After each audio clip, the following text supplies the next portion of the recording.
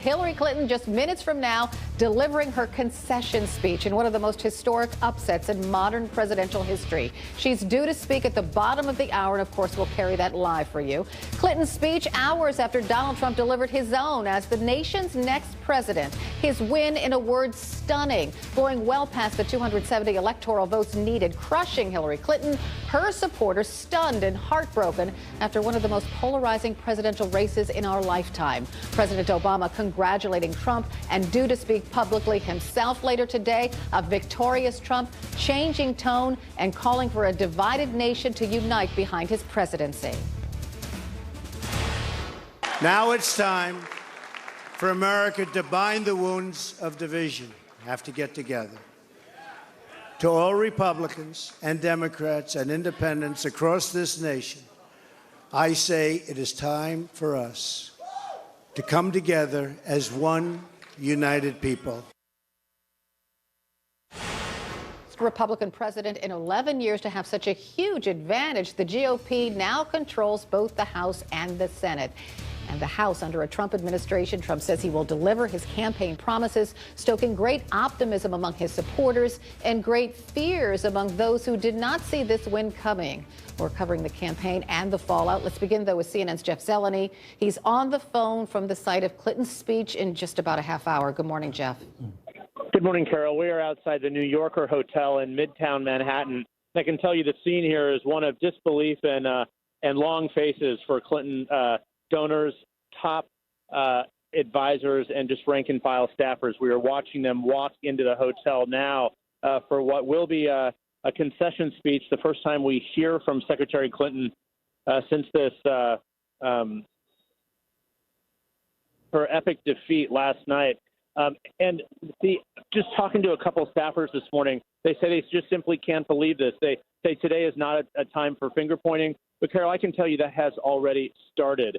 For all the conversation about a divide in the Republican Party and what might have happened had Donald Trump not won, the recriminations inside the Democratic Party will be just as severe and deep. They say now is not a time for finger pointing. Her speech today will be focused on healing and will urge Democrats to support this president-elect. But, Carol, the looks on people's faces here, from Joel Benenson, Jim Margolis, top campaign advisors, they still look stunned to me, still look shell-shocked. Carol? All right, Jeff Zeleny reporting live for us. Now let's turn our attention to the Trump camp. CNN's Sarah Murray is here with that. Good morning, Sarah. Good morning, Carol. Well, even this morning, some Trump aides, Trump advisors are still stunned at his ability to pull out this victory last night. And we did hear a very different tone from Donald Trump, a man who has inspired chants of lock her up about his political rival at his rallies. Take a listen to what he said, though, last night. I've just received a call from Secretary Clinton.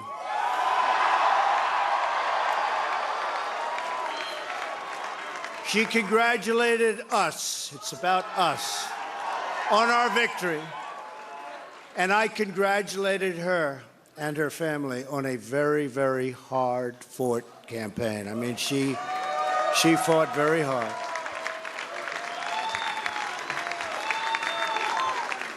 Hillary has worked very long and very hard over a long period of time, and we owe her a major debt of gratitude for her service to our country.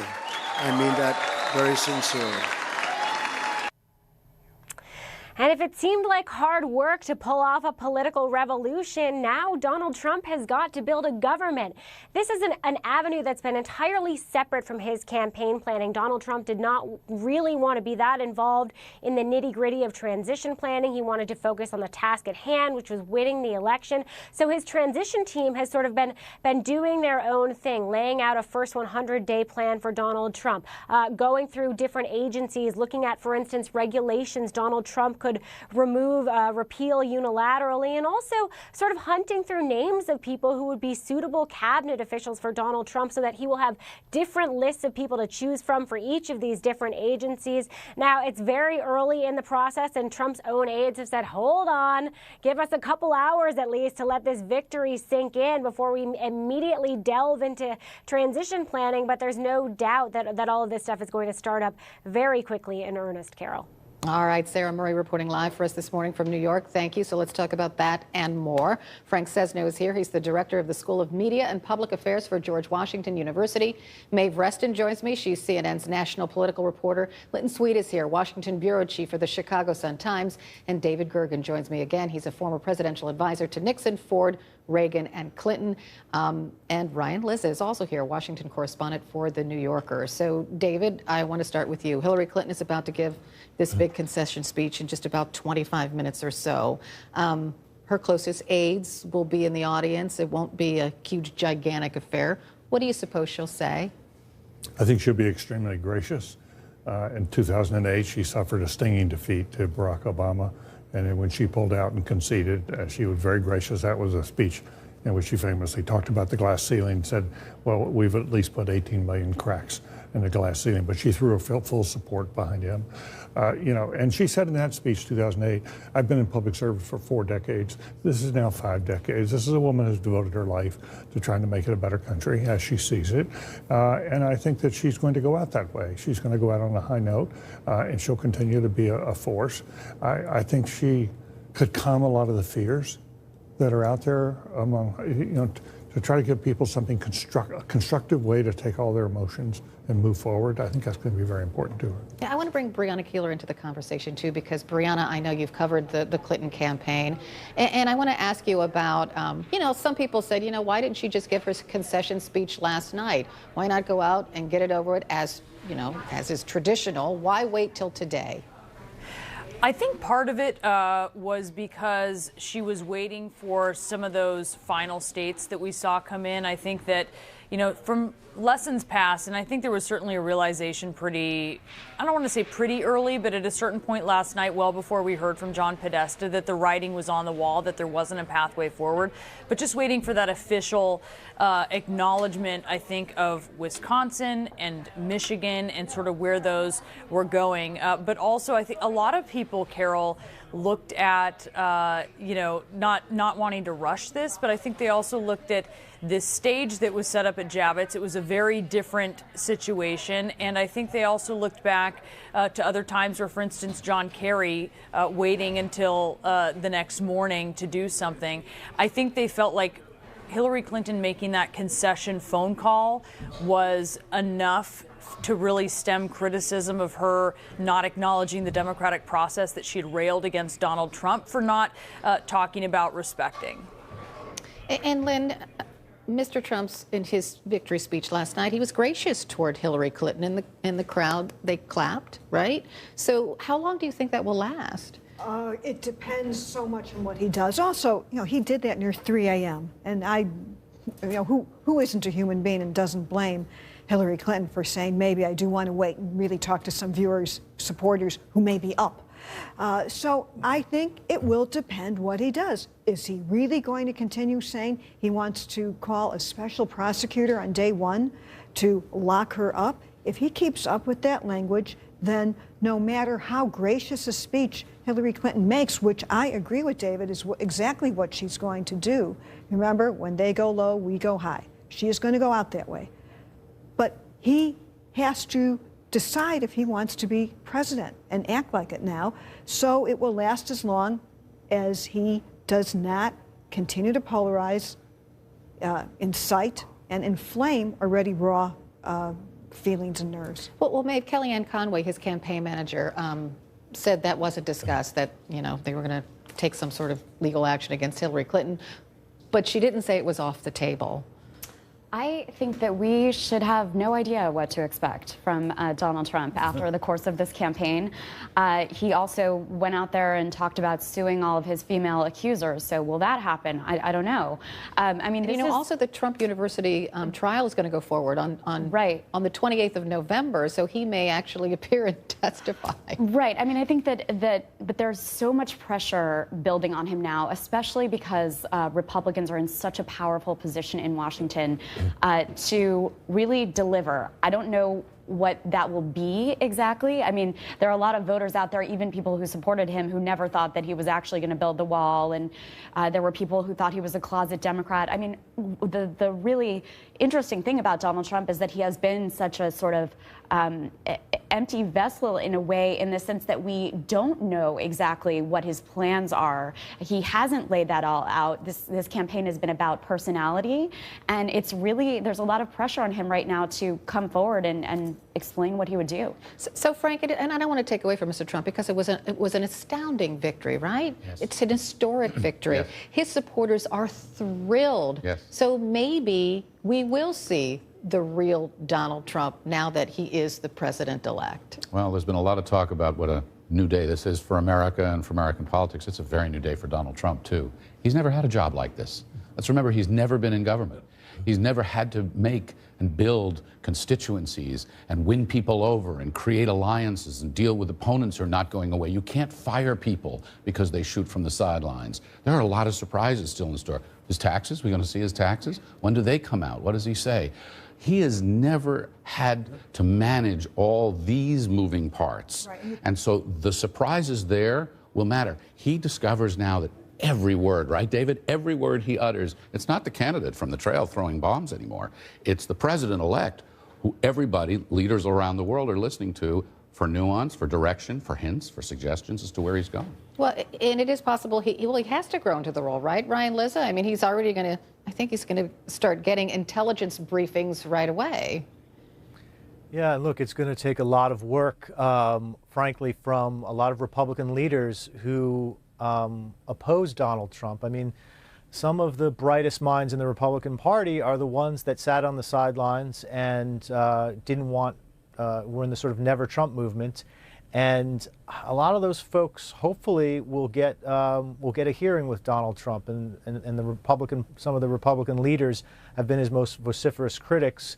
Hopefully there'll be a little bit of a makeup session there, because let's be honest, Donald Trump is he's going to need help. He's never done this, and I don't think he's quite prepared for the job he's about to get. And it's in everyone's benefit, of course, that he doesn't fail. Right. Here's why we keep talking about this, because when you take a look at some of the exit polling, when voters were asked about feelings if Mr. Trump won, 20% said they were concerned, and 36% they were scared. If you look at the exit polling, you'll see how divided our nation really is along minority lines, along gender lines still. So, David, that's a tall order for Mr. Trump. It is. It is. And I would think that he would go slow about saying exactly what he's going to do. The most important thing now is to gather people around him who can make this transition go forward. He's got had only a small team doing that. And one of the issues that I think we have to sort out pretty quickly is he did this almost as a one-man show. Remarkable. We've never seen a candidate, while she was traveling around with an entourage and all sorts of stars, entertainment stars, he was out there alone. And so I think that's his tendency to want to govern that way. But Washington is a place where you get more progress if you collaborate, if you work in a collaborative way with other people. Who is he going to collaborate with? Now, he's got Jeff Sessions there in the Senate. Who's going to be in his ear helping him to navigate this? Because it's such new terrain to him, he's going to need a couple of Sherpas to help him along. Well, the better news is John Kasich tweeted, and I'm going to have to get it on my phone because it disappeared here. And so John Kasich tweeted saying, the American people have spoken and it's time to come together. Congratulations, President-elect. Mitt Romney tweeted out congratulations, and it's time to come together as Republicans because Donald Trump was elected president. Because that's what we do in America, which was kind of what everyone was saying to Donald Trump when he said, if I think the election is rigged, I may not concede. Well, now He's not complaining about rigged. Another point I want to make, though, is a thing to watch is how he approaches Congress. They're not his employees. They're not his board of directors. You cannot fire them, and they can obstruct everything he wants to do, particularly the Democrats in the Senate. We have no idea yet if he's a student of the body, if he understands how it works. And one other quick thought, he gets a lot of his, let me call it a sugar high, from going out and getting these big rallies. He won't have that for a while. He doesn't need 60 votes to repeal things. He needs 60 votes to replace things. Yes. And that's what it's going to be. Is he really going to tear up the Iran agreement? Is he really going to repeal Obamacare? Yeah, of course. This is where this brand new job becomes brand new big, because he not only needs to manage the Senate and the House, he's got to manage NATO and China, and he's got to deal with how is he really going to be read by Putin and other. Every single thing he says and does now is under a global microscope. And recognizing that and speaking to that and thinking in that way, processing that. David and I were talking in the hall earlier, comparing this to the Reagan moment, because when Reagan came in, lots of people thought, Europeans thought he was a cowboy, he didn't know what he was doing, grade B actor, all that kind of stuff. But he had a big and impressive kitchen cabinet around him. Major advisors who'd been around for a long time. He was also a governor. He'd been a governor. And big difference. Yes. Who is his kitchen cabinet? Is it Rudy Giuliani, Newt Gingrich, and Chris Christie? It appears to be there. He doesn't listen to people, that it's very hard to get him to take advice. I mean, remember all these conversations we've had this entire campaign about, how people would urge his children to go to him and get him to stop using, such divisive language. So I think that is, a big test. And I think there's also a big conversation that is starting today, soul searching within the Democratic Party as well, and sifting through these exit polls. There was not a huge surge of women who came out to support Hillary Clinton. We thought there was going to be this huge Latino wave, and sometimes exit polls can be wrong, but there are a lot of people out there that are going to argue that Bernie Sanders was the stronger candidate, and this may embolden the progressive wing of the Democratic Party. And Brianna, it does lend credence to, Donald Trump kept saying that the system is rigged, right? Well, if all the polls were wrong and we're all surprised that this happened, maybe voters will say Donald Trump was right. They could believe that, or, the idea just that the polls completely didn't show something, and that happens sometimes. I now look back on a moment in the primary season, Carol, where, and I see it entirely through different eyes now, and that was in March on the night of the Michigan primary. I was covering Bernie Sanders in Florida. I was where the story was not supposed to be. He had a rally and it wrapped up early because he didn't expect to win. I mean, the polls had Hillary Clinton leading in Michigan by big double digits, and sort of near the end it seemed like maybe it would tighten. But then all of a sudden he beat her. It was the biggest primary upset in those early months. And it told us a whole lot, I think, about where voters were in Michigan, working class voters who sent us a signal then, who sent a signal out last night as well with Donald Trump. And it was something that really, couldn't be ignored. And, polls didn't necessarily show it. So I think that it's just something that is hard to measure, and there's so many different things going on. We saw that then, we saw that last night as well.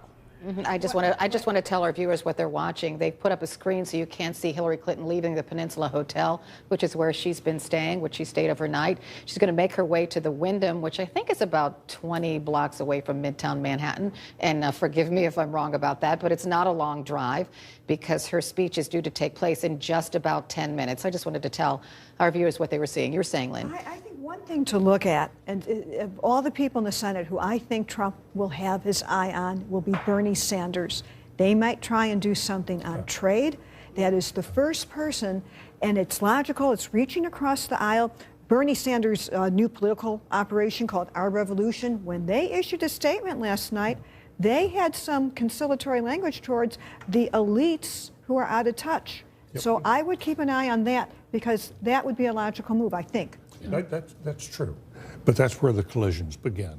Because if they start moving on trade, I can't tell you how terrified Western Europe is already of what's coming. And financial markets are extremely nervous. But there's a real sense, what have you guys done in the United States? This is your Brexit. which was hugely disruptive in Europe. And they're going to argue, if you really embrace these trade policies, you're going to throw the world into a deep recession. And they're I got to end this here. We got to move on because we do expect President Obama to issue a statement around 12:15 Eastern time. That will also be fascinating because President Obama very much wanted Hillary Clinton to carry on his legacy, right? So what's he say now, right? Yeah. He worked hard and ultimately failed. So Frank Sesno, Ryan Lizza, Maeve Reston, Lynn Sweet, David Gergen, and Brianna Keeler, thanks to all of you. Part of understanding Donald Trump's historic win is understanding who turned out to vote. Let's bring in CNN's chief business correspondent, Christine Romans. She has that. Hi, Christine. Good morning, Carol. The assumption was Donald Trump's base was limited to white men and Hillary Clinton would do much better with women and minorities. But there were some surprises when it comes to race and gender. Perhaps the biggest, Carol, Trump did better with blacks and Latinos than Mitt Romney did 4 years ago. Clinton won those groups, but not by an Obama margin, not by enough. Nationwide, 12% of the electorate is African American. Clinton won 88%, Trump 8%. And while that's a huge margin, of course, it's 5 points less than President Obama in 2012. Now, Trump narrowed the Democrats' advantage with Latinos as well. 65% of Latinos breaking for Clinton, 29% for Trump. President Obama did 8 percentage points better in 2012. Trump also did well with these groups in battleground states. Look at Florida. Almost 20% of the electorate there tell us they are Latino. Trump garnering 34% of that vote. That's part of the reason he won Florida, 63% of that group breaking for Clinton. But that was not enough, Carol. Some interesting developments when you look at gender and education. Among college-educated white males, Trump won 54% of the vote to Clinton's 39%. And the gap was even larger for white males without a college degree. This is a group that really latches on to Trump's message. 72% break for Trump, just 23% for Clinton. And finally, Trump won 62% of white, non-college educated women compared with Clinton's 34%. So this shows you across the country the demographics that Clinton was hoping for did not show up in big enough numbers to vote for her the way the campaign had wanted and planned for, Carol. All right, we're going to talk about that a little later in the newsroom. Christine Romans, thanks so much. Coming up, we are moments away from hearing from Hillary Clinton for the first time since Trump's stunning win. We'll bring you her concession speech after a break.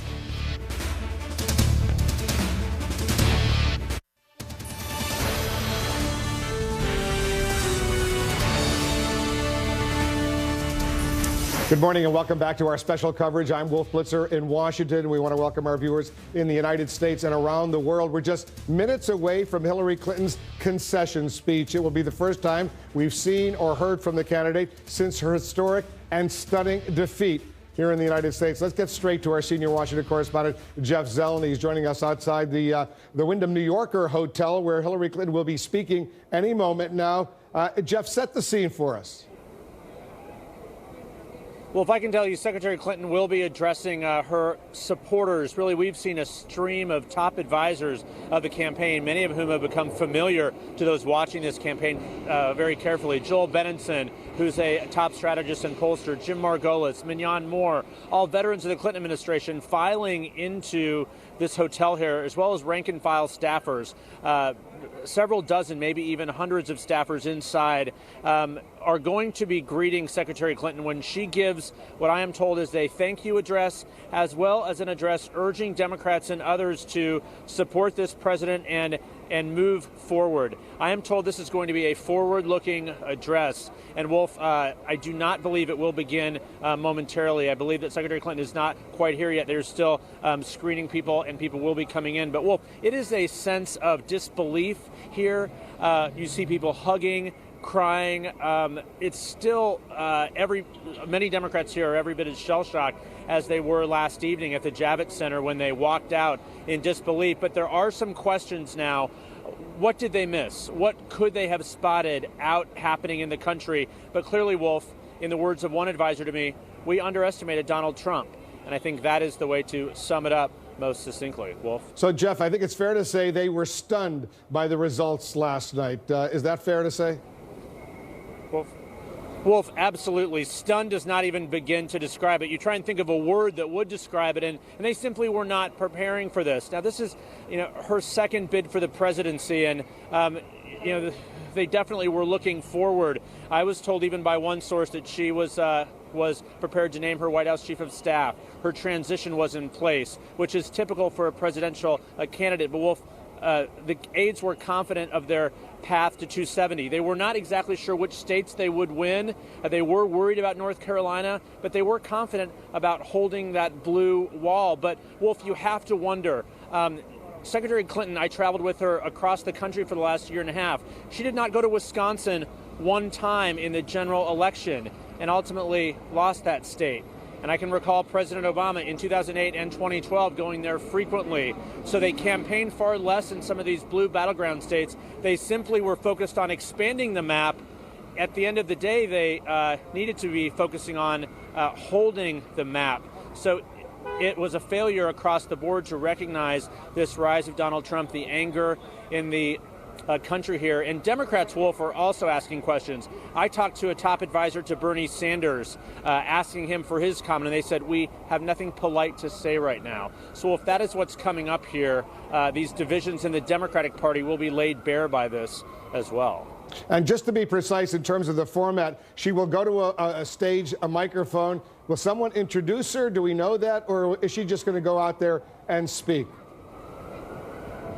Well, Wolf, I know she will be joined by Senator Tim Kaine, her running mate along this journey here. He will be with her here at the hotel, and she will be greeted, I'm told, by applause from all of these staffers and supporters. I'm not sure if someone will introduce her or not, but of course, the key point of this is to give a public concession speech. She made a private phone call to Donald Trump last night. It was a brief and a cordial phone call. But this morning, her address will be, her main opportunity here to say what she has to say before she takes her leave and Donald Trump moves forward to become the 45th president of the United States. Wolf. Yes, he is. He will be the 45th president of the United States. Jeff Zeleny, stand by. We're going to get back to you. With us now, CNN's Maeve Reston, our senior political analyst, David Gergen, our chief political analyst, Gloria Borger, and our chief political correspondent, Dana Bash. Also joining us, our senior political correspondent, Brianna Keeler, who's joining us from New York. Brianna, a lot of us remember the speech she delivered more than 8 years ago when she said, I wanted to break that ceiling, when she lost to then Senator Barack Obama, did not get the Democratic presidential nomination. She delivered a powerful address here in Washington that day. This is going to be different because at that point, she still looked forward to a significant political future. I suspect she's not looking forward to much of a political future right now.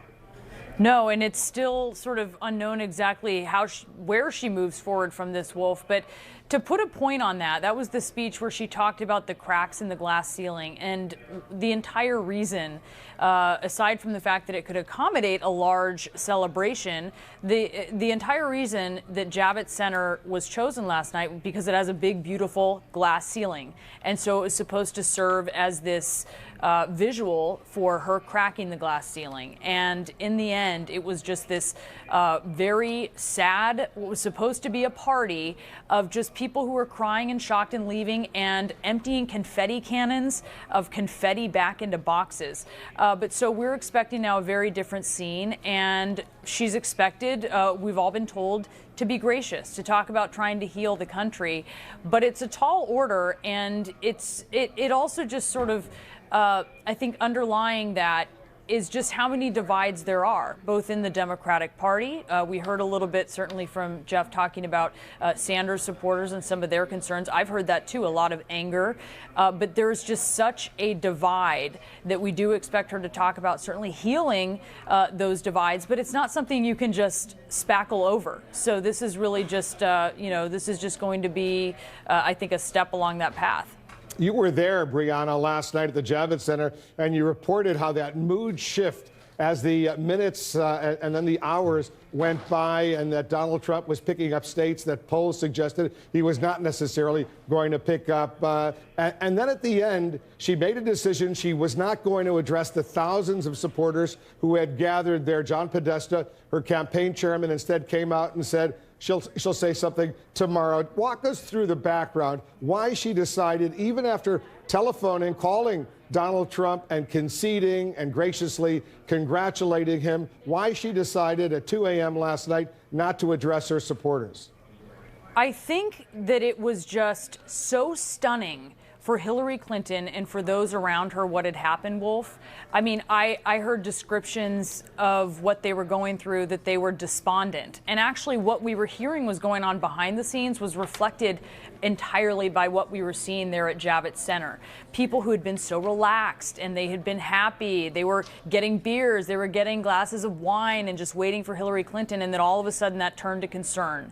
And then that turned to people crying. That turned to people sitting and waiting. That turned to people leaving because they were so upset that they couldn't handle being there waiting to see what would happen. But I think that it was in a way such a turn for Hillary Clinton and for those around her to go from what they planned, which was a big party, to then a concession speech, that I think they made that decision that she would make the call and then sort of on her own terms, but in a way taking some time, waiting until those final results for Michigan and Wisconsin came in. Remember, it was so late in the night by the time we had that.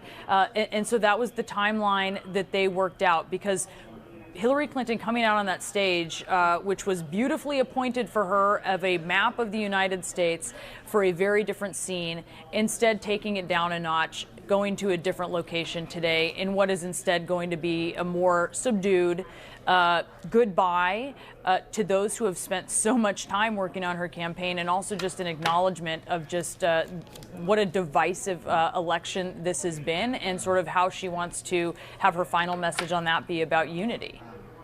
All right, Brianna, we're going to get back to you. Stand by. Gloria, Donald Trump, in his speech, his victory speech last night, which was relatively short, he was very gracious to Hillary Clinton.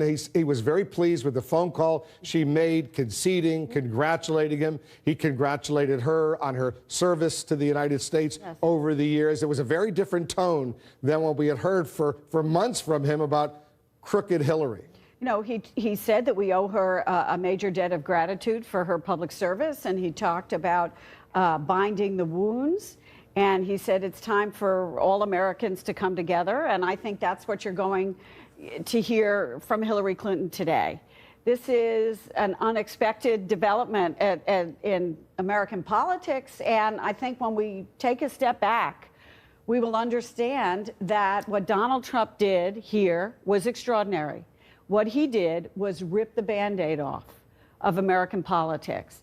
And things that had been simmering, at least to our knowledge in the media, quite frankly, things that had been simmering outside the country and around this country in rural America, people who felt left behind by their own party and by the government, came out and voted in numbers that astonished even the Trump analytics people with whom I was speaking last night. Right. They had no idea. Their internal polls were showing them up 10 points in Wisconsin, and they didn't believe it. Mm-hmm. They thought something was wrong. Mm-hmm.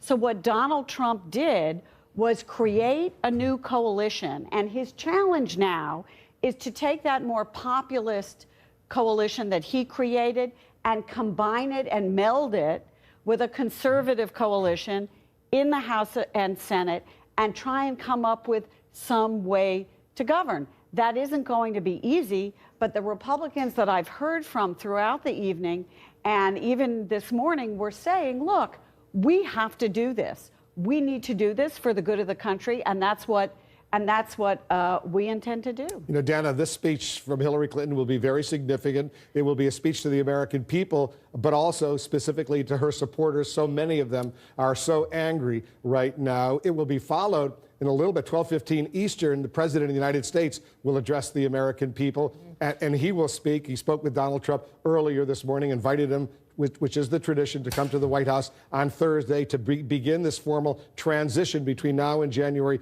20th, when Donald Trump will be inaugurated, the 45th president of the United States. And another speech coming up sort of in between, the House Speaker Paul Ryan. He's going to be speaking out as well. He was lukewarm at best as far as Donald Trump is concerned. This is an important day because these speeches will set the tone. Absolutely.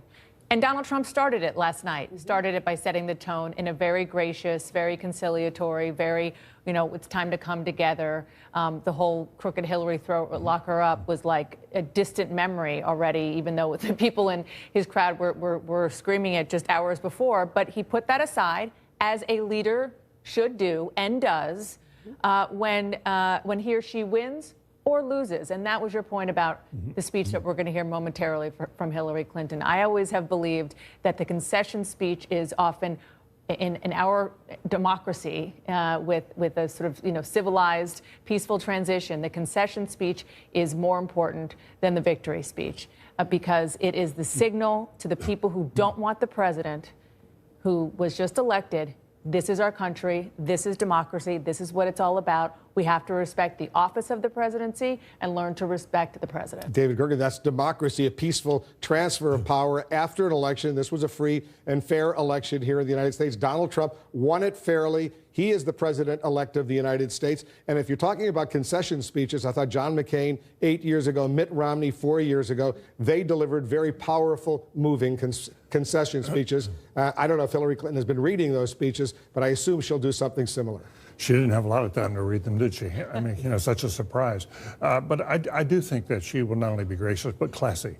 This is a woman who has tried for 25 years to become president of the United States, prepared for this moment, thought she would get there, must have a deep sense of rejection, and the whole sense of being disillusioned about what the country is all about. There are a lot of her supporters who woke up today disillusioned. And I think she wants to channel that negative energy into something more positive. I do think we're blessed that both Donald Trump and Hillary Clinton and Barack Obama are all going to be gracious in these opening statements and help set a tone. Yeah, and President Obama, remembers 8 years ago when there was a transition and he became president, that was very, very useful. He was a junior senator from Illinois, and all of a sudden he's the president-elect of the United States. Maeve, Donald Trump really has no government experience at all, and now he's going to be the commander-in-chief and the president of the United States. And you got to give him an enormous amount of credit. He came from nowhere. People discounted him. They belittled him when he was running for the Republican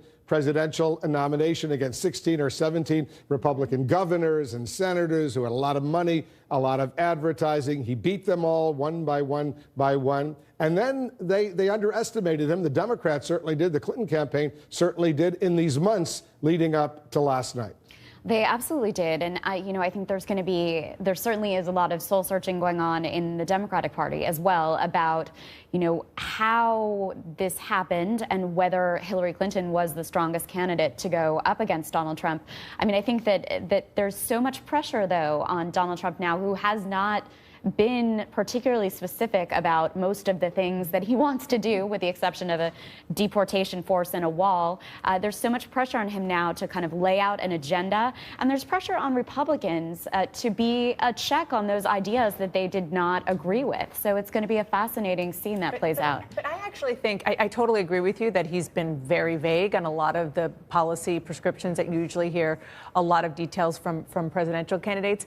But that actually gives him a lot of running room now, a lot of running room to work, never mind the Democrats, but with his fellow Republicans who will control Congress, to do deals on things that they might not do with another Republican leader. Certainly they wouldn't do with, for example, on the budget with John Boehner, because they didn't trust him, even Paul Ryan. And so this gives them an opportunity, and him an opportunity, especially if he has some goodwill after he nominates a conservative to the Supreme Court, probably overturns executive orders, then he's going to, there's going to be a lot more room for give and take with someone like that. First day, Gloria, that he's going to be president of the United States, January 20th, the inauguration. During all of these speeches at these rallies, on day one, I'm going to remove the Iran nuclear deal. On day one, I'm going to do this. Well, he's going to reverse executive actions. All of President Obama's executive orders. There are certain things that he can do, on day one. And I bet that those are the things that he will do on day one. I think it's also going to be interesting to watch how the Democratic Party reacts to him, because it's not unlike Barack Obama. When Barack Obama came in, he was kind of a celebrity. And so is Donald Trump. He had control of the Congress, and so does Donald Trump. And I think that what Obama did was say he wanted to be a transformational president. People who come into office very often overinterpret their mandate. I would argue maybe Barack Obama did that. And we'll have to see what Donald Trump does, what he's able to achieve with his own party, and how the Democrats react. because the Republicans from day one, Mitch McConnell said, our first job is to get rid of Barack Obama. The congratulatory messages to the president-elect are coming in. Former President George H.W. Bush 2 minutes ago just tweeted, "Barbara and I congratulate Donald Trump, wish him well as he guides America forward as our next president. His family is in our prayers." Very nice tweet, very nice message from former President George H.W. Bush. The Bush family, as we know, especially after Jeb Bush, the former Florida governor, was soundly defeated by Donald Trump, they have not been out there supporting Trump. No. The Bush family has real animus toward Trump, but I think they're graciously going to put that aside. I do disagree that this is the parallels to Obama. The Obama inauguration was one of the biggest celebrations I've ever witnessed in this country, and there was a sense that this was a country that was inclusive, that was bringing everybody in. This is we're heading toward a time when Donald Trump, right from the beginning, has held us together. But underneath a lot of this, some of his aides are already saying things like, "We've got enemies, we have long memories, we'll remember who with us." What will the Democrats do? The Republicans felt that way about Barack Obama. Well, they didn't feel threatened. I mean, you've got a lot of Democrats who feel personally threatened, that women feel we're going backwards, that minorities feel fearful and insecure, that this is not the country that they thought they were living in. I'm not so sure a lot of people didn't feel the way about Barack Obama. I'm not so sure they expressed it as publicly. Yeah. You remember all those critics, all those haters of the president who didn't even think he was legitimate because he supposedly wasn't even born in the United States. So there was a pretty high percentage of that. And you remember who led that birther movement at that time. But Barack Obama never sort of involved, sort of like, I may take away some of your liberties. I may, attack you on things that are very precious to you. I just feel like this is a very different environment than what we went through in 2000 when he went. Well, let's see if the president and Hillary Clinton and the others now can heal a bit as we go towards the inauguration on January 20th. We're waiting for Hillary Clinton. She is going to be delivering her concession speech. She stayed at the Peninsula Hotel in Manhattan, a few blocks away. The Wyndham New Yorker Hotel, that's where her staff, her supporters, her friends, her fundraisers, they have gathered there. They are all very, very sad. They're coming to grips with the new reality that Hillary Clinton will not become the first female president of the United States. The next president of the United States in a historic moment will be someone with no government experience at all, Donald J. Trump. We'll be right back.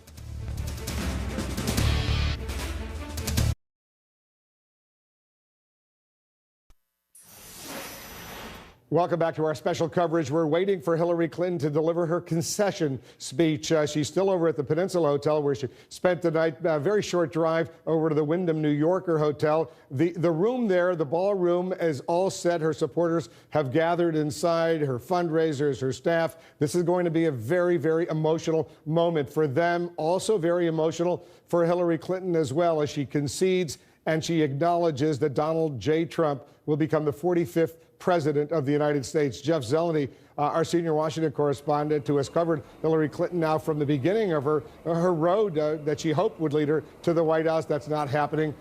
Jeff, I asked you earlier to set the scene. She's running obviously a little bit late. Give us some more information, what we're hearing from her aides, what she's likely to say. Well, she is running a little bit late, but I am told that is because this campaign really had to scramble to set this event up. This is not something that they were planning for. So my colleague Dan Merica is now inside the ballroom and just told me a few moments ago that they are still setting up the risers for people. They have not started allowing a lot of people in yet. Some people are inside. So that's one of the reasons she's running somewhat behind here. She is simply waiting for this event to be set up here, Wolf. But just it goes to show how on the fly this moment is. But I think looking back, Wolf, this is not only the end of this campaign, this is the end of her second bid for the presidency. And some of the advisors and supporters and friends that I have seen walk through the doors here of this New Yorker hotel have long faces on them for that reason. They have been with her since 2007 throughout this campaign. Wolf, this is not anything that they ever expected would be happening on the day after the election. Yeah, to say they're stunned is and overwhelmed is certainly an understatement. We got a live picture from inside now. They're still setting up. You see the flags over there. You see the podium. We'll take a quick break. When we come back, Hillary Clinton will be leaving one hotel, going to another hotel, and delivering her concession speech.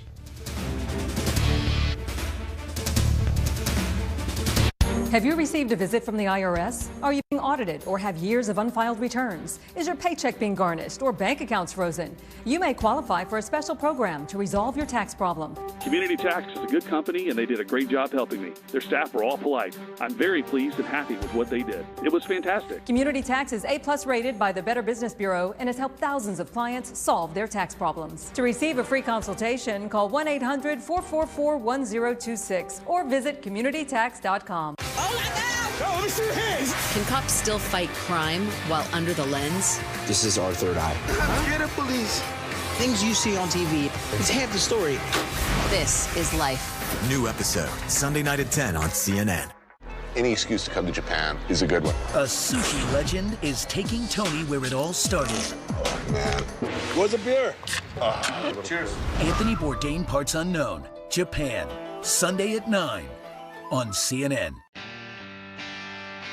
A long time ago, Bend, Oregon was a logging town. But now Bend is less of a logging town and more of a lager town, or more of an ale town or a porter town. You pick your pint of view. Want to make by the bootstraps beer hewn from our rustic heritage part of your vacation? Take a walk on the legendary Bend Ale Trail. Trail maps, apps, directions, and tall tales at bendaletrail.com. I'm thinking of acquiring a competitor, but profits have been down lately, and I want to turn things around before taking on such a huge project. Am I being too optimistic? Is now the right time? Ask Markham.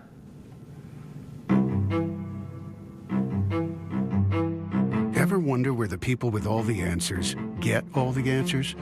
Ask Markham. Accountants and advisors. This is Life with Lisa Lang. New episodes, Sundays at 10 on CNN. Breaking news. Welcome back to our special coverage. I'm Wolf Blitzer reporting from Washington. We want to welcome our viewers in the United States and around the world. We're watching a dramatic development right now, a very dramatic moment. Hillary Clinton about to concede publicly. She did privately in a phone conversation with Donald Trump last night, but now she's about to deliver a speech in New York City to her supporters, her staff, her friends, her fundraisers. They've gathered at the Wyndham New Yorker Hotel. We've got live pictures coming in from there already. She will be delivering this speech with her vice presidential running mate, Tim Kaine. This is just the first of several important speeches we're about to hear this morning. The president of the United States, shortly after Hillary Clinton delivers her concession speech, he'll be speaking at the White House. We'll, of course, have live coverage of that. That's now scheduled for 12:15 p.m. Eastern Time here in the United States. And the Speaker of the House, Paul Ryan, he also has a speech coming up. He's been, at best, lukewarm as far as Donald Trump is concerned. He will deliver a speech. All of these speeches will be critically important in setting the stage for the transition from President Obama to the president-elect of the United States, who will become the president. We're talking about Donald Trump on January 20th. That's Inauguration Day here in the United States. We've got a team of all of our political analysts and correspondents who've covered these dramatic moments. You see vehicles beginning to leave the Peninsula Hotel in New York with Hillary Clinton in one of those vehicles right now. Very short drive in Manhattan over to the Wyndham New Yorker Hotel. That's where Hillary Clinton will be delivering her speech. Gloria Borger, the pressure is really on her to deliver the speech. I am sure she never thought in recent days and weeks and months she'll be delivering. When Donald Trump got the Republican nomination for president of the United States, she knew she would run against him. All of her campaign staff, I think they were pretty excited, thinking, you know what, this is going to be a slam dunk. You know, yesterday morning, they thought they were going to win, and they were citing margins of well over 300. So I think this is a speech that she didn't think she was going to win. And I remember back to when she gave that speech after she lost to Barack Obama about the 18 million cracks in the ceiling. And that's why they wanted the glass ceiling at the Javits Center. One note about the Javits Center. Donald Trump almost built the Javits Center. He bid for it, for building the convention center, and the city chose somebody else. But he had an option on that it could have been the Trump Center, which he wanted to name for his father. I doubt they would have been having this there had that been the case. But she can't seem to escape that. Look, this is a very hard speech for Hillary Clinton to give. Harder than the one she gave when she didn't give the nomination. And this is something she's been working on and thinking about for decades. And this is clearly, I believe, the end of her public service in government. And so I think for a whole host of reasons, and you know, when you talk to people, as I have, who've lost presidential elections, the first thing they say generally is how they feel about the people they let down, who have worked for them for years and years. And obviously, when you look back on this, a lot of this was Hillary Clinton's own doing, the private email server being Exhibit A. But I think what she will be thinking about is the people who have dedicated their lives to her, which is what candidates think about when they lose and they second guess themselves, because they're all human beings. With the picture. That's exactly. I keep thinking about the picture that her campaign tweeted about 9 o'clock p.m. Eastern with her and the little girl. I'm not sure if we have that surprise in the control room here, but she was hugging the little girl, which, you know, they were hoping would be the image that shows, look what I've done for little girls, and now it's the image that shows, I'm sorry I let you down. But one thing, as you were talking, just from a historical perspective, I think we can say flat out, you guys can correct me if I'm wrong, there's nobody who's gotten this close to the White House so many times. That's amazing. And has not gotten there, just even by sheer virtue of the fact that she lived there for 8 years as the First Lady. I mean, she has gotten so close to this top prize, and she could literally taste it. And it's such a... And it was, I mean, it's the ultimate, Lucy, with the football. It's such a careful balance that she will have to strike in this speech, because there are so many of her supporters who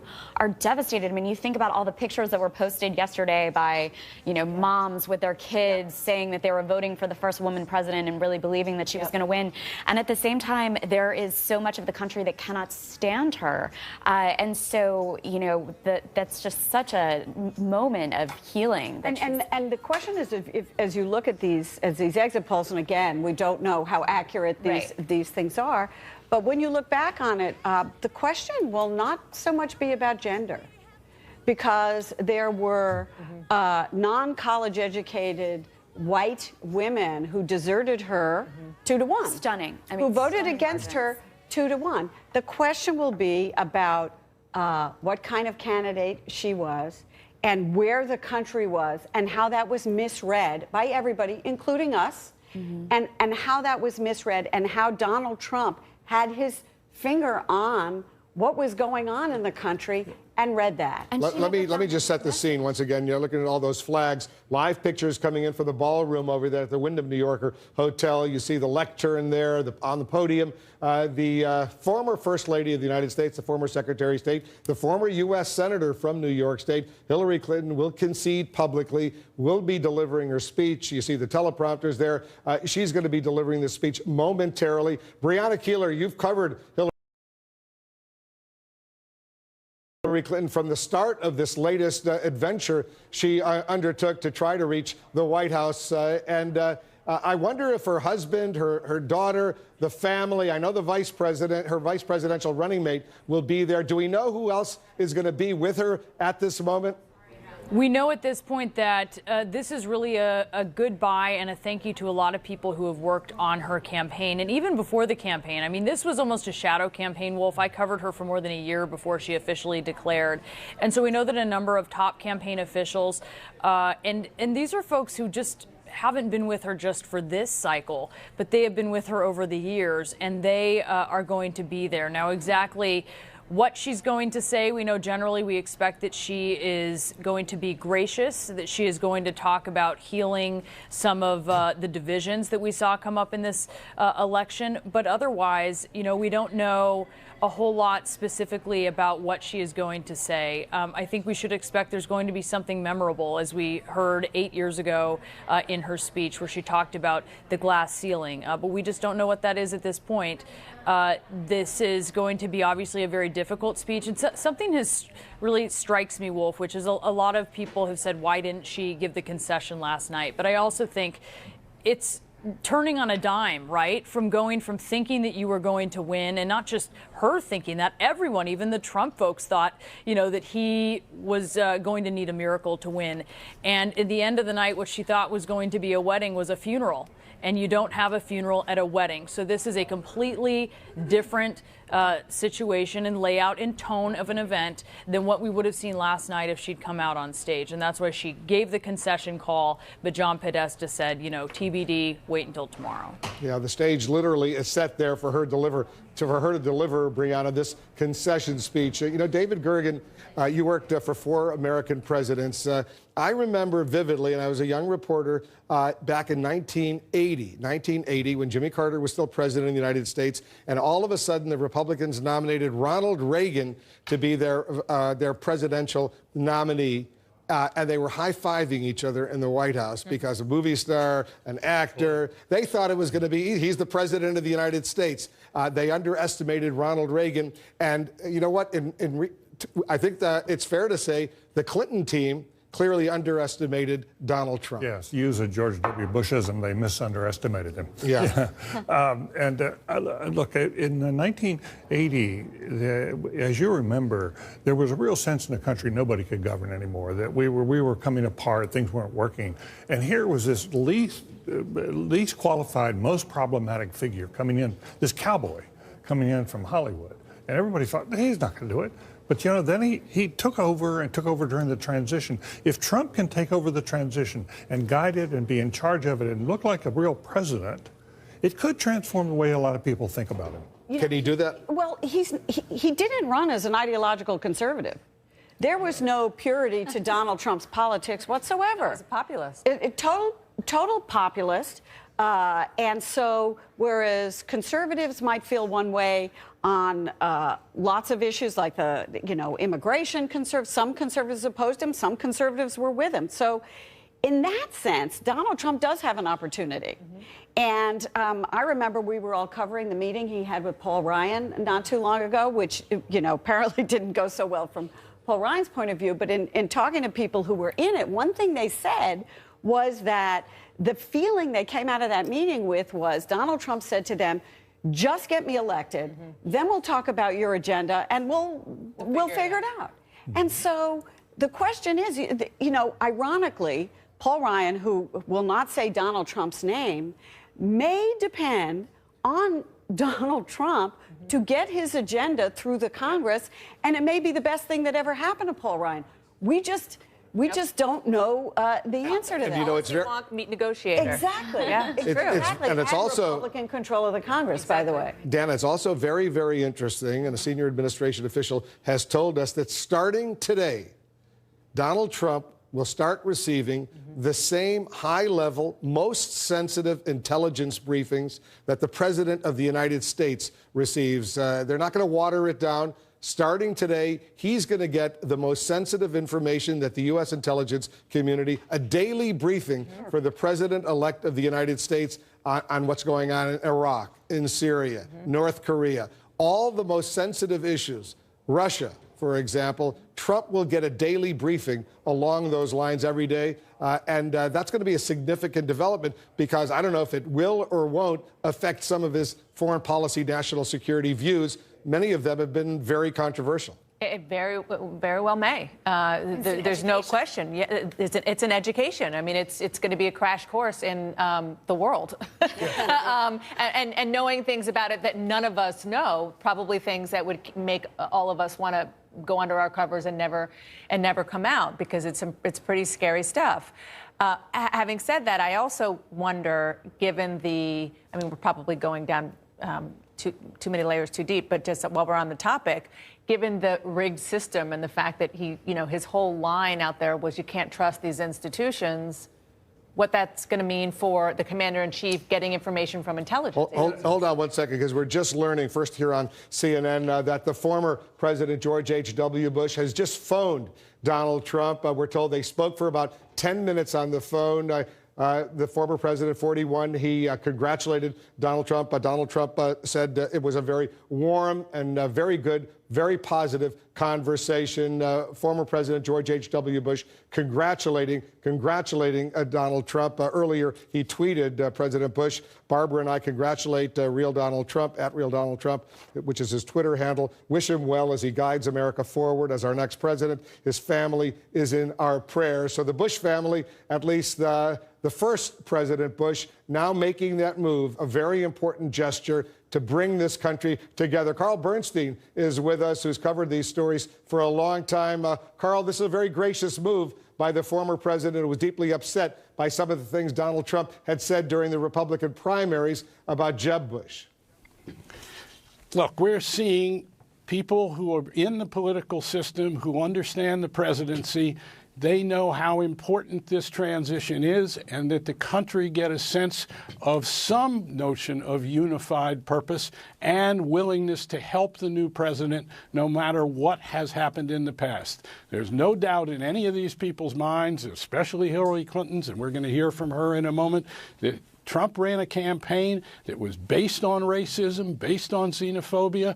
Despite all of these aspects, these people are now going to say, we are Americans. We need to make our system work. We want to see this president succeed, on top of which they want to see some of the venom of Trump removed. And perhaps by speaking of him in this way, they might succeed a little bit in removing some of the venom that was so typical of the campaign. Let me be precise in what I reported about President George H.W. Bush. This from our special correspondent, Jamie Gangel. She reports that Bush 41 called Donald Trump. According to Bush's spokesman, Jim McGrath, McGrath said they spoke for about 5 minutes, that Trump was very friendly and gracious, and that 41 wished him, quote, good luck on your new challenge several times. I want to go to the White House. Michelle Kaczynski, our White House correspondent, is there. Michelle, shortly after Hillary Clinton delivers this concession speech, we're going to hear from the current president of the United States. He will go, what is he going into the cabinet room, the East Room, one of the stately rooms at the White House to deliver his speech congratulating Donald Trump. Right. It will be the cabinet room, Wolf, and this will be the first that we've heard directly from the White House. In fact, the White House has been quite quiet as there are questions over what is going on in this building right now. What is the feeling? Last night people were here in the West Wing quite late. Then after around 2 a.m., everything went dark. And even in our communications with White House staffers, in the beginning they were very hopeful. They were trying to stay encouraged. But after a certain point, you just didn't hear from them at all anymore. And now we're hearing the first from White House staffers. A senior administration official tells us this morning that the mood right now is sadness, disbelief, and tears. And the way they put it, they have a sense that they need to pull themselves up by the bootstraps and do what they can to try to bring people together, from their own staff to Democrats and even to the country at large. They said that there's a discussion right now about the need to keep doing their jobs and focus on the peaceful transfer of power. They were telling us that they want to get the point across that America is more than just a collection of red states and blue states.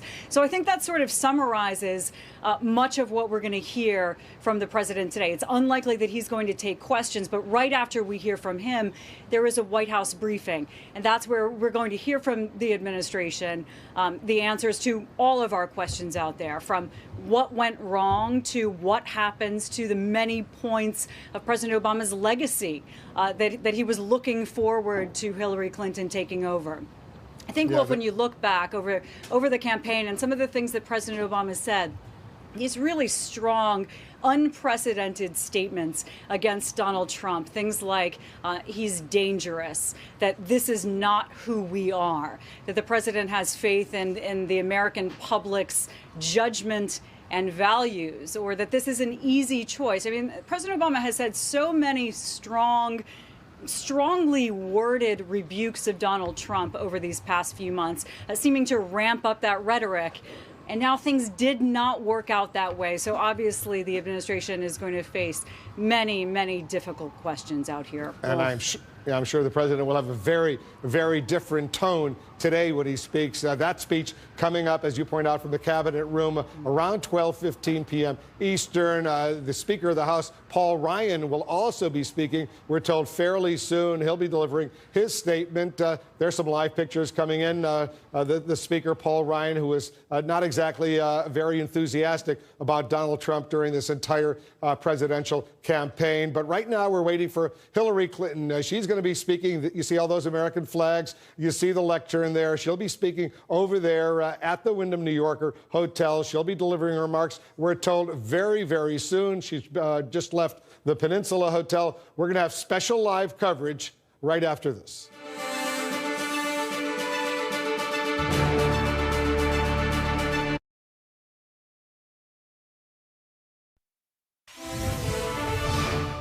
All right, we're standing by to hear from Hillary Clinton very soon. She will be speaking. You see the podium there. You see the lectern. You see the American flags. She's going to be there. Jeff Zeleny, very quickly, because we understand Paul Ryan, the Speaker of the House, is about to make a statement. But set the scene for us once again. Well, if I'm told that Senator Tim Kaine, of course, the Democratic running mate, is on site here, and I'm told that he will be introducing Hillary Clinton when she addresses this crowd here in this hotel ballroom. Many of her top staffers are sitting in the front row. Other major donors and key supporters to her are also in this ballroom. And outside of this ballroom, there are literally hundreds of campaign staffers lining the atrium, sort of greeting her here on her arrival. But, Wolf, I am told that she's going to directly address Donald Trump, directly thank the president as well for his support. But it is interesting that she'll be introduced by Tim Kaine, who, of course, 4 months ago joined this ticket to campaign with her. Wolf, now he could be the future of the Democratic Party, or certainly one future face of the Democratic Party. And that's where this conversation will turn after she gives her address here today, Wolf. Yeah, Tim Kaine wanted to be vice president of the United States. That is not happening, at least not now. Maybe he'll run for president 4 years from now. Seems like a long time from now as well. All right, Jeff, stand by. I want to set the scene. Clearly, Hillary Clinton is running a few minutes late. We'll get to Hillary Clinton as soon as she starts speaking. But Paul Ryan, the Speaker of the House, he's in his hometown of Janesville, Wisconsin right now. He's getting ready to hold a news conference, looking at live pictures over there. Dana, you've covered Paul Ryan for a long time. This has been a very difficult ordeal for him as well. This is not the nominee he wanted, but it's the president he got. And as the Speaker of the House, who's just a few heartbeats away from that, constitutionally from that role himself, he realizes how monumental this is. And I think, Gloria, your point earlier was really, really a good one, in that this does allow, in some ways it diminishes Paul Ryan because he's not really the only Republican leader who can get things done, just because of the way the House. Here he comes. Let's listen into Paul Ryan. Sure. Then we'll hear the statement from Hillary Clinton. Morning. Last night, and again this morning, I spoke with President-elect Donald Trump, and I congratulated him on his great victory. We talked about the work ahead of us and the importance of bringing this country together. Let me just say, this is the most incredible political feat I have seen in my lifetime. This is something you've heard me say time and again. 7 out of 10 Americans, they do not like the direction our country is going. Many of our fellow citizens feel alienated and have lost faith in our core institutions. They don't feel heard, and they don't feel represented by those in office. But Donald Trump heard a voice out in this country that no one else heard. He connected in ways with people no one else did. He turned politics on its head. And now, Donald Trump will lead a unified Republican government. And we will work hand in hand on a positive agenda to tackle this country's big challenges. I want to congratulate my friend Mike Pence. Mike Pence is a good man, a principled conservative, and he will make a great vice president. I want to congratulate Reince Priebus. You need to know how proud we are in Wisconsin of Reince Priebus. What he has done to rebuild our party is remarkable. I want to congratulate Mitch McConnell and our Republican colleagues in the Senate. I want to congratulate Ron Johnson, something that we worked so hard here at home on his victory. Ron, Scott Walker, and I just spent 4 days on a bus in Wisconsin, crisscrossing this state, urging all Republicans to come together to unify to win, and that's exactly what happened. It was close quarters at times.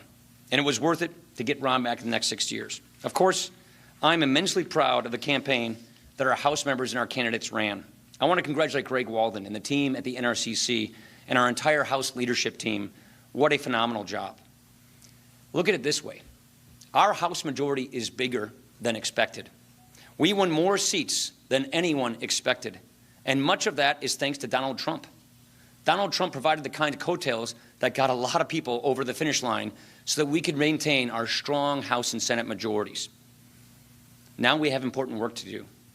Many months ago, Republicans in the House united around a bold, specific agenda for this country. It offers a better way forward for America, and it will help us hit the ground running as we work with Donald Trump to do this.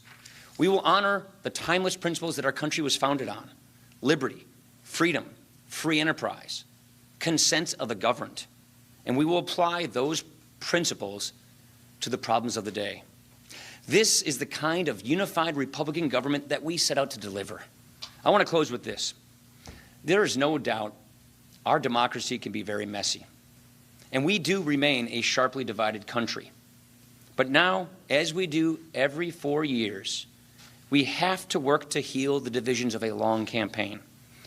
I think President-elect Donald Trump set the perfect tone last night for doing just this.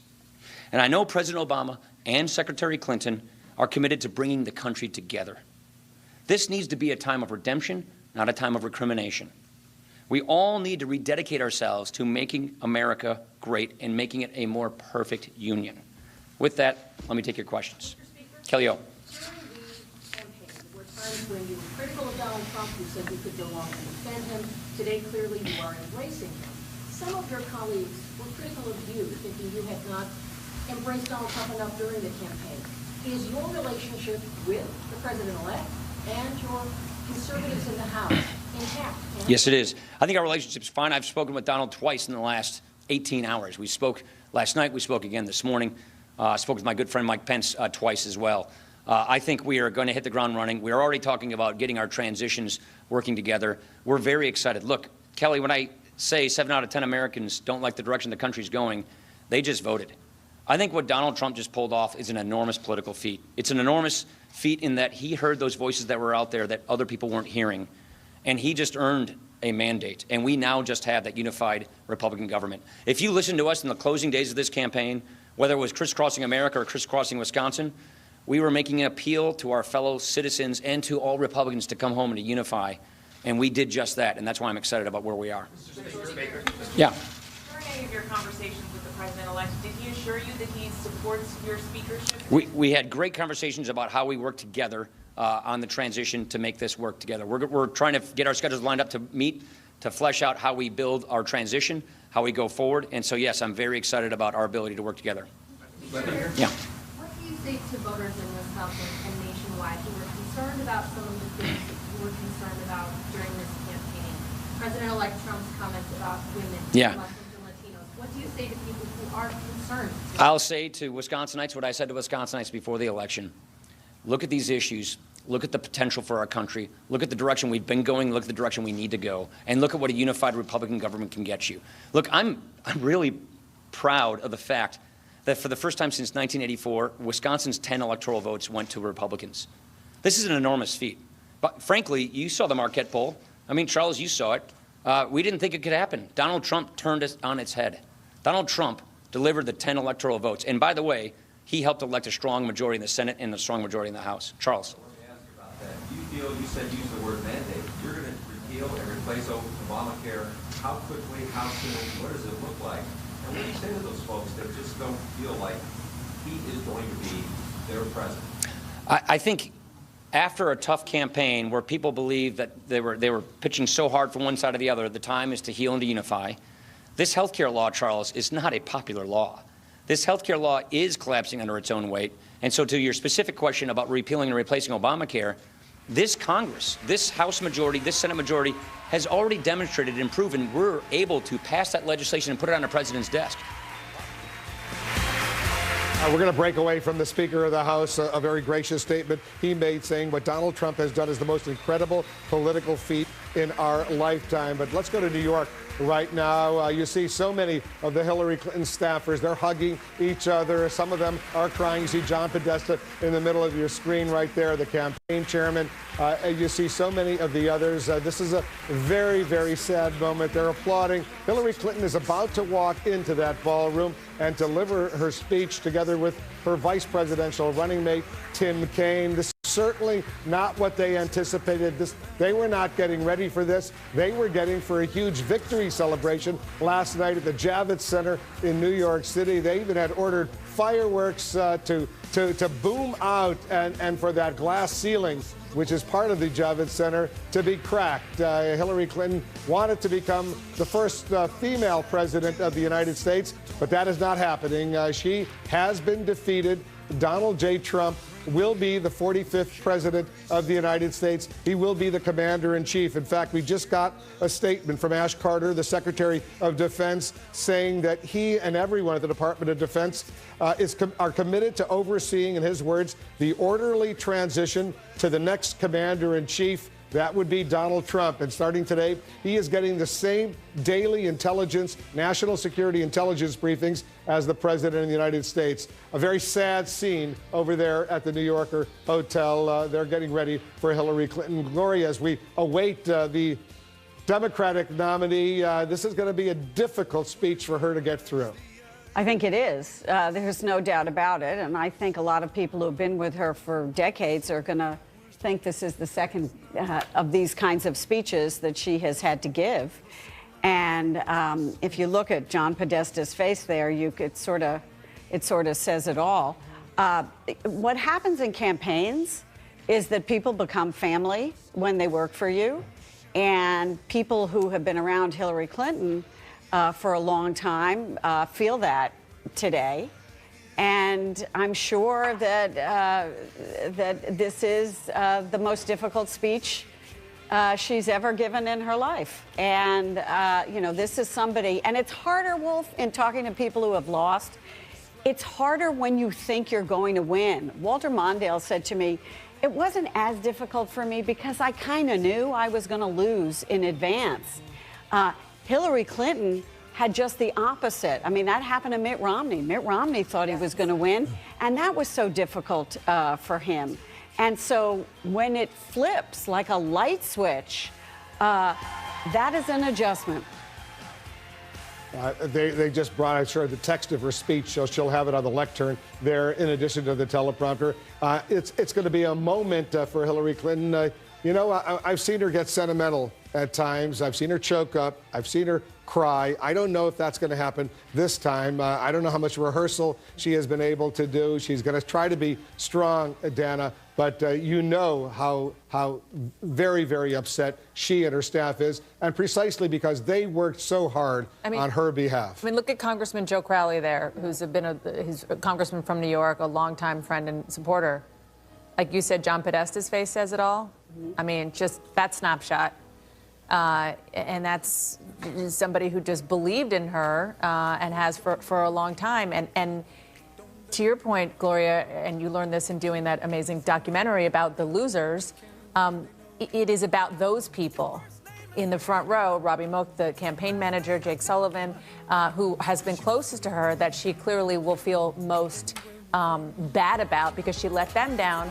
But because of the potential historic nature of this, it's all the little girls out there that she promised that she would show a woman president to, and the little boys who she would show that after the 45th president could actually be a female. David Gergen. I agree with that. I think it's going to be a very, very sad moment for her, but I think it's also important to remember with Hillary, she has a religious faith to fall back on. It's been very, very stabilizing for her. When she takes these blows, she's one of the most resilient people you can imagine. She'll be very sad, but inside that faith makes a big difference for her. Yeah, Maeve, you've covered Hillary Clinton for a long time as well, and you know how painful this is for her because you know how hard that staff for 2 years, how hard they have worked day and night. You see all those faces in the front row there, Robbie Mook. You saw Podesta, you saw Jake Sullivan, you saw so many of those, Jennifer Palmieri.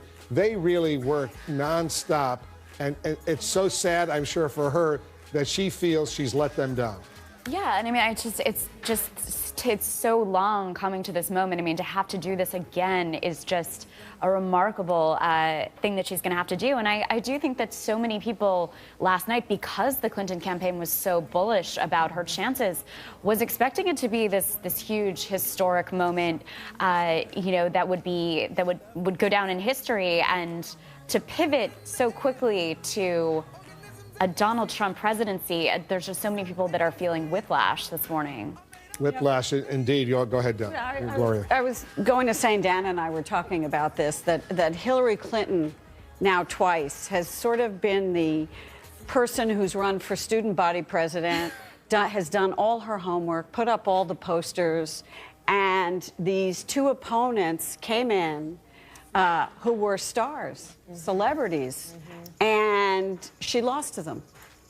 And it's not because you're a woman, but it is, you know, you think of it as the good girl who's done everything she needed to do, except Hillary Clinton, and I will say this, made some huge mistakes here that were of her own doing. But in the end, she couldn't overcome her own mistakes, and she got overshadowed by these two candidates, first Obama and then Donald Trump, whom she could just not compete with for different reasons. John McCain just tweeted, "Congrats to President-elect Donald Trump. As chairman of the Armed Services Committee, I'll work to confront national security challenges and support troops." Nancy Pelosi, the Democratic leader in the House, just tweeted, "The peaceful transfer of power is the cornerstone of our democracy. We have a responsibility to come together." Carl Bernstein, you've written the definitive biography of Hillary Clinton. How's she going to handle this very, very sad moment in her life?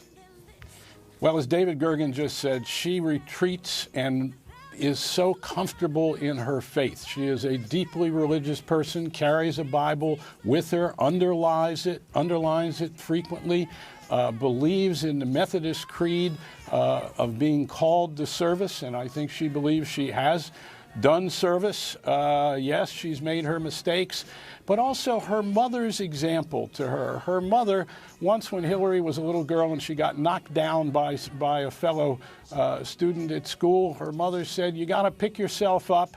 And she gave the example of a carpenter's level with a bubble in the middle. And Hillary Clinton has frequently cited that. You pick yourself up, you try to get your level, to balance yourself and go forward. And I think that's what she'll do here. But at the same time, let's not minimize what this terrible upheaval personally means to her, as well as what she feels about the country. This is someone who believes that Donald Trump was dangerous, that Donald Trump would hurt the country, that he would hurt little girls in terms of their aspirations, that black people, brown people, those who Hillary Clinton has stood with and for all her years in and out of government. She has been a champion of them, and that was the big issue in this campaign for her. So the depth of the disappointment, both personal and political, and what it means for the country is devastating. But indeed, religious faith has been, and look what she's been through in her life, through impeachment, through losing the presidency before. Each time she has gone back to her Methodism and the examples of doing more service. I'm not sure we're going to see much public service from her in an open way from here on in, but she also has to find herself in this level place in the example of faith, and also she is going to want to see this country succeed under this president. I cannot believe otherwise, as difficult as that is for her. And especially, look, she has been beaten by somebody who called for her to go to jail, and that's not even off the table yet. I suspect and hope it will be off the table. But lock her up became the mantra of the Trump campaign. So there's no overstating how difficult and awful this experience is for her. Yeah, well said. David Gergen, you worked for her husband, Bill Clinton, when he was president of the United States. And as difficult as this moment is for her, it's also very painful, very difficult for former President Bill Clinton, who was out campaigning almost on a daily basis, 2-3 appearances a day for his wife. Yes, I think Bill Clinton made a real turn in his life a few years ago, and he really committed himself to Hillary and to Chelsea. And this will be a blow for him, just as it is going to be for Barack Obama. There you see Huma Abedin, one of her closest aides, standing up right now, applauding, and you see her friends there applauding her as well. No one has been closer on the staff to Hillary Clinton than Huma Abedin. The estranged wife, her husband is her ex-husband or estranged husband, Anthony Weiner, the former congressman who we all know generated a lot of commotion.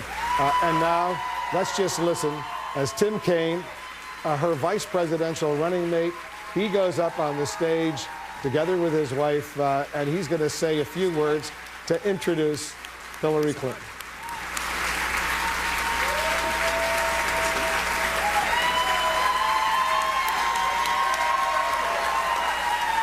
Please have a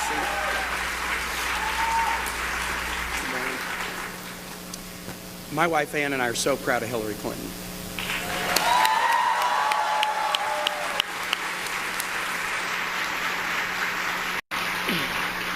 I'm proud of Hillary Clinton because she has been and is a great history maker in everything she has done as a civil rights lawyer and First Lady of Arkansas and First Lady of this country and Senator and Secretary of State. She has made history in a nation that is good at so many things, but that has made it uniquely difficult for a woman to be elected to federal office. She became the first major party nominee as a woman to be president, and last night won the popular vote of Americans to be president.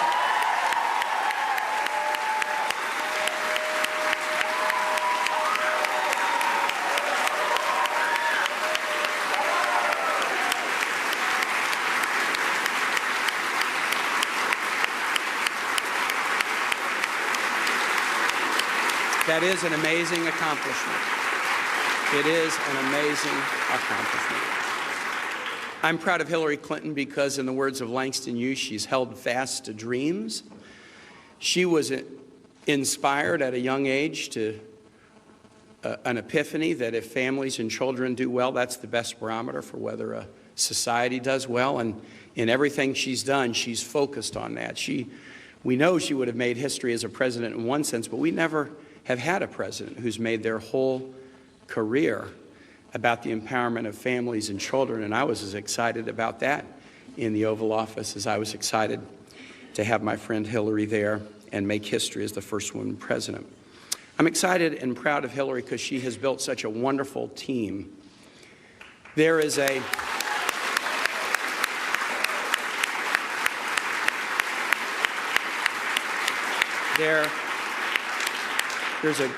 beautiful and kind of comical parable in the New Testament about a vineyard owner who hires people to work and says, and I'm going to pay you this for a full day. Then he hires people at noon, and I'm going to pay you the same thing for the half day. Then he hires people 1 hour before, I'm going to pay you the same. And those who started early in the day said, hold on, you know, we don't like this, that you're treating everybody who came late just as well as you're treating us. I'm going to tell you something. Here's what I've come to know so well about Hillary. The team that she has assembled over the years of people that are so deeply loyal to her because she's so deeply loyal to them is inspiring. But I've seen that same degree of loyalty and compassion and sensitivity extended to the most recent folks who have joined the team, the folks who came to the vineyard with just 1 hour to go.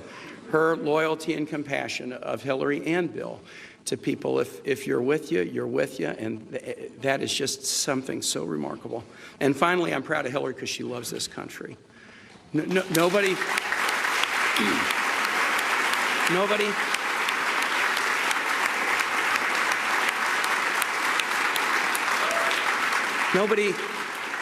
had to wonder about Hillary Clinton whether she would accept an outcome of an election in our beautiful democracy. Nobody had to ask that question. Nobody had to doubt it. She knows our country for what it is. She knows the system that we have and in its warts and blemishes. She's deeply in love with it and accepts it. She's been in battles before where if it didn't go her way, she accepted it, but then woke up the next day and battled again for the dreams that she's held fast to. And that love of country is something that I think is obvious to everybody, obvious to everyone. I want to thank Hillary Clinton for asking Ann and I to join this wild ride. We, about a week before she asked if I would be a running mate, Ann and I went up to Westchester and we sat down with Hillary and Bill and with Chelsea and Mark and with Charlotte and Aiden for about 3 hours of conversation to try to determine whether we would be the right people to be on the ticket. And when we got in the car to head back to the airport after the 3-hour discussion, I said to Ann, honey, I don't know whether we're going to be on this ticket or not, but I do know this. We're going to remember that 3 hours for the rest of our life. And now we'll remember 105 days that we've had with this fantastic couple of public servants and all of you for the rest of our life. I'll just say this. Hillary and I know well the wisdom and the words of William Faulkner. He said, they killed us, but they ain't whooped us yet. They killed us. They killed us, but they ain't whooped us yet. Because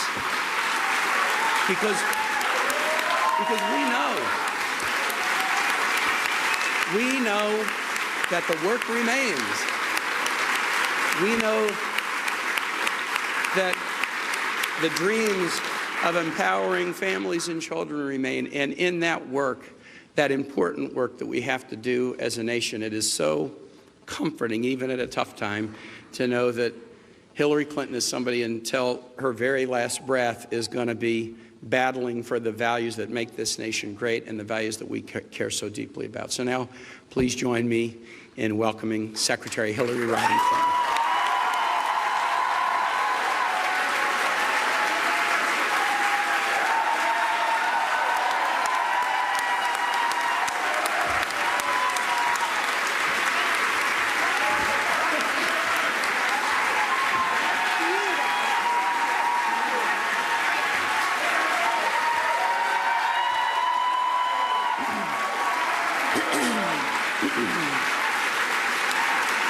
Thank you.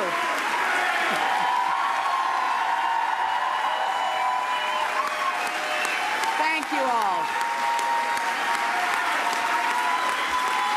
Thank you. Thank you all very much.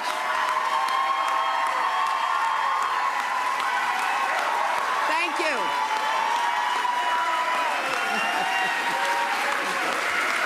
Thank you. Thank you so much.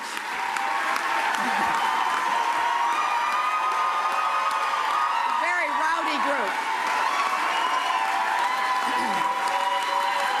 Thank you, my friends. Thank you. Thank you. Thank you so very much for being here. And I love you all, too. Last night, I congratulated Donald Trump and offered to work with him on behalf of our country. I hope that he will be a successful president for all Americans. This is not the outcome we wanted or we worked so hard for, and I'm sorry that we did not win this election for the values we share and the vision we hold for our country. But I feel pride and gratitude for this wonderful campaign that we built together, this vast, diverse, creative, unruly, energized campaign. You represent the best of America, and being your candidate has been one of the greatest honors of my life.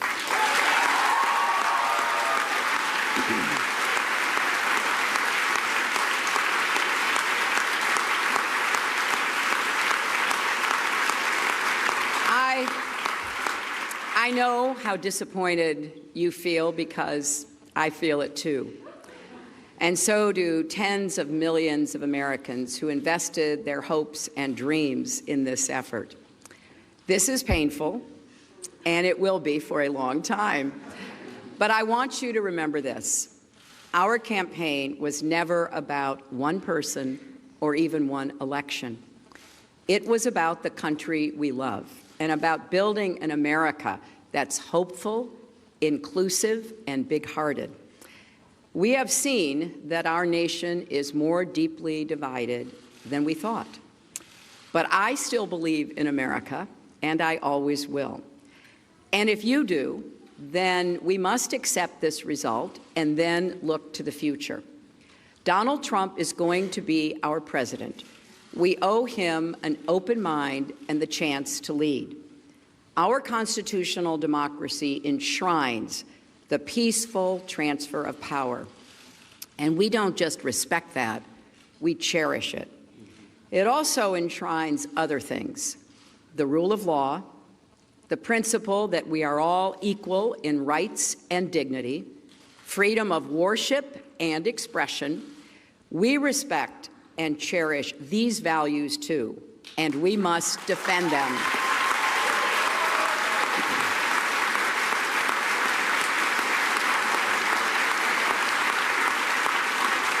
Now, and let me add, our constitutional democracy demands our participation, not just every 4 years, but all the time. So let's do all we can to keep advancing the causes and values we all hold dear, making our economy work for everyone, not just those at the top, protecting our country and protecting our planet, and breaking down all the barriers that hold any American back from achieving their dreams. We've spent a year and a half bringing together millions of people from every corner of our country to say with one voice that we believe that the American dream is big enough for everyone, for people of all races and religions, for men and women, for immigrants, for LGBT people and people with disabilities, for everyone.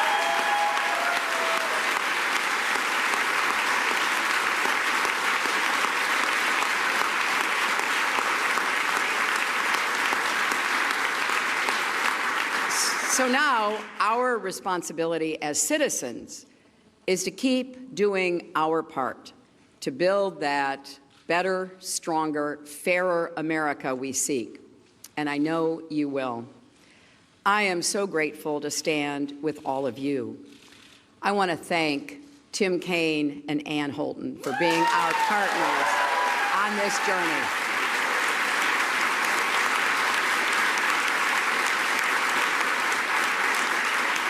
It has been a joy getting to know them better, and it gives me great hope and comfort to know that Tim will remain on the front lines of our democracy, representing Virginia in the Senate.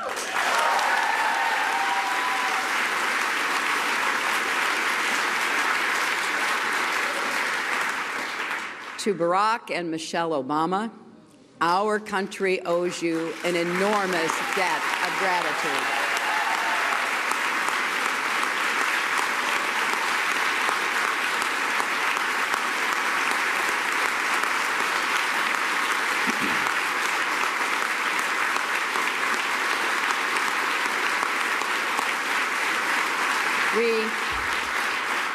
We thank you for your graceful, determined leadership that has meant so much to so many Americans and people across the world.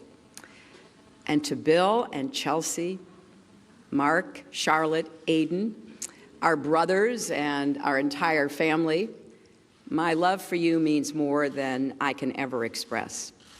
You crisscrossed this country on our behalf and lifted me up when I needed it most, even 4-month-old Aiden, who traveled with his mom. I will always be grateful to the creative, talented, dedicated men and women at our headquarters in Brooklyn and across our country.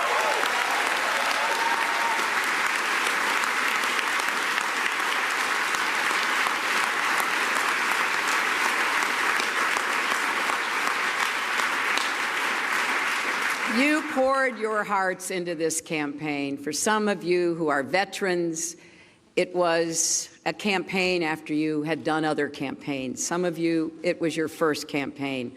I want each of you to know that you were the best campaign anybody could have ever expected or wanted.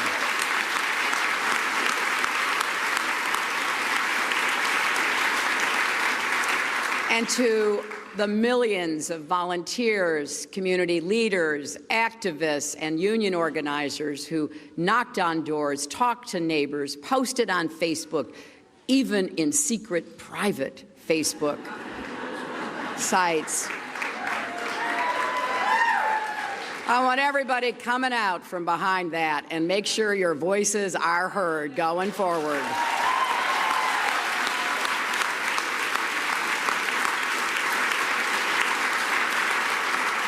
To everyone who sent in contributions as small as $5 and kept us going, thank you. Thank you from all of us. And to the young people in particular, I hope you will hear this. I have, as Tim said, spent my entire adult life fighting for what I believe in. I've had successes and I've had setbacks, sometimes really painful ones.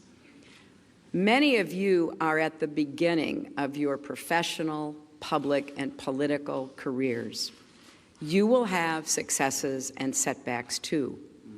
This loss hurts, but please never stop believing that fighting for what's right is worth it.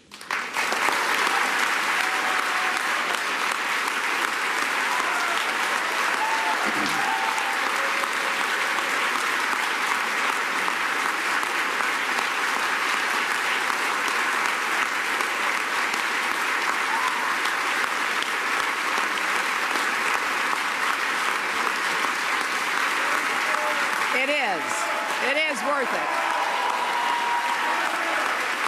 And so we need you to keep up these fights now and for the rest of your lives. And to all the women, and especially the young women, who put their faith in this campaign and in me, I want you to know that nothing has made me prouder than to be your champion.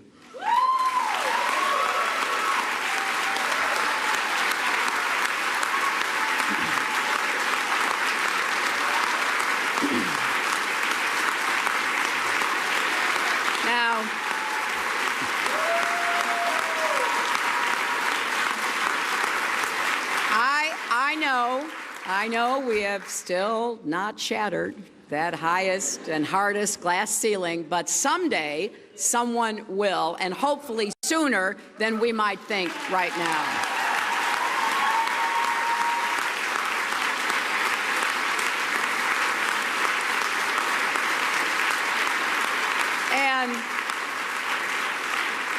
And to all the little girls who are watching this, never doubt that you are valuable and powerful and deserving of every chance and opportunity in the world to pursue and achieve your own dreams.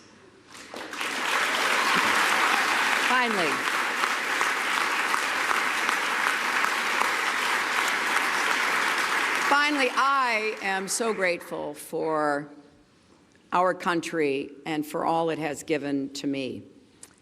I count my blessings every single day that I am an American. And I still believe, as deeply as I ever have, that if we stand together and work together with respect for our differences, strength in our convictions, and love for this nation, our best days are still ahead of us.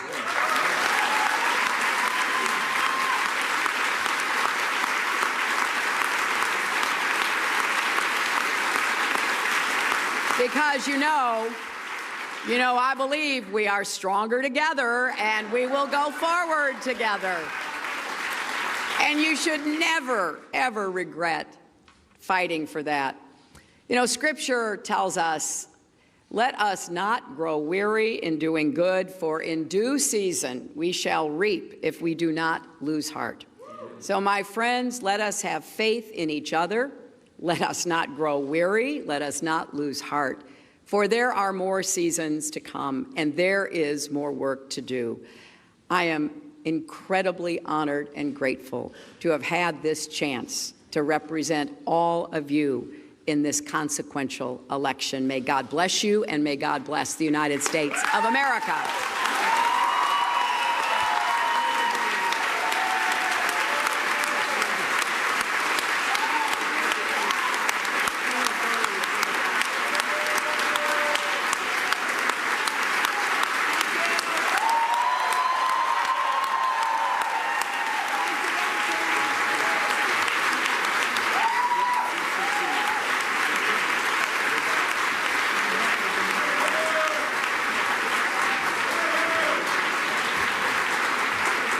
Hillary Clinton, a very, very emotional speech. You saw her holding back, choking back those tears. She is well known as being very, very emotional on these kinds of moments. Clearly a sad moment for her. She congratulated Donald Trump. She said, she said, I know Donald Trump is going to be our president, and she totally respects a peaceful transfer of power. And she added, this loss hurts, but never stop believing that fight for what's right is worth it. Gloria, you saw Hillary Clinton deliver a very emotional, powerful speech. Clearly, it's not something she wanted to say. It isn't, and she said it was painful and will be for a long time. And there is a point that Dana and I were discussing along with Rachel Smolkin, our DC digital editor, which is she came out at the top of this speech and said, I'm sorry, period. And that's what women do. They apologize right away and say, I'm sorry. And people who lose presidential elections often do apologize. I'm not sure they say it at the very top of their speech, which is what Hillary Clinton did today, and feels the pain of all the people who worked for her, with her, who wanted her to become the first woman president, and who have been with her for many, many years. And so we all thought it was kind of striking that she came out and said that right out of the box. And it is often at these moments that you see the Hillary Clinton that people yearned to see, and that the people closest to her, and you spend time with her, of course, in private, David, working with the Clinton White House, say that is there, that it is somebody who emotes, that it is somebody who is empathetic and sympathetic. And that came through in spades, saying this is painful and it will be for a long time. She said what she was feeling. And as we suspected beforehand, not just about herself, but about all the people that she clearly thinks that she let down, to your point about saying, I'm sorry. I also thought it was very important that she talked about the peaceful transition of power, and that Donald Trump is going to be our president in her words, and you have to keep an open mind to that. But then not letting go of the fact that she wanted to make clear to her supporters that she's going to try to hold his feet to the fire on some of the things that she ran against him on with regard to how she views the way he treats people. You see her meeting with the staff, their family. She's going one by one down that aisle over there in the first row. This is a very, very emotional moment for her. You can see as she confronts all these people who worked tirelessly over these past couple of years to make her the first female president of the United States. And now there's a sad moment, a deeply sad moment there. David Gergen, how did you emerge? What did you think of her remarks? I thought it was a remarkably good speech. It was inspiring, but it was also very connective.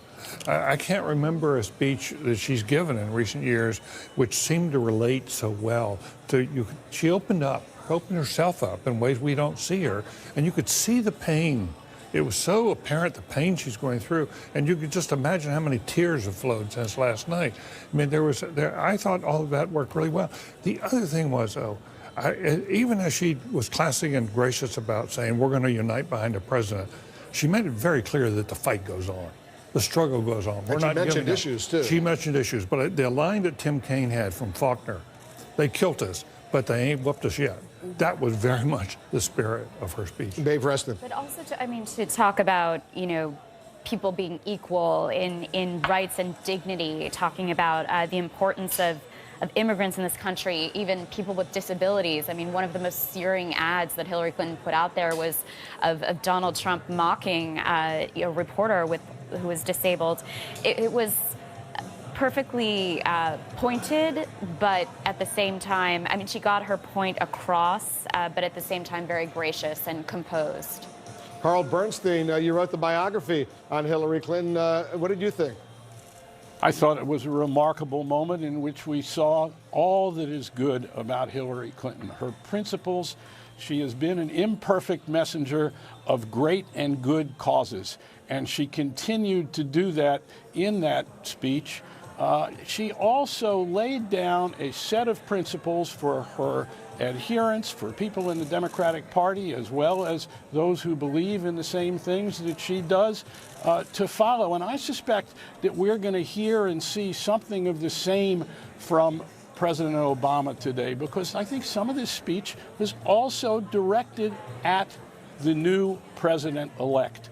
That Obama also will do something along these lines of saying these are universal principles about freedom, about the dignity of individuals, that you must respect as President of the United States and protect. And one last point here is the purple that was worn by both her and former President Bill Clinton. I couldn't help but notice it. It's the color of spirituality. It's the color of mourning. It's the color of mystery. I can't believe it was an accident that both Hillary Clinton and former President Bill Clinton were wearing purple in this remarkable moment that was a tableau of the Clintons and the best of what they stand for. And there you see her, right, hugging and kissing so many of her supporters there, right at her side, as has been the case for maybe 20 years. You see her in the middle of the screen, Huma Abedin, her longtime aide, one of her closest aides. She's called Huma Abedin almost like a second daughter to her. Huma Abedin, of course, in the last few days of this campaign, all of a sudden we learned that her estranged husband was under an FBI investigation for sexting with a 15-year-old girl, and emails that were discovered on their shared computer related to Hillary Clinton. And James Comey came out with a statement about 11 days before the end of this campaign, Gloria, and that caused quite an uproar. But there they are, they're together once again. I don't know how much of an impact that had or didn't have on this race for the White House, but certainly it generated all the headlines during these final days. And you know, Carl was talking about the color of what she was wearing. Color is the purple is also red and blue together. It is bipartisanship, and I think that may have been what she was thinking about if she had won. Yeah, well, and it's also one of the suffragette colors as well. But I just want to mark the moment of what's happening in the room again, like you did, Wolf, that she's thanking her supporters. And it's not just supporters. These are people, and I just got a text from somebody who worked on a campaign and talked about what it's like when you're on a losing campaign, and it is not just a personal disappointment. This friend of mine said it's like a professional and a personal death, because it's the death of a dream. You believe in this person so much that you give your life to their cause, the cause of them being elected for years. And that's what the people in that room are feeling right now. We just got a statement, by the way, from President George W. Bush. His father issued a nice statement a little while ago, spoke on the phone with Donald Trump. This is a statement from George W. Bush. This morning, I called President-elect Donald Trump and congratulated him on his election as President of the United States of America. Laura and I wish the President-elect, Melania, and the entire Trump family all our very best as they take on an awesome responsibility and begin an exciting new chapter in their lives. We pray for the success of our country and the success of our new president. That statement from President George W. Bush. So all the statements are coming in. You heard the House Speaker issue a very congratulatory statement about Donald Trump. You heard, we're going to hear momentarily, by the way, we're looking at live shots over there at the Rose Garden of the White House. President Obama, he's going to be making a statement as well.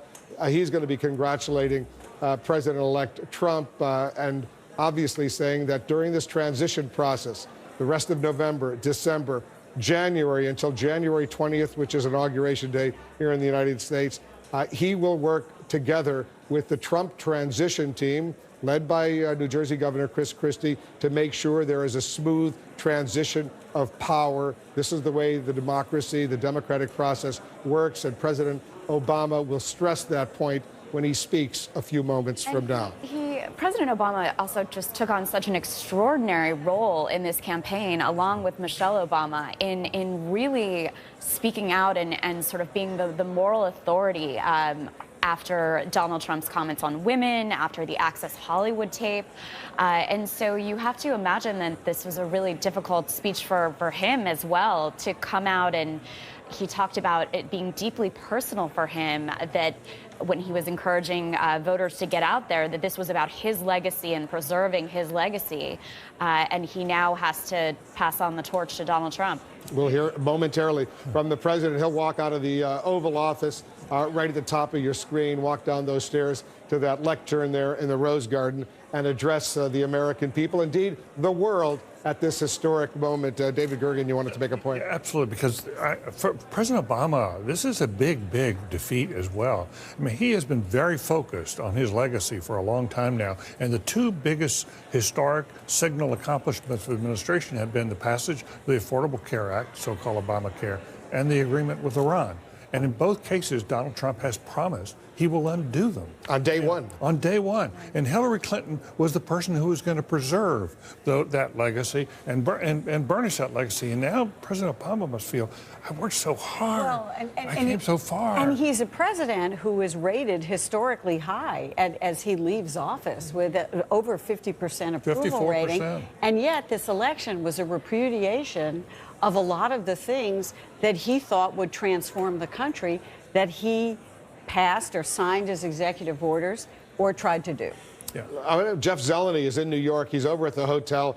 He's been covering Hillary Clinton during this 2-year ordeal for her, this campaign trying to reach the White House, which clearly is not happening. Jeff, tell our viewers what you're hearing and your reaction to what we heard from Hillary Clinton. Wolf, as you heard Gloria and Dana talk about how Secretary Clinton opened by saying, I'm sorry, there are a lot of people saying I'm sorry to her. But she was hugging a lot of them tightly as she went through that first row. Her pollsters, her analysts, her data directors, all of them feel that they have let her down in some way. But you can see the tears in their eyes as she is hugging them. But, Wolf, I was struck by a couple things that she said. She said, look, we owe Donald Trump an open mind and the chance to lead. That was a message to her fellow Democrats, that, give him a chance, certainly a much different tone from the scorched earth campaign that this had become. But, Wolf, thinking back to that 2008 campaign very quickly when she gave that speech at the National Building Museum talking about shattered ceilings, she was talking here at the end. She said, I hope that day comes sooner than I think. But the reality here is, Wolf, she will take her leave from public stage now. She's 69 years old, and we'll pass this torch on to someone else. So this will be the greatest disappointment of her life here. But she has a smile on her face here today, Wolf. So many tears among the people she's hugging now. Do we even know, Jeff, going into last night, we knew that they had prepared a victory speech for her. Do we even know if they were drafting this type of concession speech? We're told they were drafting a speech on both sides. Just about in the final 24 hours of campaigning or so, aides told us that she was preparing a speech, win or lose. We hear that from a lot of presidential candidates, other politicians, that they are indeed. So I have no doubt that there was a draft here. But, Wolf, no one was expecting her to have to deliver that. So she wrote a lot of these words herself here, including scripture, which is, of course, so personal to her. And you saw her choking back those tears. All right, we're waiting for the president of the United States now. He's going to be addressing the American people in the Rose Garden at the White House. We'll have live coverage of that coming up right after a very quick break.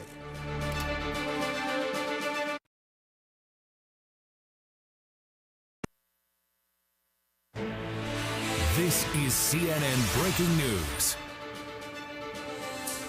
Welcome to Inside Politics. I'm John King. To our viewers in the United States and around the world, thanks for sharing your time on this momentous day. You're looking there at the Rose Garden of the White House. President Barack Obama about to come out to address the American people and to address the world about the huge election results here in the United States. Donald Trump, the Republican, is now president-elect. winning a shocking, resounding victory over Democrat Hillary Clinton. Let's take a look at the map here as we wait for President Obama to come into the Rose Garden. This is our election results in the United States. And look at this. Hillary Clinton actually leads at this hour in the popular vote. We're not done counting here in the United States yet, but Hillary Clinton actually leads in the popular vote. But look at the resounding Electoral College victory. Donald Trump turning Florida red, turning Ohio red, turning Pennsylvania red. Not final yet, but it looks like he will also turn Michigan red, turning Wisconsin red. Why is that so significant? This is the Obama victory 4 years ago. All of these states that Obama won, big industrial heartland states, big swing states like Florida, Donald Trump turning them red as he prepares to become president of the United States. Now, the former Secretary of State Hillary Clinton called Mr. Trump early this morning to concede this race. A short time ago, she offered her first public congratulations. I hope that he will be a successful president for all Americans. This is not the outcome we wanted or we worked so hard for, and I'm sorry that we did not win this election for the values we share and the vision we hold for our country. This is painful, and it will be for a long time. But I want you to remember this. Our campaign was never about one person or even one election. It was about the country we love and about building an America that's hopeful, inclusive, and big-hearted. That was the Democrat Hillary Clinton just moments ago, offering her congratulations to Donald Trump, talking about how painful this was. More of her emotional statement in a bit, but we're waiting now for President Obama to deliver remarks at the White House. He, too, called Donald Trump in the early morning hours here in Washington to offer his congratulations and to pledge his full cooperation with a ritual that defines the American experiment, the peaceful transition of power, even after the most disruptive of campaigns. Tomorrow, the president and the president-elect will meet at the White House, just one of so many once unimaginable moments that are now the reality of American politics. President Obama sharing the Oval Office with a man who made his political brand, questioning whether Obama was born in the United States, questioning whether he was even eligible to hold the job that Trump will now assume in just 71 days. In his first comments as president-elect, the man Democrats derided as too divisive and too erratic to be commander-in-chief tried to turn the page on a scorched earth campaign. Now it's time for America to bind the wounds of division. Have to get together.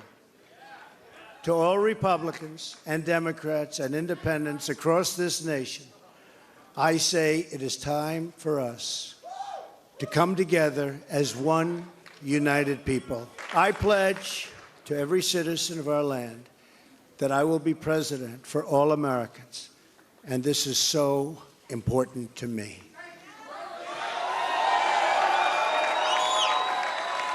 For those who have chosen not to support me in the past, of which there were a few people, I'm reaching out to you for your guidance and your help so that we can work together and unify our great country.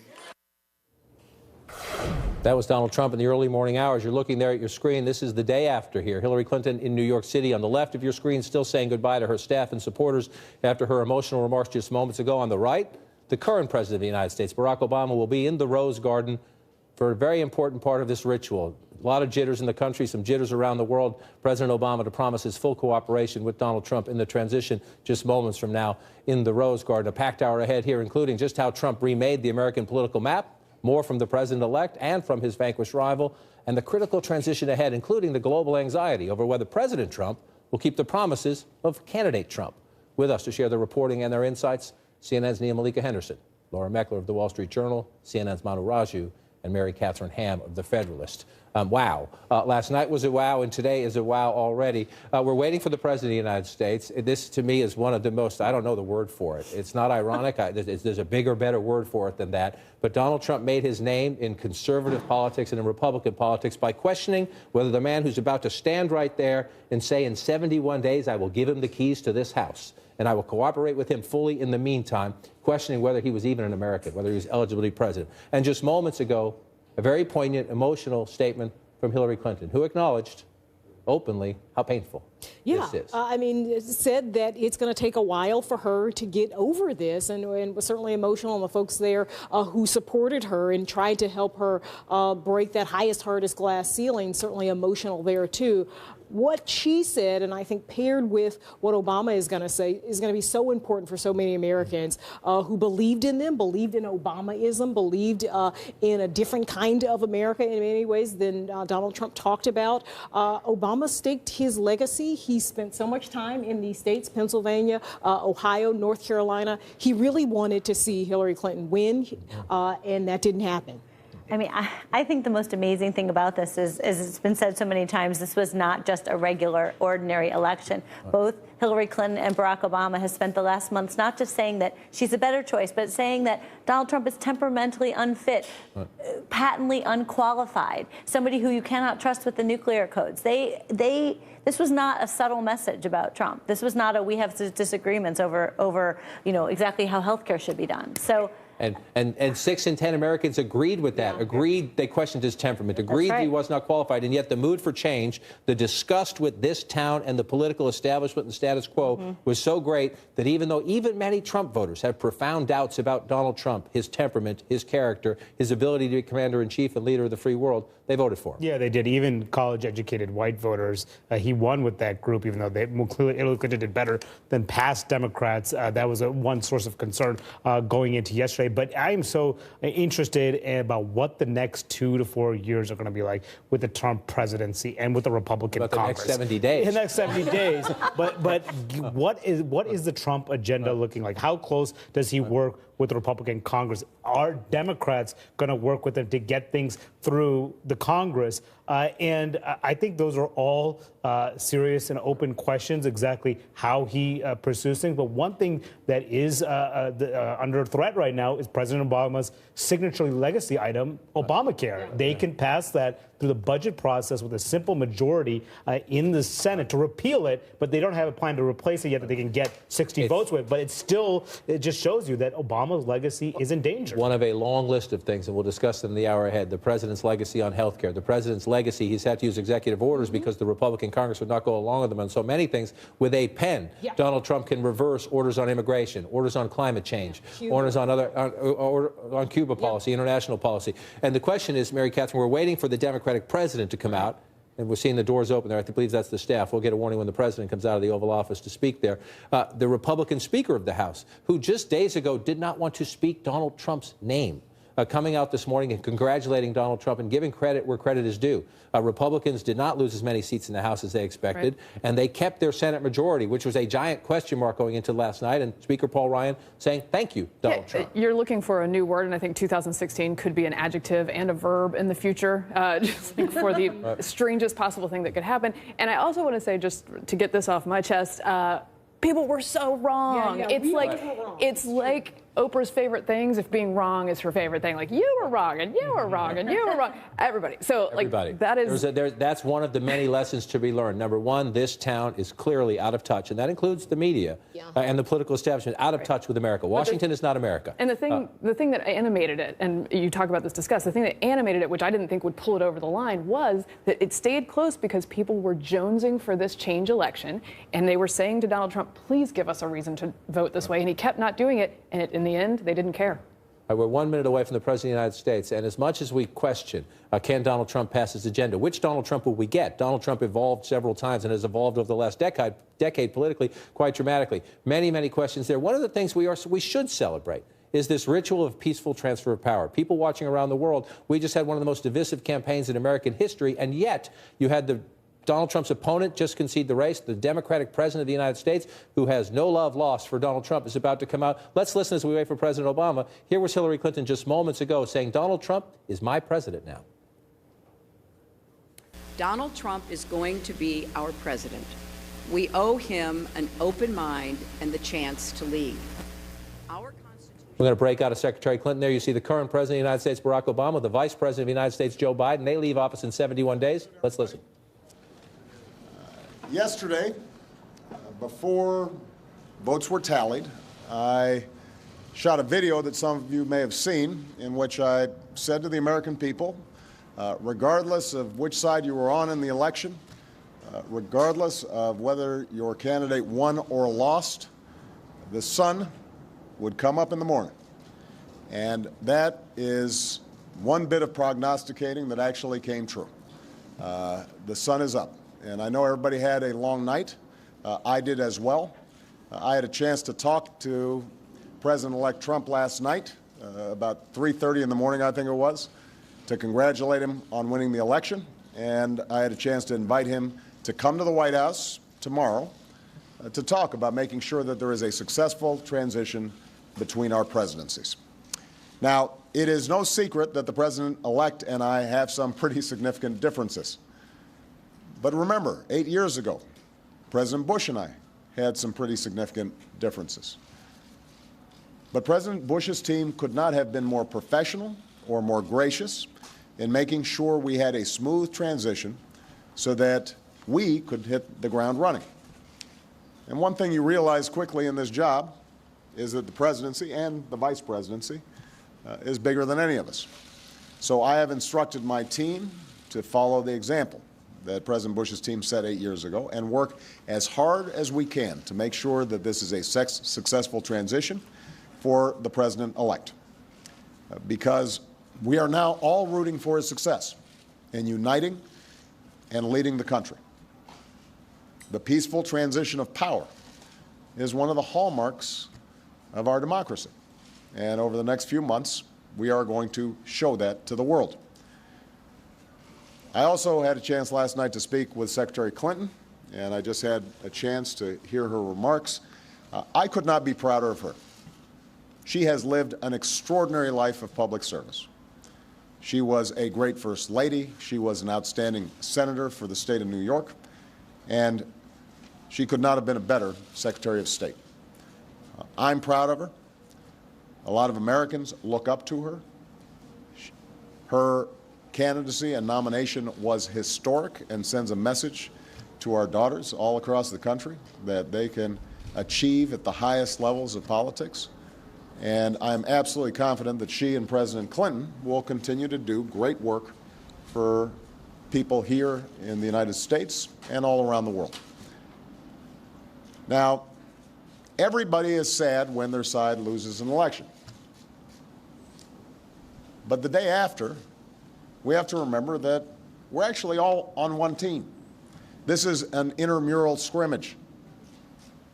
We're not Democrats first. We're not Republicans first. We are Americans first. We're patriots first. We all want what's best for this country. That's what I heard in Mr. Trump's remarks last night. That's what I heard when I spoke to him directly, and I was heartened by that. That's what the country needs.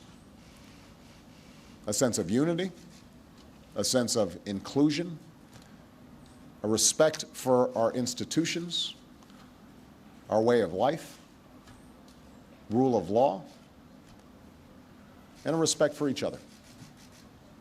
I hope that he maintains that spirit throughout this transition, and I certainly hope that's how his presidency has a chance to begin. I also told my team today to keep their heads up, because the remarkable work that they have done day in, day out, often without a lot of fanfare, often with a lot of attention, work in agencies, work in obscure areas of policy that make government run better and make it more responsive and make it more efficient and make it more service-friendly so that it's actually helping more people. That remarkable work has left the next president with a stronger, better country than the one that existed 8 years ago. So win or lose in this election, that was always our mission. That was our mission from day one. And everyone on my team should be extraordinarily proud of everything that they have done. And so should all the Americans that I've had a chance to meet all across this country, who do the hard work of building on that progress every single day. Teachers in schools, doctors in an ER clinic, small businesses putting their all into starting something up, making sure they're treating their employees well. All the important work that's done by moms and dads and families and congregations in every state. The work of perfecting this union. So this was a long and hard-fought campaign. A lot of our fellow Americans are exultant today. A lot of Americans are less so. But that's the nature of campaigns. That's the nature of democracy. It is hard and sometimes contentious and noisy. And it's not always inspiring. But to the young people who got into politics for the first time and may be disappointed by the results, I just want you to know you have to stay encouraged. Don't get cynical. Don't ever think you can't make a difference. As Secretary Clinton said this morning, fighting for what is right is worth it. Sometimes you lose an argument. Sometimes you lose an election. You know, the path that this country has taken has never been a straight line. We zig and zag, and sometimes we move in ways that some people think is forward and others think is moving back. And that's okay. I've lost elections before. Joe hasn't, but you know. So I've been sort of sharing. You beat me badly. That's the way politics works sometimes. We try really hard to persuade people that we're right. And then people vote. And then if we lose, we learn from our mistakes, we do some reflection, we lick our wounds, we brush ourselves off, we get back in the arena. We go at it. We try even harder the next time. The point, though, is that we all go forward with a presumption of good faith in our fellow citizens. Because that presumption of good faith is essential to a vibrant and functioning democracy. That's how this country has moved forward for 240 years. That's how we've pushed boundaries and promoted freedom around the world. That's how we've expanded the rights of our founding to reach all of our citizens. It's how we have come this far. And that's why I'm confident that this incredible journey that we're on as Americans will go on. And I'm looking forward to doing everything that I can to make sure that the next president is successful in that. I've said before, I think of this job as being a relay runner. You take the baton, you run your best race, and hopefully by the time you hand it off, you're a little further ahead. You've made a little progress. And I can say that we've done that, and I want to make sure that handoff is well executed because ultimately we're all on the same team. All right? Thank you very much, everybody.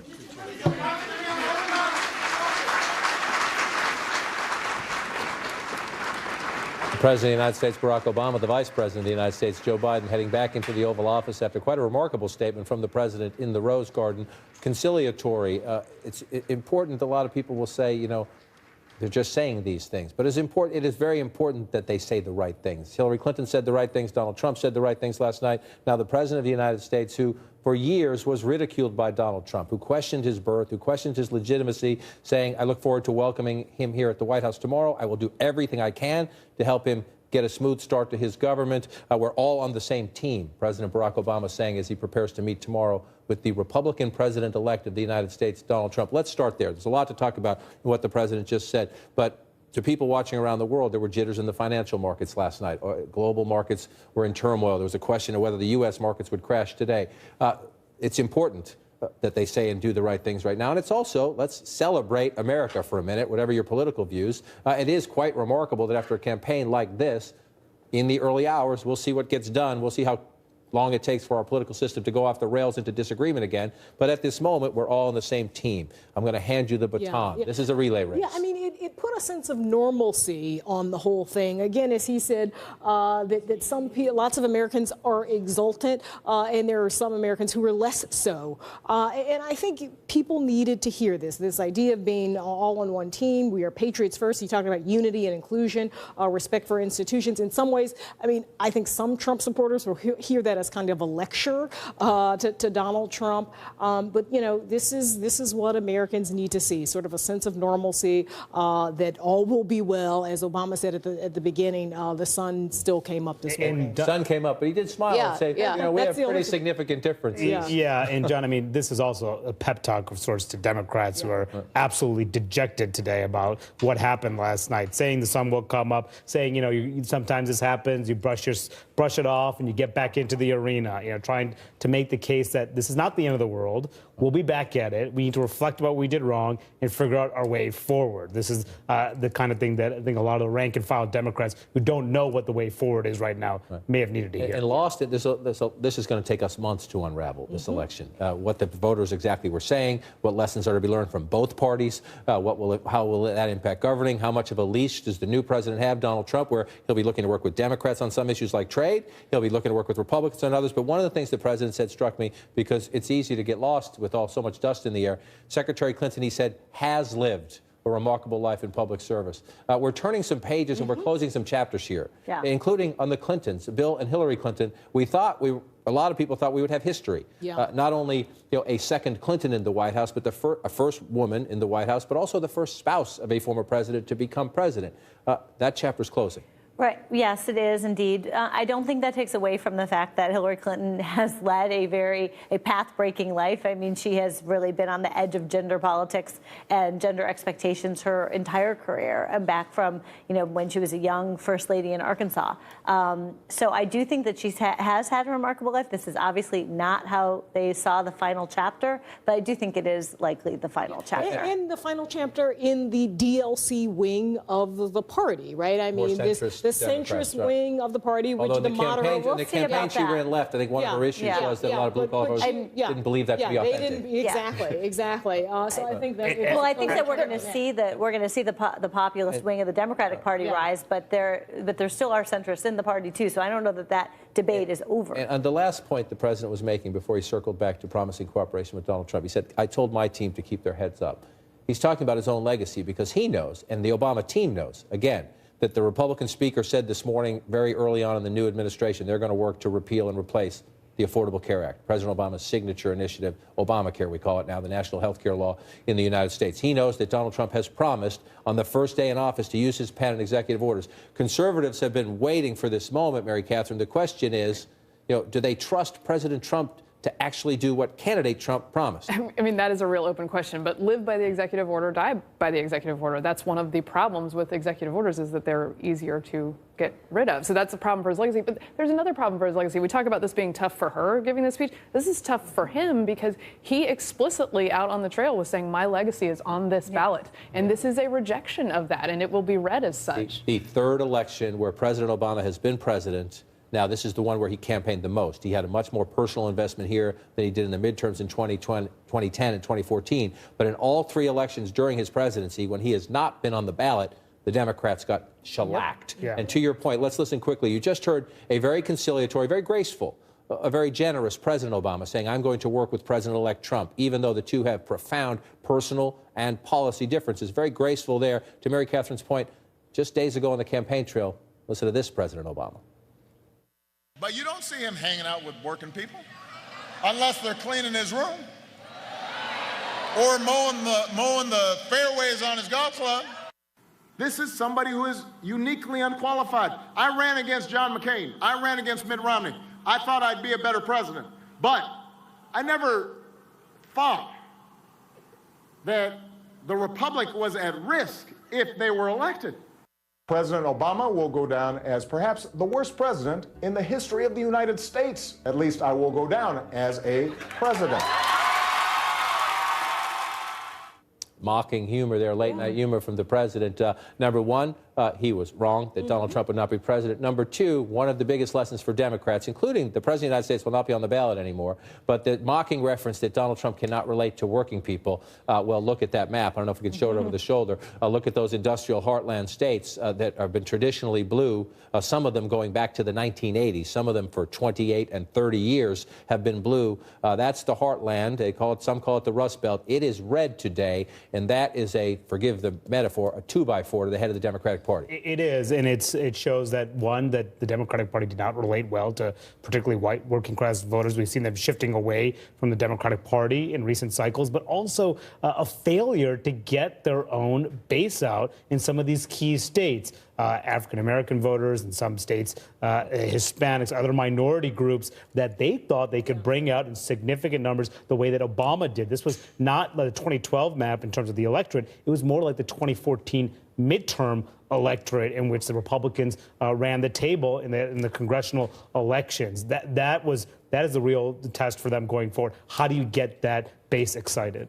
Well, in 2012, after the Republicans lost that race, there was a lot of conversation about the fact that they were essentially in a demographic spiral. The fact that they were winning with white voters, losing with the growing share of minority voters. Some people in the party said, the minority voice at the time was, let's, no, I think we can win by pumping up our share of the white vote. We don't necessarily have to do better with minorities. Donald Trump may have done a little bit better with minorities, but the real reason that he won was because he did much better with white voters. And I do think that, long term, that still is a challenge for the party because the white share of the vote is decreasing every cycle. It decreased this time, dropped, I think, 2 points, 2 percentage points. But for the moment, that Unlike 2012, they can have that debate now while they're in control of the presidency, exactly. the United States House of Representatives, and the United States Senate. Yeah. Doesn't mean they'll solve the riddle, if you will, but they'll have that conversation from a position of power now. Exactly. They'll be in the room, shall we say, as we make these decisions. So everybody sit tight. Up next, the critical factors that led to this big Donald Trump victory and the big Hillary Clinton defeat after the polls had shown quite the opposite.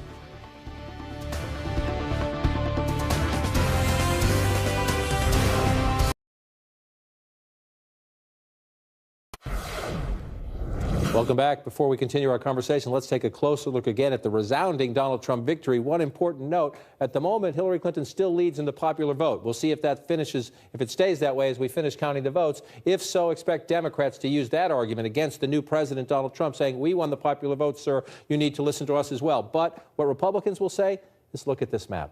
Look at this map. Michigan, we haven't quite called it yet, but Donald Trump leading in a state that has not voted Republican for president since 1988, doing so quite convincingly, running up the state and also performing here. Macomb County was where we first learned of so-called Reagan Democrats back in the day. Donald Trump winning with blue-collar workers 54% to 42% in what is a very important county in a very important state. Republicans will take heart in that. The House Speaker, Paul Ryan, is from the state of Wisconsin. Donald Trump winning here, a narrow victory by a point, but Donald Trump written off weeks and weeks ago in this state in the industrial heartland. Donald Trump runs it up. 6 states in all now read at this map that were for Barack Obama in both of his presidential elections.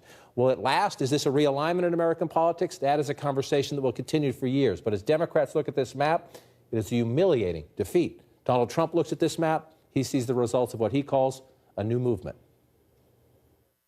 As I've said from the beginning, ours was not a campaign, but rather an incredible and great movement made up of millions of hardworking men and women who love their country and want a better, brighter future for themselves and for their family.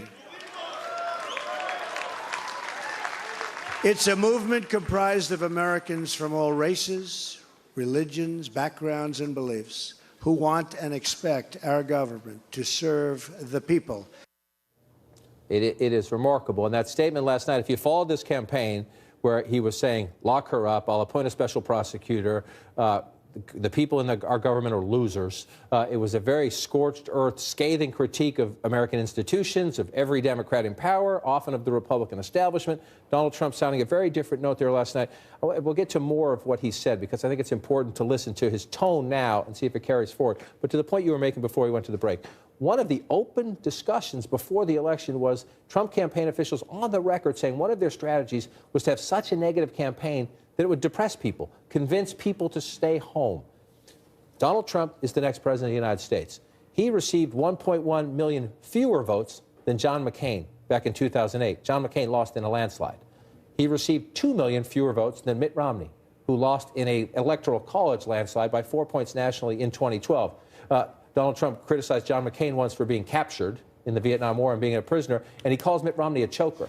The next president of the United States got 2 million fewer votes than a man he calls a choker. What lesson will Republicans take from that? He is their president. He won the election. He turned some blue states red. He can rightly claim, I have changed American politics, because he did. Will they claim, well, this is just an aberration? You know, who knows? I mean, I think in some ways it'll be more interesting to see what the Democratic autopsy is. I think one of the things that's clear in talking to some progressives about... How about nominate somebody with a clear and compelling economic agenda, which she never laid out, and somebody who did not go against her boss's wishes and have a private email server? I think that's right. But also, some progressives wondering whether or not Hillary Clinton was pulled too far to the left on race. Here is really the first Democratic candidate to campaign in the era of Black Lives Matter. If you look at Bill Clinton had sister soldier moments with African Americans. He did very well, obviously, with white voters. And Obama himself didn't have to go to the left on race or even talk about race because he was black. And there you have Hillary Clinton having to meet Obama where he is right now on race, where he is talking about Black Lives Matter a bit more, and then go further, campaigning with the mothers of the movement. There she was, obviously, in some of these big states, going to HBCU. So she had to do things, I think, on race that not only did not energize African Americans, but possibly alienated whites. That may be true, but I think the other bigger problem that she had was that she really never successfully made a positive case for herself to the broader electorate, and that she did make a case to particular interest groups, if you will, or particular segments of the electorate, but she never, for people who care about gun control, for instance, but she never really stated, you know, why is it, what is the case for her? What she did state very clearly was the case against Donald Trump. But the problem with that was that his negatives were already sky high. They were sky high on Election Day. The exit polls showed that people, as you said earlier, do not think he's qualified for the job. She didn't have to talk people into that, but she did have to make her, and it was interesting because covering that campaign over the last several weeks, her senior advisors repeatedly said that they were going to try to do that, and they never were able to do it. To the point about this, let's look at our exit polls, and I'm going to put a note of skepticism right at the top here. These exit polls early on suggested Hillary Clinton was going to win. So these numbers are not exactly right, and let's just be honest about that. One of the autopsies our business, the media business, is going to have to do is that the polling told us she was going to win, and some of the polling told us she was going to win quite convincingly. But in the exit polls, when you look at these exit polls, unfavorable opinion of Donald Trump, 60% of the voters who cast ballot yesterday. That means a lot of Trump voters. 63% of the voters say he lacks the temperament to be president. That means a lot of Trump voters. 60% say he's unqualified to serve. But that was the wind in his face. Here's the wind at his back. What's the most important quality you're looking for in a candidate today? 83%. The ability to change the way things are. How many of you are dissatisfied with the federal government? 58%. Hillary Clinton was a third term of President Obama. Donald Trump, despite the risks many voters think they were taking, they decided the temperament risk was more important than the status quo. I think people just are fed up with this town. They wanted someone to shake up Washington, not really thinking of the risks potentially ahead. I mean, you look at the Republican primary, too. I mean, in those primaries, the reason why he won that primary, in large part, is because exit polls, voters showed that voters felt that the Republican leadership has actually betrayed them, and they wanted someone to go up and really overhaul this system. That turned out to be the winning argument on the message front. And on the strategic side, I mean, the Clinton campaign, they did not pay attention to their own backyard. They thought Wisconsin was in the bag. They did not visit the state, Michigan. But they're the political professionals running a campaign, right? But you know, that is, you know, when they look at their own campaign, they wanted to go into red states. They should have been worrying about their own backyard. My dad used to say there's a difference between cocky and sure. Sure, you go and check. You tend to the garden. They were cocky. She didn't go to Wisconsin after the Democratic convention. She got thumped. She went to Michigan very late. By then, things were moving. Let's take a quick break. We'll come back and continue this conversation because we got a lot to discuss. Not only how Donald Trump won, but what comes next. So much of this campaign season has been about the trouble in the Republican Party. Another thing to discuss, what about the Democrats? What do they do after a stunning defeat?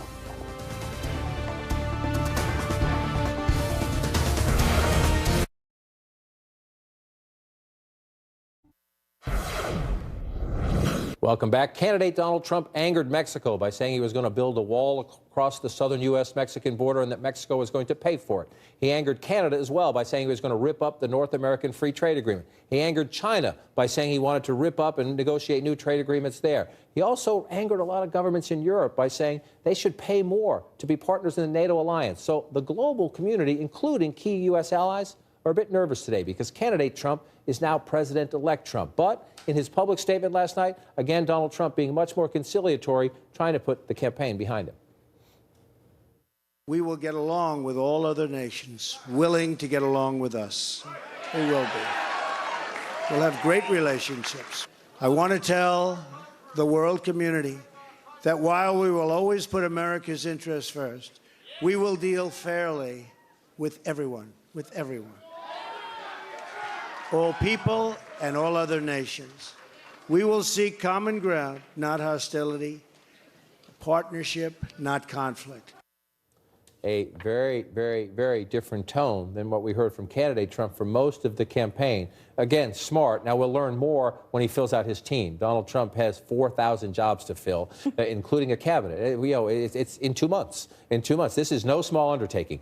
He has no government experience. He's the first president of the United States who was not either in the military or in government beforehand, which is remarkable. So we're going to see this business experience put to the test. But to that message to the global community, there are jitters around the world, including in the key leadership offices of America's key allies.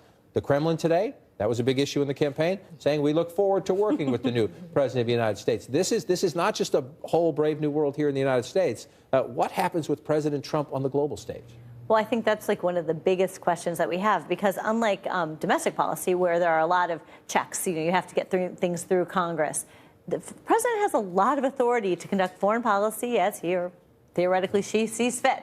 And I think, though, that it's not a given that he's going to govern the way he campaigned, partly because on a lot of issues, he's said more than one thing, even on some of his core issues over the course of the campaign. On things like, say, immigration, he said very wildly different policies at various points of his campaign, and to some extent on foreign policy as well. Banning Muslims became banning people from countries where we think is terrorism. Temporary, knew what that meant or how it would work. Exactly. It was always very squishy. So I think that it's possible, I don't know, we'll see, that his foreign policy, if he gets some smart people in there and he decides, maybe this is something I shouldn't just be, kind of making up on the go, that maybe it'll be... But that's where he's going to get into trouble. I mean, if he starts to equivocate on some of the core issues that would anger some of our allies like Mexico and does not go forward with the wall and demand that Mexico pay for it, that is what was his calling card in the presidential primary in particular. And if he does not go forward with some sort of ban, temporary ban on immigrants coming from countries that are affected by terrorism, which could mean a wide swath of the world, what does that mean for his core message that he ran his campaign? Immigrants. I mean, he talked about that. Round him up at sort of deportation force. I mean, I guess the question is, and we have no answers, is whether or not he just defaults to the GOP policy on these things. And that, I think, was always the theory and the hope among GOPers, that Paul Ryan would just hand him his agenda, and maybe John McCain and Lindsey Graham would hand him the vision of hawkish foreign policy. They better hand him apology notes first. John McCain and Lindsey Graham are going to have to hand Donald Trump apology notes first. And to that point, Mary Catherine, you know the conservative movement very well.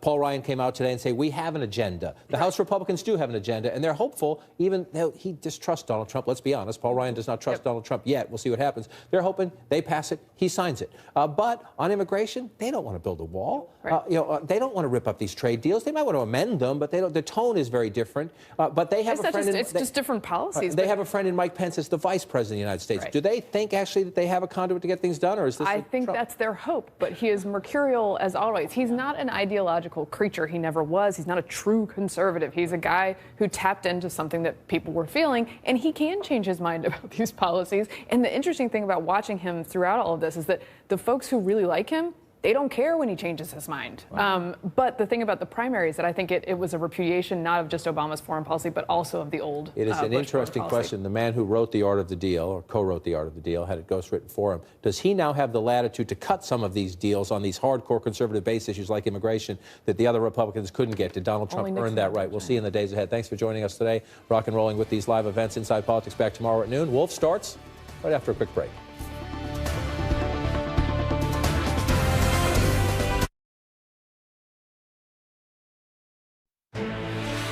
This is CNN Breaking News.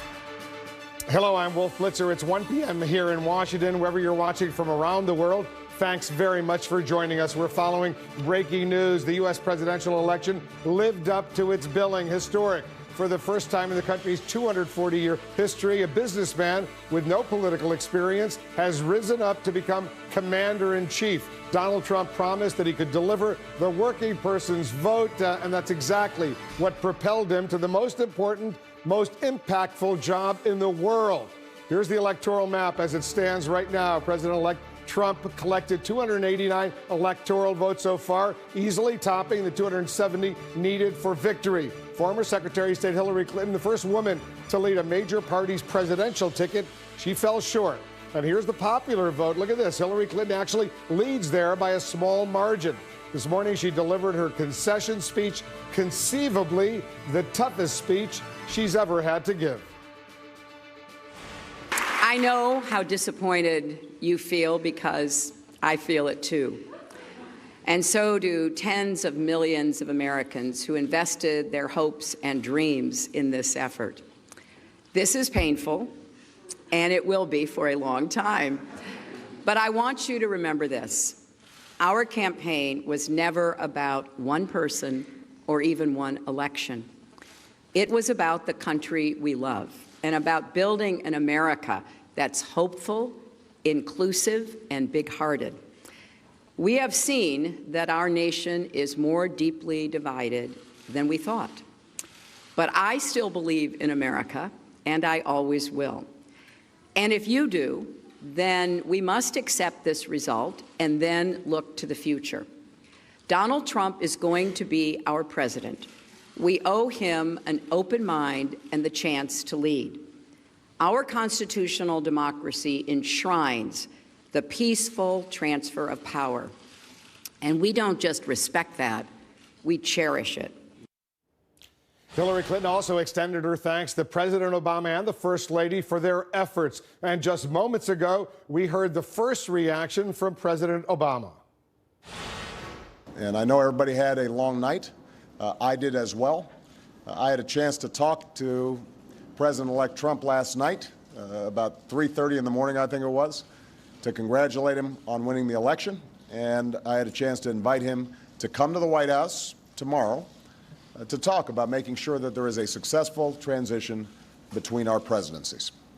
Now, it is no secret that the president-elect and I have some pretty significant differences. But remember, 8 years ago, President Bush and I had some pretty significant differences. But President Bush's team could not have been more professional or more gracious in making sure we had a smooth transition so that we could hit the ground running. And one thing you realize quickly in this job is that the presidency and the vice presidency is bigger than any of us. So I have instructed my team to follow the example that President Bush's team set 8 years ago and work as hard as we can to make sure that this is a successful transition for the president-elect. Because we are now all rooting for his success in uniting and leading the country. President-elect Donald Trump struck a similar tone last night in his victory speech with talk of unity and healing the wounds of division. Working together, we will begin the urgent task of rebuilding our nation and renewing the American dream. I've spent my entire life in business looking at the untapped potential in projects and in people all over the world. That is now what I want to do for our country. Right now, we're waiting to hear from the White House Press Secretary Josh Earnest with the White House briefing. We're going to go there once it gets going. First, I want to bring in our CNN senior White House correspondent, Jim Acosta, who spent last night over at Trump headquarters in New York City. Our senior Washington correspondent, Jeff Zeleny, who was with the Clinton campaign. He's been there for a long time. And our White House correspondent, Michelle Kaczynski. Michelle, you're over at the White House right now. We heard a lot from President Obama just a little while ago. What's his message to the supporters, to the Democrats, and his bottom line message to the country?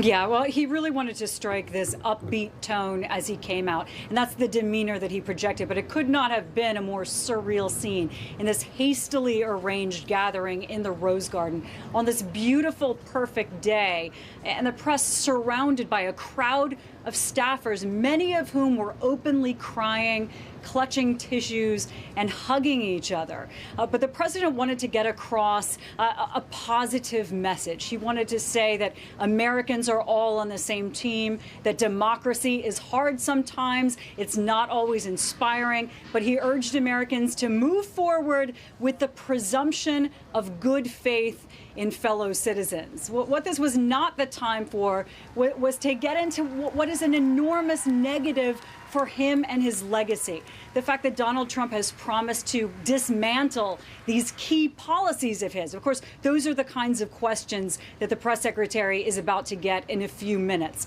But remember, on his time on the trail, his unprecedented time and energy that he put into stumping for Hillary Clinton, his goal there was also to reassure at certain points, to tell America that in terms of what Donald Trump had been saying, that this is not who we are, that the president has faith that the judgment and values of Americans would prevail, as he put it, and elect Hillary Clinton, and that America is not as divided as some people say. Well, clearly, that is not the case. And you have to wonder, does the president now see America differently? Was he mistaken in trying to make that argument? He also, at one point on the trail, called it a personal insult if voters did not elect Hillary Clinton. So he has to be feeling the sting of that right now, but that's not what he wanted to focus on. I think the best reassurance he could give America right now, in his view, is to focus on a peaceful transition of power, Wolf. A smooth transition. Jim, what have we been hearing from the Trump camp today? Are they focusing in on this smooth transition? They are, Wolf, but I think the most important thing right now is that we're getting a sense that both sides are laying down their swords after this very hard-fought campaign. Jason Miller, the senior communications advisor for Donald Trump, tweeted after Hillary Clinton's speech, very classy speech from Hillary Clinton, important step in bringing our country together. That was his first tweet since late last night when all of this was coming down. Wolf, I think it's important to note there was no reference to Crooked Hillary. That is something that you would see tweeted by the Trump campaign, their top officials, over and over and over again. They're not using the term Crooked Hillary. She is no longer their opponent. I do know from talking to officials with the Trump campaign, they are getting busy with the process of putting together this transition. There were meetings this morning over at Trump Tower among top advisors to the president-elect. And I talked to Mike Pence very briefly last night, Wolf, after it was all over. Mike Pence was leaving the room, and I asked him, what's going to happen tomorrow? And he said, we're going to get about the business of getting this transition going, and that he looks forward to it. But Wolf, keep in mind, a lot of people inside this campaign in very high senior level positions were not anticipating this result. And so to think that they're going to have this transition, this plan for a Trump administration up and running today on November 9th, or even tomorrow, is just really kidding themselves. They're just not at that point at this stage. However, we should note that they have a very capable team over there led by Chris Christie, the New Jersey governor. He's been working at this throughout this campaign, and as well as other top names. We're hearing Jeff Sessions, the senator from Alabama, Rudy Giuliani, the former mayor of New York City, Reince Priebus, the RNC chair, who has been talked about as the next White House chief of staff. So there are certainly names out there of people who will take on these very important positions inside a Trump administration. But Wolf, the other thing I think that we have to keep in mind here in looking at Donald Trump and his next moves here is, what does the president-elect say to the country after this hard-fought campaign? Keep in mind, the night before the election, he was still referring to Elizabeth Warren as Pocahontas. Elizabeth Warren is not going to take that lightly. If the Trump campaign, if the Trump team feels like they're coming into Washington with this huge mandate, they may be kidding themselves. At this point, they're not even winning the popular vote. Yes, they did win a resounding electoral college victory, but they did not, at least at this stage, win the popular vote. And so there are going to be a lot of Democrats, Hillary Clinton and Barack Obama aside, who are going to have some sore feelings in Washington about this campaign that Donald Trump conducted. So I think a lot of this is going to hinge on his next steps, his behavior as we move forward. Yeah, well, he was gracious last night in that victory speech. It was relatively brief. Jeff, there has to be a lot of soul searching among Democrats right now. Just a little while ago, we heard from Hillary Clinton thanking her supporters. What is she and her team saying about the next step?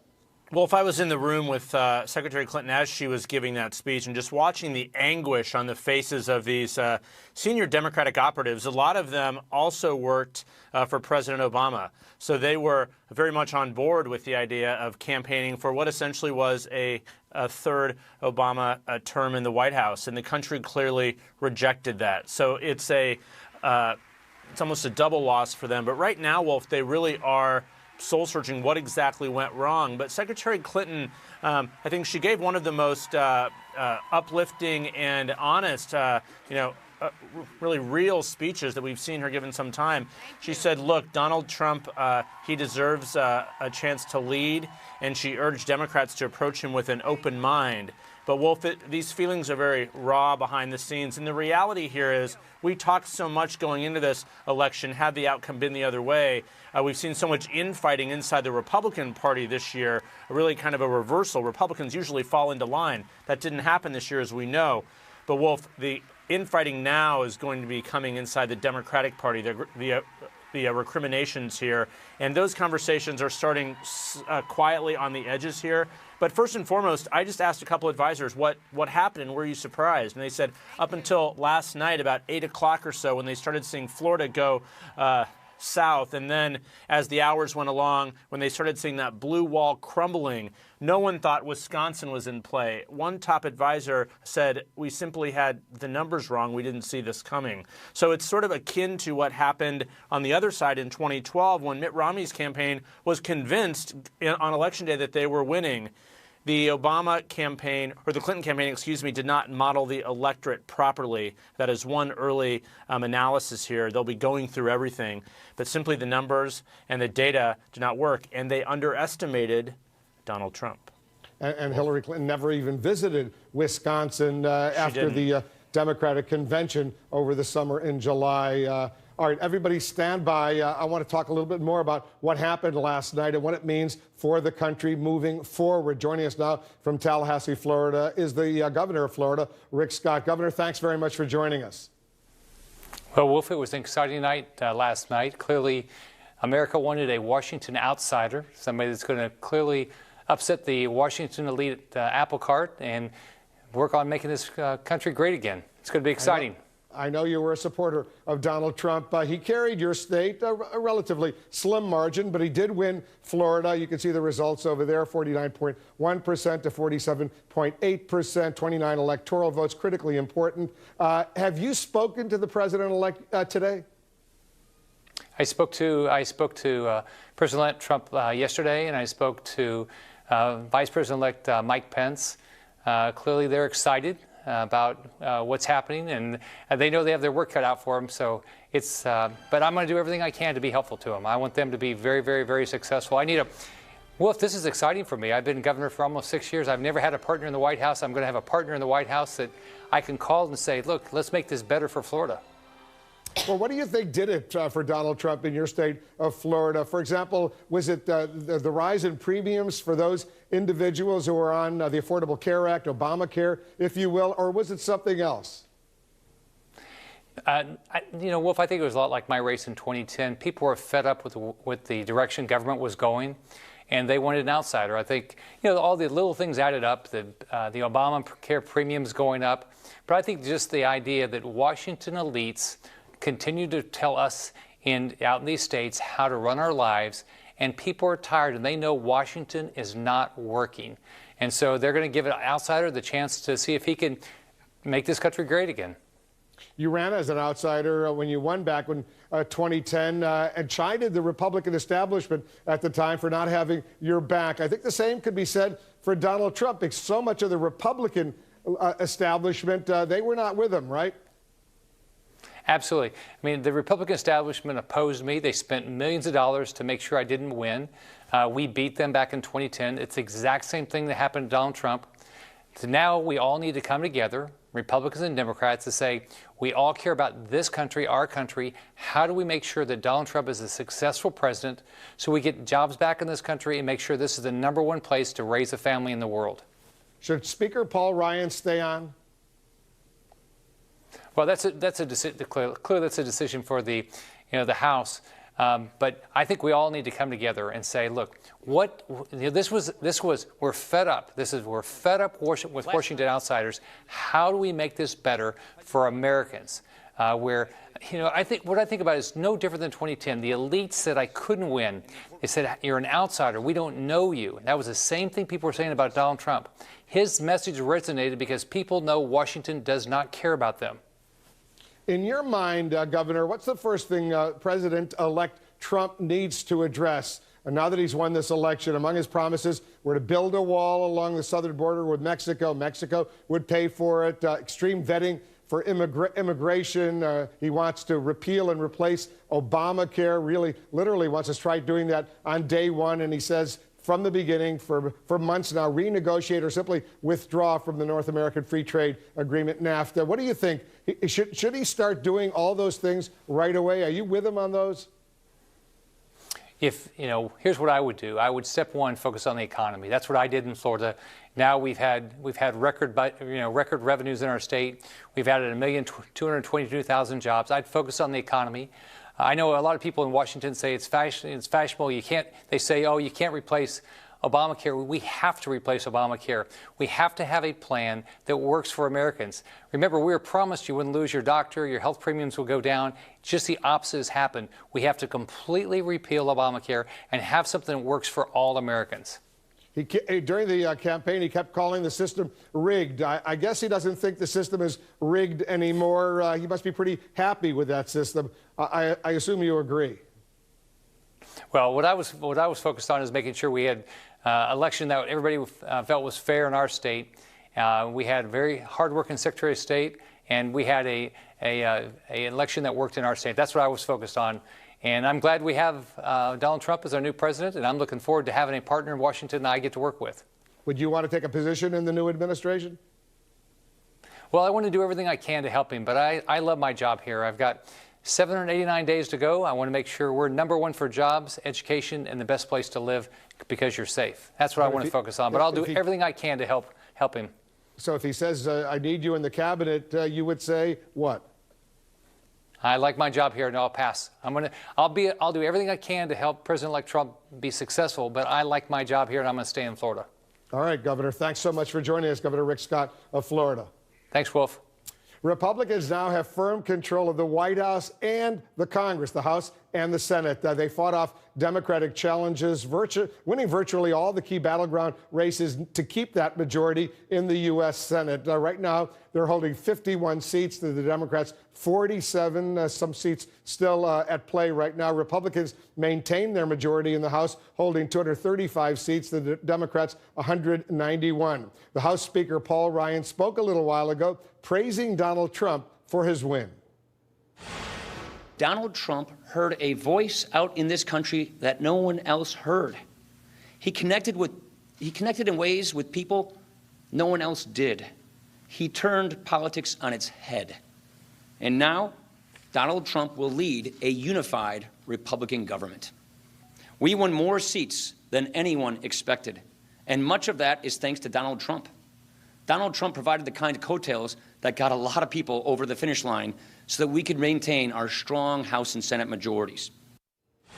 Our senior political reporter, Manu Raju, is here for us. He covers Congress very closely. Manu, so where were there surprises? Well, Wolf, overall, it was a major surprise that the GOP stemmed losses so significantly in Congress that the party was able to preserve a working majority in both chambers. Now, in the House, officials on both sides expected the Republicans would lose anywhere from 12 to 20 seats, but their losses will probably be only in the single digits. And in the Senate, the GOP looks like they'll have, at the very worst, a 52-48 majority. Now, the CNN has not called the New Hampshire Senate race yet. That's where Democrat Maggie Hassan is leading by the narrowest of margins and declared victory, although Republican Kelly Ayotte has not yet conceded in that race. But Democrats also fell short in a number of other races last night, including in Indiana, where they recruited former Senator Evan Bayh, but he lost in an overwhelming fashion to Republican Todd Young. And the GOP also benefited from Trump coattails. Manu, I'm going to get back to you in a moment. I want to go to the White House. Josh Earnest being asked if last night's results reflected on President Obama's legacy. I don't know that anybody has the direct answer to that question now, because there are some relevant facts. The first is that Secretary Clinton won the popular vote. Now, winning the popular vote is not what gets you the keys to the Oval Office. You got to win the electoral vote. And I think I know that everybody knew the rules going into the contest. But it does underscore the depth of support and enthusiasm for her message and for her campaign. And that is a testament to her leadership and her ability to build support for a national campaign. The other thing that happens to be true is there are a lot of people, again, the math requires this, who voted for Barack Obama in 2008, who voted for his re-election in 2012, and voted for Donald Trump in 2016. And I think I don't have an explanation for that, to put it bluntly. But I think certainly all of your networks and all of you are going to spend some time pondering that question, spending some time looking at the returns, looking at the exit polls, and maybe even spending some time in some of those communities across the country where Mr. Trump, President-elect Trump, enjoyed such strong support, support that exceeded the expectations of everybody, apparently even exceeded the expectations of the Trump campaign. So that's a worthy question, but I'm not going to pretend I have a real direct answer for you. But it's one that's worthy of careful consideration. Another thing that we heard him say a lot out on the campaign trail is that progress was on the ballot, and that if Hillary wasn't elected, all of that progress would go out the window, down the drain, would be lost. What does the outcome last night do for the legacy the president wants to leave behind, from Obamacare to the Iran nuclear deal to putting a third Supreme Court justice on the Supreme Court, and more? Well, again, Darlene, with the caution that we're 12 hours, less than 12 hours away from this election being decided. There are some things that we knew to be true before the results started being tallied. And one of those things was that the next president, whether it was Secretary Clinton or Mr. Trump, were going to have some difficult challenges and some difficult questions to answer with regard to a range of policies.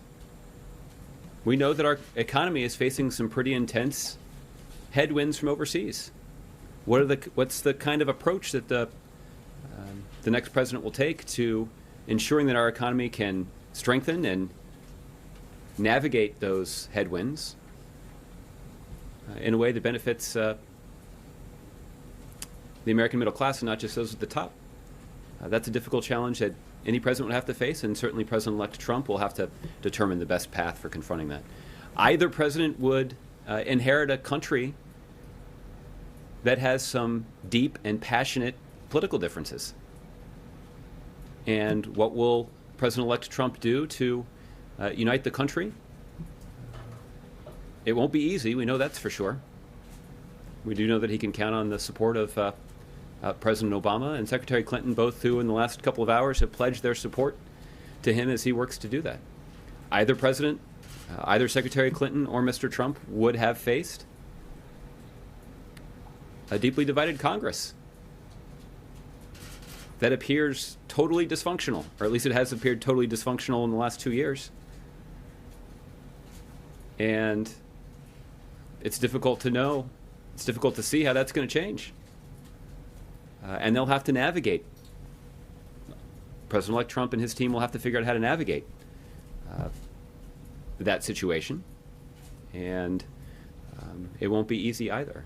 So I guess the point is it's too early to tell exactly what the impact will be. There will be an impact, but we knew there would be regardless of the outcome of the race, and there certainly were some priorities where Secretary Clinton didn't agree with President Obama, and in a different scenario, she would be, you'd be asking me the same question about some of those policy priorities too, and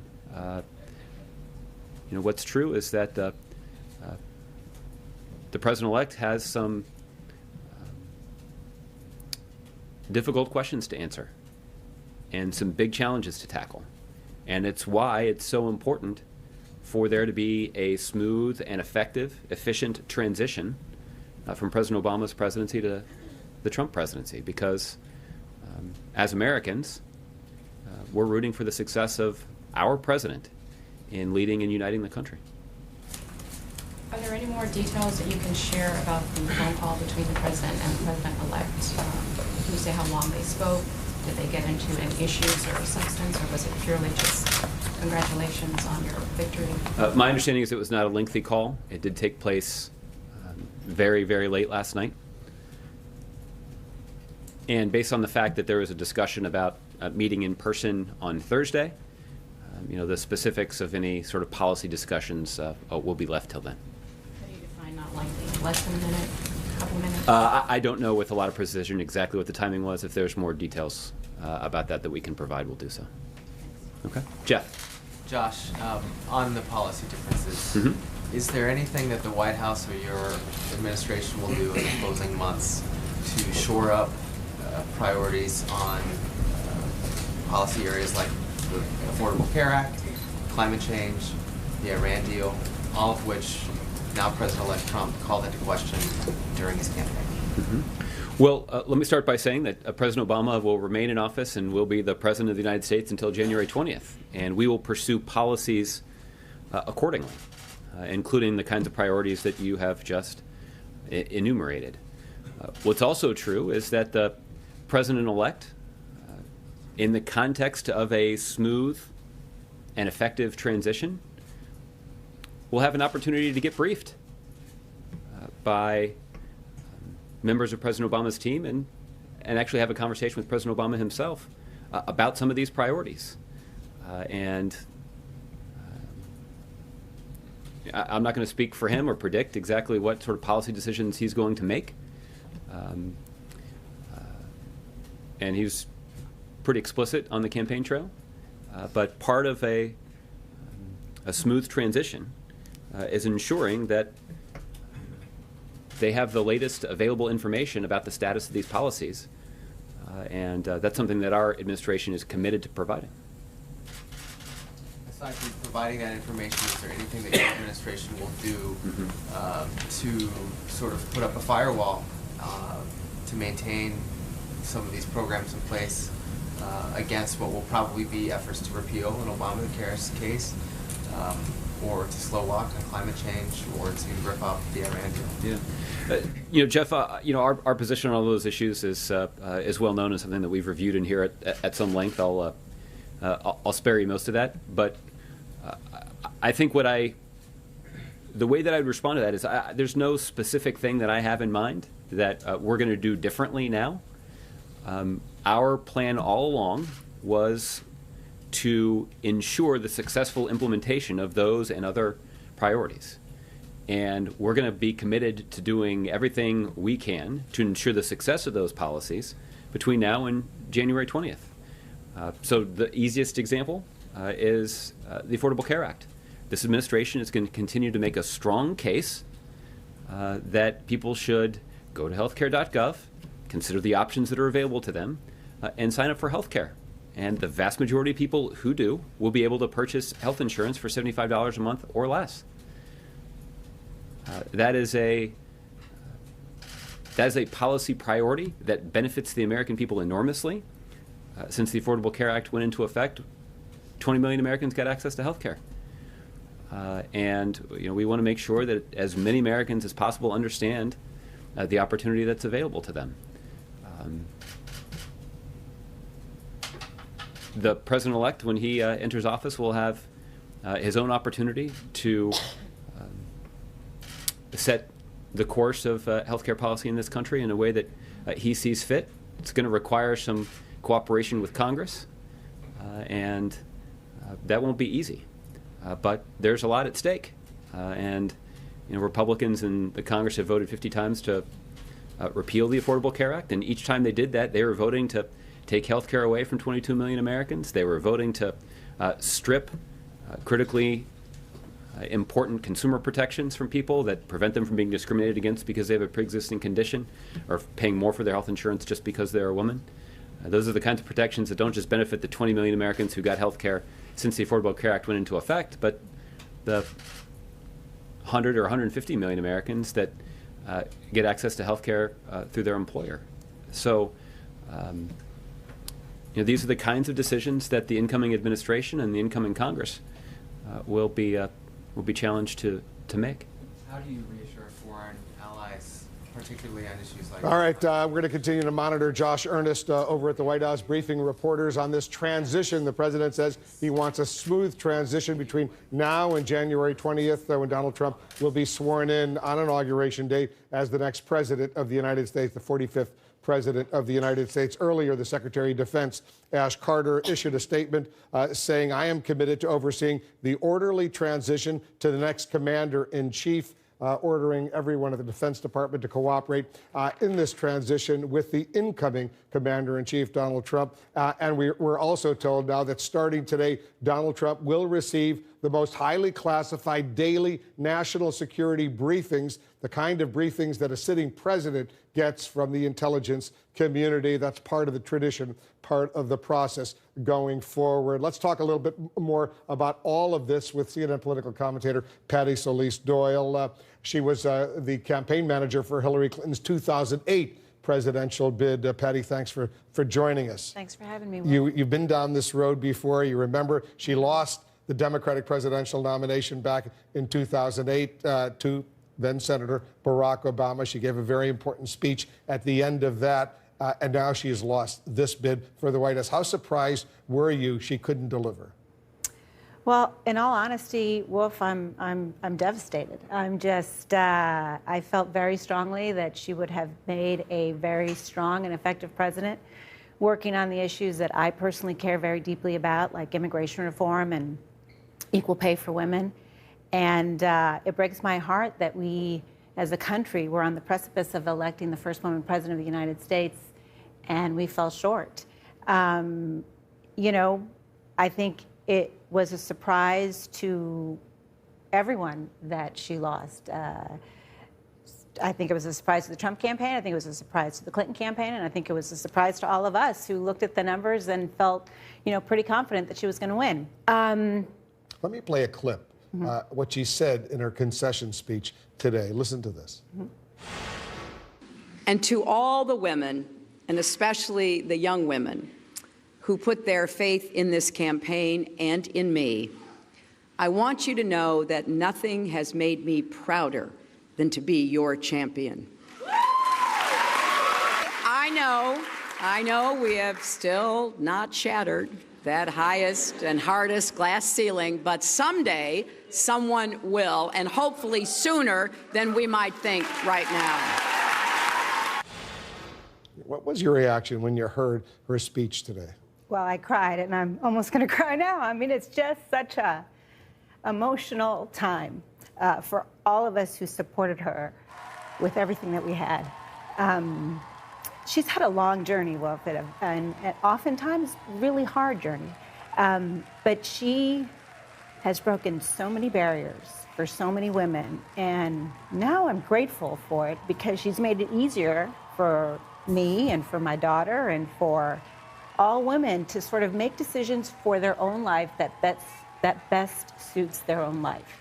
And for that, I'm grateful. I'm grateful to her. And I think about what she says and what she believes, and that is to do all the good you can for as long as you can, for as many as you can, and I believe that's what she's going to continue to do. You could see that she was upset because so many of her supporters, her staff, they worked around the clock to get her to become president of the United States. And you could see how badly she felt, not only for herself and her family, but certainly for all those people, especially the young people who work for her. Right. I mean, working on a campaign is just, it's excruciating. It's 18, 20-hour days. You devote everything you have to it. It affects your family. It affects your friends.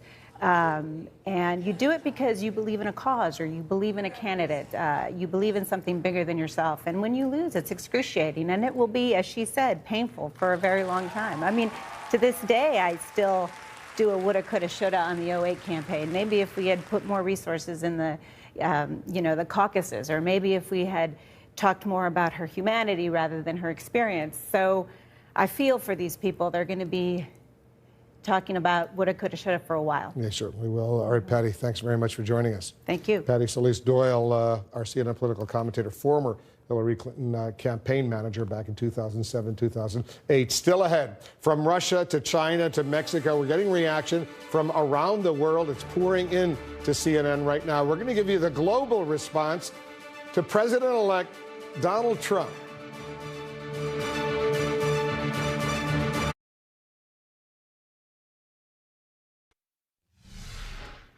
Donald Trump didn't just breach Hillary Clinton's so-called blue wall of defense, he shattered it. Trump's support among white working-class voters in the so-called Rust Belt was a key part of his presidential victory. Let's discuss with our panel. Our chief political analyst, Gloria Borger, is with us. Our chief political correspondent, Dana Bash. Our politics editor, Juana Summers, and political commentator, Ryan Lizza, the Washington correspondent for The New Yorker magazine. Help us understand, Gloria, especially our viewers all over the country, indeed around the world, how much Donald Trump has now changed the political landscape in the United States. He really has. I think what we're seeing is that the blue wall that the Democrats felt they had in the Rust Belt is dissolving. And what he did was he got out new voters in large numbers from rural areas in this country, voters who feel disenfranchised, who feel that trade deals don't benefit them, who feel left behind, who feel like they haven't had a raise in 15 years. He also got non-college educated white voters to go with him, including women. And the Obama coalition just kind of fell apart, and Hillary Clinton could not garner enough new Latino voters to make up for it. I mean, Donald Trump got a higher percentage of Latino voters than Mitt Romney did. So think about that. And I must say, she helped this. You know, she has an integrity problem that never went away. And she focused so much on the fear of Trump that she didn't focus enough on getting rid of her own problems. And so the election happened. Listen to this radio interview, a clip from a radio interview that the Trump campaign CEO Steve Bannon gave, describing the strategy behind yesterday's truly remarkable win. Listen to this. We really concentrated quite heavily on Florida. Yeah. We had certain areas throughout the country, in both North Carolina and Ohio, that we were really looking at. And as those started to come in, I think we felt quite confident. So it was never no lack of confidence. And I think that my analogy to the British exit, to the Brexit movement, was really what the exit poll showed about people's desire for change, right? And desire for, real change, just not the type of change that gets talked about on cable TV. So that's when I felt that, well, if this is correct, if these is correct, then you'll see it start to roll across what we call the core four, which is the four we felt we had to win to give ourselves multiple paths to victory, which was Florida, North Carolina, Ohio, and Iowa. We always felt that, Pennsylvania, Ohio, Michigan, Wisconsin, places like that would always be in play because of this populist message. And he was right. They carried basically those states. Is there a hidden vote out there that the pollsters did not determine, people who voted for Donald Trump, even if they didn't say they were going to do so to pollsters? Yes. I mean, it's blatantly obvious. Either there's a hidden vote or every single polling model and approach was just wrong. Never mind the actual data modeling, which goes well beyond voter modeling, which goes well beyond the polling. And the Clinton campaign and the Republican National Committee did that The RNC said that they had it basically within 2, but it was on the lower part of that. But I think that he is absolutely right that this is a global movement that has just reached the shores of the United States. That it was, as Donald Trump said so many times in his last couple of weeks, Brexit plus plus. He was right. That's exactly what happened. People are so fed up with the way things work or don't work in this town, by business as usual, and more importantly, to his point about the populist message, the fact that they feel like they're sitting on the sidelines watching and not feeling whatever prosperity others are. That was real, and he tapped into it. Let's not underestimate, Juana, the enormity of what has happened yesterday. There will be a Republican president of the United States controlling the executive branch of the U.S. government. The Republicans will control the legislative branch of the U.S. government. They will be the majority, remain the majority in the House and the Senate. And once Donald Trump nominates a conservative Supreme Court justice, he'll break that 4-4 tie. There will be a 5-4 Republican, basically conservative advantage on the U.S. Supreme Court. The whole picture here in Washington has shifted. It absolutely has. You've gone from an era where I feel like the dominant narrative, particularly on Capitol Hill, has been Republicans in disarray. And now Donald Trump, in just a matter of 70 some odd days, will be inaugurated with an immense amount of power. And I think that's why you see some Republicans who have maybe not cleaved to him as strongly as you might expect they would. People like Paul Ryan, other leaders of the Republican Party, kind of really cleaving to him, surrounding themselves with him, saying they want to do whatever they can to make sure Donald Trump is successful. This is an enormous opportunity for Republicans on Capitol Hill and across Washington to really consolidate power in a way they never have before. Is he going to be able to do it? On day one, he says he's going to try to repeal and replace Obamacare. He's going to try to get rid of the Iran nuclear deal. He wants to get rid of all the climate change subsidies that the U.S. is spending a lot of taxpayer dollars on. He wants to move very quickly in these areas. Is that reasonable? Is that realistic? Absolutely. He will be one of the most powerful presidents in recent times. The fact that the executive branch has grown so much under first George W. Bush and then Barack Obama means that Trump comes into a White House with expanded powers. He can, on day one, he can rescind every single Obama executive orders. Executive orders are at the will of the president. They can be signed and unsigned at the stroke of a pen. And obviously, when you have one-party rule in Washington, legislation gets passed. We saw that in 2009 when Barack Obama had a Democratic Congress. On Obamacare, Republicans have a plan to dismantle that using the complicated process known as reconciliation, which would not require the normal 60-vote majority in the Senate. He will be able to move through Supreme Court immediately, a Supreme Court nominee, and if the Democrats try and filibuster that, they'll get rid of the filibuster in the Senate. So, yeah, he's going to have, with one-party control, he will be a very powerful president. He certainly will be. All right, guys, stay with us. There's more coming up. Heads of state from every corner of the world, they are now weighing in on Trump's presidential victory. We're going live overseas for the global reaction to this historic moment here in the United States.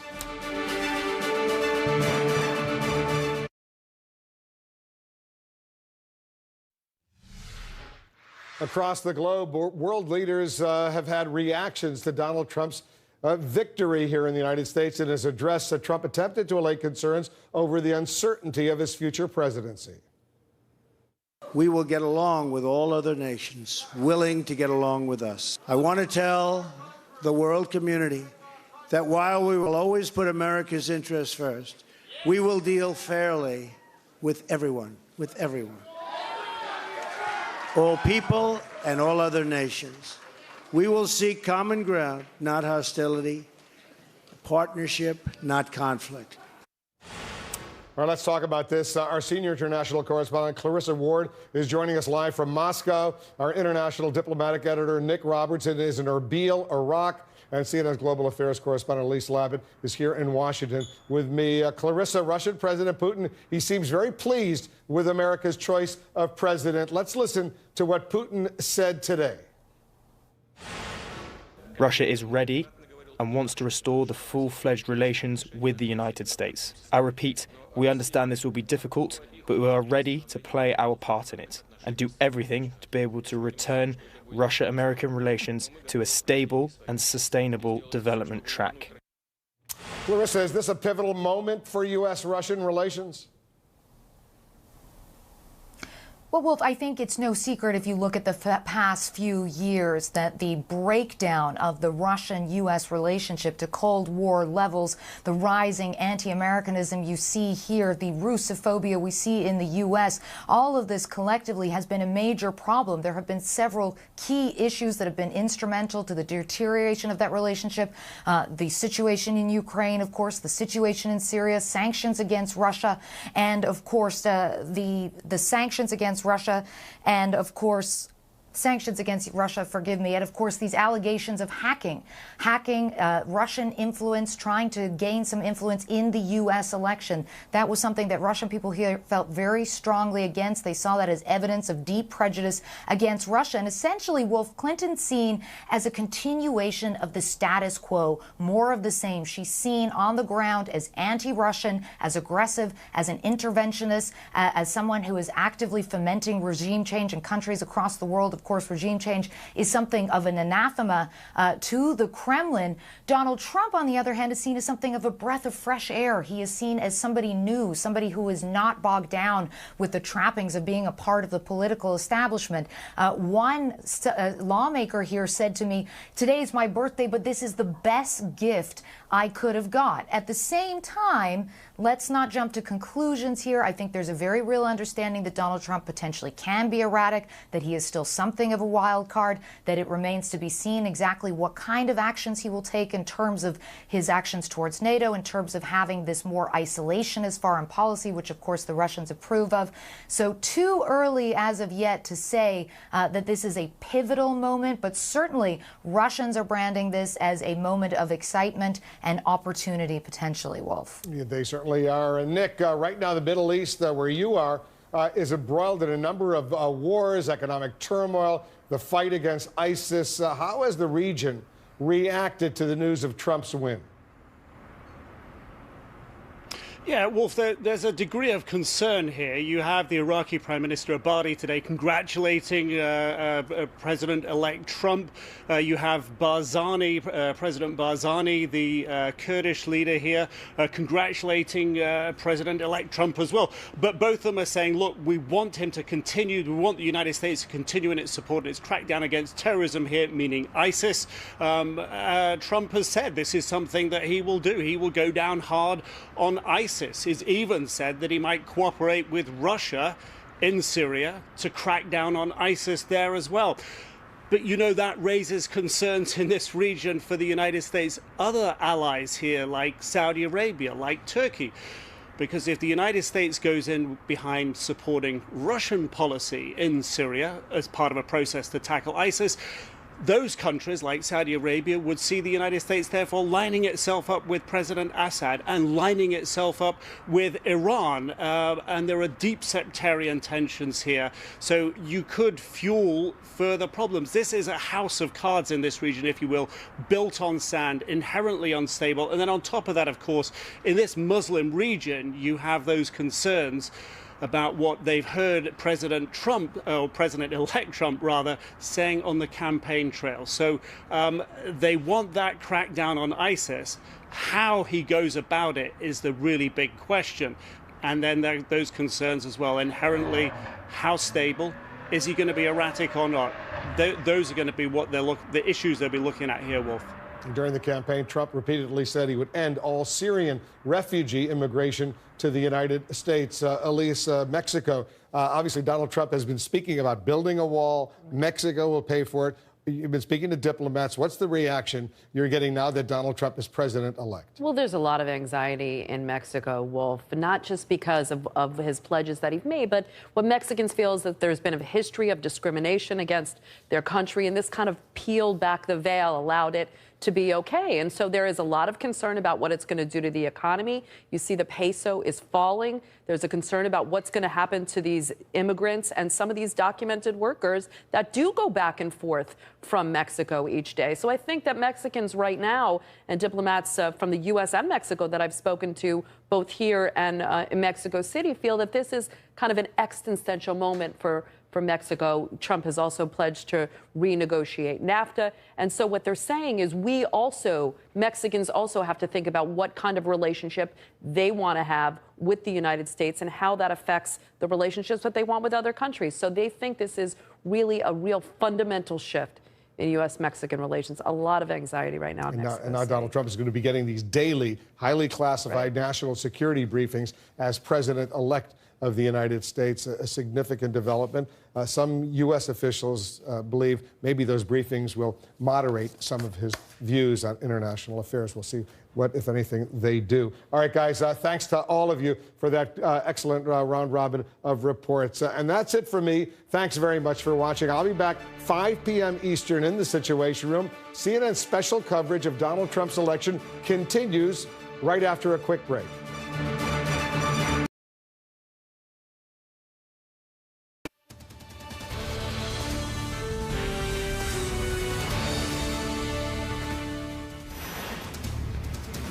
And take a look for yourself here. Live pictures, Washington, D.C., blue skies. The sun is up. The sun is up over the White House here in Washington. I'm Brooke Baldwin. We are live in the nation's capital with CNN special live coverage the day after this historic presidential election. Thank you so much for being with me. Let me just bring you up to speed. Moments ago, Hillary Clinton gave her concession speech after her defeat in the most spectacular and stunning political shakeup in modern American history. Donald Trump will become the 45th president of the United States. Hillary Clinton lost to a billionaire who has never held public office and who will now be the first political novice to run the most powerful nation in the world since Dwight D. Eisenhower won 63 years ago. Here was Hillary Clinton. This is not the outcome we wanted or we worked so hard for, and I'm sorry that we did not win this election for the values we share and the vision we hold for our country. But I feel pride and gratitude for this wonderful campaign that we built together. This vast, diverse, creative, unruly, energized campaign. You represent the best of America, and being your candidate has been one of the greatest honors of my life. I know how disappointed you feel because I feel it too. And so do tens of millions of Americans who invested their hopes and dreams in this effort. This is painful, and it will be for a long time. Donald Trump is going to be our president. We owe him an open mind and the chance to lead. Our constitutional democracy enshrines the peaceful transfer of power. And we don't just respect that, we cherish it. Let's go now to Jo Johns in Hillary Clinton's hometown of Chappaqua, New York. Jo Johns, I mean, she said it herself. This is painful. It will be for a long time. We saw her some tears from some of her staffers hugging those who've been so close with her, especially for these last 2 years. And we just learned even Bush 43, he called her up, didn't he? Absolutely. And I got to say, I was there for a while in the Javits Center last night. Really just a pall came over the room as the returns started coming in, and it became clear that Donald Trump was staying closer, leading in a lot of states that the Clinton campaign had expected to do better in.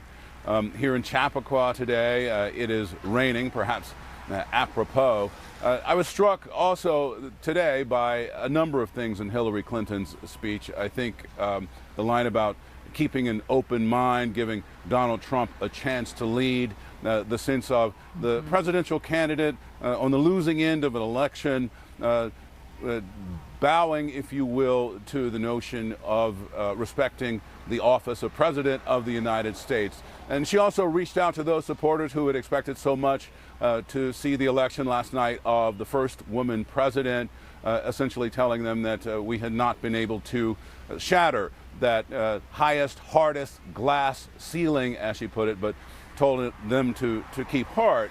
Here in Chappaqua as well, a lot of shock, talking to people in the streets that this is the home of Hillary Clinton. Many people expressing astonishment at what happened last night. And interesting, one man I spoke to on the street calling this, among other things, a revolt without guns. So the country has a lot of healing to do, and it's going to be up to Donald Trump to try to take them a long part of the way. Brooke.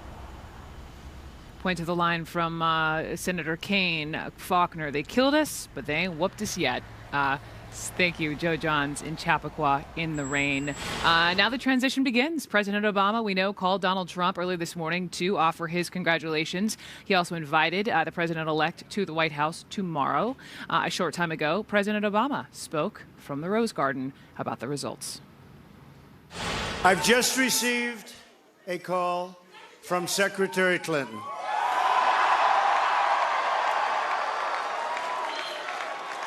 She congratulated us, it's about us, on our victory. And I congratulated her and her family on a very, very hard-fought campaign. I mean, she fought very hard. I pledge to every citizen of our land that I will be president for all Americans. And this is so important to me.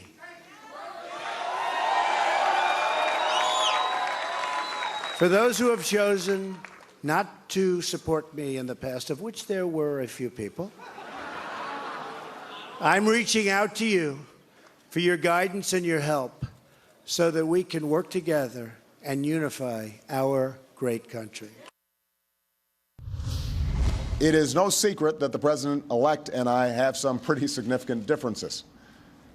But remember, 8 years ago, President Bush and I had some pretty significant differences. We are now all rooting for his success in uniting and leading the country. The peaceful transition of power is one of the hallmarks of our democracy. And over the next few months, we are going to show that to the world.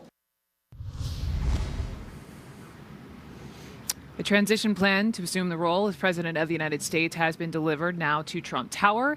Within that plan includes a plan for Trump's first 100 days in office. Let's go to MJ Lee, our CNN national politics reporter who is outside Trump Tower in New York City. We know, of course, the president has invited the president-elect to this White House come tomorrow. Walk me through what we know thus far, MJ, of the Trump transition. Well, look, Brooke, I can tell you that the scene right now outside of Trump Tower is pretty chaotic. They've actually closed down the sidewalk right outside of the entrance to the building. That's why we're reporting from across the street. And there are just tons of spectators here taking their photos, including protesters as well as supporters, really just sort of taking in the fact that the man that is inside Trump Tower behind me right now is going to be our next president. And Brooke, I was actually thinking about the last time that I was reporting outside of Trump Tower. It was about 4.5 weeks ago, the day after the Access Hollywood tape had come out. Remember, Trump spent all day the next day huddled inside with his advisors, and the fallout from that tape was so serious and it was so close to the election that a lot of Republicans had said this race is over, including some inside Donald Trump's own campaign. And now here we are a month later, Donald Trump defying all expectations. He will be our next president. We did hear earlier parts of Donald Trump's victory speech last night. Obviously, he took a very gracious tone, striking a very conciliatory tone as well. But there is a sense among some of his top advisors, basically that the media got all of this wrong, that the people really did not understand the forces driving Donald Trump's candidacy. I want to play a little sound of what Trump's campaign CEO, Steve Bannon, said earlier this morning.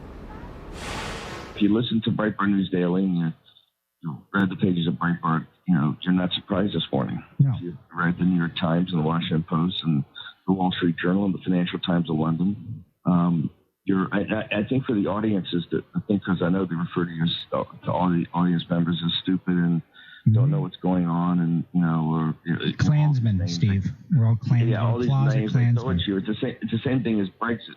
That they didn't really understand Brexit. They didn't understand what the underlying desire for people to have control of their own lives that Brexit represented. I think you saw the same thing last night, and I'm just I'm sorry I didn't get a chance to see the media meltdown. And now that he has been elected, Brooke, of course, Donald Trump has a lot of work to do to build out his administration, to prepare for the transition. And I think a lot of Americans across the country are asking the question of, can he heal the divides that have really come open during this election? It is going to be a tough thing for him to do. Brooke? MJ, thank you so much. Outside of Trump Tower there in Manhattan, this red wave of voters who propelled Trump to victory has given him a Republican-controlled Senate and a Republican-controlled House of Representatives. And it is expected a conservative-leaning Supreme Court will follow. Hillary Clinton, though, is winning the popular vote. It's important to add that. You heard earlier how Donald Trump reached out to the millions who supported her in his victory speech. With me now, CNN chief political correspondent Dana Bash, CNN's senior political analyst David Gergen, CNN political commentator Mary Catherine Ham, and Susan Page, Washington bureau chief of USA Today, who can put now her 10th presidential campaign in the history books. I almost want to say good morning to everyone, just because I know everybody's a bit bleary-eyed. We've all, stayed up a bit too late. Some people are, enthralled by the news today and are so excited. Others are just sad and are working through it. David Gergen, let me just turn to you first. On that Hillary Clinton speech, and we'll get to this massive upset of a victory of Donald Trump's in a moment, but do you think that was the most difficult thing she has had to do in her life? I think it was. You could see the pain in her face. You could just imagine the tears that have been flowing over the last 12 hours, 14 hours or so. But I also thought it was one of her best speeches. She was graceful. Because she was not only graceful, but she opened up. You've got to see Hillary, the more vulnerable parts of Hillary and the caring parts of Hillary. Does it make you wish you had seen more of that along the way? Yes. Yeah. I mean, I think one of the turning points back in 2008 was when she teared up just before the New Hampshire primary, and people saw that she was a real person, a real woman who cared. And I think that got lost in the conversation this time around. So I thought the speech today was very effective. And I think all the speeches have been gracious. There have been 4 speeches, Mrs. Clinton's, Mr. Trump's, and Ryan, and the president. And all have been gracious. And I think they've set a good tone for the opening days. But everybody knows there are a lot of big fights coming. A lot of big fights. On the tremendous victory, Dana Bash, let me turn to you. You were up in the wee hours on TV working through all of this history that was made. And one thing I think it's important pointing out is that through this election cycle, Donald Trump crushed 2 political dynasties in the Bush family and the Clintons. Mm-hmm. That's a really interesting point and a great way to put it, Brooke. I actually didn't think of it that specifically, but you're exactly right. In fact, somebody was joking last night that Barbara Bush had it right all along, that the country doesn't need any more Bushes or Clintons from well before her son Jeb decided to run. Right. But it does speak to part of the reason, a big part of the reason, it appears that Hillary Clinton didn't win. It's because of the, as you were just playing from Steve Bannon, talking about the Brexit effect. That's what Donald Trump said was going to happen. That's what his campaign manager said was going to happen. And it seemed to have happened. That people in this country are just so done with, never mind the dynasties, which the Hillary Clinton presidency would have effectively been, but also just business as usual. The things just don't get done here. And one of the fascinating data points in some of the exit polls is how many people who voted for Trump either don't like him, don't think he has don't think he has a very good character, and don't think he has a temperament to be president. I think it was somewhere in the ballpark of 20%. That's a huge number. These are people who voted for him to be president. And what it says is that they're willing to take the risk with somebody they don't like and somebody that they don't necessarily think is fit for the job because they think it would still be better than the alternative. There you have talking about the kick in the pants or the message to the establishment in this country. You also, though, have these establishment Republicans who were none too thrilled about what Donald Trump had been doing, offering Susan this olive branch. Even looking at, we mentioned Bush 43 called Hillary Clinton after the concession speech. He called Donald Trump to congratulate him. Jeb Bush tweeted congratulations. John Kasich, congratulations. Ted Cruz, Mitt Romney. And, you know, part of that reflects concern that Donald Trump raised during his campaign about the peaceful transfer of power. You know, he talked about the election being rigged, raised a lot of concerns about our constitutional systems. Now that he's won, he no longer thinks the election's rigged. But I think that the Democrats in particular wanted to make the point that we have a system in place. They called him our president. They didn't call him your president. They said they want him to succeed. That may only last 24 hours. That was my question. Does the goodwill, does the kumbaya moment extend? 16 months of the fiercest campaign in modern history. It was nasty. Does not get turned off like a light switch. But there is possibly an opening for Donald Trump to become a more inclusive figure than he has been during his very difficult Republican primary campaign and this general election. But I think that's what I think everyone's sort of sifting through what this means. And I think one of the biggest question marks, Mary Catherine, is this going to be the candidate lock her up, build a wall, special prosecutor Donald Trump, or is it the Donald Trump who was gracious last night in his speech in New York? Right. Well, who's it going to be? First, let me say, I think it's incumbent upon me, and I think this is part of the process, to say I was wrong. There were so many people who were wrong. It's all good. It's like a Sting saying Roxanne and replace Roxanne with wrong. You still would not have enough wrongs. So that's part of this process, is understanding where we misunderstood. I thought that the appetite for change was huge, but that he was not going to have enough of the nuts and bolts to pull it across the line. It turns out the appetite was larger than that. So he broke all the rules going through the primary process, and he broke all the rules becoming president. For that reason, I'm not sure he and his team are excited to say, you guys know better than we do, so that's part of this. Part of it is his just general personality. But there are folks, Pence in his orbit, the Heritage Foundation has been working on, a conservative think tank has been working on transition stuff, as it did for Reagan when he came into office. The question is, who has his ear? I think Kellyanne Conway has certainly earned it, other people in his circle, but he's mercurial. We don't know who he listens to. That's been part of this discussion. I mean, one possibility, and we'll have an entire conversation about transition, but you could have a Reince Priebus as a chief of staff. You could have a Speaker Ryan hang on to his post as the most powerful Republican in Congress. It's all red here in Washington. How might that work in terms of governing for Donald Trump? Well, I think he's got prospects on the domestic arena that actually are larger than what Hillary Clinton first faced. How do you mean? Because he's a Republican president with a Republican House, Republican Senate, and some of the things he wants to do is to repeal things, and you can get that done with 50 votes. You don't have to get your 60 in the Senate to do that, some of those things. And he's got Paul Ryan sitting there with a plan. He can blend in his own thinking about economics. But Paul Ryan is the policy wonk. That is not Donald Trump. No, but he can deliver the votes. That you can get an alliance going. So I think on the domestic side, you can think of that maybe they could be more ambitious than people first thought. I think it's on the international side where there are real issues, because he ran against the establishment. And normally when you come in, you want somebody at state, you want somebody at defense, you want a team underneath them at Treasury that are experienced people. People who go back, who've earned their spurs, who know the international landscape, can pick up a phone and talk to a foreign leader without any problems. Those people mostly endorsed Hillary Clinton. They're sort of off the reservation. A lot of them don't want to go work for Donald Trump. They think he's mercurial. They're not sure they want to be there. And you've got a lot of foreign nations looking at him. He turned a lot of American foreign policy upside down in this campaign on NATO. He's sort of skeptical of NATO, but embraced Putin, and on the question of North Korea or South Korea and Japan.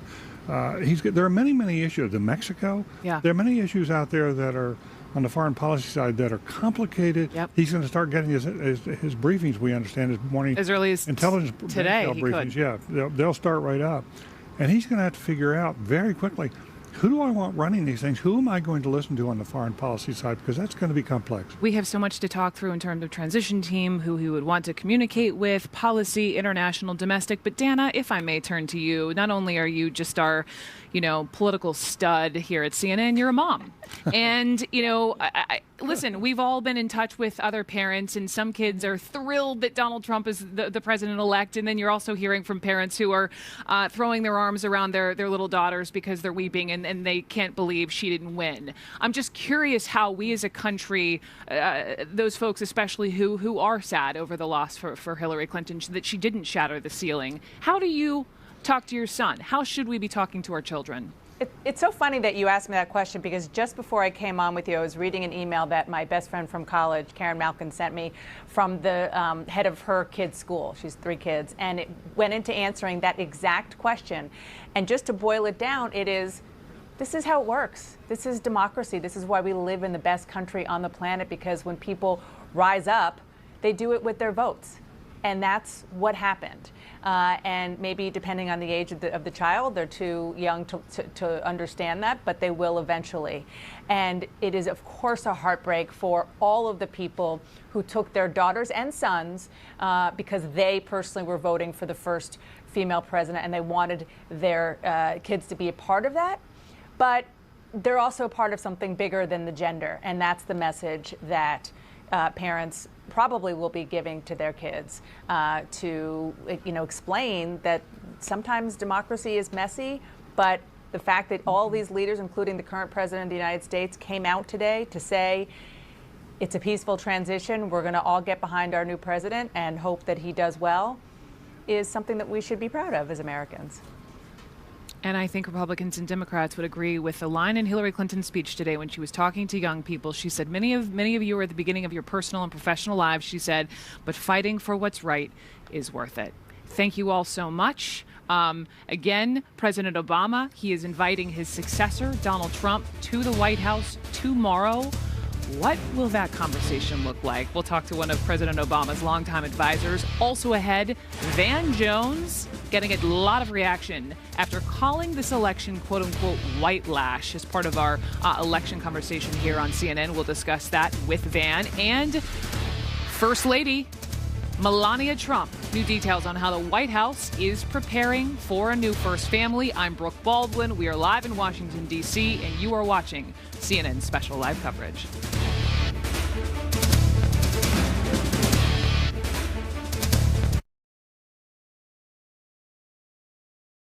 This is Life with Lisa Lang.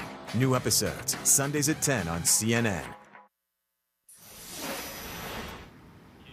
All right, welcome back. You're watching CNN. I'm Brooke Baldwin. Just into us, we have some new numbers here. All precincts reporting in the state of Minnesota. It appears Hillary Clinton has won that state. Another update, Donald Trump has won the 2nd congressional district in Nebraska. So that brings the electoral vote count now to 290 for Trump and 228 for Clinton. Donald Trump's stunning win sent global markets into a brief overnight free fall, but they have stabilized by now.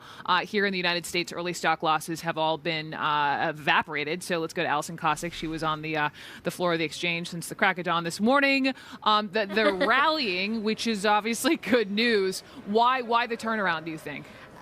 Yeah, it's interesting. 236 points to the upside for the Dow. Definitely not what I expected to see today when my eyes kind of fell out of my head during those returns coming in when we saw futures for the Dow falling 800 points. Well, I think what's happening here is that now that a Trump presidency has had time to sink in, investors are weighing what a Republican Congress and a Republican president mean for a low tax, pro-growth, and low regulatory landscape, one that can be very beneficial to stocks and business. One analyst is putting it this way: if the Brexit was a 10 on the earthquake scale, this is a 5 or a 6. Still, though, I wouldn't get complacent because we could see massive swings between now and Inauguration Day, depending on what investors learn about where President-elect Trump stands on policies. And we've certainly seen a big swing lower, with the Mexican peso falling to an all-time low because of fears Trump will undo NAFTA. As for the Fed, it's been looking for a rate hike for some time now and could be hiking next month. But analysts say now it really could depend on the market, whether it's volatile or not. So if we see market volatility after Trump's victory, I'm talking about wild swings, then the Fed could decide to hold off raising rates, as everyone's thinking it will do, in just a few weeks. Brooke? Okay, glad it's stabilized for now. Allison, thank you so much. Meantime, tomorrow, Donald Trump is expected to step into the White House for the first time as president-elect, an invite from President Obama to the man he once called a, quote, temperamentally unfit to be commander-in-chief. So I want to bring in Bill Burton, former deputy White House press secretary for President Obama, and Kevin Madden is here with me, CNN political commentator and Republican strategist and partner for Hamilton Place Strategies. Gentlemen, Nice to have both of you on. And Bill, let me just start with you and, to be a fly on the wall of this meeting at the White House between the president and the president-elect. I mean, President Obama. Walk me through the meeting tomorrow. How does President Obama say, congratulations, but please don't chip away at my 8 years here? Well, I don't think that'll be a part of the conversation. I think that the president will take this very seriously. When we came into the White House in 2009, President Bush and his team were very open and welcoming and helpful as we made that transition into the White House. And I think President Obama is committed to that, and he wants to lay that down for President-elect Trump. For Trump, I think, I was in college back in the 1900s when Jesse Ventura was elected governor of Minnesota. And people thought that was going to be a crazy thing. I was at the election night party. They cut off the alcohol because it got so crazy. But when Jesse Ventura became governor, he did take it seriously. And he actually did nominate some pretty moderate judges and did the best that he could. And I think that President-elect Trump is going to do the same sort of thing. So I would imagine him in that meeting is going to be putting forth his best face possible. And we'll see the beginning of the peaceful transfer of power. Okay. Kevin. By the way, Bill said 1900. I thought he did. Bill, he's not that old. I think he said 1900s. I know you 90s. probably didn't get a lot of sleep. You're looking good for being, as old as you sound like you are. 116 years old. I don't feel good. Kevin Madden, with this transition, listening to the president earlier in the Rose Garden, he said it's kind of like, it's like a race, and we each run our leg, and I'm just passing off the baton. He was saying how professional the previous administration, the Bush administration, had been with him. How, though, might this Obama to Trump transition be more challenging, more difficult? Well, I think I think one of the problems right now is that you have an administration, right, that's been up and running for 8 years. They know all the ins and outs of the government. They know a lot of the day-to-day pressures that face a potential administration. Whereas you have a campaign which is really focused on this 24-hour cycle, then the next 24-hour cycle, right? So it's been 5 yards of a cloud of dust for them for the last year and a half. Now they have to think about how they're going to plot out and plan a 4-year administration. And, I mean, if you think at the size of the government right now, 16 cabinet agencies, 400 sub-agencies, 4,000 political appointees that President-elect Trump is going to have to consider. The magnitude of that, I think, is going to become very clear right away for the transition team. On the transition, Bill, in inner circle, I mean, do you think, try to put yourself in the shoes of the president-elect and how he might choose? Do you think it would behoove him to choose folks he really trusts, the Giulianis, Christie, Sessions, Flynn's of the world, or should it be, Republican veterans who know Washington? Well, I think you probably need a mix of the two. Now, I personally wouldn't hire Rudy Giuliani to do anything, but he is someone who is very close to President-elect Trump, and he is someone who has shown himself to be capable during 9/11. So you need people like that who you definitely trust, but you also need people who understand Washington, who can help move the levers of government the way you need them moved. And he's going to go through a very rough patch. People talked a lot about the investigations that Hillary Clinton was going to be under, but people need to understand that President-elect Trump was being watched by the FBI for his ties to Russia. The IRS was looking into his foundation. He's going to have his own legal problems, and having a team that he can work with and that can bring him through that is going to be very important for him, too. Let me just stay with you quickly, Bill. Is there anything in these final weeks that President Obama could do to sort of safeguard anything he's done before a president-elect Trump steps foot in this House? I think that there's a limited amount that you can do as president to protect your legacy after you're no longer in office, because anything that you do, be it an executive order or something like proclamation, can just be easily undone by the person who comes after you. So I think the president will be thoughtful about the things that he wants to get done before he leaves office, and he will take these last months very seriously and do everything that he can before he gets out the door. But once President-elect Trump is in the White House, he's got the keys.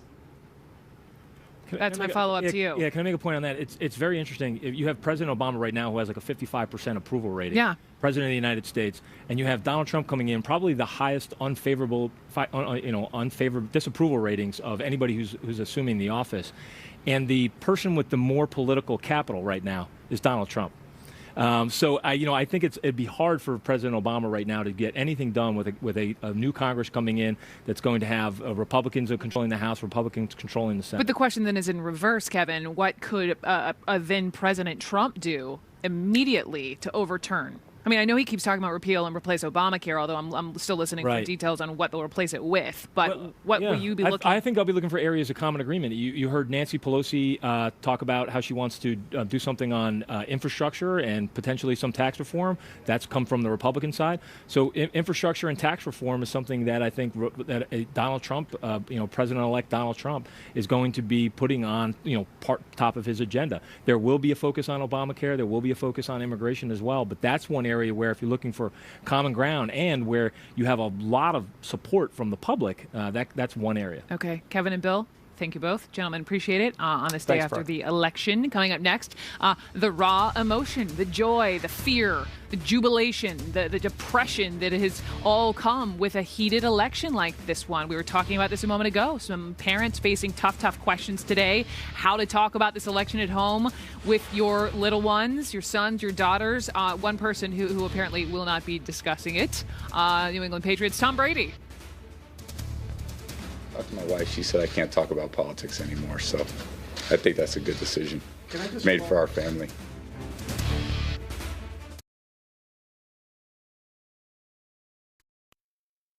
Anthony Bourdain Parts Unknown. New episodes Sundays at 9 on CNN.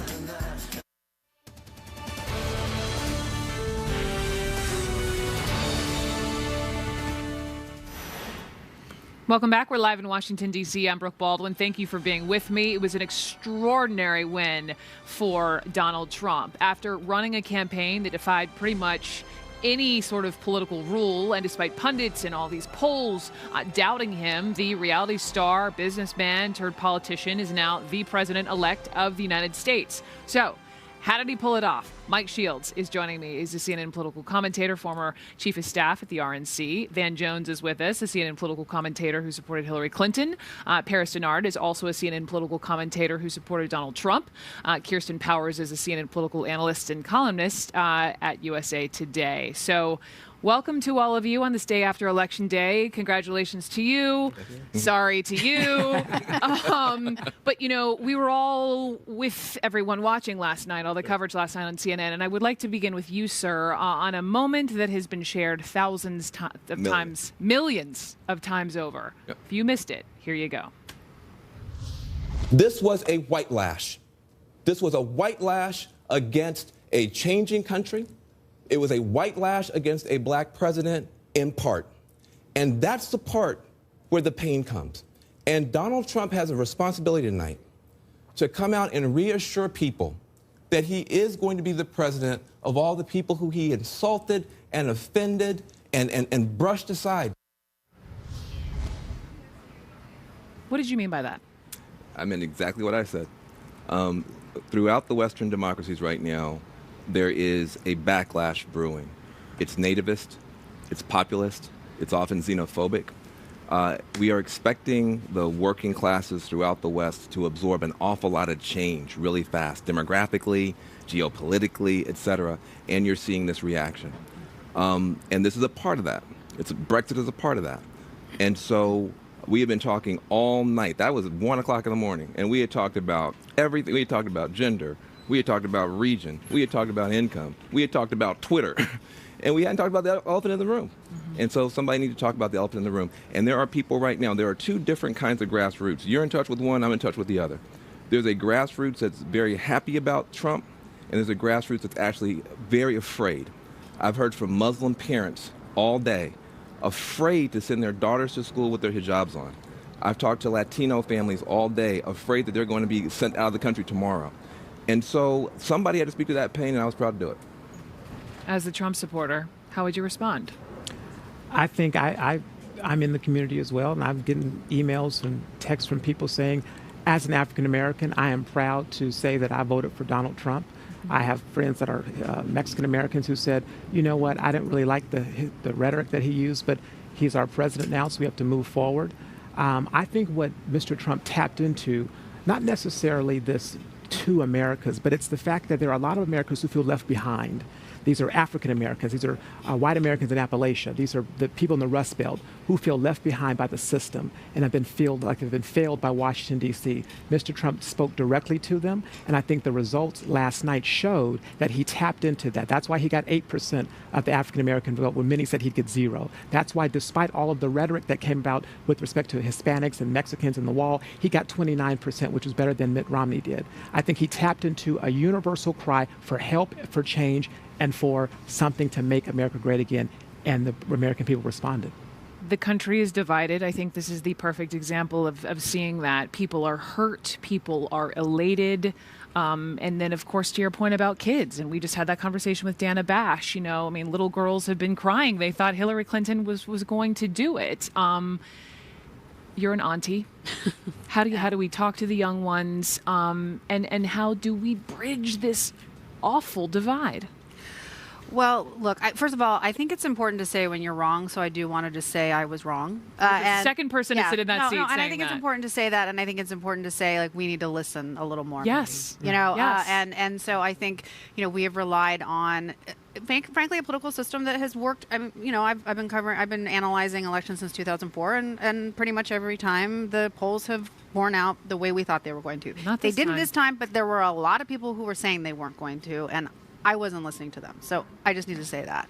And I think that, what Van's talking about is a very real thing. I mean, a lot of my friends are in a lot of pain right now. So I think that is something that Donald Trump needs to address. But we also need to be realistic about the fact that there are a lot of white people that are in a lot of pain as well. Mm-hmm. A lot of white men in particular. I mean, we know that they are suffering more from prescription drug addiction and more suicide and those kinds of things. So I think we need to take that seriously.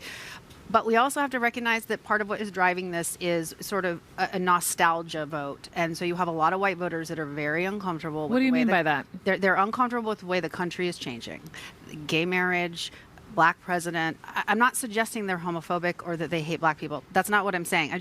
There's been a lot of studies on the evangelical white vote, for example, that they really weren't voting obviously for somebody who was a strong Christian. They were voting for somebody who said, we're going to go back. We're going to go back to the way it used to be, back when you were dominant and you didn't have to compete with other people. And so that's another thing that I think is going to have to be addressed. I want to come to you, Mike, but you're shaking your head. Why? I'm shaking my head because when he says make America great again, there was no time reference to that. There was a time when my grandfather, who's no longer with us, he was able to put his children through college. He was able to give them a down payment for their home and pay for their first car. My mother wasn't able to do that for me. I've had to work for everything that I've ever received in my life. And so there's a time in a lot of Americans' lives. Look, there are more African Americans own homes during the Great Depression than they own now. So there's a time period when America was great for you. So it's personal. And so for many Americans, many African Americans, that could have been a couple years ago. That could have been 20 years ago. But the narrative that this is somehow bringing us back to slavery or bringing us back to when white were, well, that's what the narrative was. No, it actually isn't. No, that's not saying what you just said. Okay, but that was not really definitely what anybody's saying. Well, the person that I'm citing. When you is talk about KKK values, what Tim Kaine I talked never about, said KKK values. When Tim Kaine said that. That's what I'm I know, but talking we're trying to have like an actual conversation. Well, let's have an actual conversation. He's not trying to have it. Yeah, I mean, no, Van, don't say that. I am having an actual conversation because people are trying to say. You're talking over her. It's not. I mean, you talk over people all the time. The person I'm actually there's a person, Robert Jones. He studies the religious voters, and he studied the evangelical white vote, and he wrote a book called The End of White Christian America. This is the person I'm talking about, who is not anti-Christian. He's not anti-white. He's a white man who has said, when talking to these voters, that they have basically decided no longer are they going to say character matters or that you need to be a Christian. That they basically want somebody that's going to restore their place in the country as being the dominant culture. I'm listening to all of this, and Mike Shields. Mike Shields, I'm reaching over to you. Whose party is this now? Is it Donald Trump's party? I think that's a good transition for what I was going to say here. Look, I have a great deal of respect for Van. I think what he said last night was identifying an element of the election, right? There's a lot of racial splits when you look at the demographics who voted, although Donald Trump did much better with Hispanics, especially in Florida, than I think a lot of people would have predicted. But I think what we have to be careful, you're talking about how we bring people together, is not to, it's okay to talk about these specific segments and elements, but not to paint with a broad brush, right? There were some Republicans after Barack Obama got elected that wanted to say he was a socialist. And look at these elements in the Democrat Party, and we can pick this element out. And they said that. And there's a lot of that that's going on. There are millions of Americans who do not fit the definition of what's being talked about here who voted for Donald Trump. There's Republican activists who were out. They had a tremendous ground game at the RNC. Tremendous. Beat the Democrats on the ground at the RNC. Staffed by Republican volunteers who do not fit the definition of wanting to deport Muslims or being a racist or a white lash or whatever you want to call it. These are Republican voters. And so I think you have to be, if you want to bring people together, we've got to stop painting with a broad brush and start really, you can analyze these things, but let's not call a whole party a certain name based upon certain things that certain people have said. I think that's the first. If you want to bring people, if you don't want to bring people together, we just want to fight. And we got to keep doing that. We want to come together. Here's the deal. I think let me just say a couple things. First of all, I think I'm the only national Democrat that said from the beginning that Donald Trump was real and could win. After Brexit, I think I'm the only national Democrat that went on and said, listen, this guy is real and can win. I think I'm the only national Democrat that in the middle of the campaign was going into battleground and sitting down with Trump voters in their homes, breaking bread and talking, trying to find common ground. So common ground can be identified, but we have to be able to speak honestly. And when you have a candidate who, on the one hand, it's like, I agree with you, it's almost like an ink blot test. If you say, make America great again, and different people interpret it different ways. But part of the responsibility of leadership is to take responsibility for people who may be alarmed and to reassure them. And there's very little reassurance. I think Republicans have been honest. I work at a Republican super PAC. We said from day one, you know what, there's things about Republicans running for Congress that are different from our nominee.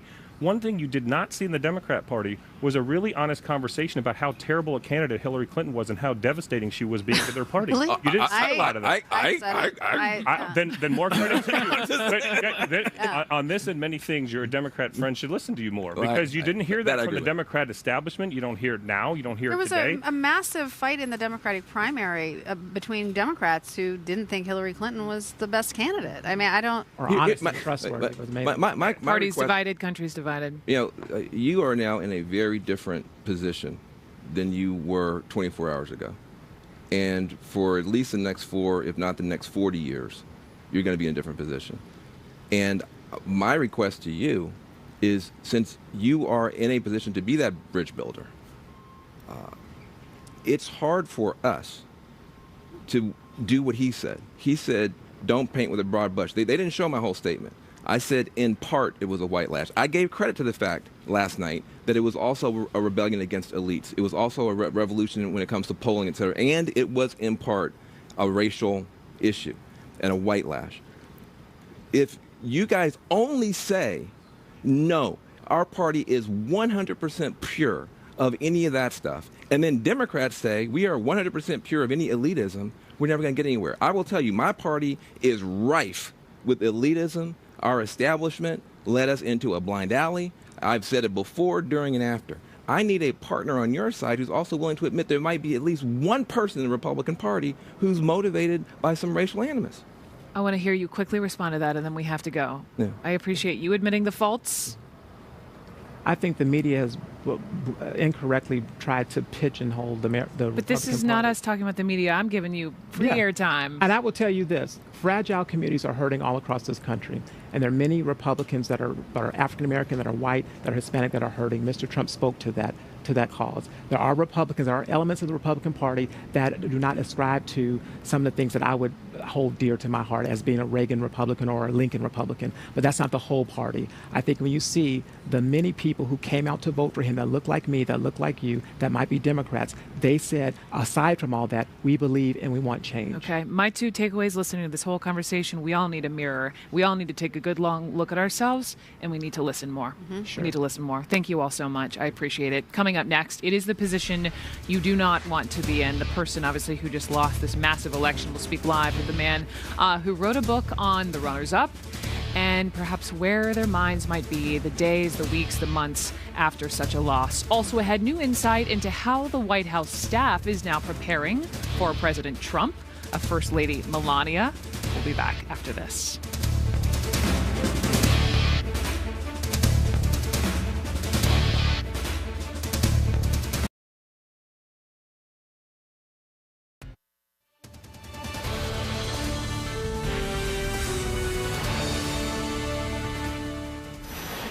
Welcome back. You're watching CNN. I'm Brooke Baldwin. Hillary Clinton, she had plans to deliver a victory speech last night under a glass ceiling that was set to actually shatter at the Javits Convention Center in New York. It was, of course, a symbol of this historic moment that would be, but was not. Supporters waited there until 2 o'clock in the morning, waiting for the confetti, waiting for the fireworks. But in the end, the glass ceiling was still intact. Hillary Clinton gave her concession speech just a short while ago.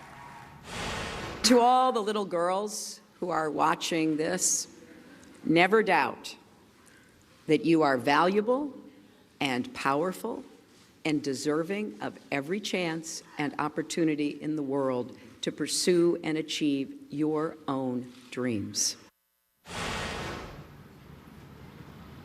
Hillary Clinton also promised to keep fighting for what she believes in and said she would cooperate with the new president-elect.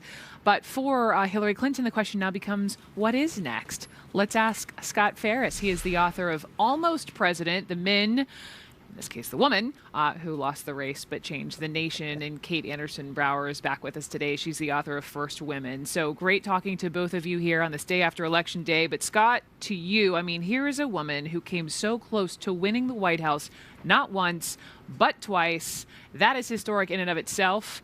Can you just walk me through the arc of losing and what's next?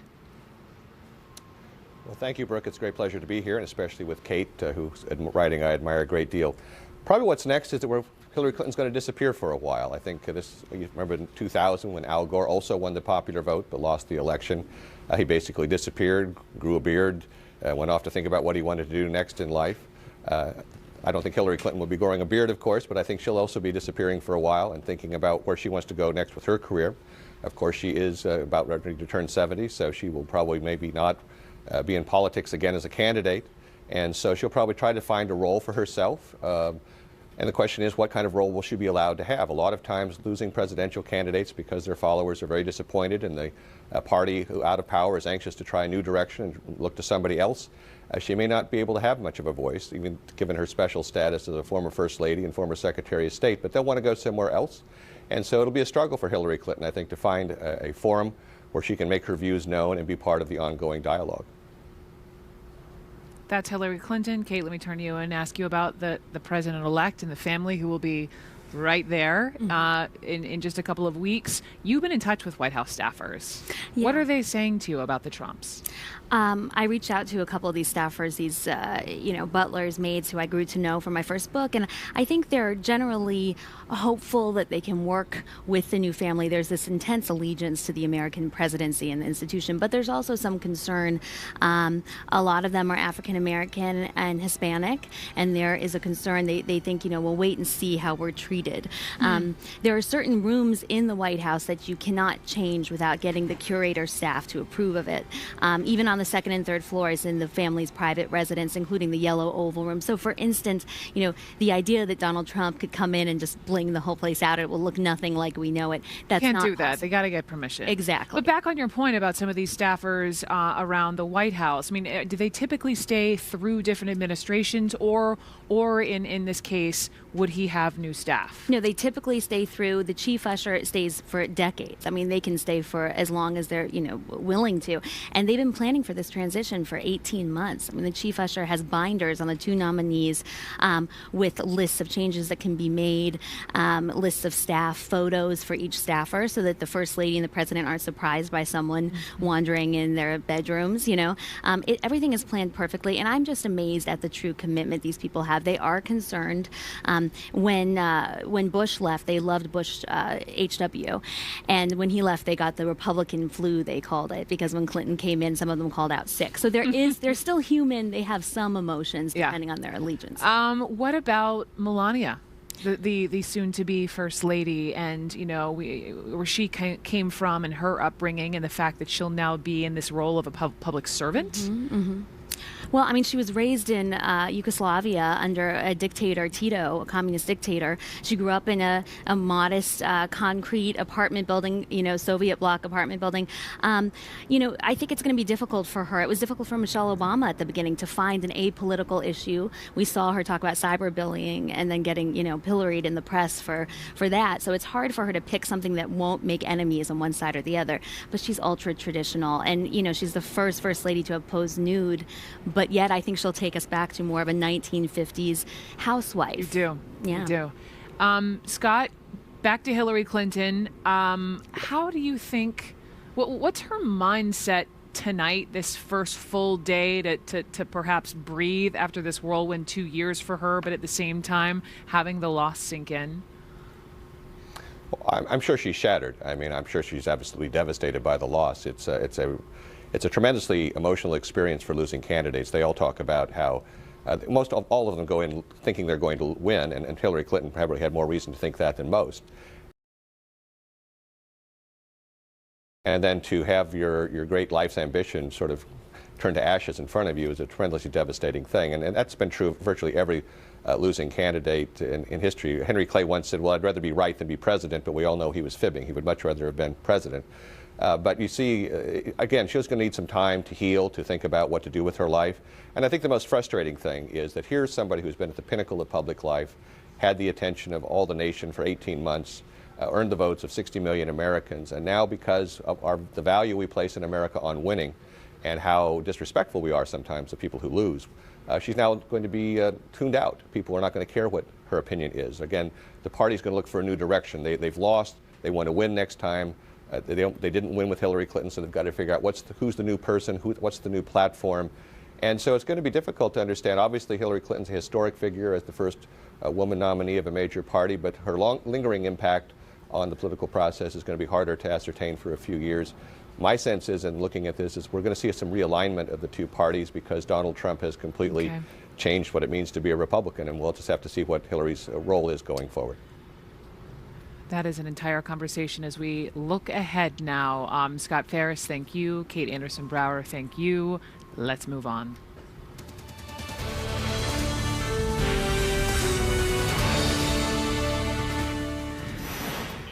Top of the hour. We are live in our nation's capital. Thank you so much for being with me on this day after this historic presidential election. I'm Brooke Baldwin. The headline, Hillary Clinton admitting defeat, yet calling for unity in this historic upset. Tremendous victory for Donald Trump. He will be the 45th president of the United States. Hillary Clinton told her supporters that they owe the billionaire an open mind as she closed her campaign full of emotion.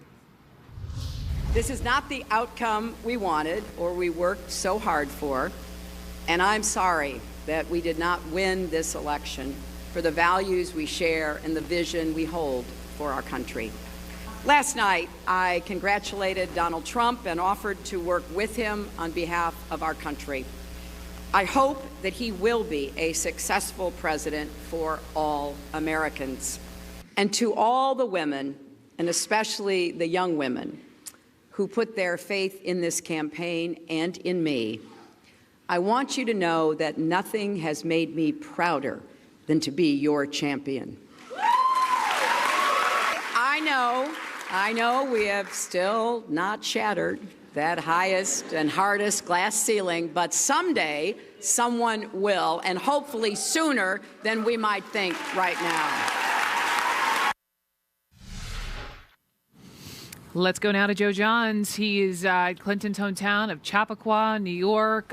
Joe Johns, we know that President Obama also talked about Hillary Clinton's loss to Mr. Trump. What do we know the president said? Well, the president, Brooke, really offered a calm, rational assessment of the election and the transition of power. A bunch of different interesting points you can make there. One of them is that while President Obama was out campaigning for Hillary Clinton, he made it a point of saying he would consider it a personal insult if Donald Trump were elected. That, of course, because Donald Trump had promised to roll back many of the things President Obama put in place and stood for. The second thing I think it's important to say is that this is a president with very good approval numbers. At the same time, the country did not go with the candidate he was pushing to try to succeed him.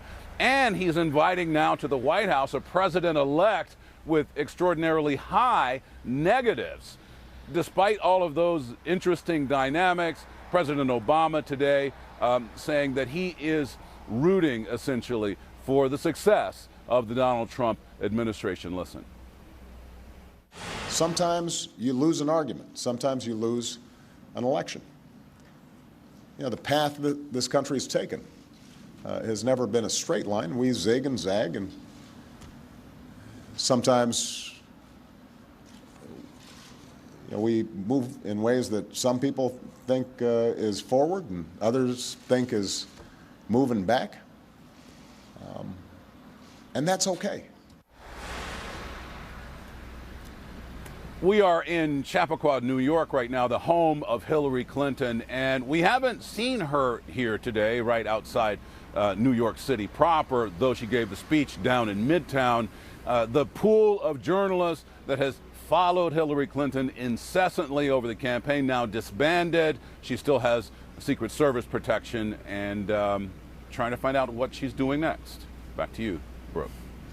Taking a breath. Joe Johns, thank you so much. And Chappaqua, from Hillary Clinton to the now president-elect Donald Trump. He is also calling for unity as he accepts his new role as one of the most powerful men on earth.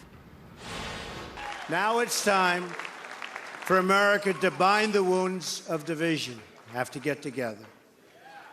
To all Republicans and Democrats and independents across this nation, I say it is time for us to come together as one united people.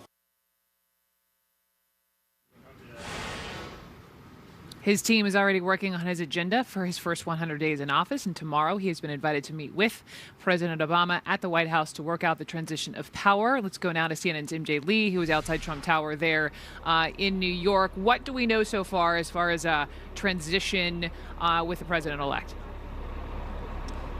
Well, Brooke, Donald Trump was elected last night, but those transition efforts are already well underway. I think symbolically, that really started a couple of hours ago when we heard President Obama speak from the White House and essentially said that he wanted to make sure that there was a smooth transition of power. And as you mentioned, the current president, President Obama, and now President-elect Donald Trump will meet at the White House to begin that process officially. And Donald Trump is also getting underway in the transition process and has a lot of work to do. And starting today, we know from a senior administration official that Donald Trump will begin to get daily, highly classified briefings. And in those briefings, Brooke, he will be, given information that only the president currently is briefed on at such a high level. So that process has already begun. And also, we know that the State Department is fully ready to start briefing the transition team. So that's another thing to watch out for as well. And of course, the other big question is how will Donald Trump begin to fill out his administration, fill out some of those key posts, including in the cabinet, on some names that have already begun to float out there for the role of chief of staff include Chris Christie, Rudy Giuliani, Reince Priebus, and Newt Gingrich.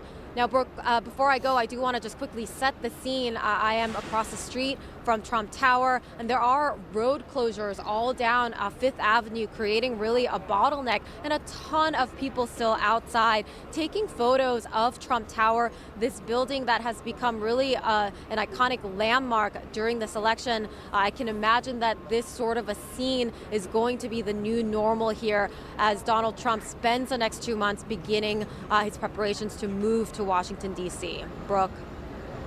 It's become a new sort of tourist stop along Fifth Avenue, and Thanksgiving around the corner. That's going to be quite the spot in a couple of weeks. MJ in New York, thank you so much. During the final stretch of this campaign, Donald Trump's unfavorable rating actually hit 60%.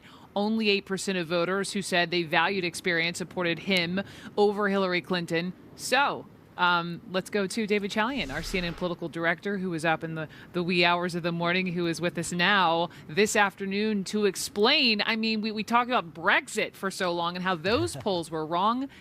And it happened again.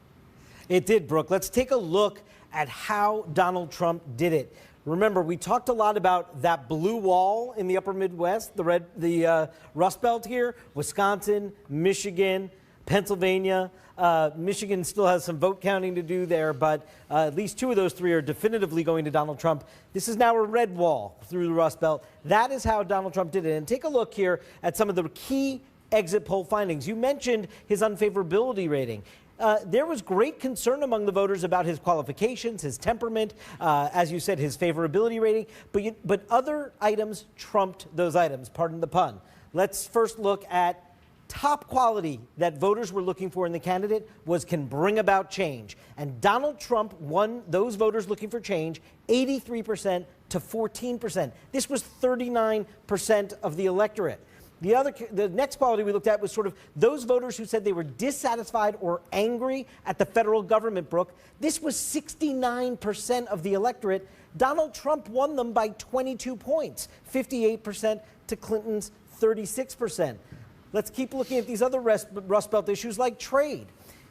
This 42% of the electorate said that engaging other countries in trade takes away U.S. jobs.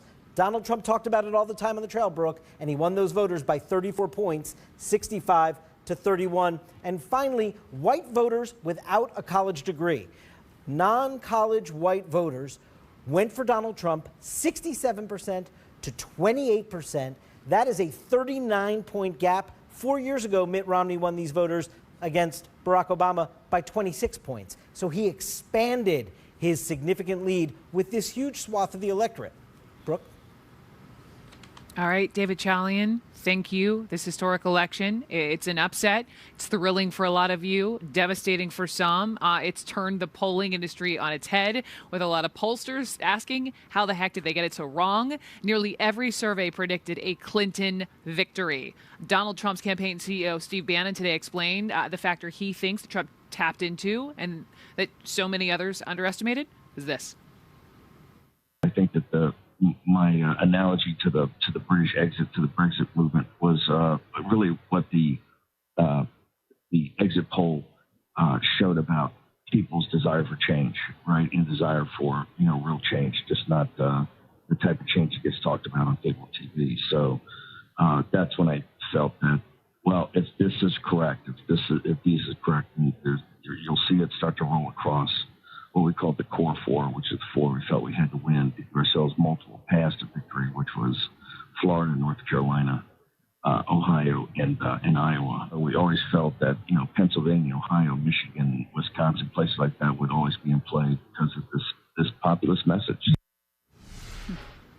Let's springboard off of that and have a conversation. I've got with me here in D.C. CNN Politics Executive Editor Mark Preston, CNN political commentator S.E. Cupp, Reed Wilson is here, national correspondent for The Hill, and CNN chief political analyst Gloria Borger. Actually, S.E., my twin in purple on this day after election. Let me begin with you. Just listening to Steve Bannon, he talked about he thinks it was people's desire for change. Yeah, and specifically not the kind of change that you hear about on cable news. And I think that's interesting. He's right, because in polite circles, and I like to think that cable news is still a somewhat polite circle, you don't openly court white nationalist voters. And so I think in identifying the kind of change that maybe other people were embarrassed to acknowledge, maybe a little bit in denial about, in putting that front and center, and I think Kirsten Powers noted this in an earlier segment, sort of a nostalgia factor to a certain group of people who want to restore what they had and think that the people around them are the reason they don't have it anymore. I think he's absolutely right that they were willing to have that conversation. They were willing to acknowledge that kind of change that people like us kind of refused. But wasn't this also could win him the election. Forgive me, but just sort of a proverbial middle finger to this town and to what this town has represented for so many years and the dysfunction in Congress, and not only to this town but to the changing face of the American economy. I mean, the states that he talked about, Pennsylvania, Ohio, Michigan, they've lost millions of manufacturing jobs that frankly are never coming back. The car factories and the air conditioning conditioner company that moved to Mexico. Those jobs aren't coming back, and that's something that has been at the core of this voter angst. In this case, very specific voters in those very specific states for a very long time. I mean, going on 25 years now. It starts with the things that Donald Trump has railed against: NAFTA, CAFTA, the Trans-Pacific Partnership. I mean, those trade deals impact the nation as a whole on a positive. They impact those specific voters very negatively. Well, and my friend Crystal Ball has a great piece up right now on Huffington Post. I know you know her. It's called, the headline is "The Democratic Party Deserved to Die." And she notes that the Democrats' response to exactly that anger and those jobs leaving was, well, we'll offer you retraining programs for new jobs. And that just didn't satisfy a large group of people. You want to jump in? Yeah, I think when we try to go back and explain what happened is that we all got it wrong. We all got it wrong, and we all got it wrong, right? And the fact of the matter is, anybody that says they didn't get it wrong, then they're lying to you, okay? But I do think that we're seeing, to Reed's point, this change in the political landscape. It's not just the Republican Party, it's the Democratic Party. We saw it with Bernie Sanders. We didn't understand it with that. We didn't understand how a 70-year-old man or 71-year-old man could actually appeal. Do you think she fully appreciated what he did and who he touched, the young people? I think at the very end she realized it, but I don't think that she was able to harness it. And I do think that Donald Trump, one of the big takeaways for me is, if you do get 17,000 people to show up at a rally, consistently those 17,000 people are going to vote. I never thought they would all vote. I thought that a lot of it People kept saying, oh, stop making the point about all the people at the rallies. That doesn't translate into votes. And you know what? The anger is there, and that anger fueled them to go wait in line and to cast a vote. Let me go to Gloria, even though she's not sitting next to us. I want to hear from you, Gloria Borger, because something I noted last hour, and I just want to point it out again. When you look at this past political cycle, you think of Donald Trump and what he's accomplished. He crushed not just one, two political dynasties in the Bush family, and now the Clintons.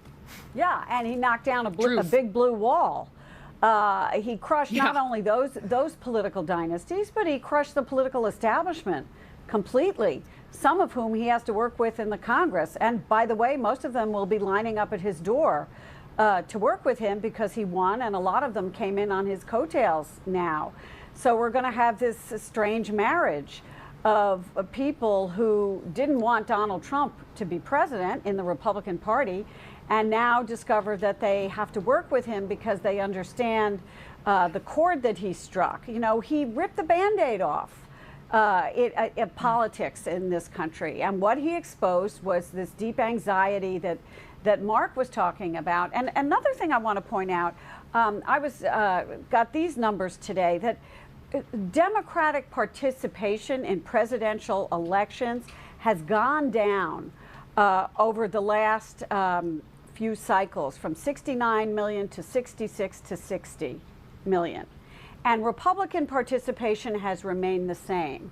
So if you're a Democratic poobah and you're kind of looking at this and you're saying, gee, we lost 9 million people over the last few cycles, what are we doing wrong here? And where are they going? And why aren't they coming out? And that's something Bernie Sanders, I think, spoke to, but it wasn't something that Hillary Clinton tackled particularly well.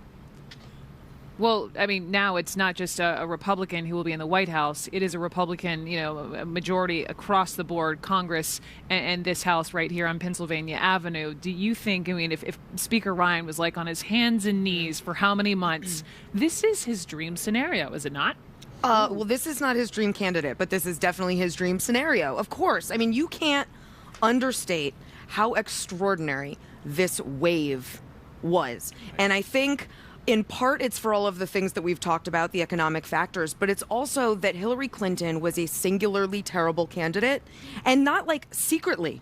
The stuff we knew about Hillary Clinton that was going to make her unelectable was stuff we have known for a long time. And I think the Democratic Party really shot itself in the foot by protecting Hillary for as long as it did, refusing to look at any other options, refusing to acknowledge her weaknesses, and sort of foisting her on an unwilling electorate.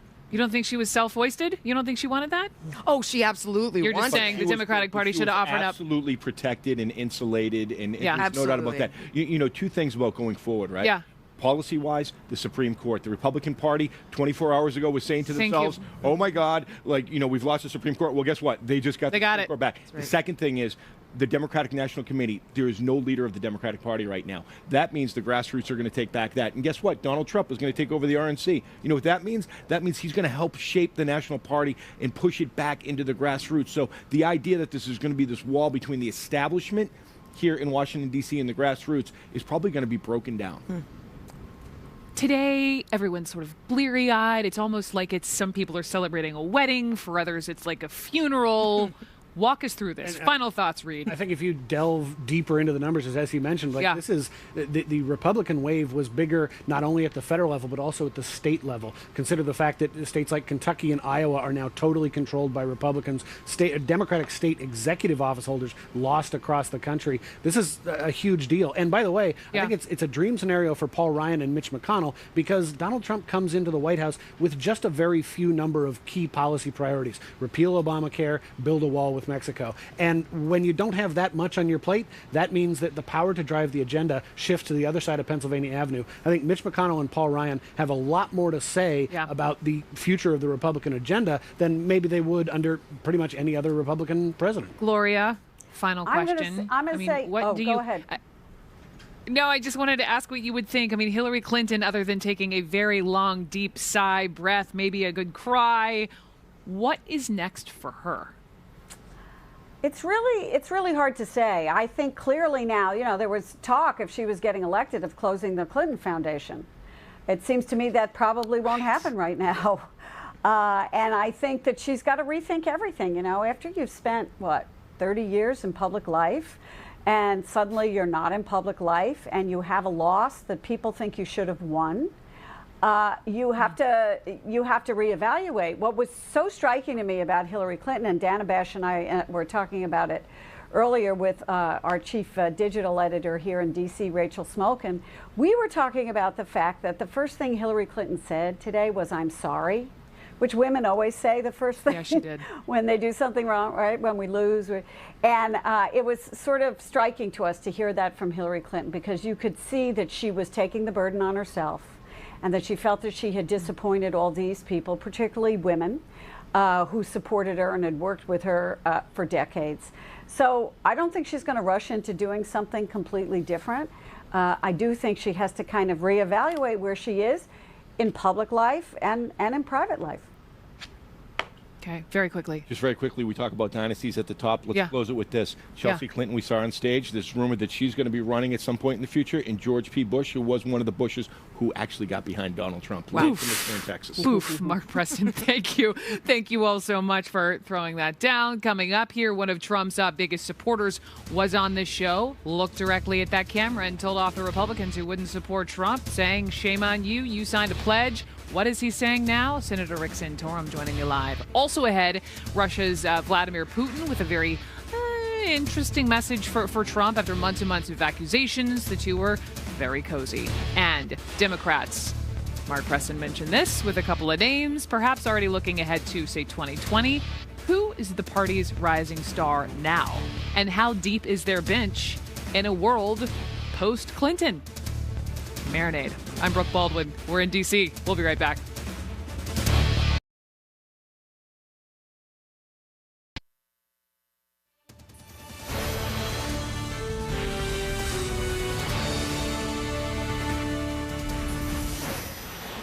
Welcome back. We're in Washington. I'm Brooke Baldwin. Thank you for being with me. Voters from coast to coast have spoken and decided to elect former reality TV star, businessman Donald Trump as the nation's 45th president of the United States. Mr. Trump's resounding victory has been characterized in a couple of different ways, including as voters' ultimate rejection of the Washington establishment, as an uprising of blue-collar frustration, as a racist backlash against the country's first black president.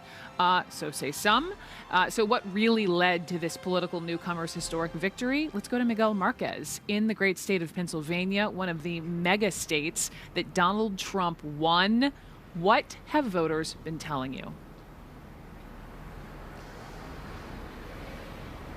Yeah, to say it is a shocker to many Pennsylvanians that this happened is an understatement. We're actually in Washington County, Pennsylvania, south of Pittsburgh. This was one of many, many small counties. There's 67 counties across Pennsylvania. There are many small counties where Donald Trump just drove out a tsunami of supporters that they weren't on anyone's radar, essentially. We were at North Strabane precinct yesterday here in Washington County. People stood in line for up to 2 hours, a little longer at some points during the day, waiting to cast their votes for Donald Trump. The vast majority in places like this voted for Donald Trump. We spoke to a house painter a short time ago. This will give you an idea of who was out there voting for him. House painter, he says the last 2 or 3 years it's been hard to get over 30 hours of work a week, and here's why he voted for Donald Trump.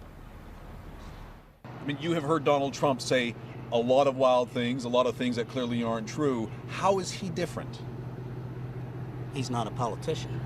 That's the problem. There's too many professional liars running our country. That's what they are, professional liars. They make a job out of standing around going, I'll do anything you tell me to do, till I get in there. Then all of a sudden, like my sister, so-called Great Obamacare, this year, her Obamacare, so-called insurance, is $363 a month. This January, it's going up to $686 a month.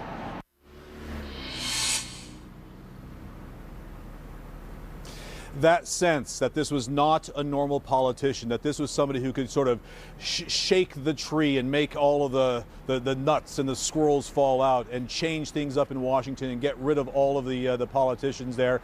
That's what they want. Obamacare also very big for the working class people here. Very, very big concerns about the price of Obamacare and those premiums as they went up. And to be fair, Hillary did win some very big cities here, Philadelphia and Pittsburgh, but she didn't win them in big enough numbers. The Obama coalition just didn't come out for her, and Trump was able to keep pace a little bit there, but turn out just a wave of supporters in about 58 different counties across Pennsylvania. Brooke?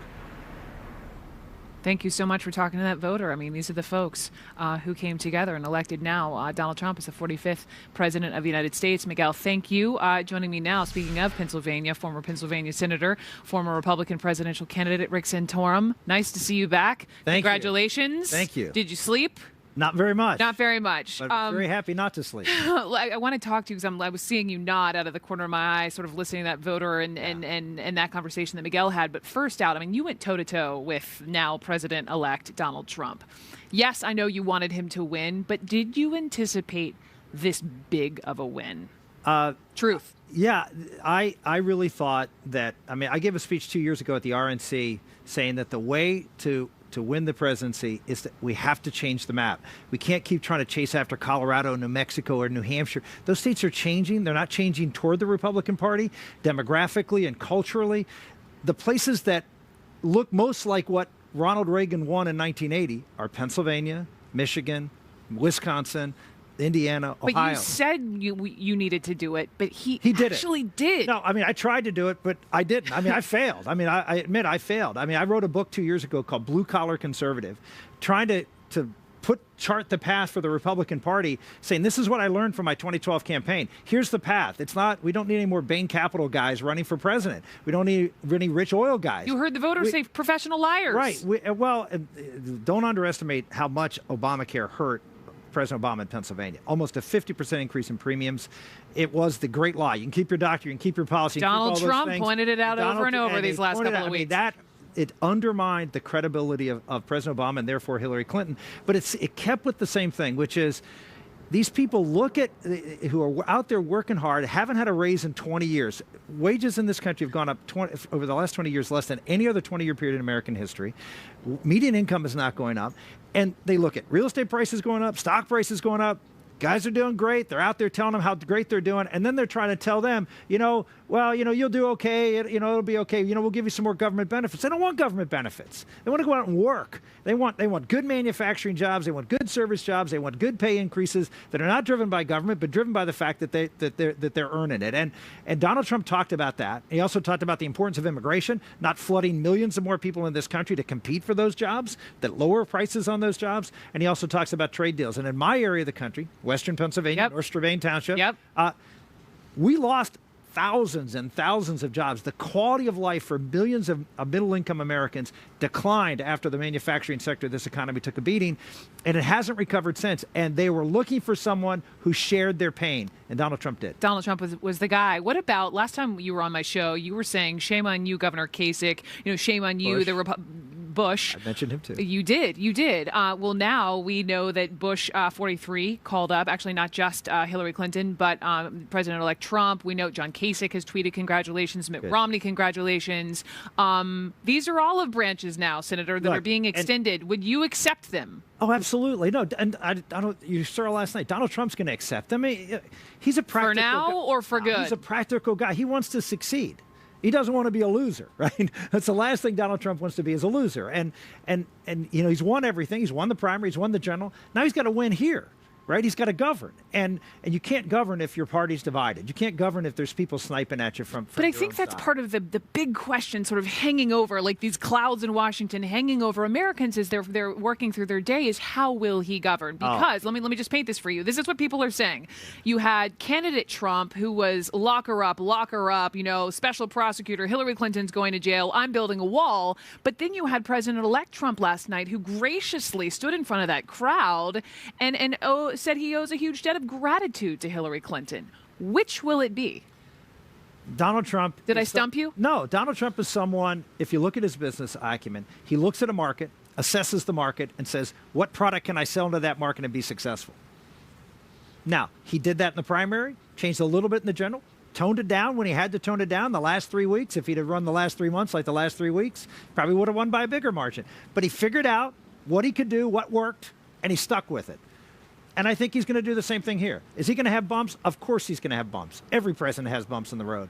But I think he's someone who will assess what is necessary for him to do to be successful, to meet the requirements of the market. And he set the market. He said, we're going to repeal Obamacare. We're going to cut taxes. We're going to reduce regulations, get rid of all these executive orders. We're going to build a wall. We're going to cut down on immigration. All of those things are now markers for him, and he's got to figure out a way to be successful.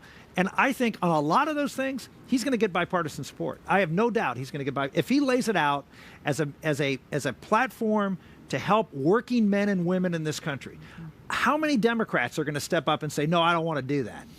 I think the big takeaway is there are a lot of people in this country we all need to be listening really closely to. Senator. Always a pleasure, Brooke. Thank you. Thank you. Congratulations. Coming up here, after an initial free fall of Trump's news on Donald Trump's stunning victory, the Dow now in record territory. Richard Quest, CNN business correspondent, host of Quest Means Business, joins me now from New York. First, Richard Quest, we watched the markets, panic, and then they stabilized. A lot of green on the screen, which is a good sign to both of us. How would a Trump administration be a good thing for the global market? Well, we don't know, is the short answer. And if you were asking me, Brooke, why is the market, how do I keep the shirt on my back? It's by not predicting how a market is going to go. Because the answer, of course, Brooke, is last night, at 10 o'clock last night, Eastern Time, the Dow futures were pointing to a 900-point loss on the Dow Jones when it opened today. In the result, it opened down a bit, rallied up, and you're seeing the numbers today. And what is behind this is classic uncertainty. Because let's not be under any mistake, what we're seeing today is not a vote in President-elect Trump's policies, because there's still an enormous amount of uncertainty over the medium and long-term effect of those certainties. What you're seeing is volatility, pure and simple. People trading on rumors, buy on the rumor, sell on the news type of stuff. Okay. Richard Quest, Thank you. Short answer, unknown. Next, the Speaker of the House of Representatives, Paul Ryan, calling the Trump victory today, quote unquote, the most incredible political feat of his lifetime. What the House Speaker will be able to do with now this red wave, Republican majority, House and Senate, and also, of course, a Republican ally in the White House. You're watching CNN.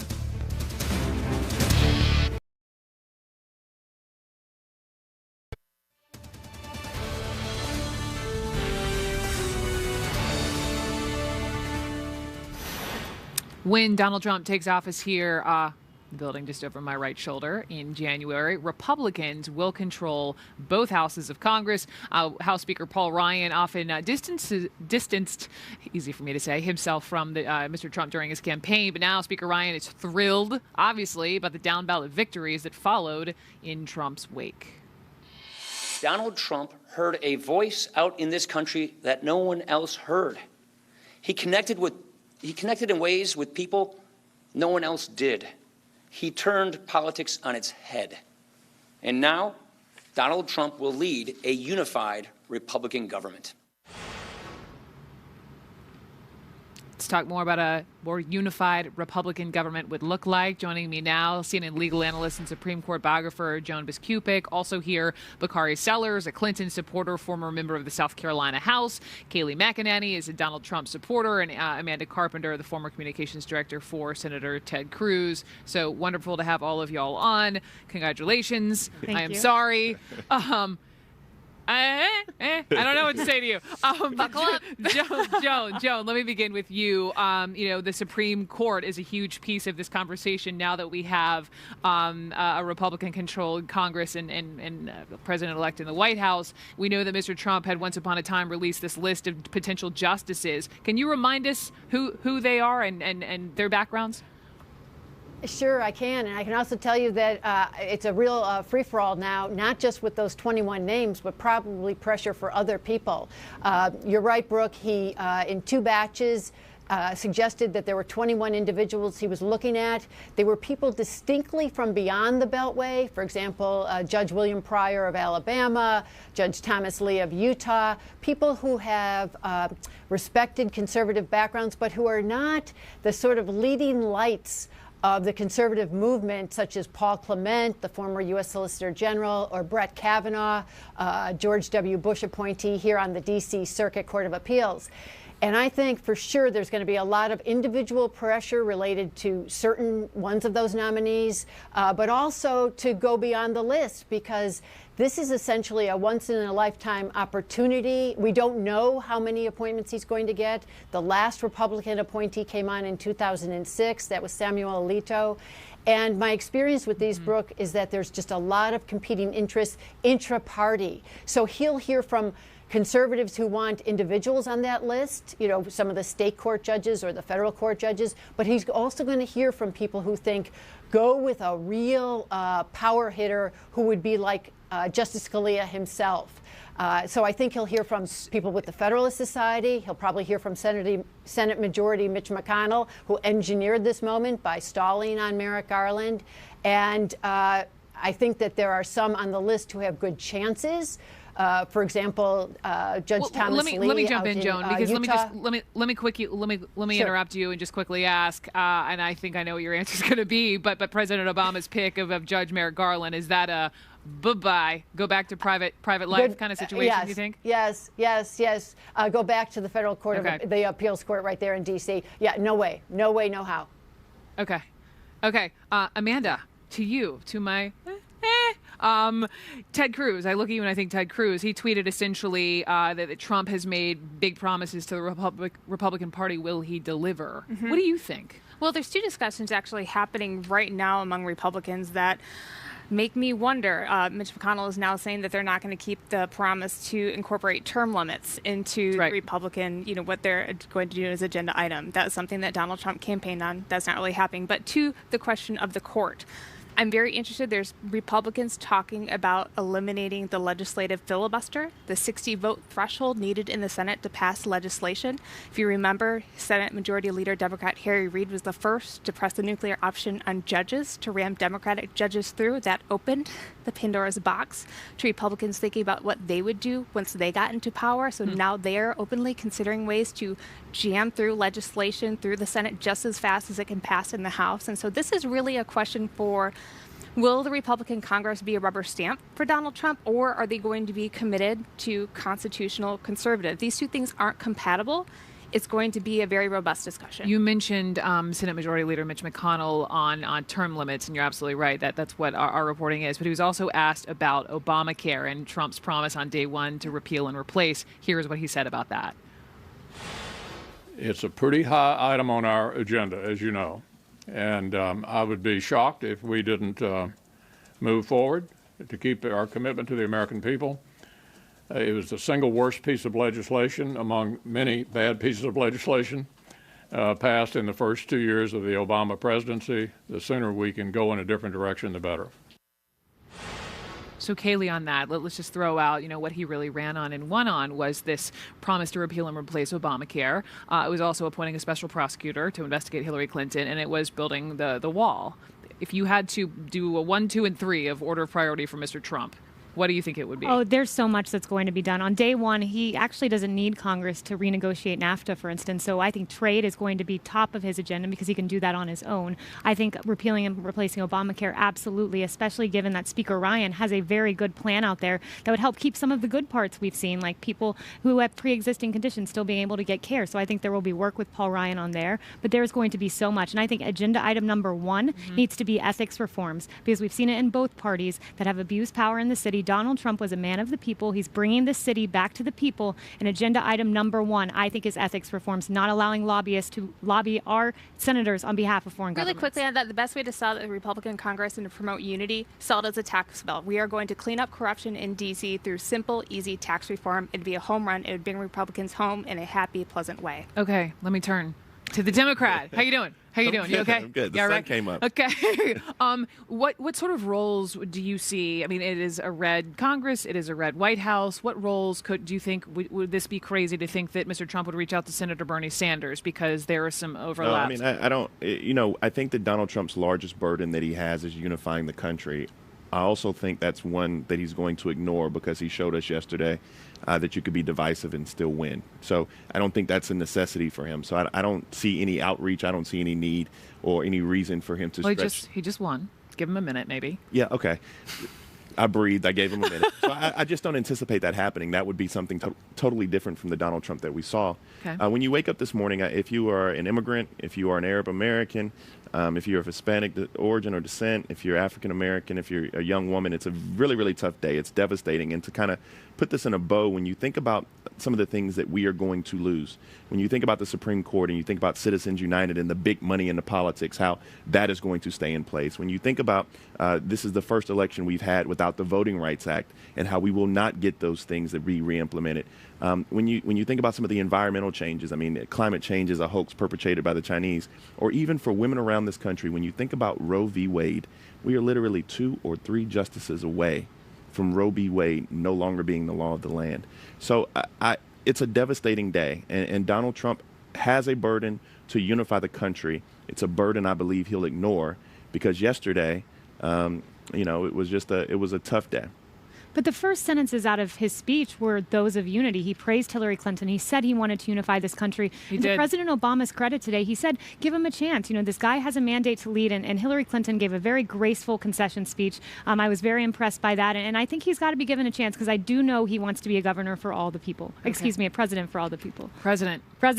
There you go. Thank you all so much. I appreciate it. On the other side of the world, though, Russia. Vladimir Putin, accused of trying to influence this election, right, has now weighed in on the results. Russia is ready and wants to restore the full-fledged relations with the United States. I repeat, we understand this will be difficult, but we are ready to play our part in it and do everything to be able to return Russia-American relations to a stable and sustainable development track. Let me talk to Fareed Zakaria, host of CNN's Fareed Zakaria GPS. It is nice to see you, sir. Before we talk about the Putin factor, beyond the statements we're hearing from world leaders, congratulating Trump in an official sense, Fareed, how will the world, and specifically our most important allies, perceive a Trump presidency? Well, they've all been stunned. They've all been shocked. In Europe, in some places, there was a little bit more of a sense of being able to understand it because they have had Brexit and they've had the rise of right-wing populist movements in pretty much every European country. Almost nowhere has it taken over, and in almost nowhere has there been a kind of stunning upset the kind that you've seen here. But they've all been bracing for things like this. In Asia, there's more just apprehension. What does he mean when he talks about saying to the Japanese and the South Koreans, maybe you should get nuclear weapons? In the Middle East, again, more apprehension. Nobody is quite sure what to make of it. You focused in on the one country which seems very pleased. Russia and Vladimir Putin in particular have very quickly and warmly welcomed the election. Russia, Putin calling for common ground. What do you make of that? Well, look, this is Putin's dream come true in a sense, which is Putin has had one goal over the last few years, which is to have the sanctions that were put in place against Russia after Russia invaded Ukraine and annexed Crimea weakened. And more broadly, he has tried to sort of divide the Western world. And this has been something he has worked on in various ways. And it's a big if. We don't really know what President-elect Trump's positions would be. But if he were to come in and say, we're being too tough on the Russians, we should just accept the annexation of Crimea, we should accept the idea that Russia has a special influence in Ukraine, well, that gets Russia everything it wants. It divides Europe. The Eastern European countries like Poland and, of course, Ukraine will be terrified. There'll be other countries in Western Europe that will think, well, maybe we can start doing business with Russia. So the whole structure of the Atlantic Alliance begins to fray, and that is one of the things Putin has very openly been trying to do. Mm-hmm. We know that, first question, listening to you talk about Putin in Russia, President Obama, who, just a reminder to everyone, Mr. Trump, President-elect Trump will be meeting with at the White House tomorrow. President Obama has constantly been saying to world leaders that this man doesn't have the temperament to be president. He has dismissed Trump over and over again. How could that constant criticism, sway thoughts of world leaders who we have to do business with? Oh, I think they had pretty, their thoughts about this were pretty well established. Look, the Pew Foundation did an opinion poll, I think about a year and a half ago, of 15 countries around the world, asking who would they prefer, what were their favorability ratings. And in every country, I believe, other than Russia, Hillary Clinton was preferred in some cases by a margin of 10-1. So the rest of the world's views are clear. But to be fair, they will have to deal with the President-elect Trump. They will have to deal with the President Trump. The United States is the most powerful country in the world. I should also say Trump has a blank slate. Unlike in domestic policy, where you have committed yourself to certain pieces of legislation, perhaps, or policies that are quite specific, in foreign policy, I think he has a lot more leeway. He can do what he wants. He can change his mind. He can appoint people who have a very different view.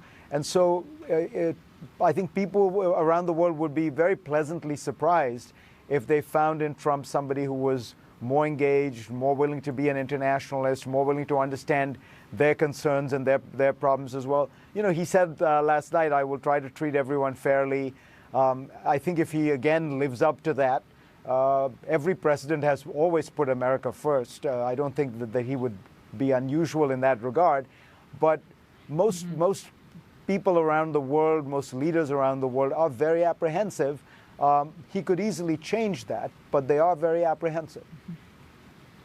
Okay. Fareed, thank you so much. We always watch Fareed's show, Fareed Zakaria, GPS, Sundays at 10 in the morning and 1 o'clock Eastern. Thank you very much. We are minutes away, by the way. We've been watching the markets right in the wake of this historic presidential election. We're away from the close on Wall Street here, 5 minutes away. A lot of green on the screen. That's a great thing. The Dow now near record highs after President-elect Trump is now official. We will look into whether that could be good.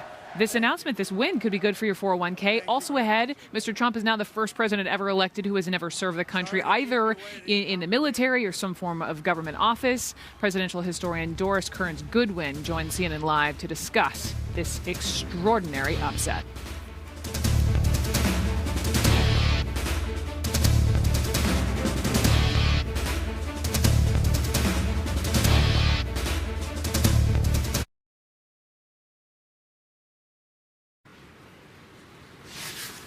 Today's Donald Trump starts being briefed on the biggest secrets this nation has. A special edition of The Lead starts right now. As I've said from the beginning, ours was not a campaign, but rather an incredible and great movement. Democrats thought it was impossible. Polling said it was improbable. Even some of the Republicans running his own campaign thought it was a pipe dream. But President-elect Donald Trump knocked the establishment down and out as Hillary Clinton steps aside.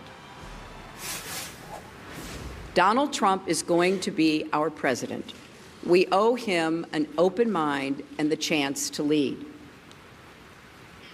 Like the most blaring morning hangover in history for the Democratic Party, Hillary Clinton calling for unity as the highest and hardest glass ceiling remains firmly in place. And roughly half the voters in this nation are jubilant, while the other half are desolate. Many hurt specifically by Trump's own words. Can the nation heal? And how?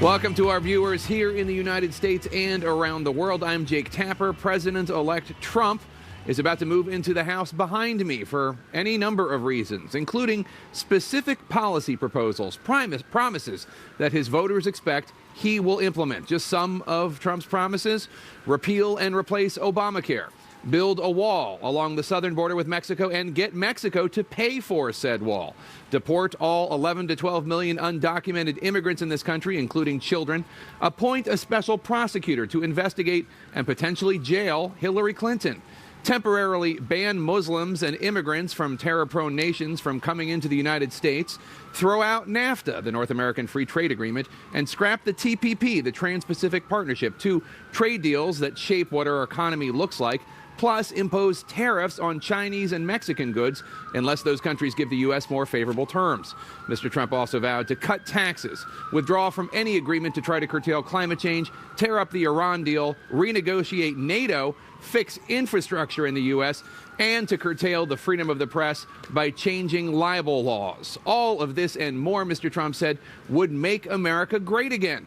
Now he has a Republican Congress. How much of this stated agenda will President-elect Trump actually achieve, and how much will he truly push for? Let's get right to CNN senior White House correspondent Jim Acosta, who's outside Trump Tower. Jim, you said early last night that Trump advisors thought they would need a miracle to win. Apparently, the voters provided said miracle. That's right, Jake. And Donald Trump and his team were huddled behind closed doors in Trump Tower behind me, working through the shock of that miracle and also planning for a new administration that promises to transform the nation, as you just mentioned, and also, as the president-elect likes to say, drain the swamp in Washington. It's no longer Mr. Trump, it's President-elect Trump. And the incoming 45th president of the United States is so far trying out a new, more unified message. Now it's time for America to bind the wounds of division. Have to get together. And that theme is filtering down to his top aides. In response to Hillary Clinton's concession speech, senior Trump advisor Jason Miller did not use the term crooked Hillary and tweeted, "Very classy speech from Hillary Clinton. Important step in bringing our country together." And Trump's GOP critics are saying the right things too, from Jeb Bush to George W. Bush, John McCain, and Mitt Romney. After a campaign that alienated Hispanics, Muslims, and women, Trump is sounding an inclusive tone. It's a movement comprised of Americans from all races, religions, backgrounds, and beliefs who want and expect our government to serve the people, and serve the people it will. Even the proposals Trump talked about in his victory speech have broad appeal. We are going to fix our inner cities and rebuild our highways, bridges, tunnels, airports, schools, hospitals. We're going to rebuild our infrastructure. We will also finally take care of our great veterans. But Trump has also promised a more partisan agenda, repealing Obamacare, building a wall on the Mexican border, renegotiating trade deals, improving ties with Russia, even waterboarding terror suspects. And he'll have a Republican Congress led for now by House Speaker Paul Ryan backing some of his plans. Donald Trump heard a voice out in this country that no one else heard. He connected in ways with people no one else did. He turned politics on its head. And now, Donald Trump will lead a unified Republican government. Trump's administration should have plenty of familiar faces. RNC Chair Reince Priebus and Chris Christie are mentioned as favorites for White House Chief of Staff, as is Mike Flynn for National Security Advisor, while top campaign officials Kellyanne Conway and Stephen Bannon are likely to become senior advisors.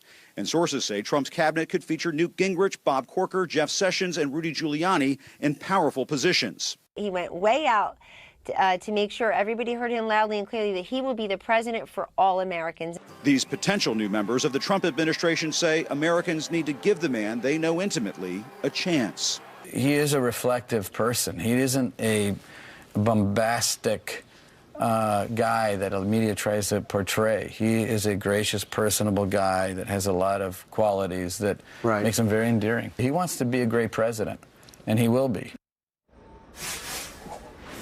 And now Donald Trump is being swept into the important business of running this country and being president of the United States. He's now cleared to receive the same national security briefings that the president currently receives, President Obama receives. And speaking of President Obama, he's extended an invitation to Donald Trump to meet him at the White House tomorrow. And Jake, I should just point out, it's kind of an amazing scene out here outside of Trump Tower. There are protesters. There is a lot of security. It's almost like the election didn't happen. But oh, it has. Jake?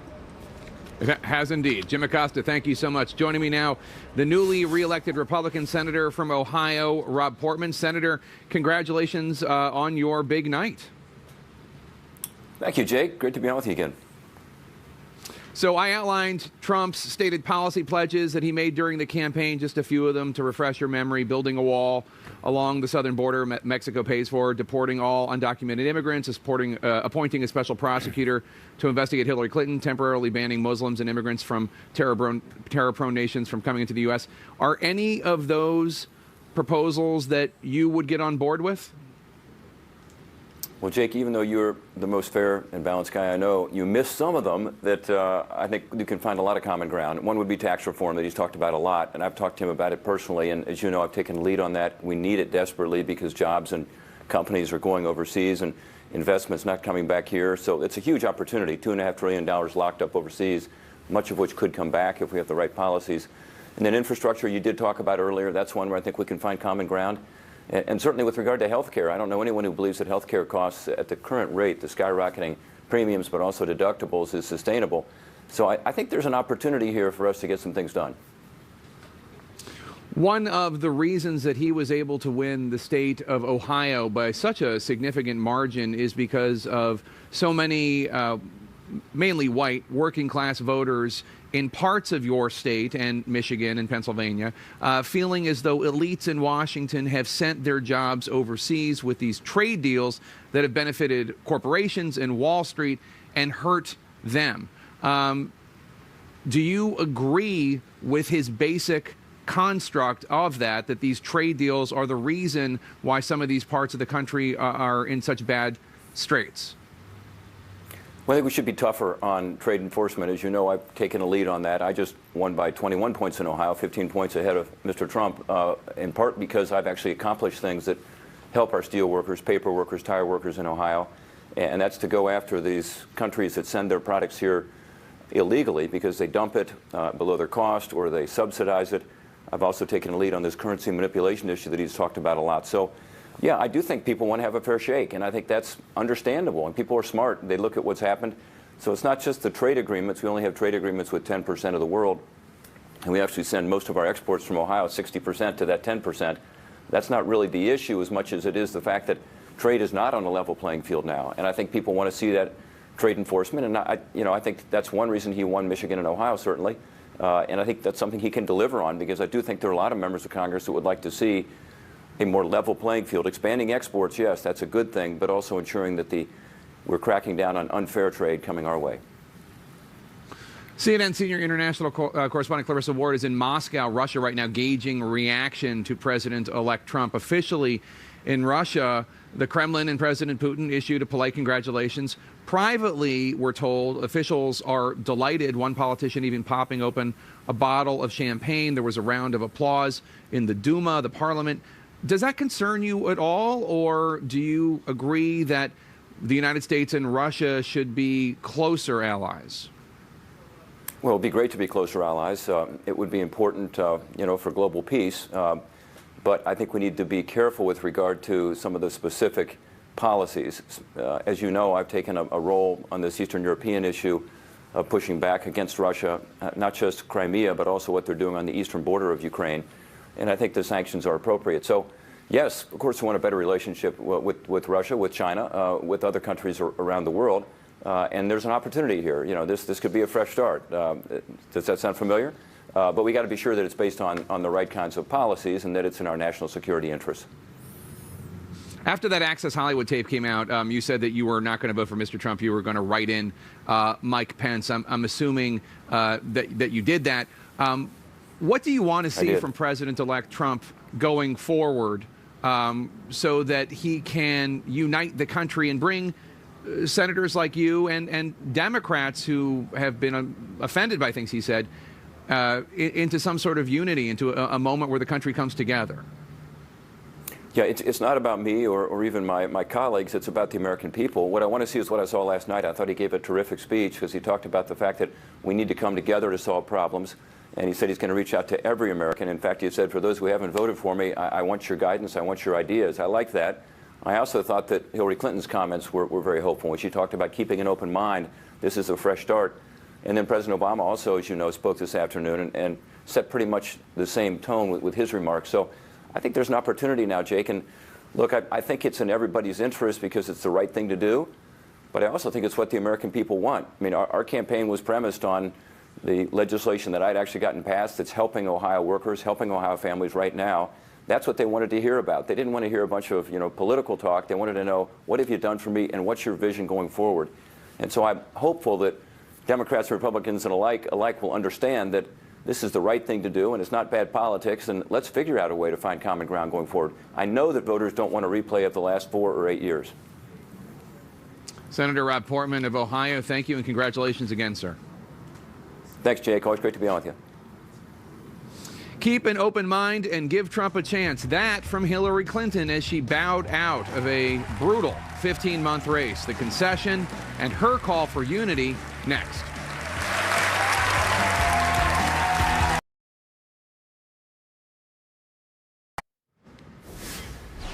Welcome back to The Lead. While millions of American families are thrilled that finally someone who cares about them and their needs is heading to Washington, D.C. to shake things up, there are also many, many Americans who are desolate about the glass ceiling remaining unbroken.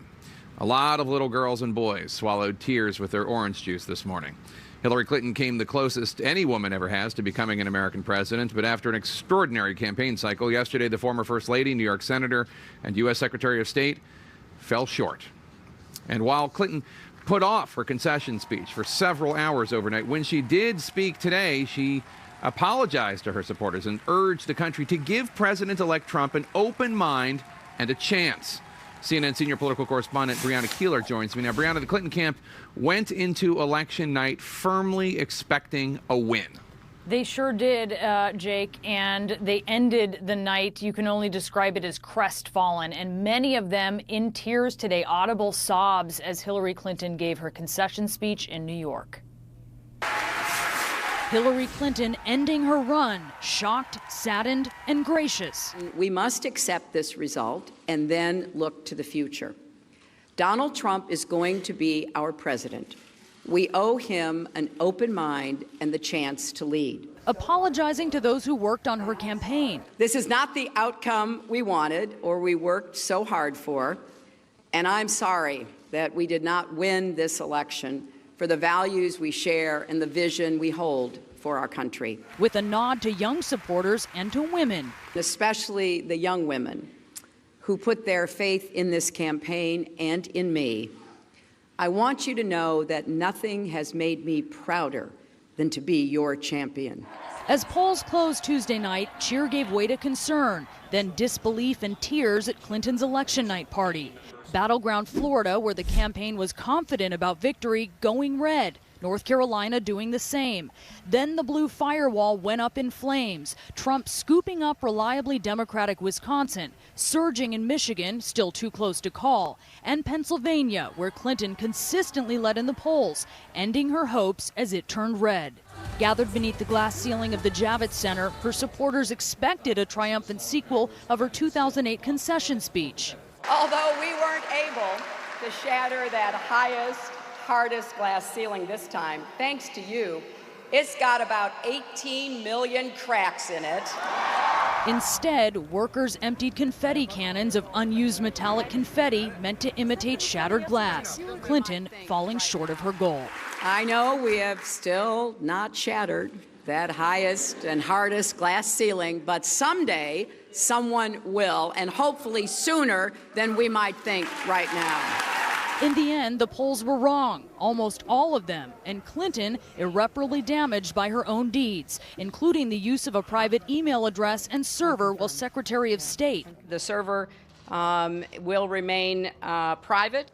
President Obama's argument that Clinton would protect his legacy, not enough. It is no secret that the president-elect and I have some pretty significant differences. Everybody is sad when their side loses an election. But the day after, we have to remember that we're actually all on one team. Clinton also urging unity, but acknowledging the hurt her supporters feel. This is painful, and it will be for a long time. But I want you to remember this. Our campaign was never about one person or even one election. It was about the country we love and about building an America that's hopeful, inclusive, and big-hearted. And though not widespread, there is some finger-pointing going on within the Democratic Party, Jake. I spoke with Jonathan Tassini, Bernie Sanders' surrogate, one of his top surrogates, and also a biographer of Bernie Sanders. He said, we told the party Bernie movement and they would not listen. He said, no, they had to anoint her. It was like an alcoholic family not willing to have an intervention. And he had some specific choice words for the former chairman of the DNC, Debbie Wasserman Schultz, that I cannot repeat on your family program. All right, Brianna Keilar, thank you so much, and thanks for the consideration to the children watching today. Today, Hillary Clinton is once again yielding to the will of the people, continuing a tradition of conceding to the winner. Obviously, I would rather have won, Vice President Walter Mondale said in 1980, but I also see a reason to rejoice, for we are privileged to be a democracy. For a dozen or so hours today, the American people quietly wielded their staggering power. I want to bring in Pulitzer Prize-winning author and his presidential historian, Doris Kearns Goodwin. First, Doris, your reaction to the election results.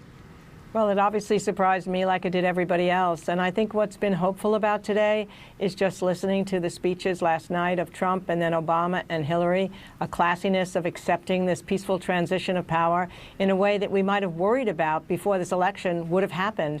So that gives anybody who's on any side of this, I think, a good feeling about our democracy, at least at the moment.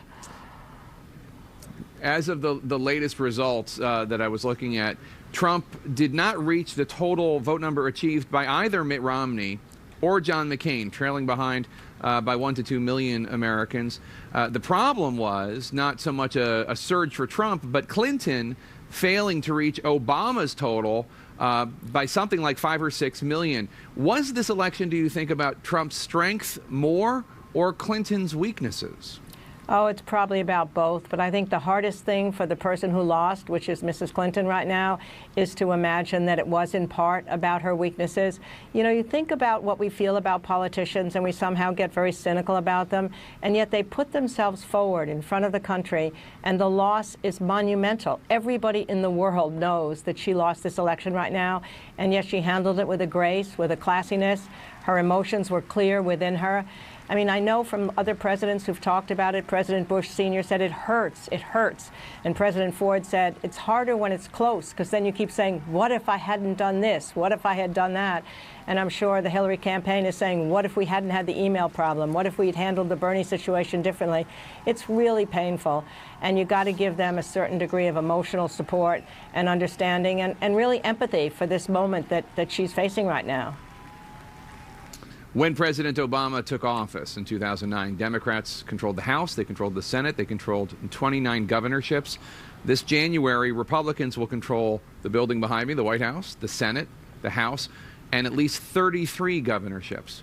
What happened, and do you think that that reflects at all on President Obama's legacy? Well, I think clearly we're going to have to look back to that midterm election in 2010, because, as you say, the Democrats came in with that control. Health care got proposed somehow during that summer before the midterm elections. It was never explained in a way that people understood it. Perhaps there weren't simplified enough bullet points, and they were able to talk about death panels that year. The Tea Party got going. The Democrats lost that election. They lost the state houses, and then they lost the whole reapportionment that happens in that decade time. So I think looking back at that moment, that's going to be a hard moment for the party and for the Obama people to look back, even though they've accomplished so much in between those times.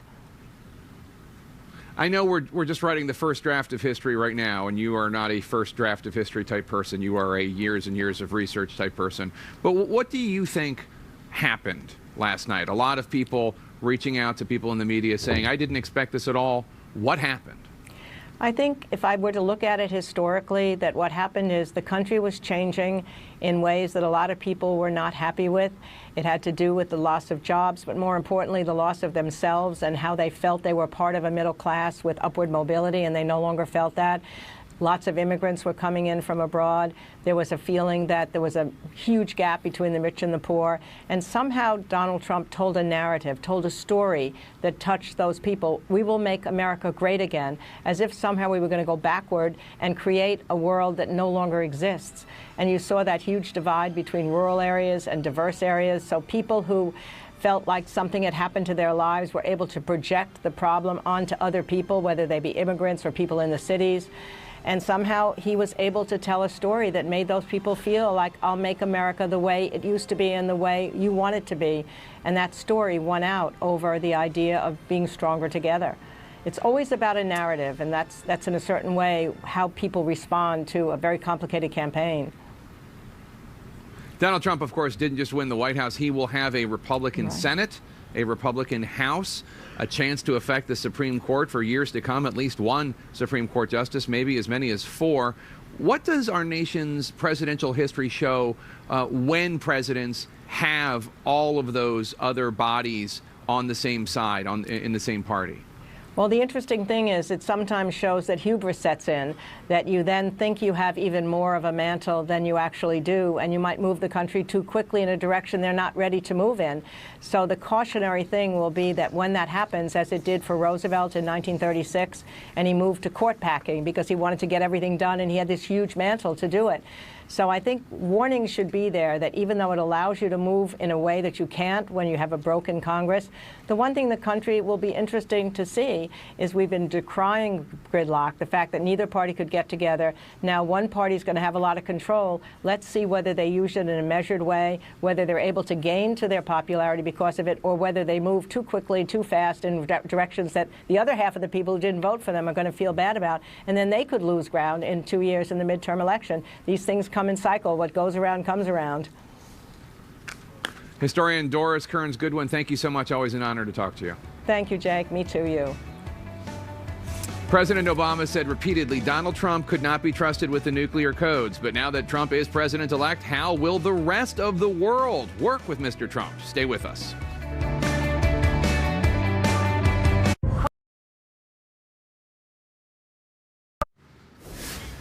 Welcome back to The Lead. I'm Jake Tapper. Early this morning, Donald Trump, the soon-to-be leader of the free world, pledged to, quote, get along with all the nations as long as they're willing to get along with the U.S. But during his campaign, he wasn't always so diplomatic, suggesting that more countries should get nuclear weapons, complimenting Vladimir Putin, saying he would reconsider, tear up even the Iran deal, even proposing to not automatically protect NATO allies. Let's bring in CNN Global Affairs correspondent Elise Labott. And Elise, world leaders are obviously reacting in many different ways to President-elect Trump.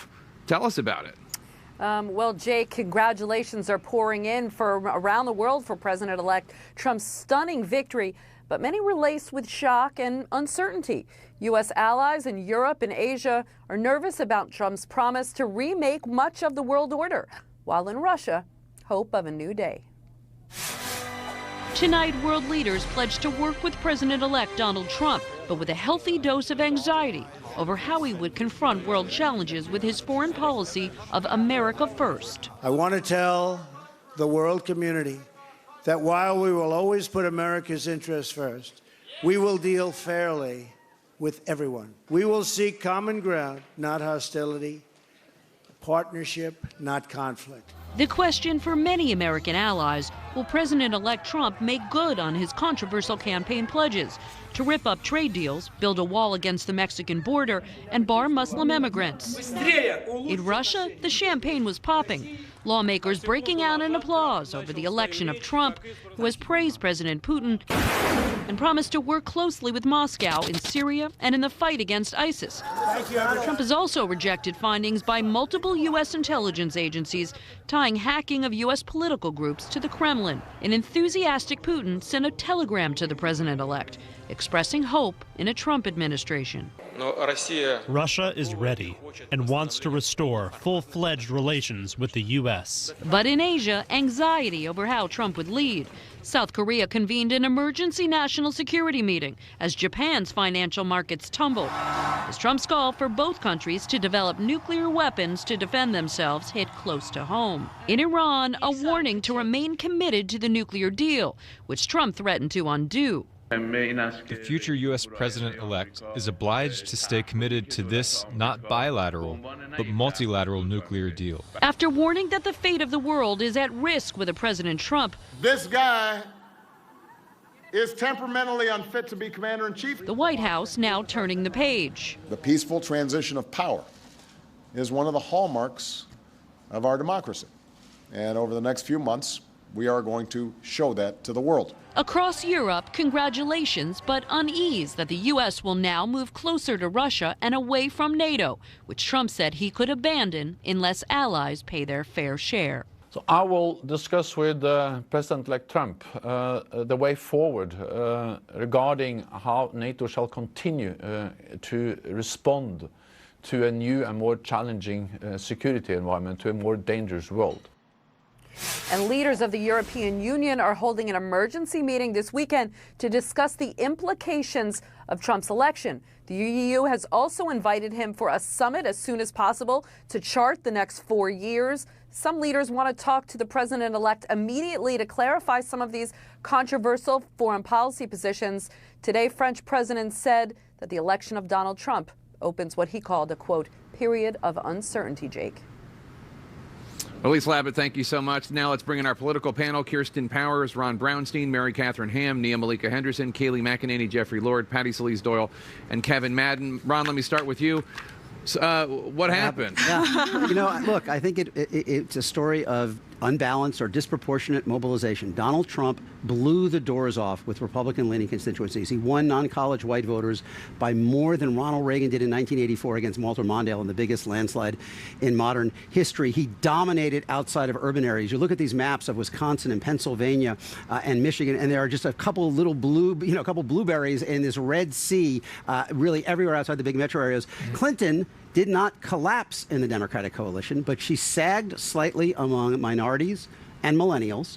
And among college-educated whites, she gained ground as we expected, but not nearly as much ground as we expected. And in this kind of just cultural civil war, I think that this election was, she fell just short in those 3 states, Pennsylvania, Michigan, and Wisconsin that ended up deciding it, she lost by a point or less. She will probably, almost certainly, win the popular vote. But the size of by the way, it wasn't a big increase in the share. It was the margins. The consolidation around Donald Trump in blue-collar white America was overwhelming, historic, and decisive. Speaking of the popular vote, we should just note that in 2012, when it looked as though Barack Obama was going to win the electoral vote, but Mitt Romney was going to win the popular vote, that didn't ultimately happen. Donald Trump tweeted, the Electoral College is a disaster for democracy. All politics is local. There it is, the Electoral College from November 6, 2012. I'm sure he doesn't mean it now. Doesn't feel that way now. Nia Malika, one of the things that's interesting is that at least last time I looked, Trump had not achieved the vote count that Mitt Romney had or that John McCain had. Close, but not quite, behind a million or two. But it was the plummeting. Hillary Clinton lagging 5 or 6 million votes behind Barack Obama, which is why she lost.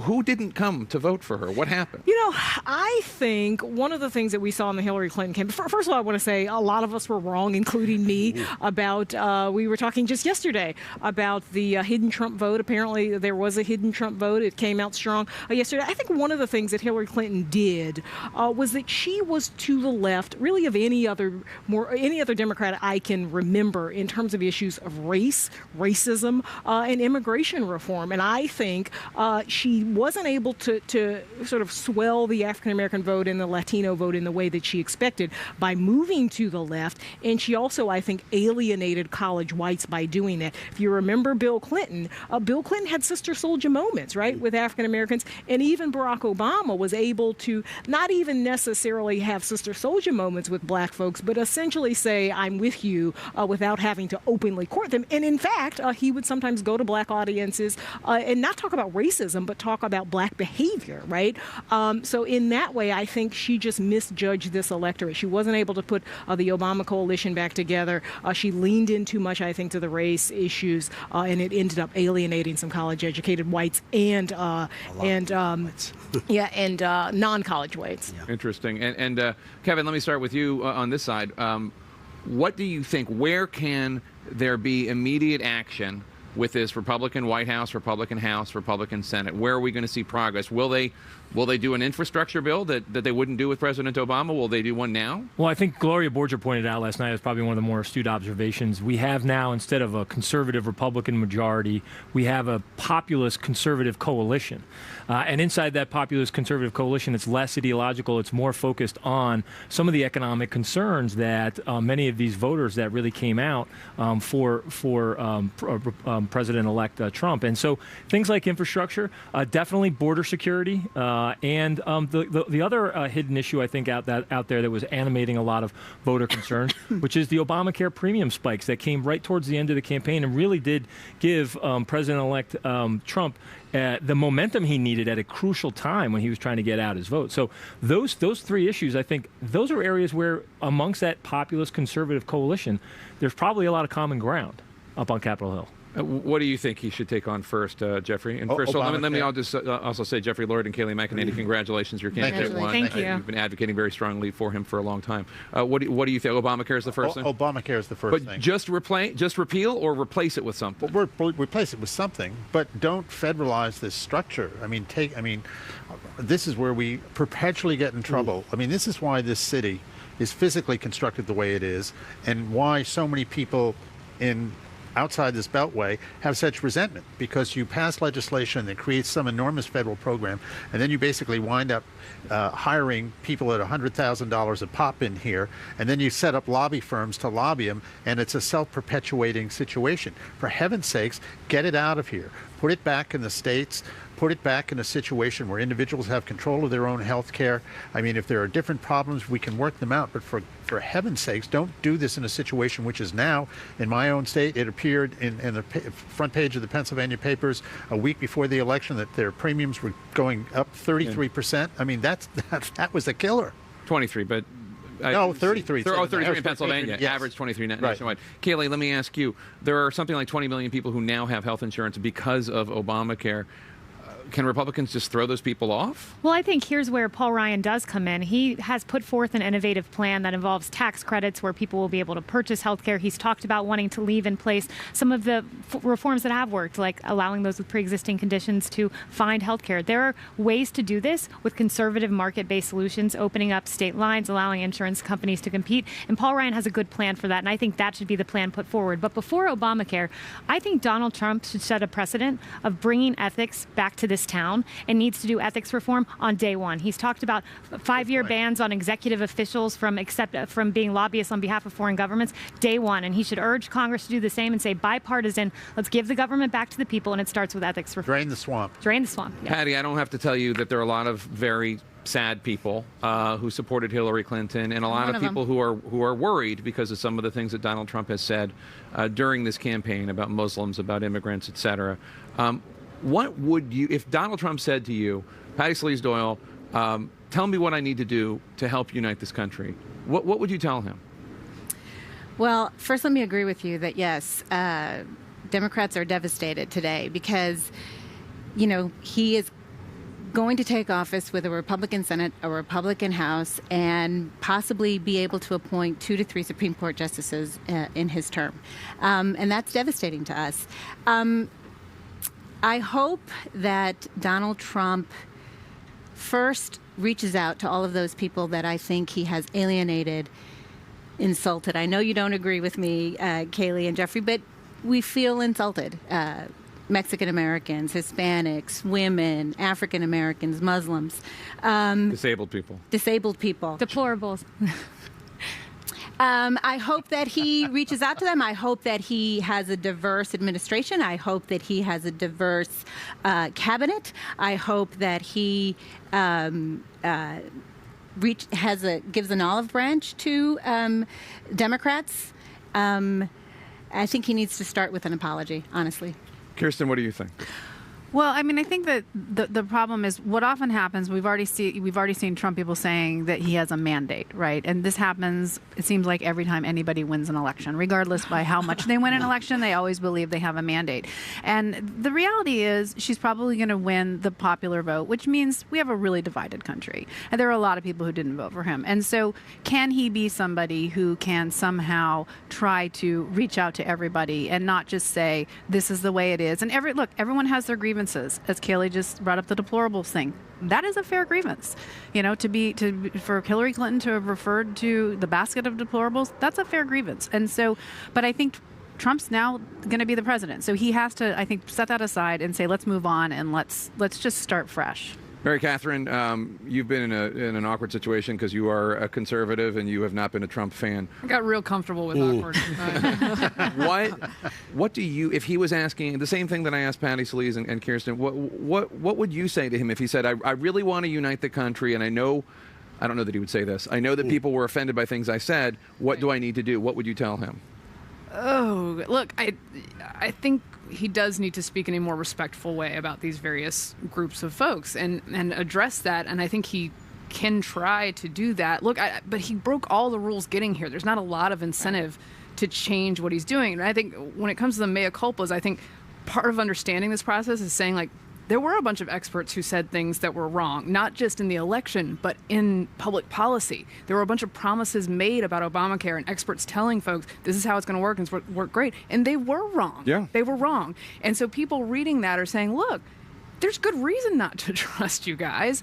And there's good reason not to be angry when I'm told, just sit down, little people, and we'll figure this out for you. And so I think that's where so much of this energy came from that I frankly thought wasn't going to be enough to get him over the line, but was. All right, Kirsten, Ron, Mary Catherine, Nia Malika, Kayleigh, Jeffrey, Patty, Kevin, thank you so much. Really appreciate it. He may know Trump voters better than anyone, and today he says Trump and Clinton supporters are, quote, living in 2 separate countries. Insight into what really propelled Trump into the White House, next.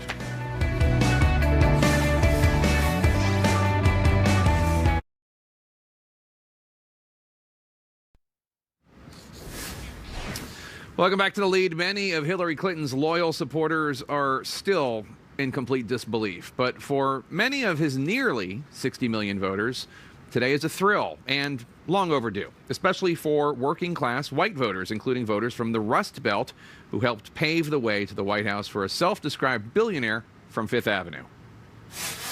I think it's going to be a big surprise and an incredible shock to a lot of people, but I say Trump's going to win.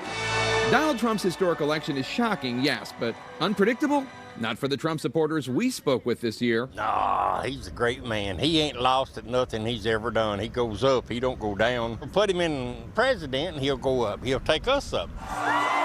Revitalizing the economy was a message that resonated nationwide. It's just the lack of job creation in this country. You know, we seem to want to ship more jobs out. The way things have been going here lately, that's pretty much status quo on what the problem is. Author J.D. Vance highlighted Trump's white working class appeal in no uncertain terms. So long as the Democratic Party can do little but cheer about how great things are, I don't think they're going to attract a lot of these voters, because for them, not everything is great. Generally speaking, they're kind of when they say they feel ignored, they're kind of right. Yeah, that's definitely true. People feel neglected, and maybe they'll stomach it for an election cycle or two, but eventually that frustration catches up to the political moment, and that's exactly what's happened, I think, in this cycle. But Trump's campaign also turned the tide in traditionally blue states, such as Pennsylvania. Philly's a very Democratic city. Sure is. But I wonder, do you hear from Trump supporters? Are there any around here? We kind of get a lot of leaners, which, you know, people think, I'm voting for Trump. So a lot of people are kind of like, they're wondering, are you voting for Trump? We just want somebody to be in office who's going to, take care of the blue-collar workers. For millions of Americans, the president-elect represents newfound hope and, yes, change. Your vote counts, and you need to respect that. Many times I voted and the guy I voted for didn't win. So this is one time I hope it does. Both Hillary Clinton and President Obama today tried to convince their supporters to get behind President-elect Trump, but emotions are still raw for so many of them. Last night, Van Jones spoke about how he felt after it became clear that Donald Trump would be the nation's 45th president. People have talked about a miracle. I'm hearing about a nightmare. It's hard to be a parent tonight for a lot of us. You tell your kids, don't be a bully. You tell your kids, don't be a bigot. You tell your kids, do your homework and be prepared. And then you have this outcome, and you have people putting children to bed tonight, and they're afraid of breakfast. They're afraid of, how do I explain this to my children? I have Muslim friends who are texting me tonight saying, should I leave the country? I have families of immigrants that are terrified tonight. This was many things. This was a rebellion against the elites. True, it was a complete reinvention of politics and polls, it's true. But it was also something else. We've talked about race. I mean, we've talked about everything but race tonight. We've talked about income. We've talked about class. We've talked about region. We haven't talked about race. This was a white lash. This was a white lash against a changing country. It was a white lash against a black president in part. And that's the part where the pain comes. And Donald Trump has a responsibility tonight to come out and reassure people that he is going to be the president of all the people who he insulted and offended and brushed aside. Yeah, when you say, you want to take your country back, you got a lot of people who feel that we're not represented well either. But we don't want to feel that someone has been elected by throwing away some of us to appeal more deeply to others. Joining me now is CNN political commentator Van Jones. Van, Donald Trump and Hillary Clinton both said they want to work together to unify this country. Obviously, the onus to a large degree is on the president-elect to reach out to people like you and people that you were referring to last night. What would you suggest that he needs to say, and do you think he would try? I hope that he will. I think, the president has asked us to have an open mind about this. I think Hillary Clinton has said have an open mind about this. I just want you to know I have Muslim friends who are asking, should they leave the country? Are they going to be interned? I mean, you can't imagine the level. All they've heard is ban you, ban you, ban you. They don't know what that means. He needs to clarify what he's talking about. I have a lot of Latino friends. I had staff members today crying on the staff call because they have families that are just terrified. Should I sell my house? So I think, you have one conversation that's sort of very, easy and, oh, well, let's talk about the polls and this and that. And you have people who are in terror right now and who are hurting and who are afraid to send their daughters to school in their hijabs because they don't know what's going to happen. And so there's a real responsibility there. It's not just the president, though. All of us have to figure out a way to reach out to each other. With Obama, everything was wrong. Obama had to fix it. No, it's a country that has to come together, not just the political class. You have a new series that you're hosting called The Messy Truth. You went out before the election to talk to Trump voters. You spent some time with some voters in Gettysburg, Pennsylvania, site of one of the bloodiest battles of the Civil War, of course. In this clip, you're speaking with a Trump supporter named Kim about the divide in this nation. This is so good, and you're making me angry with things you're saying to me, but I love you for it, and why can't they just agree to disagree? Part of the frustration and the heartbreak is not that we're mad at you, is that we need you. Like, we need each other. Liberty and justice for all. I know that you want to engage in those kinds of conversations for the country to heal. How hopeful are you?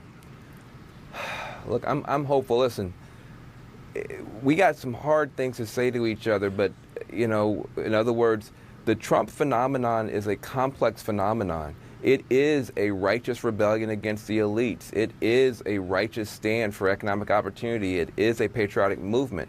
But it is also marbled with all kinds of other stuff, all kinds of xenophobias and the KKK endorsements and all these other things.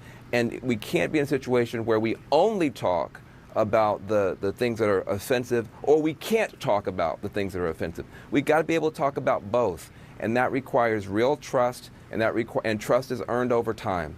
But I was able to sit in the home with Trump voters, and if you want to look on my Facebook page, you can go, and you got 3 episodes there called The Messy Truth, where we really go back and forth, but it's heartful, and it's honest, and it's hopeful. And I believe that we're either going to turn to each other or on each other as Americans. Everybody's got to take responsibility. Nobody has to leave their truth at the door, but we do have to be willing to hear each other's truths and not agree. Democracy doesn't mean you agree, but it does require that you understand. And what we've now gone past the level of being able to even understand each other anymore, and that's the danger. So a lot of Trump voters that I've spoken with this season would say, let me play devil's advocate and say what they might say to you, which is they don't agree with the Ku Klux Klan. They're not racist. They're not xenophobic. They believe that Washington is broken. They believe that these small towns in Ohio and Pennsylvania and Michigan have been ignored by Democrats and Republicans. And this isn't against someone. This is for themselves. Right. What would you say to them? I would say, listen, you are right to have real grievances. It is, in fact, true. There was a bipartisan elite consensus to throw the working class under the bus. Both political parties signed these trade deals, deregulated the banks, built prisons everywhere, and left us to the buzzards. That happened. That is true. And yet, for these throwaway lines to you about Muslims, about Mexicans, land like bombs in the lives and the ears and the homes of other Americans. And you have to take responsibility for the fact that some of those things really, really hurt. Maybe to you, he's just joking. He really means this. But if you're that Muslim mom sending that little girl out the front door with a hijab on, you feel it differently. And if we're going to be one country, when somebody hurts, they're hurting. When someone is hollering, they're hollering because they're hurt. And you can't keep telling people your hurt doesn't matter. You didn't want us to say your hurt didn't matter in the Rust Belt. Please don't say our hurt doesn't matter elsewhere. Let's all come together. Van Jones, thanks so much. It's always great having you on. We appreciate it. Be sure to thank you, brother. Follow me on Facebook and Twitter, and please check out Van's Facebook page to see his three-part series right now, The Messy Truth. You can also follow me on Twitter or follow the show at The Lead CNN. That's it for The Lead. I'm Jake Tapper. I turn you over now to one Mr. Wolf Blitzer, who is in the Situation Room. Thank you for watching.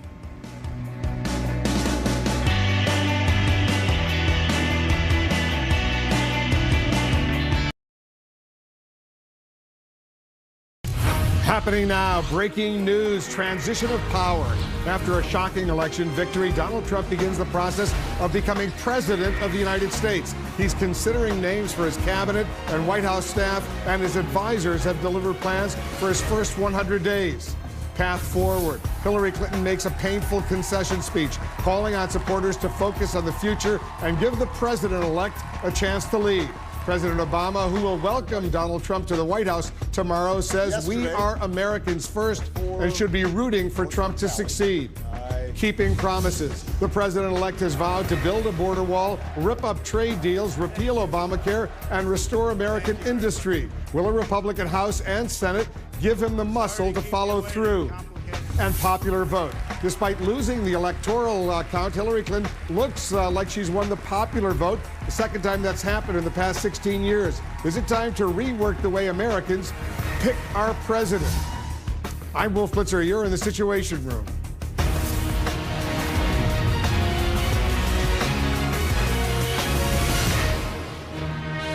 This is CNN Breaking News. Breaking news hours after Donald Trump's stunning victory, the president-elect is getting ready for his new job.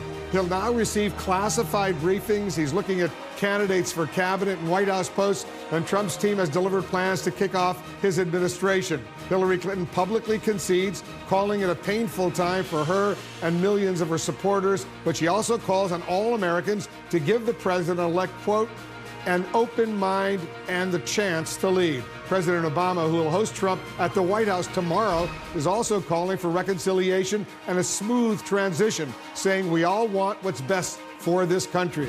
Republicans, who were bitterly divided by Trump's campaign, are celebrating his upset win and the fact that they managed to keep control of both the House and the Senate.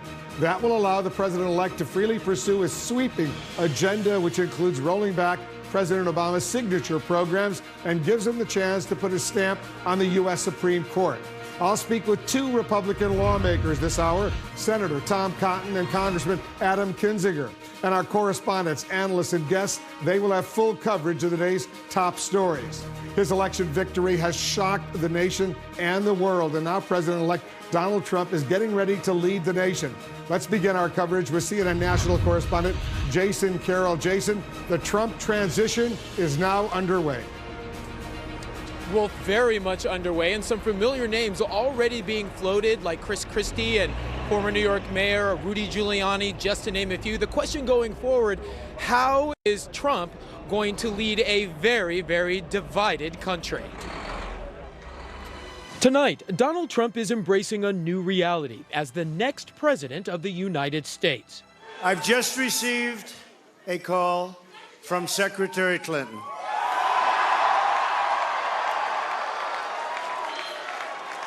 She congratulated us, it's about us, on our victory. And I congratulated her and her family on a very, very hard-fought campaign. And we owe her a major debt of gratitude for her service to our country.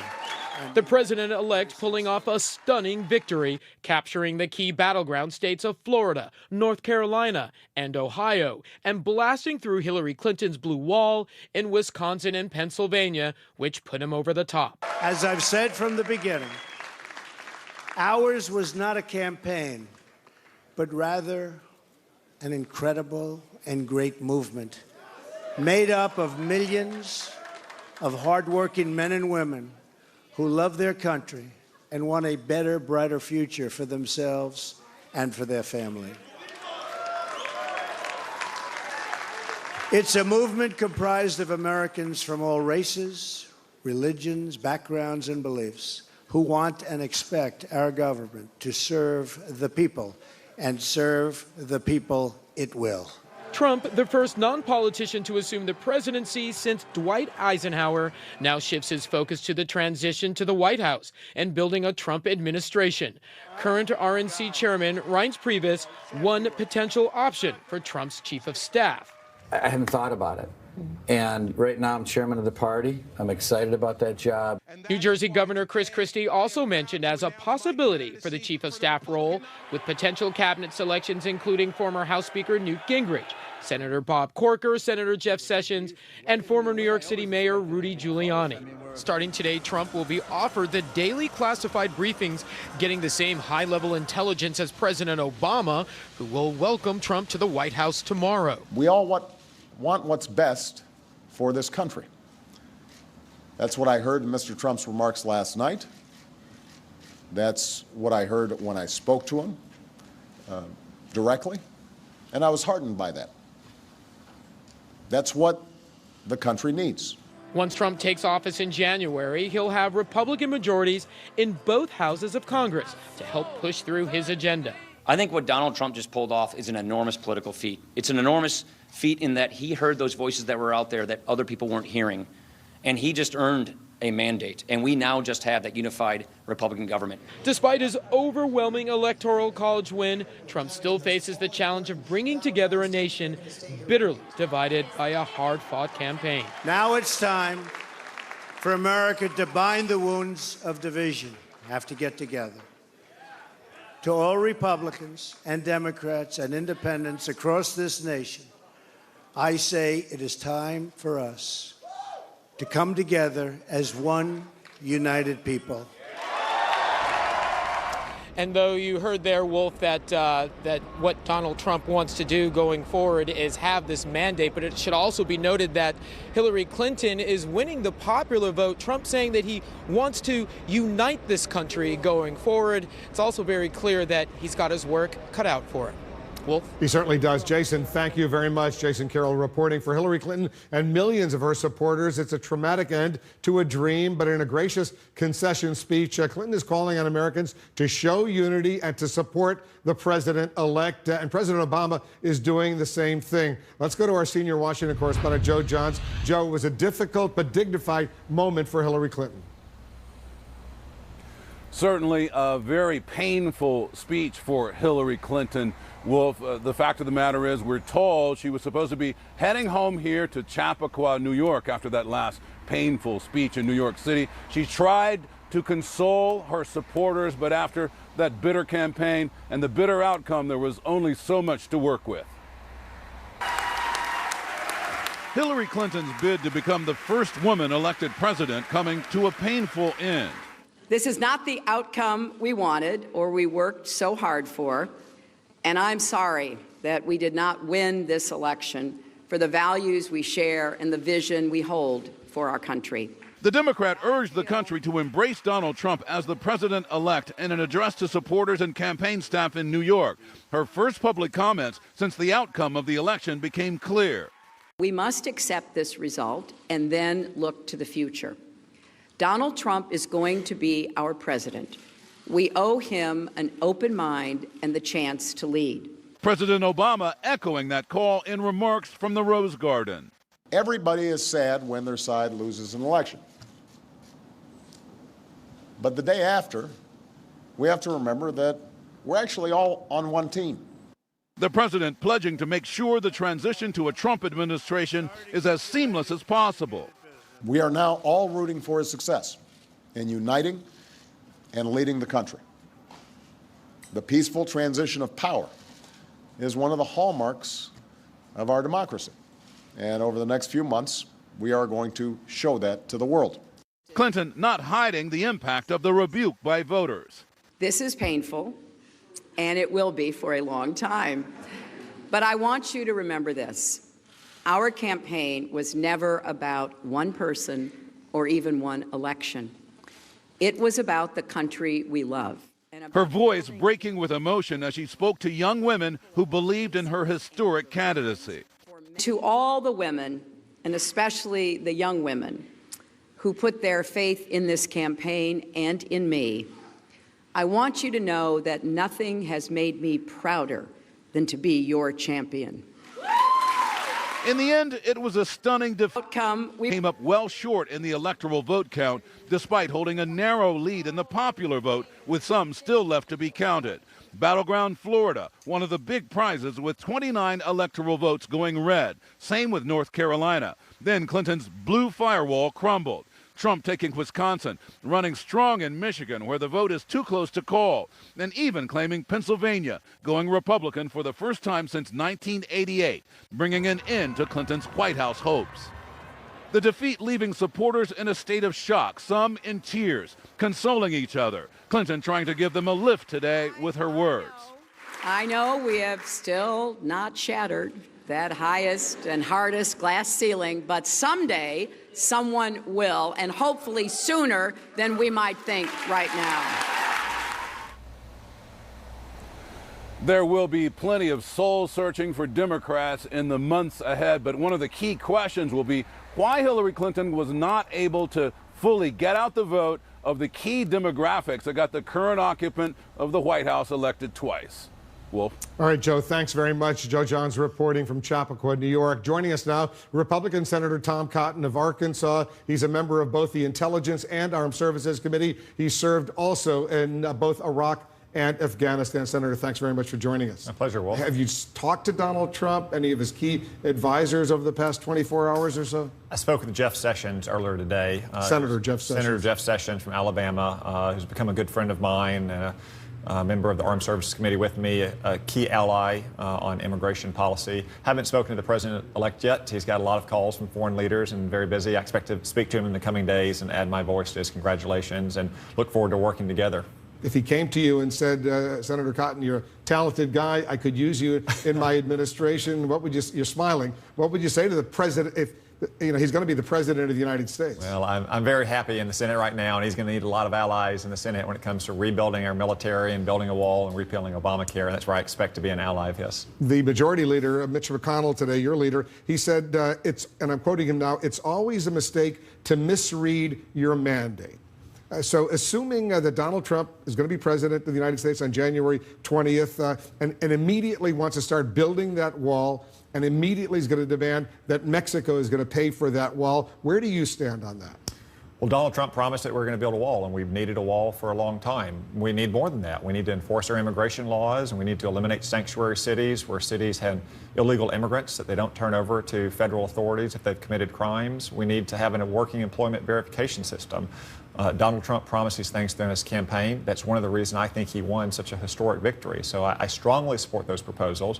And then we have to move further, I think, and reevaluate our entire immigration policy, because right now when we have so many folks who work with their hands, work on their feet, who haven't had a raise in decades in real dollars, we need to rethink whether we should be admitting 1 million new green card holders a year to this country and 1 million more visa holders, and whether or not it's better to have a tight labor market with the immigrants we have now and native-born Americans to help lift wages for everyone who haven't seen it. So are you with him when he says totally ban Syrian refugees from immigrating to the United States?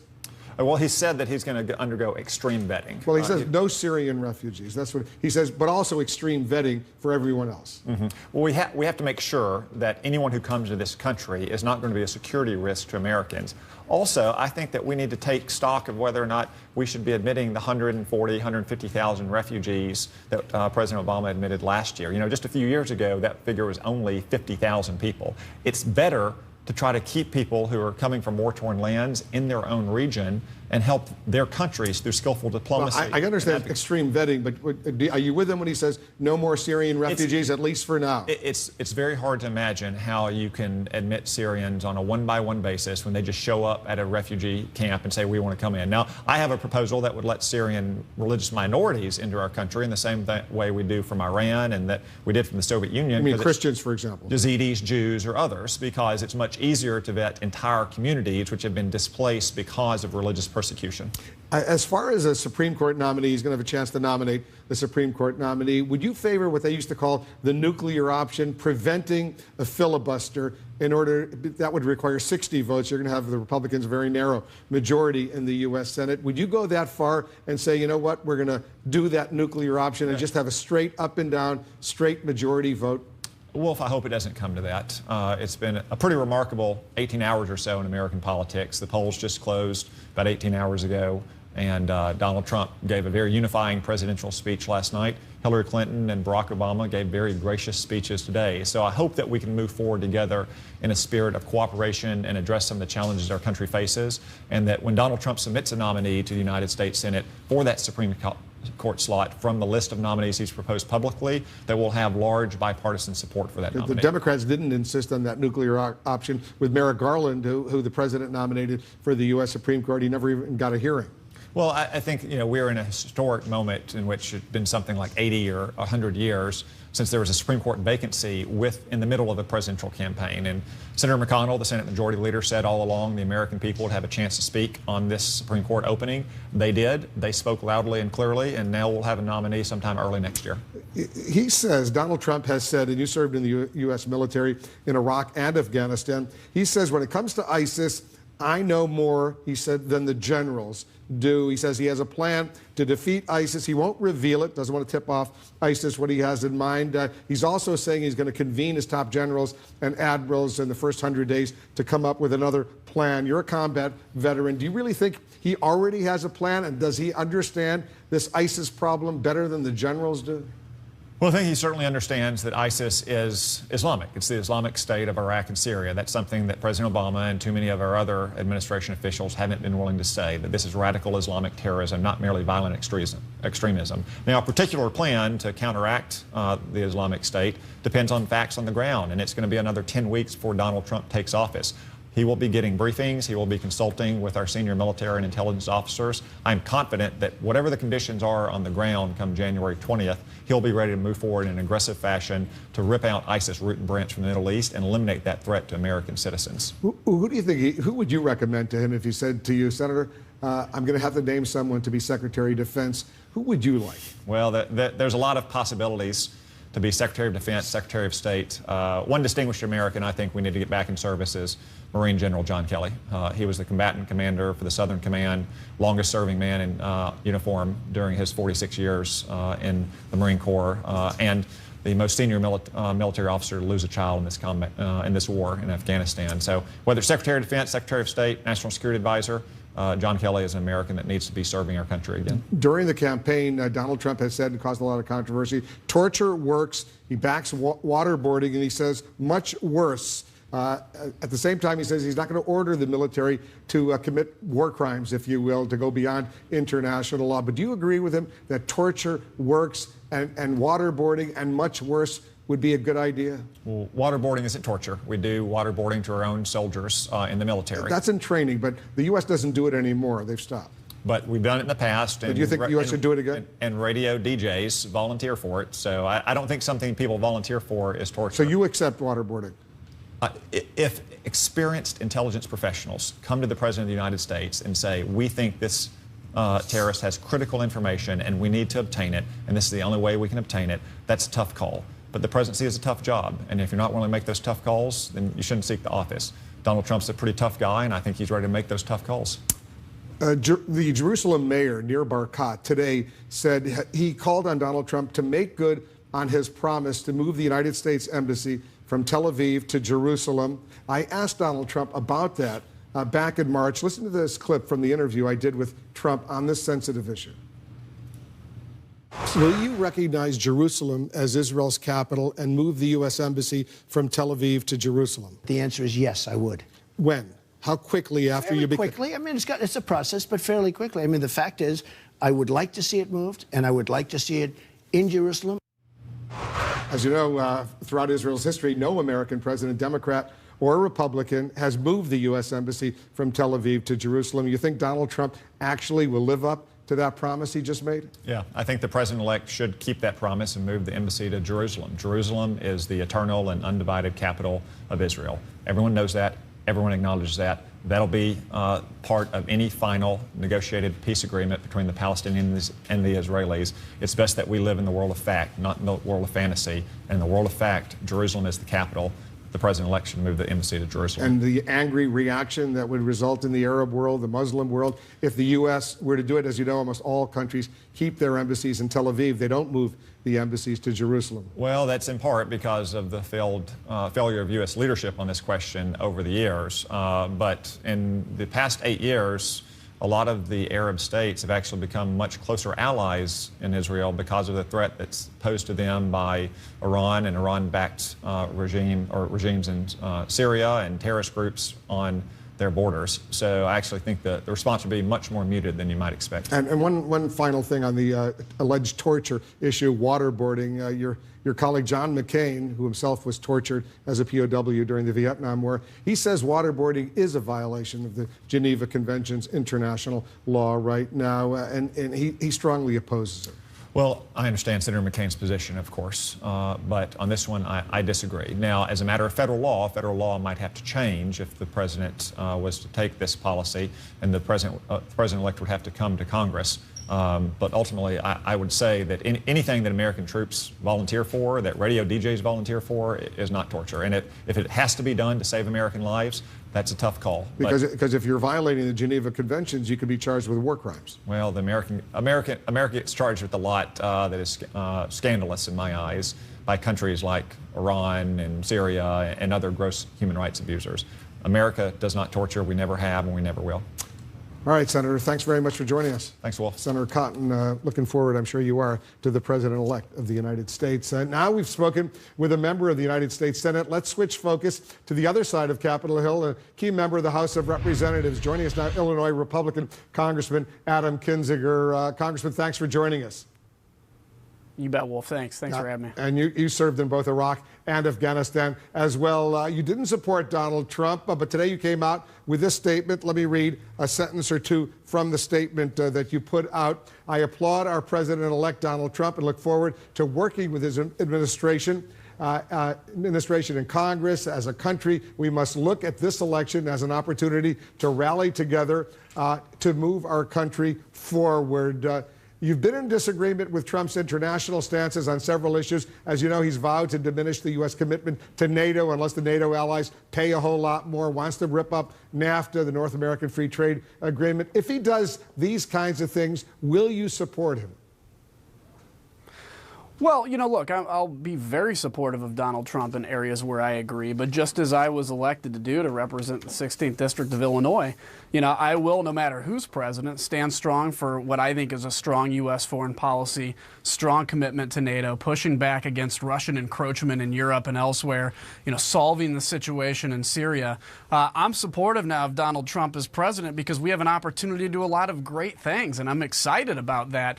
But I will continue to stand strong when it comes to issues like foreign policy. And I'll tell you, the moment you get elected as president, I guess, I've obviously never been elected as president, but there is a huge weight of the world that comes onto your shoulders. And now it goes from, in theory, where you're having a campaign, to in reality, where you realize things like Syria and Russia, there's people's lives on the line, and you're now the one everybody is looking at. So I would assume and hope that as he's beginning his transition, he's really studying these issues, and I'll continue to be there to help him through them if he asks. And he's now getting these daily national security intelligence briefings as well from, indeed, the most secret, the most classified information. A lot of people in the administration right now are hoping that over the course of the next 2.5 months, as he gets these briefings, maybe his views on some of these sensitive issues will modify, will change, if you will. I want to get your thought. You did not support Trump during the campaign. A Trump surrogate, the Apprentice star Omarosa, she said that the Trump campaign is keeping a list of enemies. You said you couldn't support Trump during the campaign. Do you think you might be on that so-called list of enemies? Maybe. I'm on a lot of people's enemies lists, I'm sure, all over the place. No, look, I'm excited. And I think, the night of the election, there's a lot of emotion. People are upset. You get some of the Trump supporters that were upset with me. I understand it. I mean, I've had to live that every day. And, you have people that are upset. And so in that emotion, it's kind of like, okay, it's time for some payback. But I think the next morning, and this is how I feel today, it's like this is an opportunity to unify the country. First, Trump's job, if he wants to have a legacy and pass some big things, which I hope he does and believe he does, he's going to have to unify his party. And then secondly, we're going to have to unify the country. We're going to have to reach across the aisle to Democrats and say, you know, look, hey, we want to work on things like tax reform or work on the national deficit or how do we get an infrastructure bill and how, you know, all these big issues. And we'd love to have some Democratic buy-in, not just for politics, but it's good for the American people because, you know, like with Obamacare in 2009 and 10, there was no Republican support for that. And it was an albatross around the president's neck for many years after. I think the way to do good government, even if you have all the levers of government, is to do your best to reach to the other side of the aisle. You may not always find agreement, but I think you always ought to try to find agreement. Do you believe that Donald Trump, he has said he wants to get together with the Republicans in addition to Democrats, he says, and independents? Do you actually think a Trump White House will embrace you, reach out to you, and try to work with you? Well, that's on them. You know, I'm not going to go out and beg for it. I understand everything. But I am committed to unifying this party. I am committed to supporting the areas of Donald Trump that he wants to move forward with our agenda. Again, as I said, no matter who was president, whether it was Hillary Clinton, Donald Trump, or somebody else, I'll continue to stand strong on issues of national defense and speak out for the voiceless, for instance, in Syria that are taking barrel bombs every day from helicopters, indiscriminately bombing them, or the Russians doing the same. So I'm going to continue to be as bold and aggressive as a congressman as I have always tried to be, and you know, that's up to the Trump campaign or the Trump president-elect, I guess, infrastructure now, but I am there to support the next president in every way I can. And national security, just very quickly, are you with Donald Trump and Senator Cotton, for that matter, when it comes to waterboarding? Well, I agree to an extent with Senator Cotton on that, whereas in extreme times, it ought to be an option. But I think when it comes to waterboarding, it's not something we ought to revert to in the very first case. He is true. We do use enhanced interrogation techniques, what are so-called enhanced interrogation techniques, against even, you know, when I go through survival training with the military, for instance. So I think it ought to be a tool in the pocket, but I don't think anybody would advocate, and I certainly wouldn't advocate, using that and much worse as kind of a frontline way to get intelligence. We actually see that the best way to gather intelligence is through developing a relationship with whoever you're interrogating. Frankly, that's what breaks people more than anything. Do you see the House Speaker Paul Ryan keeping his speakership in a Trump presidency? I do, and I certainly hope so. I think it would be really beneficial for that endorsement of Paul Ryan to be made. I support him. I think Paul Ryan and Donald Trump have had some probably really good conversations since. And again, if I'm in Donald Trump's position, my goal now is to say, okay, we have to achieve some big things, and the infighting in the party that's been very real has got to stop, and we have to unify around these principles. And so I think Paul Ryan survives. He definitely has my support, and I think the party can move forward united. As I said earlier, you're an Iraq War veteran. Trump said he knows more about ISIS than the generals do. Do you think he really has a plan in mind? He won't reveal it. Do you think he knows more how to defeat ISIS than the generals do? I don't think anybody knows more than our generals in terms of strategies, tactics, and bringing in State Department to understand building alliances outside of just kinetic military action and how groups interact and what groups you can support. My guess is in the heat of the campaign, that's just something that was said.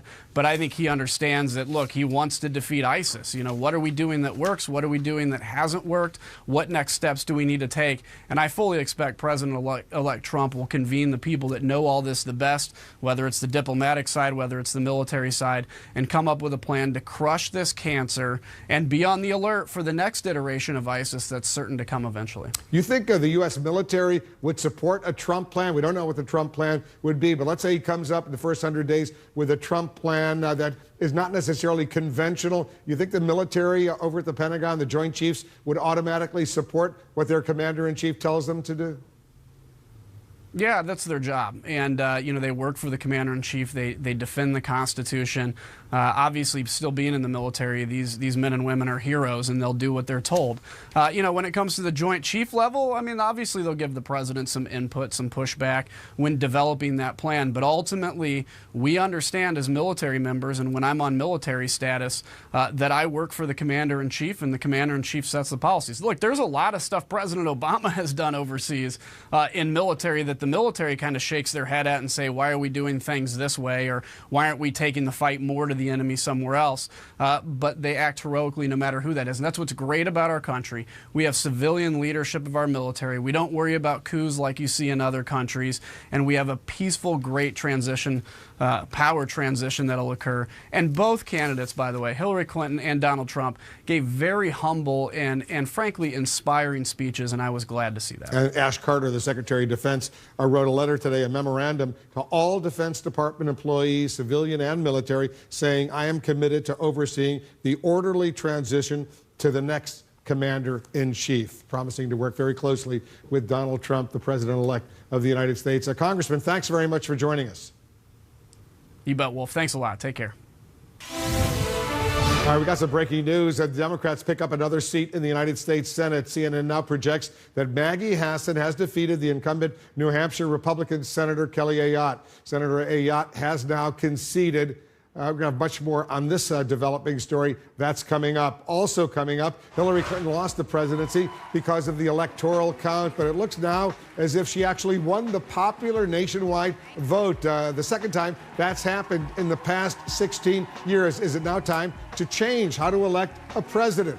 And Democrats say they'll try to work with Donald Trump, but as the president-elect gets ready to push forward his sweeping agenda, is there room for compromise?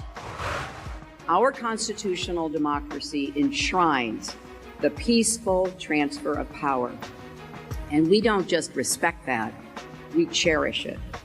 It also enshrines other things: the rule of law, the principle that we are all equal in rights and dignity, freedom of worship and expression. We respect and cherish these values too, and we must defend them.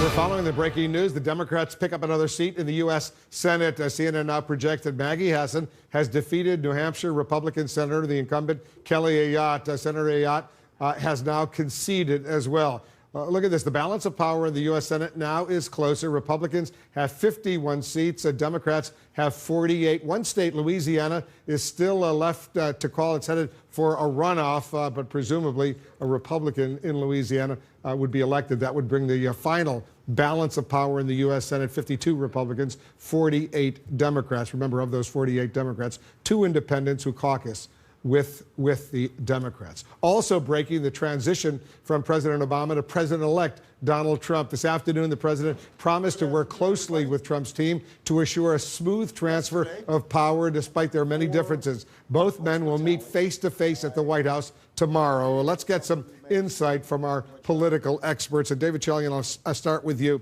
Can Donald Trump govern the way he campaigned? Wow. Questions about can Donald Trump do X the way he did Y are tricky because I don't think many of us thought he would be able to win the presidency the way that he conducted his campaign. A lot of people didn't think he could win the Republican nomination. Right. So I'm aware of that, and I'm careful to say that.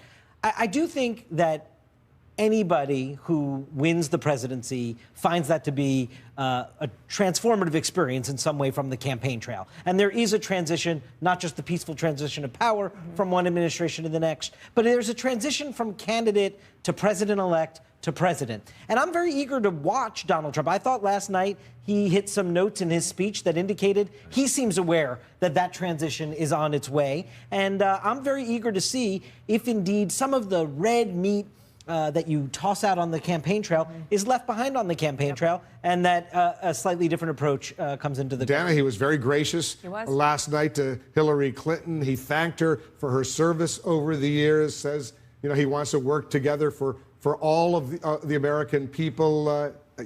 So he at least sounded the right note last night. A lot of the note that the President Obama, Hillary Clinton, they sounded the same thing. But also what's clear, and you looked at all the exit polls, the American people are angry. A lot of them are angry. They want change. Can he deliver on those commitments he made? That is the key question. And just sort of following Donald Trump for the past year and a half and sort of, studying a little bit of how he operates and his approach to things, winning, and he says this very explicitly, winning is number one. He's done that, getting the presidency. But it's not just that, and I do think he understands that. It's about making it a successful term, or however long he's going to be there if he wins another. But starting with right now, I actually think he has a lot of running room and kind of breathing space, because not only does he have a Republican Congress, he has a Republican Congress suddenly sort of not scared of their own shadows with regard to the base, because they know that the base is very supportive of the new president. Therefore, if the new president says, you know what, let's make a deal on immigration reform, the Nixon and China situation, they won't say no, no, no, like they did to John Boehner or to Paul Ryan or to any other Republican leader, because they're worried about getting a primary from the right. Or like John McCain, who was... Or John McCain. George W. Bush. Right, or George W. Bush, exactly. In that whole matter. Mark, his biggest campaign promises, and there were many of them: building the wall, repealing Obamacare, negotiating new trade agreements, ending NAFTA, if you will, creating jobs. With a Republican House and a Republican Senate, are those goals within reach? Trade deals are certainly going to be a lot different, I think, than what we've seen so far. And we've already heard from Mitch McConnell, who has said that TPP will not come up in the lame duck. So that's one I think that we'll see will be low-hanging fruit in some ways for him. Obamacare appeals like it's going the way of repeal in some way, shape, or form. How it reconstitute, I don't think any of us know, because we won't go into the weeds, but the legislative process to get rid of it is a lot easier than trying to get a new one passed. So we'll see how that goes. And what we saw in foreign policy, there's a lot of questions on foreign policy, but there's a possibility that we're going to see the embassy, the U.S. Embassy in Israel, move from Tel Aviv to Jerusalem, which will be earth-shattering in many ways, given what our policy has been over there with the two-state solution. Yeah, the U.S. does not recognize Jerusalem as Israel, for that matter. That's why the U.S. has not moved the embassy from Tel Aviv to Jerusalem. But Donald Trump says he's going to do it, and do it very quickly. We shall see. I want you to listen, Rebecca. President Obama, he campaigned very harshly against Donald Trump over these past several months. But today, he sort of had a brand new tone. Listen to this. Everybody is sad when their side loses an election. But the day after, we have to remember that we're actually all on one team. This is an intramural scrimmage. We're not Democrats first. We're not Republicans first. We are Americans first. We're patriots first.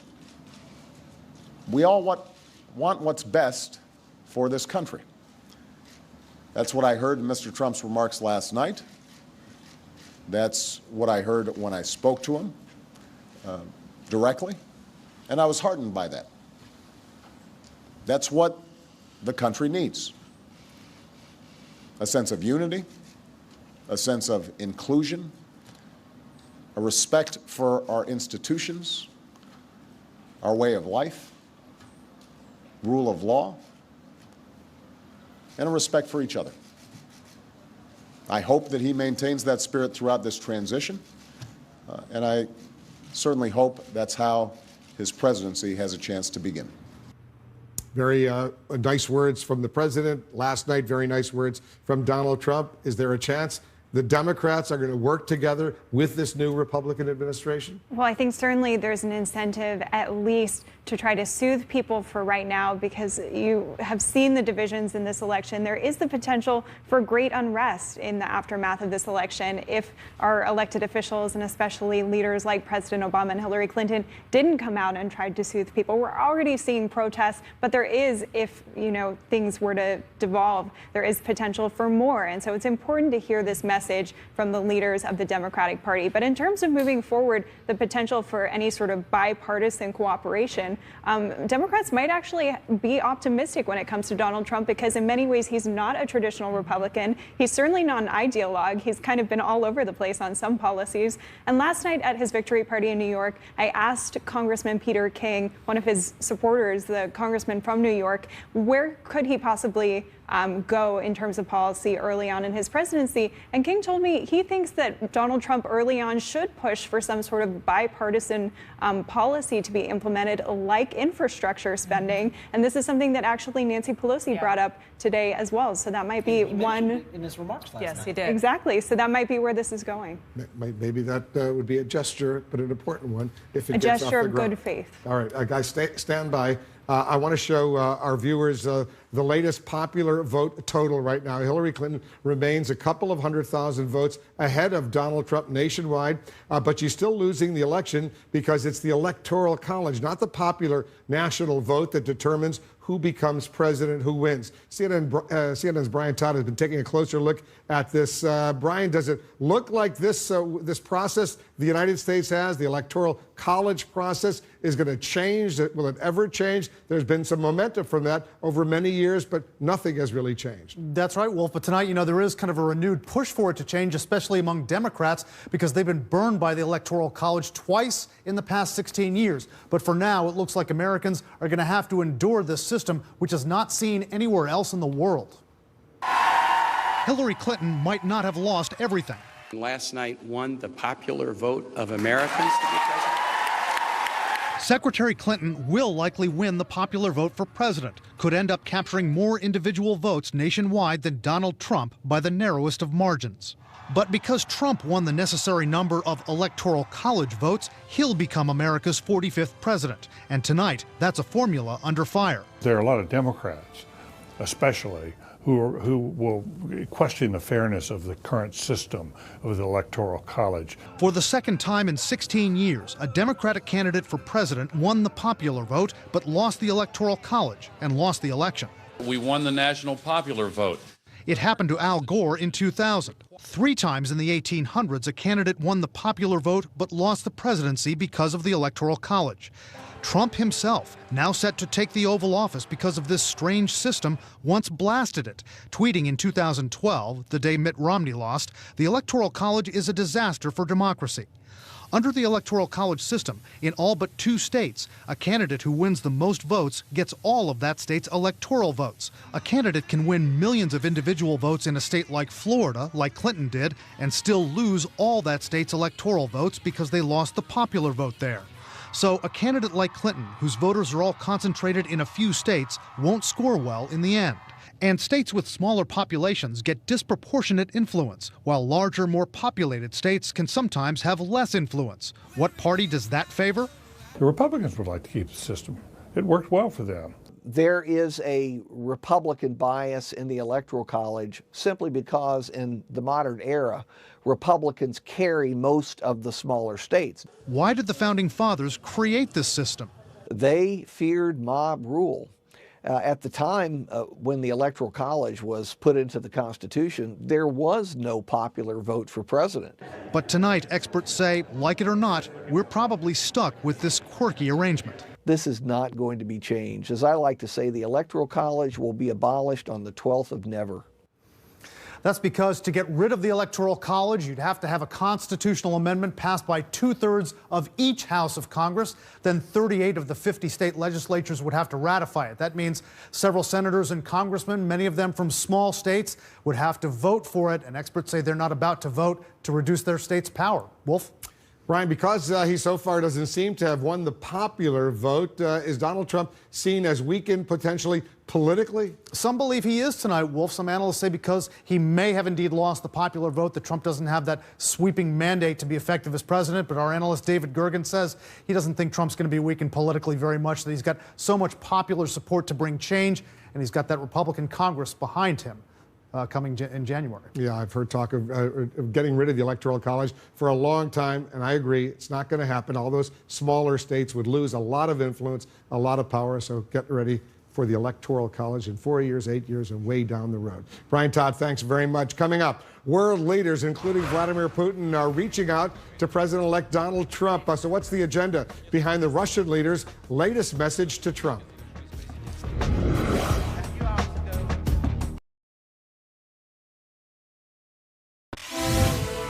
As President-elect Donald Trump gets ready for his new job, world leaders are weighing in on his stunning election victory and what it might mean for America's friends and foes. Our chief national security correspondent, Jim Sciutto, has been looking into this for us. So, Jim, what's the mood around the world? Well, I'll tell you, Wolf, the world has certainly been watching this election closely from the beginning, and it's reacting now with a combination of genuine surprise. In Japan today, for instance, newspapers felt the need to publish short explainers of exactly how Trump won. but also uncertainty. Allies and adversaries alike, from Japan, South Korea, and NATO to China and Russia, just don't know what exactly a Trump foreign policy looks like, though some do have particularly high hopes. Applause in the Russian parliament. Even a champagne toast to Donald Trump's victory. Putin's allies and then Putin himself congratulating Trump just hours after his presidential win, pledging to improve ties with the U.S. Russia is ready and wants to restore full-fledged relations with the U.S. We understand this won't be an easy path, but we are ready to play our part in it. As Russia, a growing U.S. adversary, spoke of a cozier relationship, U.S. allies around the world expressed nervousness. Faced with a nuclear-armed North Korea, South Korea, stung by Trump's questioning during the campaign of the U.S. defense of Seoul, convened a National Security Council meeting. I call on your utmost efforts and unwavering work to maintain the U.S. and South Korea's strong position against North Korea to solve the North's nuclear issue. NATO, jolted by Trump's criticism of alliance members' military contributions, saw its Secretary General announce he will find a way to work with Trump. I will discuss with President-elect Trump the way forward regarding how NATO shall continue to respond to a new and more challenging security environment. As U.S. troops support Iraqi forces in a bloody battle to reclaim the city of Mosul from ISIS, an operation that Trump called a total disaster, Prime Minister Haider al-Abadi tweeted, "Congratulations to President-elect Donald Trump," before adding, "Look forward to continued U.S. support for Iraq in the war against terror." And Iran, just months into a nuclear deal that Donald Trump repeatedly promised on the campaign trail to dismantle, made a public point of arguing the nuclear agreement depends on more than just the next U.S. president. The future U.S. president-elect is obliged to stay committed to this not bilateral, but multilateral nuclear deal. A leading member of the Russian parliament told CNN today that he believes Trump will pursue policies friendly to Russia, specifically overturning those economic sanctions for its invasion of Crimea and Ukraine. Not clear how or why he knows that. Another Kremlin advisor said, and this caught our attention, quote, "Maybe we helped a bit with WikiLeaks." As you know, the U.S. intelligence community has pointed its finger at Russia for at least the hacked emails that led to those WikiLeaks releases. Whether that's anything of an admission, not clear. It's interesting. Since the Republican convention, Trump has been receiving occasional briefings from the U.S. intelligence community, not at the highest classified level, but now that he is president-elect, over this period between now and January 20th, when he's sworn in as the next president of the United States, he's going to get daily national security briefings, at the highest levels. That's right. He's basically going to get what the president gets, the PDB, as it's known, the president's daily brief, and it will have the most classified information. Up until now, he and Hillary Clinton, Trump and Hillary Clinton, got a broad overview, classified information, but didn't, for instance, get into sources and methods, intercepted communications, covert operations. Now he's going to get all of that. He's going to get the latest information, for instance, on terror threats to Americans abroad, here in the U.S.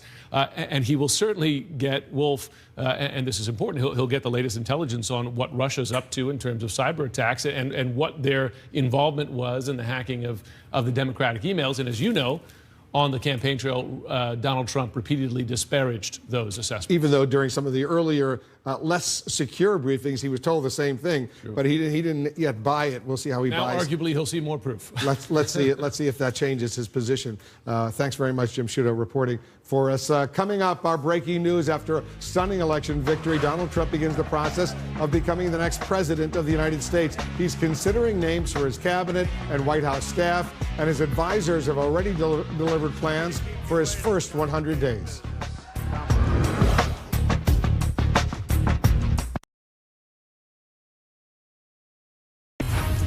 Happening now, breaking news, the thrill of victory. Only hours after his astounding election upset, Donald Trump is beginning his transition to the White House. The president-elect now being briefed on national security secrets and zeroing in on possible cabinet picks. We're getting new details about the road ahead. And the agony of defeat. Hillary Clinton delivers an emotional concession speech urging supporters to keep an open mind about the man who crushed her presidential dream. Are Democrats really ready to give Trump a chance?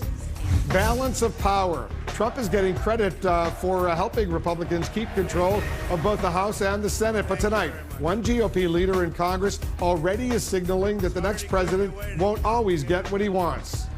And world reaction. Russians are toasting Trump's victory, while the headlines in Mexico reflect high anxiety. Will Trump follow through on campaign promises that have left many global leaders on edge? We want to welcome our viewers in the United States and around the world. I'm Wolf Blitzer. You're in the Situation Room.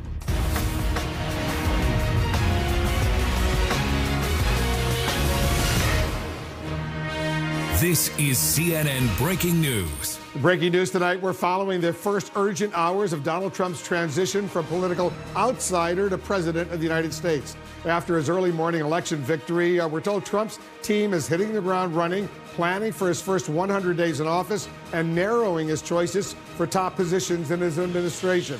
Tonight, Hillary Clinton is urging her supporters to give Trump a chance to lead. She gave an emotional concession speech hours after it was clear that she'd been defeated. Clinton called the loss painful, but said she offered to work with Trump to help the country. President Obama is promising a smooth transition of power, saying he's rooting for Trump to unify the nation. The president and the president-elect, they are set to meet at the White House tomorrow.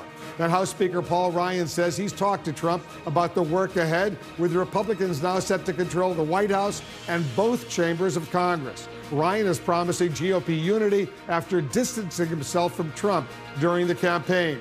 I'll ask two prominent congressmen about what's ahead for Trump and the nation. Democrat Adam Schiff and Republican Chris Collins, they are both standing by, along with our correspondents and analysts, as we cover all the breaking news on this historic election. First, let's go to our senior White House correspondent, Jim Acosta. He's over at Trump Tower tonight in New York City. Jim, what are you learning?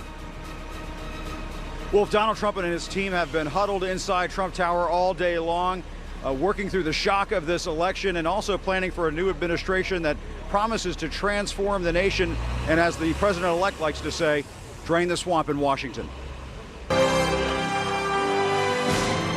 It's no longer Mr. Trump, it's President-elect Trump.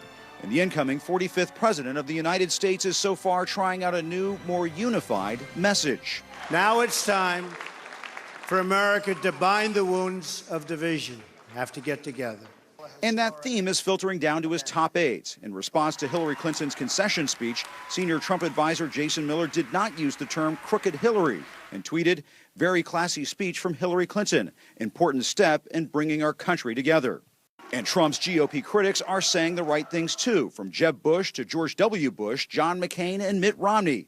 After a campaign that alienated Hispanics, Muslims, and women, Trump is sounding an inclusive tone. It's a movement comprised of Americans from all races, religions, backgrounds, and beliefs who want and expect our government to serve the people, and serve the people it will.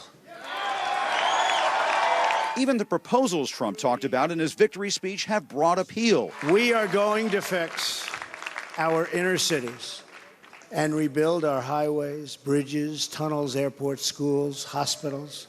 We're going to rebuild our infrastructure. We will also finally take care of our great veterans. But Trump has also promised a more partisan agenda, repealing Obamacare, building a wall on the Mexican border, renegotiating trade deals, improving ties with Russia, even waterboarding terror suspects. And he'll have a Republican Congress led for now by House Speaker Paul Ryan backing some of his plans. Donald Trump heard a voice out in this country that no one else heard. He connected in ways with people no one else did. He turned politics on its head. And now, Donald Trump will lead a unified Republican government. Trump's administration should have plenty of familiar faces. RNC Chair Reince Priebus and Chris Christie are mentioned as favorites for White House Chief of Staff, as is Mike Flynn for National Security Advisor, while top campaign officials Kellyanne Conway and Stephen Bannon are likely to become senior advisors.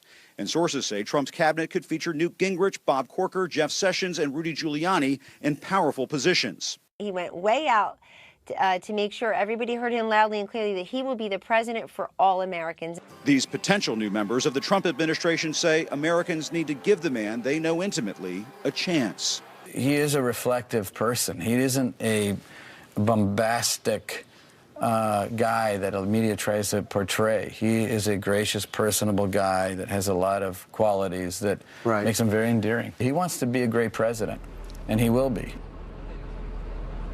And Donald Trump is already being swept into the important business of running the country. He's been cleared to receive those national security briefings that are given to the President of the United States. And speaking of the current President, Wolf, as you said, he has extended an invitation to Donald Trump to meet him at the White House tomorrow. A President Donald Trump viewed at one time as not born in this country. Wolf. Interesting. All right, thanks very much for that, Jim Acosta. Now to Hillary Clinton's concession speech and the aftershocks felt by Democrats who were expecting her to become the first woman president of the United States. Let's go to our senior political correspondent, Brianna Keilar. Brianna? Wolf, the Clinton campaign entered election night thinking they were going to win, and by the end they were crestfallen. Many of them in tears this morning, audible sobs even as Hillary Clinton gave her concession speech in New York. Hillary Clinton ending her run, shocked, saddened, and gracious. We must accept this result and then look to the future. Donald Trump is going to be our president. We owe him an open mind and the chance to lead. Apologizing to those who worked on her campaign. This is not the outcome we wanted or we worked so hard for, and I'm sorry that we did not win this election for the values we share and the vision we hold for our country. With a nod to young supporters and to women. Especially the young women who put their faith in this campaign and in me. I want you to know that nothing has made me prouder than to be your champion. As polls closed Tuesday night, cheer gave way to concern, then disbelief and tears at Clinton's election night party. Battleground Florida, where the campaign was confident about victory, going red. North Carolina doing the same.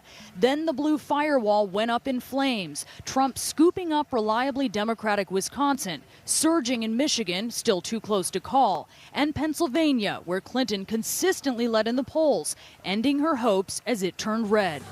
Gathered beneath the glass ceiling of the Javits Center, her supporters expected a triumphant sequel of her 2008 concession speech. Although we weren't able to shatter that highest, hardest glass ceiling this time, thanks to you, it's got about 18 million cracks in it. Instead, workers emptied confetti cannons of unused metallic confetti meant to imitate shattered glass. Clinton falling short of her goal. I know we have still not shattered that highest and hardest glass ceiling, but someday someone will, and hopefully sooner than we might think right now.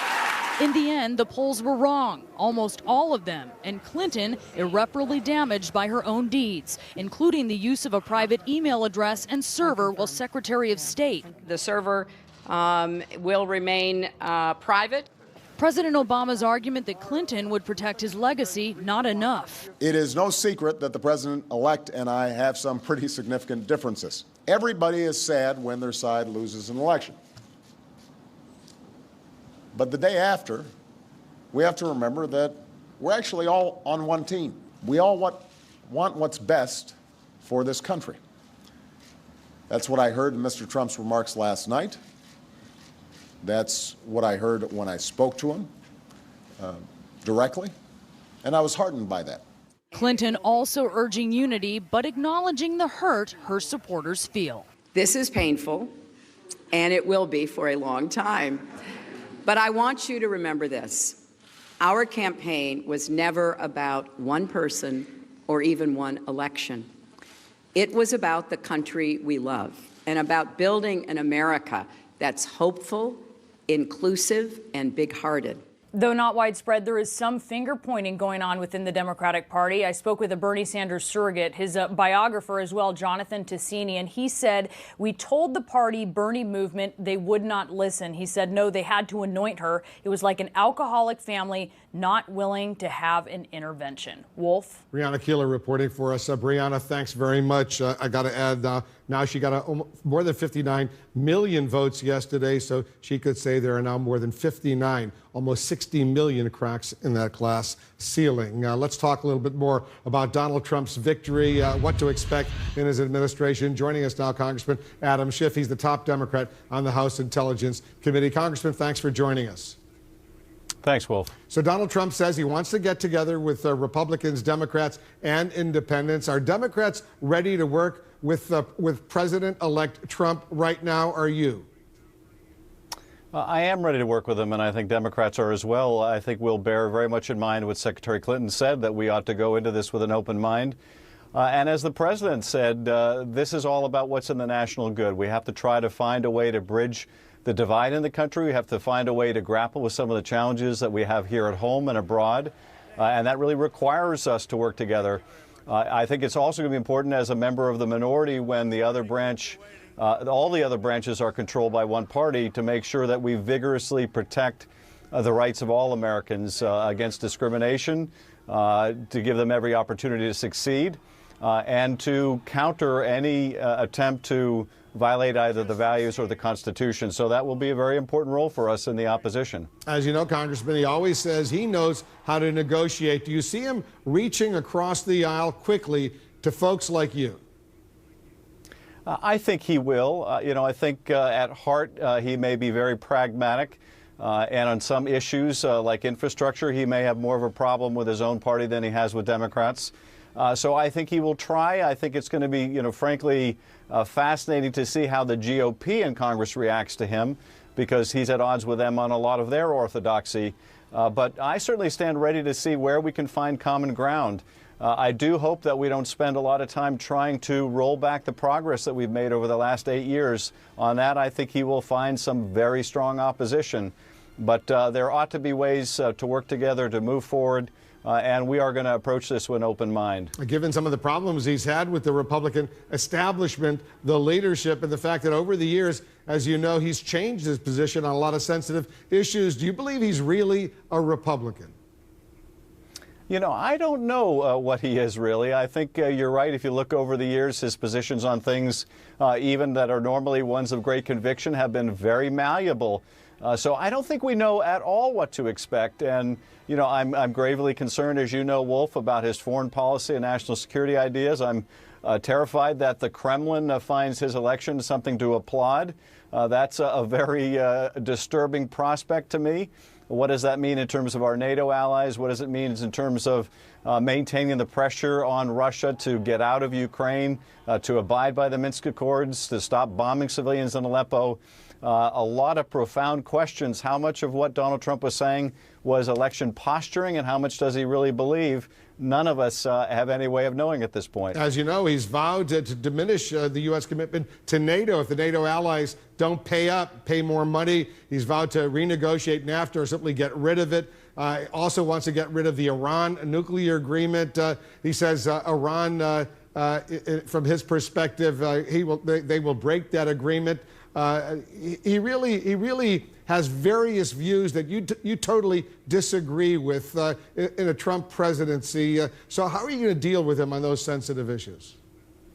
Well, I'm hoping that when he comes to understand a lot of the difficulties and complexities with what he has proposed as a candidate, he'll understand this is not so simple. The Iran nuclear agreement, for example, was an agreement that was reached not only between the United States and Iran, but many other countries as well, and has had the effect of rolling back Iran's nuclear program. So let's say we somehow annul it or say we're not going to abide by it. What does that mean when Iran then starts to turn back on its nuclear program in a mad dash to move forward? That is a pretty terrifying prospect as well. So it's easy to make these pronouncements, like his pronouncement about repealing Obamacare and replacing it. But as of this point, he's never had to say what he would replace it with. And what do you do when you essentially kick 20 million people off their health insurance plans? So again, these have made good electioneering slogans. In fact, they've made winning slogans. But whether they can be translated productively into action, I think he's going to find that's entirely problematic and would be really a disservice to the country. The Defense Secretary, Ash Carter, has urged a peaceful transition of power. He ordered everyone at the Pentagon today, military and civilian employees, I am committed to overseeing the orderly transition to the next commander-in-chief. Do you think Trump has a plan to defeat ISIS, or do you see the U.S. military in the first 100 days? He says he's going to listen to some of the generals, but when it comes to ISIS, you've heard him say several times he knows more about defeating ISIS than the generals do. You know, I have to hope that this was, frankly, election posturing. And we have to hope that we have a president, frankly, that has the humility to know that he doesn't know everything and can rely on people that have expertise and draw on it and know when to go with one opinion, when to accept the validity of the underlying arguments that are made by the military or civilian leadership within the Pentagon. We hope that he has both that humility and that judgment. In terms of the plan for ISIS, the secret plan, I have to say I'm skeptical there is a secret plan. I do think that he will listen to the generals. I hope that he will be persuaded to continue the prosecution of the war that is making such progress against ISIS militarily. The bigger challenge, of course, is going to be in Syria.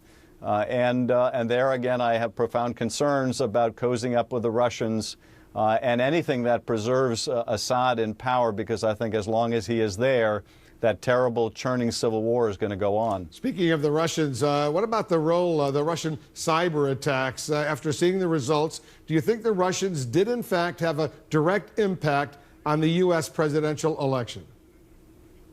You know, they certainly had an impact. You know, the hacking that they did, the dumping of documents, did sow discord within the Democratic Party between some of the Clinton people and the Sanders people.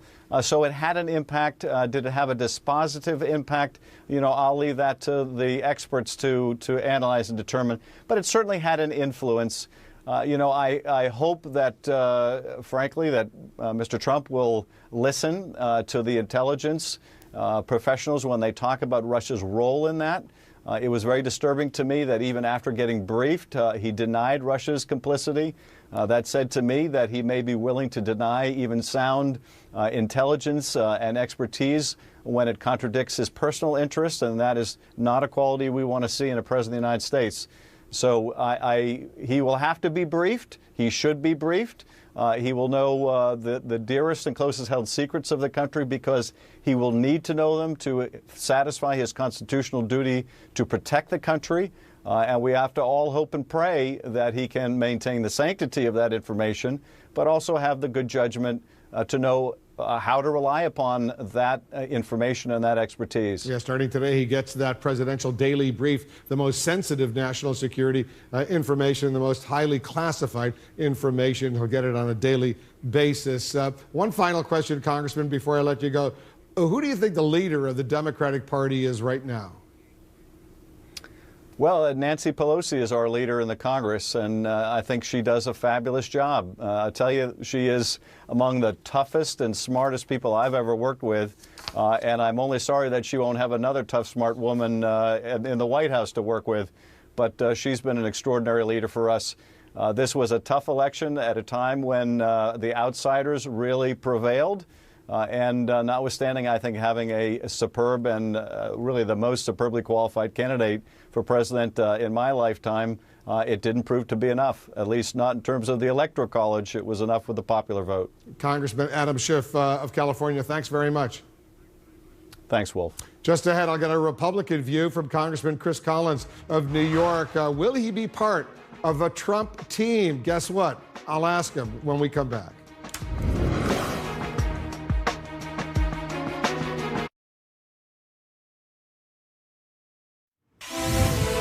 The transition of power is underway tonight, with Donald Trump's team looking at potential cabinet members, floating names for top spots inside the Trump White House and the Trump administration. Let's get some more. Republican Congressman Chris Collins of New York is joining us. Congressman, thanks for joining us. Good to be with you. Good to be here. Thanks very much. You were the first member of the U.S. Congress to support Donald Trump.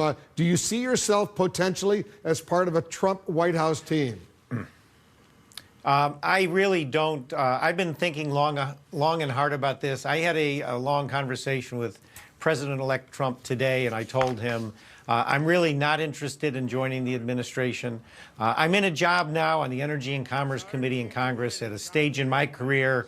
That's where I want to end my career. But I do think there's a role I can play, having assisted Mr. Trump or President-elect Trump for 9 months with my colleagues in Congress. And I actually floated that today with Speaker Ryan as well. So I do think I'm going to have a role to play, but I don't see myself at this late stage of my career, which has been quite varied over 4 decades, going and taking something in the administration. I want to stay right here in Congress and conclude my career as a congressman. So tell us how that call went. What did you discuss with the president-elect? Well, he and Ivanka called me. I was quite honored to have gotten that phone call to thank me for everything I've done. We reminisced about the campaign from February 24th when I endorsed him to, some spots where you and others put me really on the hot seat from time to time. He certainly was watching, and we chatted about those things. We also, as I said, talked about what's going on in the administration. He asked me, actually, was I surprised last night? And I said, Mr. Trump, no. If you remember, on February 25th, I drew that exact path of victory, going right through Pennsylvania and Ohio and Michigan. I may have missed that one, but I went up into Wisconsin. So I said, I knew the feelings and the mood of the working class men and women in the Rust Belt that lost their jobs. I knew there'd be massive turnout, irrespective of party loyalty. And so I said, no, I'm not surprised, but I'm also quite happy it's over with. I was a little worried about Florida. So it was just a very nice, comfortable chat, but I did make it clear I want to stay in Congress. I have a role to play on Energy and Commerce, Health Subcommittee, Telecommunications and Oversight. That's what I enjoy doing. That's what I signed up for 4 years ago. I'm honored now to be doing it for 2 more on the #1 committee. So I think we've got an opening here where I could be maybe a go-between between Mr. Ryan and Mr. Trump, and I think that's a role that I would do very well at. Did you get a sense of what role Ivanka might play in the Trump administration? Well, Ivanka being her dad's daughter, I think he always has respected her opinions. As you do your family members, I think she's got a special place as the daughter. So I don't think she's going to have an official role or title, but I think she'll always be the family advisor that I'm sure Mr. Trump will appreciate, as well as his sons. You're a business guy. How do you think, as president of the United States, he actually separates himself from a huge business he's got? Trump, all the Trump businesses, they're enormous right now. How does he separate himself from all that? It's really not that hard. I have done it with my own private businesses. I have partners that are running those companies. They don't need my day-to-day input. And, it wasn't like Mr. Trump was running one particular hotel. His family's been very involved. And it's really not that hard to step away once you've got all your management team in place. And in his case, family that he knows he can trust is an important thing. So it's much easier than you would think, especially with his family around him, to let the professional managers do the job, just like he's going to look at his cabinet officials to give him advice, whether it's the Secretary of Defense, Treasury Secretary, or et cetera. That's what a CEO does. He gets a lot of balls in the air. And Mr. Trump made the decision he was going to prioritize our country, put America first, and now that he is going to be president, I don't see any bumps in the road there at all. I wonder if you have any sense on whether Melania Trump, Donald Trump's wife, will actually move to Washington, live in the White House. I asked the question. They have a young son, Barron. She has made a point that her primary responsibility now is raising Barron, making sure he does well, keeping him out of the spotlight. Do you have any idea whether or not they will actually come and live in Washington? She'll uproot him from his school in New York. Do you have any sense of that? We see Barron on the stage last night with Donald Trump and Melania Trump. You see him right there. Well, I don't have any inside information, but I would just say, what kid wouldn't want to live in the White House? My goodness. They have movies about things like that, and they are a very close family, so I don't have any insight, but I would think Barron would want to live in the White House, frankly. Do you see? You say you want to be a liaison between Donald Trump and the House Speaker Paul Ryan. I assume you think Paul Ryan is going to keep his speakership. Oh, there's no question. We have elections next Tuesday. We'll go through the process on Monday. We were on a conference call today. I think that's a slam dunk. I don't believe there's anyone even running against our leadership team. Heck, we're coming back with 241 members when most of the pundits thought we'd be coming back with 225 or less. Our team has done a marvelous job. Paul Ryan raised incredible sums of money to help our folks withstand a barrage coming from the other side. So he's well respected. I don't even see a challenge to his leadership, and I think we will select him next Tuesday. The Senate Majority Leader, Mitch McConnell, he wouldn't say today if he actually backs Donald Trump's plan to build a border wall with Mexico and have Mexico pay for it. Mitch McConnell said it's always a mistake to misread your mandate. Does Donald Trump have Congress's support for an initiative like that? Well, he certainly has my support, and if you look back a couple, 3, 4 years ago, Wolf, Congress did pass a law and actually appropriated money to build a wall. It may not have been the exact wall that Mr. Trump's talking about now, but it's a normal thing to have some kind of physical barrier at your border, and we'll see how it plays out. But I think everyone's got to say that was front and center, bringing our jobs back and building that wall were front and center in his campaign. And I'd be a little surprised if any Republican at this point, with what we've accomplished, the House, the Senate, and the administration, would stand in the way of pretty much his signature pledge to America that he's going to build a wall. I know I wouldn't stand in the way of that. So I can't speak for Mitch McConnell, but I think most Republicans say, let's go ahead and build the wall. You honestly believe Mexico will pay for it? In one way or another. I mean, look at the trade deficit that we have. They are dependent on our economy. So I think we call all the shots there, Wolf. There's no two ways about it. If somehow their goods are not going to flow across our border, that would devastate their entire country, their economy, their way of living. So I think President Trump's holding all the cards to say, if we're going to, have some kind of new trade deal, you, Mexico, are going to have to pay for a wall that will keep your citizens in. That's not unreasonable. I don't know what the final details would be, but Mr. Trump wrote the book Art of the Deal. I think one way or the other, he'll extract payments from Mexico towards the wall. Donald Trump has spent many months calling the election system rigged. He's complained. You heard him often talk about that so-called rigged system. Last night, he was elected president of the United States in a free and fair election. Many in that time lost faith in democracy. Some of his supporters, when he kept talking about a rigged election. Was that irresponsible to suggest that the system is rigged? Because he won in a free and fair election. The system clearly is not rigged. Well, I never thought Mr. Trump was talking about ballot stuffing, although we know there are always some instances of folks voting that shouldn't be, perhaps some illegal immigrants voting. I think he was referring to the liberal press that had such a gross bias against him and thoughts that questions in debates were being leaked or even provided. And what I would say was really Trump bashing by some of the networks, unrelenting.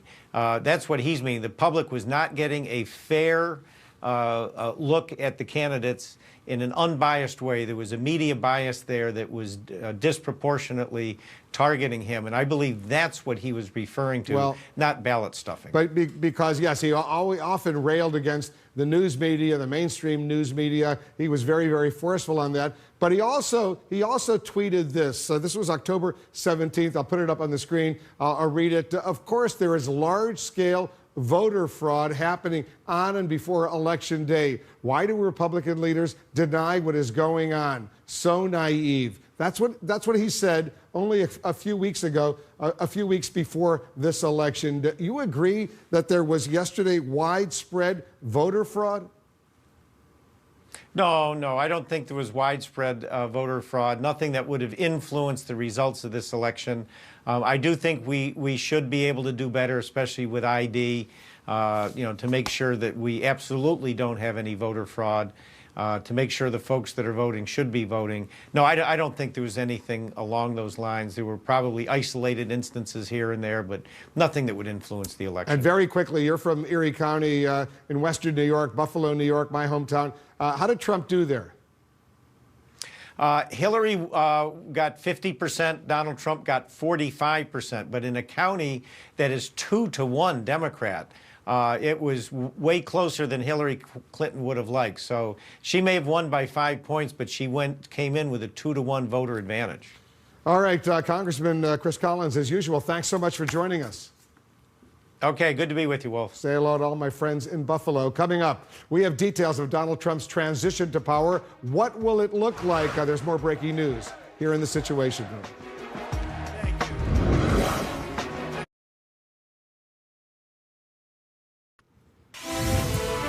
Breaking news tonight, President-elect Donald Trump's team is now working on the transition to power following his truly remarkable White House win, and they'll be working with a Republican-controlled House and Senate as he works to implement his controversial campaign pledges. Let's get some more with our panel, and let me start with the news from Bernie Sanders, the independent senator, I should say, who caucuses with the Democrats. He just issued a statement on Donald Trump. Let me read this excerpt, quote, "To the degree that Mr. Trump is serious about pursuing policies that improve the lives of working families in this country, I and other progressives are prepared to work with him. To the degree that he pursues racist, sexist, xenophobic, and anti-environment policies, we will vigorously oppose him." David Axelrod. Yeah. Listen, I think that the appropriate posture to take is to work with him when they agree and to vigorously oppose him when they don't. But it's interesting to hear Bernie Sanders make this statement because there's one big thing on which they do agree, which is opposition to trade, to these trade treaties. So there may be one piece of the agenda on which the left and right come together here. There is one big issue, though, which is climate change, which is Bernie Sanders' raison d'etre. He would talk to you during the campaign. Yeah. Everything was climate change to him. Not so much with Donald Trump. Not so much with Donald Trump. Climate change. He will Donald Trump fight him thinks on that. climate change is a Chinese hoax. Right. I mean, environmental regulation is gone. The EPA, the Environmental Protection Agency, is going to be And this will decimated. rally the I think Sanders Gloria's supporters. point is that this isn't going to sit well with Bernie Sanders. This will be. You know what? You know what the Democrats are? Irrelevant. So what? It doesn't sit well with Bernie Sanders. I mean, really. I mean, the Democrats don't control the Senate, don't control the House. They're irrelevant. Let me go to Manu. I'm going to bring Manu Raju, our senior political reporter, into this. Manu, you had a chance to speak with the Senate Majority Leader, Mitch McConnell. What did he tell you? Well, he was in a good mood, Wolf, obviously, because Republicans looked like they were going to lose the majority in the Senate just a couple of days ago. And in fact, they only lost 2 seats and looked like they're going to have a 52-48 Senate majority in the next year. But we had a chance to ask him a lot of questions at a news conference earlier today about Donald Trump, his positions on some of the key issues. And it's clear that a lot of the things Donald Trump was saying on the campaign trail just may not pass muster with the Senate Republican leadership. One, on term limits, he said that's not going to happen. And Donald Trump says he wanted, of course, drain the swamp. Also, Mitch McConnell expressing his support for NATO. Of course, that's an institution that Donald Trump told you, Wolf, that is obsolete. And also about that border wall with Mexico. I asked Mitch McConnell 3 times at this press conference today whether or not he supports a wall with Mexico, as Donald Trump has made a centerpiece of his campaign. And Mitch McConnell just flatly would not say. He said, we need to do something about border security, and I'll look for the best, most effective way to do it. It really just shows, Wolf, that the Republican Party leadership is just not quite sure what they're in for with Donald Trump. Will he push traditional Republican bills, traditional Republican ideas, or will he champion those populist ideas that were so controversial on the campaign trail? They just don't know yet, Wolf. Gloria, in his victory speech last night, Donald Trump sought to reach out to all Americans, including those who didn't support him. Listen to this. Now it's time for America to bind the wounds of division. Have to get together. to all Republicans and Democrats and independents across this nation, I say it is time for us to come together as one united people. It's time. I pledge to every citizen of our land that I will be president for all Americans, and this is so important to me.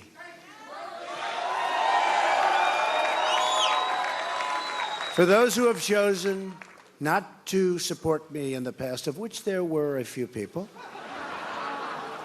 I'm reaching out to you for your guidance and your help so that we can work together and unify our great country. As I've said from the beginning, ours was not a campaign, but rather an incredible and great movement made up of millions of hardworking men and women who love their country and want a better, brighter future for themselves and for their family. It's a movement comprised of Americans from all races, religions, backgrounds, and beliefs who want and expect our government to serve the people, and serve the people it will. All right, Gloria, how effective is that strategy going to be? Look, I think you have to give Donald Trump credit last night for that speech. I think he did exactly what he ought to do, which is reach out to everybody in his new role as, the president-elect of the United States. And so I give him credit for doing that. The question is, and we'll just have to see, can he continue along that line and still say, I'm going to build a wall and have Mexico pay for it. I'm going to take away Obamacare and go down. I'm going to undo all the executive actions that on immigration, and I'm going to get rid of climate change policy. Can he do that and still do all the things that he has promised his supporters he will do, because he wants to keep his base of the Republican Party intact and his coalition intact? So that remains to be seen. But as for last night, heading into the office of the presidency, I think he did exactly the right thing. He's going to be meeting tomorrow with the White House with President Obama. Can he do it? Can he govern the way he has campaigned? Not if he keeps the pledge that he made last night. Right. I mean, the whole essence of his campaign was to polarize the American people and to incite his constituency, and he did that very effectively. If he's going to govern in a way that brings people together and accomplish things, then he's going to have to govern differently. But as Jeff points out, he has the advantage of a Republican Congress. He doesn't have the numbers in the Senate to avoid getting tied up in the way the Senate does. Usually in the sometimes. Senate, if something's really important, you need 60 votes, Right. not a majority. He has 52. But so he could run into that quagmire. But what he's going to find is that governing is not simply tweeting and holding and going on television and inflaming. Governing means sitting down, doing the homework, bringing people together, and forging progress. And that's a whole different pursuit. I would very quickly, David, but Jeffrey, you're basically suggesting the Democrats now in this new Congress, with the Republicans in the majority in the executive branch, the White House, as the legislative branch, and soon the judicial branch, the Democrats have become irrelevant? Absolutely. I think, when you look at the areas of agreement between Paul Ryan and Mitch McConnell and Donald Trump, the areas of agreement are much bigger than the areas of disagreement. There are a few disagreements, but abolishing Obamacare, cutting taxes, abolishing the Consumer Financial Protection Bureau, limiting environmental enforcement. I mean, those are all forces that unite them, and they will clearly have the votes to do it. And the filibuster exists currently in the Senate, but it is far from clear that Mitch McConnell will allow the filibuster to continue if the Democrats actually do obstruct their agenda. I think that the point, though, Jeffrey, is that there is the House Republicans is a smaller caucus. They've got their own internal issues. The Senate does have the filibuster rule, and wily leaders on both sides of the Capitol can create problems for them in this regard, political problems. So I don't think it's simply a lay down on the part of the Democrats. I think the Democrats are going to be very active in thwarting that agenda when they see problems with it. But the Democrats are going to have their own civil war here because, you know, you're going to have some Democrats up in red states in the next campaign, and they're going to be wanting to cut some more deals, perhaps, with Republicans. Then the left wing of the Democratic Party is going to want to cut, the Elizabeth Warrens and the Bernie Sanders. And so the Democrats are going to have to chart a path for themselves if they want to have the possibility of... a lot more Democrats up for re-election in 2 years. Exactly, and perhaps retaking control. How's the transition looking right now, David? Well, we're hearing a lot of names of individuals who might be cabinet secretaries. The most interesting name among those to me is Rudy Giuliani, former prosecutor, former mayor of New York.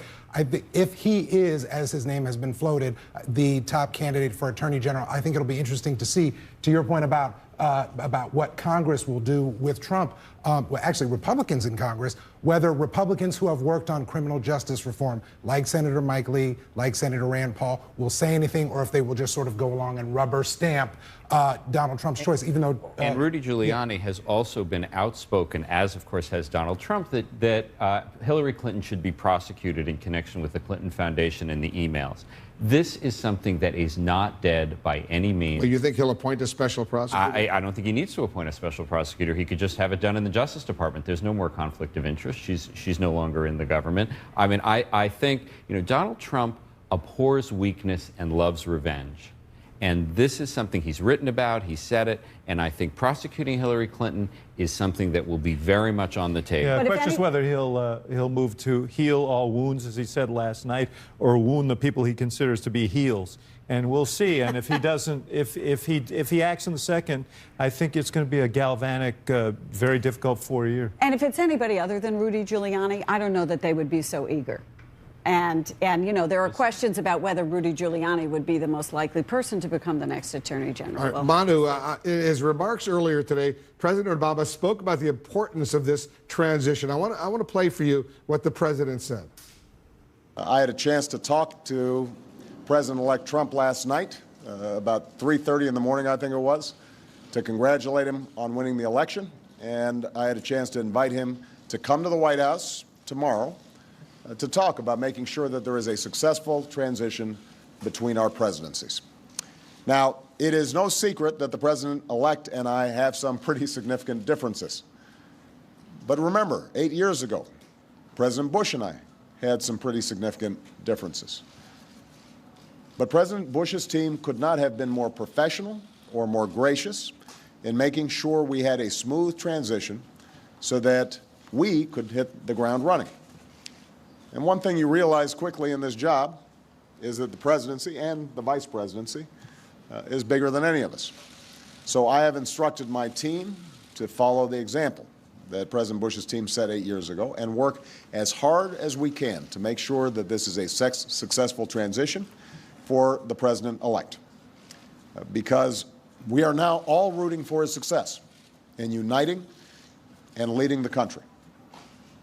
The peaceful transition of power is one of the hallmarks of our democracy. And over the next few months, we are going to show that to the world.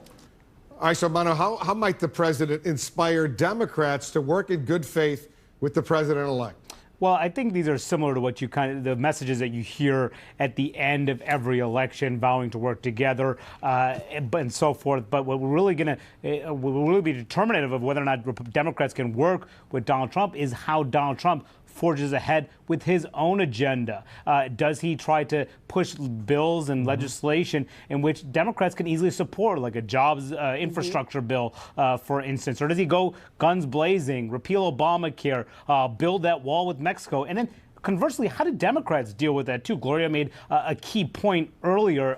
There's going to be a fundamental divide, particularly within the Senate Democratic caucus, between the liberal progressive wing, Bernie Sanders, Elizabeth Warren wing, and moderate Democrats who are facing very difficult re-election races, 5 actually from deeply red states that Trump won convincingly last night. And I talked to one of them today, Wolf, Joe Manchin of West Virginia, who said that it would be the stupidest thing for the Democratic Party, these are his words, the stupidest thing for the Democratic Party to fight Donald Trump tooth and nail. He thinks that it's time to work with him and cut deals. And sometimes Democrats may agree it makes sense to fight Donald Trump, but other times the party will be divided. So there's going to be it's going to be determinative on how Donald Trump approaches the new Congress, but also how Democrats themselves, whether or not they think it's time to cut deals or time to battle what they believe is bad policy from Donald Trump. All right, Manu, good explanation. Everybody stand by. We have much more coming up, including global reaction to the Trump victory, details of the president-elect's phone calls with world leaders. What message is Russia's Vladimir Putin sending to the next U.S. commander-in-chief?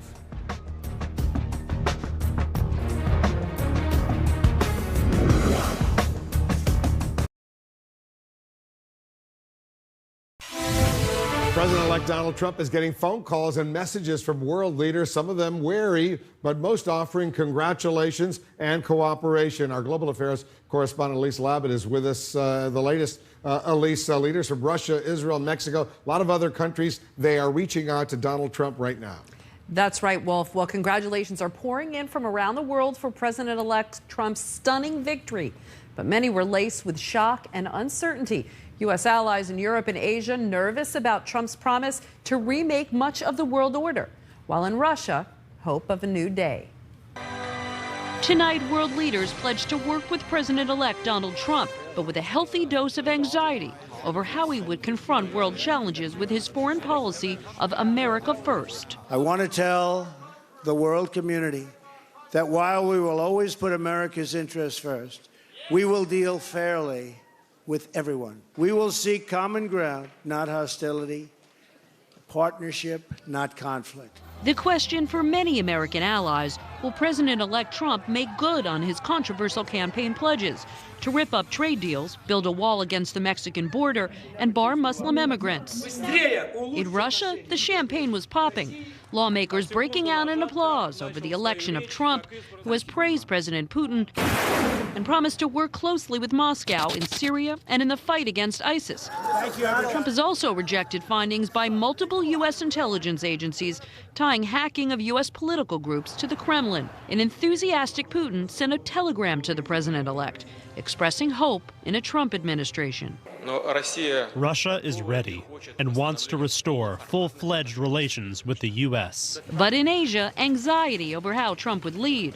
South Korea convened an emergency national security meeting as Japan's financial markets tumbled, as Trump's call for both countries to develop nuclear weapons to defend themselves hit close to home. In Iran, a warning to remain committed to the nuclear deal, which Trump threatened to undo. The future U.S. president-elect is obliged to stay committed to this not bilateral, but multilateral nuclear deal. After warning that the fate of the world is at risk with a President Trump, this guy is temperamentally unfit to be commander-in-chief. The White House now turning the page. The peaceful transition of power is one of the hallmarks of our democracy. And over the next few months, we are going to show that to the world. Across Europe, congratulations, but unease that the U.S. will now move closer to Russia and away from NATO, which Trump said he could abandon unless allies pay their fair share. So I will discuss with President-elect Trump the way forward regarding how NATO shall continue to respond to a new and more challenging security environment, to a more dangerous world. And leaders of the European Union are holding an emergency meeting this weekend to discuss the implications of Trump's election. The EU has also invited him for a summit as soon as possible to chart the next 4 years. Some leaders want to talk to the president-elect immediately to clarify some of his more controversial policy positions. President Hollande said tonight, Wolf, the election of Donald Trump opens a period of uncertainty. Elise Labott, thanks very much for that report. I just want to let our viewers know, tomorrow morning, 11 a.m. Eastern, the President-elect of the United States will be in the Oval Office with President Obama at President Obama's invitation. Aaron Burnett out front starts right now.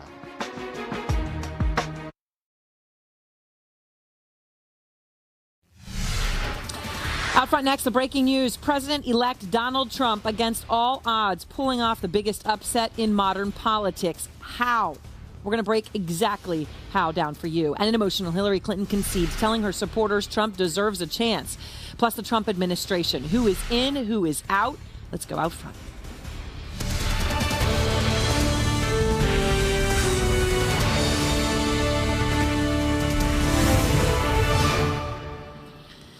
And good evening, I'm Erin Burnett. Out front tonight, the breaking news around the world. President-elect Donald Trump, the real estate mogul, reality television star, now the 45th president of the United States. Tonight, Trump staying out of the public eye. His transition team, meanwhile, working on filling 4,000 jobs in his new administration. Trump pulling off a stunning, historic upset of Hillary Clinton, defying the polls, the odds makers, the experts. So far, 290 electoral votes to Clinton's 228, even as she still is leading in the popular vote. That is still, of course, being counted. Hillary Clinton came out today with an emotional concession. We have seen that our nation is more deeply divided than we thought.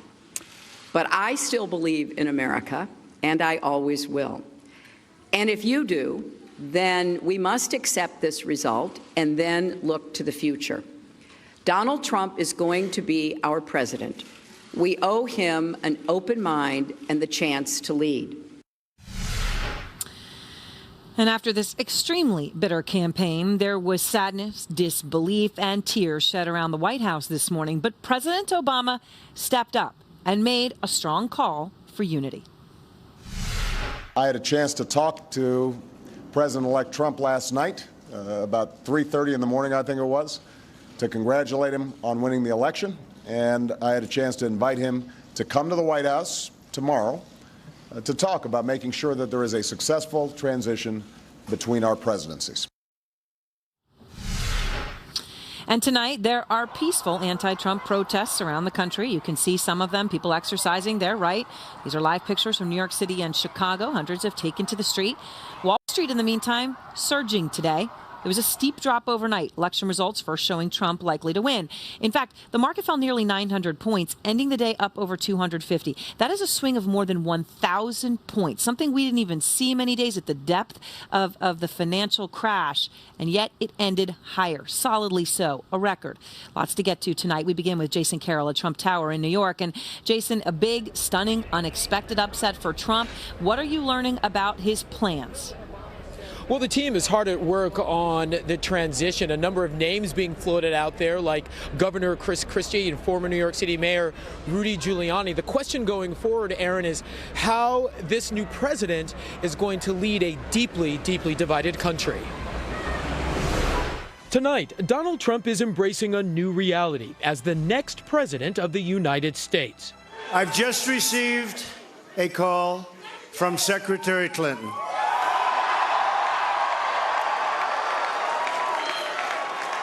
She congratulated us, it's about us, on our victory. And I congratulated her and her family on a very, very hard-fought campaign. The president-elect pulling off a stunning victory, capturing the key battleground states of Florida, North Carolina, and Ohio, and blasting through Hillary Clinton's blue wall in Wisconsin and Pennsylvania, which put him over the top. As I've said from the beginning, ours was not a campaign, but rather an incredible and great movement made up of millions of hardworking men and women who love their country and want a better, brighter future for themselves and for their family. Trump, the first non-politician to assume the presidency since Dwight Eisenhower, now shifts his focus to the transition to the White House and building a Trump administration. Once Trump takes office in January, he'll have Republican majorities in both houses of Congress to help push through his agenda. I think what Donald Trump just pulled off is an enormous political feat. It's an enormous feat in that he heard those voices that were out there that other people weren't hearing, and he just earned a mandate, and we now just have that unified Republican government. Reaction to Trump's election coming in from all over the world.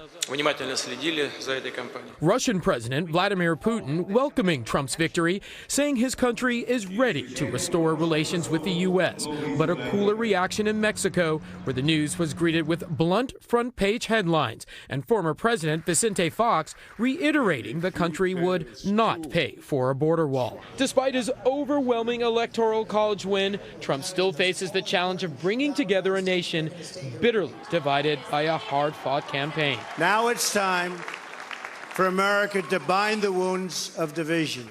Have to get together. To all Republicans and Democrats and independents across this nation, I say it is time for us to come together as one united people.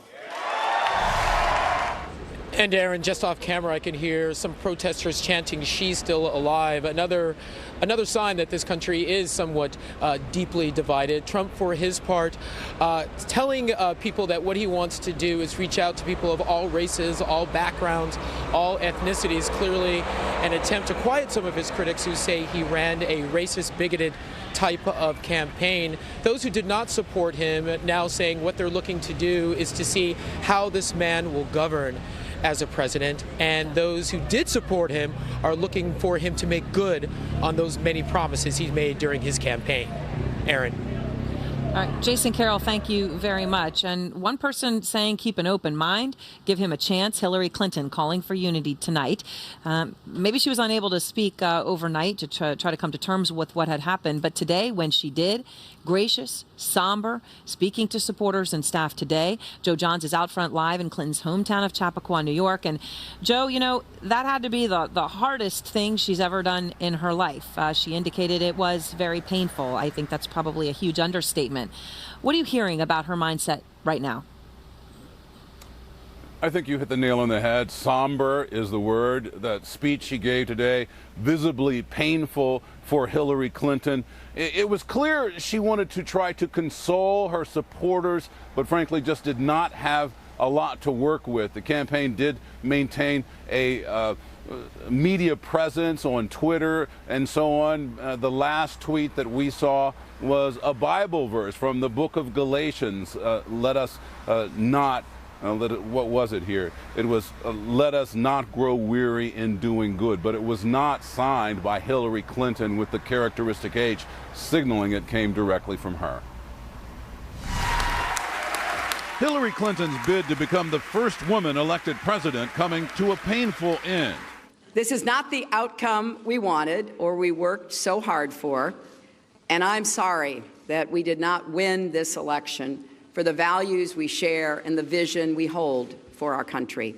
The Democrat urged the country to embrace Donald Trump as the president-elect in an address to supporters and campaign staff in New York. Her first public comments since the outcome of the election became clear. We must accept this result and then look to the future. Donald Trump is going to be our president.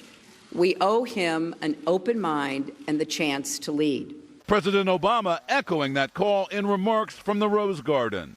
Everybody is sad when their side loses an election.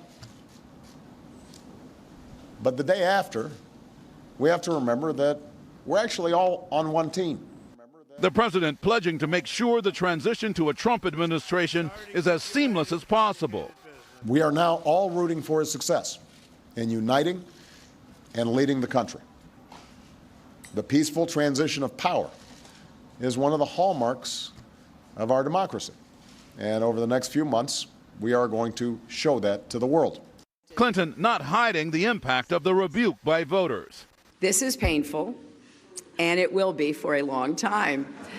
But I want you to remember this.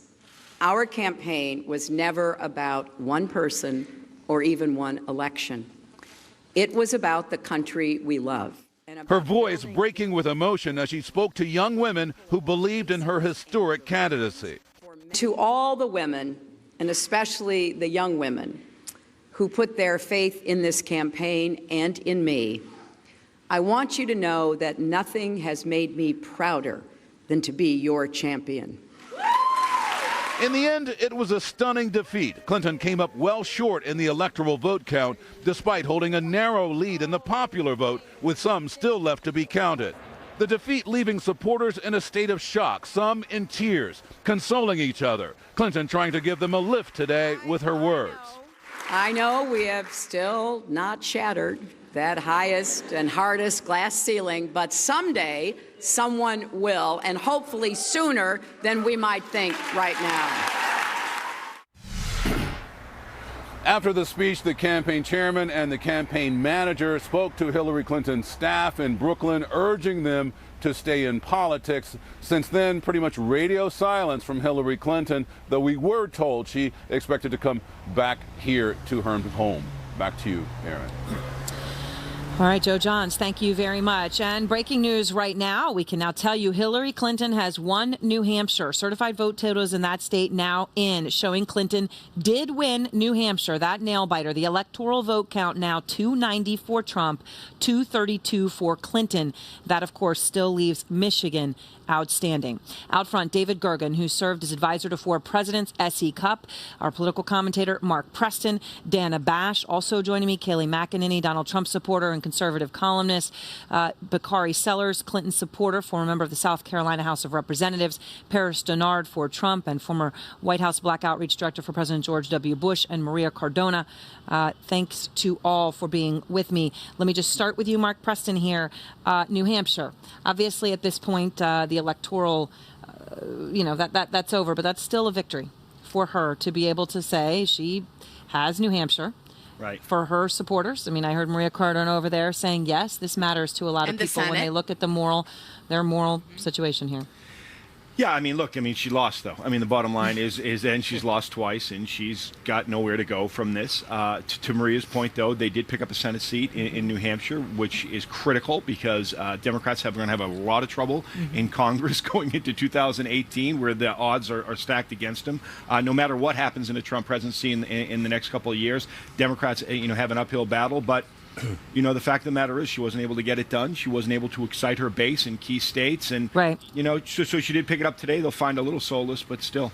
And we're going to talk much more, obviously, with a definitive Electoral College win, but the popular vote right now still indicating that she will have that. That split, of course, we've only seen once this century with Al Gore. But let me talk about today, David, what we saw with the market. Dow futures were plunging last night.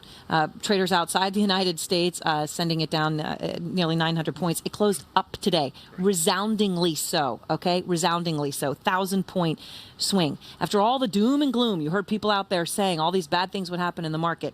Today, the exact opposite on a Trump victory. It was good news for Donald Trump, just as it was early on for the Brexit voters. People who they saw the markets get better than people had expected. Well, you pointed out before we came on the air, a big part of that swing was the initial reaction, the negative reaction came in the foreign markets, where there's a lot of jittery investors and there's a lot of terror among foreign policy people. But when the U.S. markets opened, that's when the swing came. I think that's a big part of it. But it's also true that investors here are taking a hard look at his economic plan. And the fact that he is going to provide fiscal stimulus that they think will be on a large order, starting with tax cuts and then investments and infrastructure. Both those things add fuel to the economy and goose it up. You could actually get higher interest rates. And as you know, investors look at all of that and say, that's good news, let's support it. And Dana, when you look at what happened today, it was a country showing that people could rise to the best. And it started with Donald Trump at 3 o'clock in the morning when he came out, and he was gracious and he was generous and he reached out. Clinton took about 9 hours. And one would presume she was probably physically unable to come out when she first heard the news that she had lost. When she did speak, though, there was a lot of emotion in her voice as well. Here she is. I know how disappointed you feel because I feel it too. And so do tens of millions of Americans who invested their hopes and dreams in this effort. This is painful, and it will be for a long time. Raw and personal. Absolutely. The side of her we didn't see this election. Exactly. And it's the side of her we saw after she lost in 2008.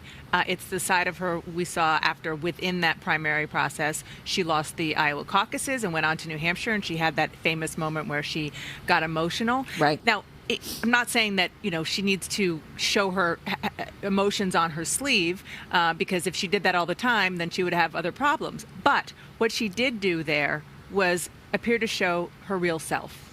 And that is always what happens. It doesn't matter who you are, what gender, what party. When a candidate loses, especially loses this big and in this much of a public way, and in this case, a big surprise for her, all of your defenses are down and you have nothing but your raw self. And I think that was so clear today. And it always happens. It's inevitable that people say, where was that person? Where was that candidate? And it's because they're not guarded in that moment. Right. And then when you know the winner and the loser, it's easy to have empathy for the side if you were on the other side.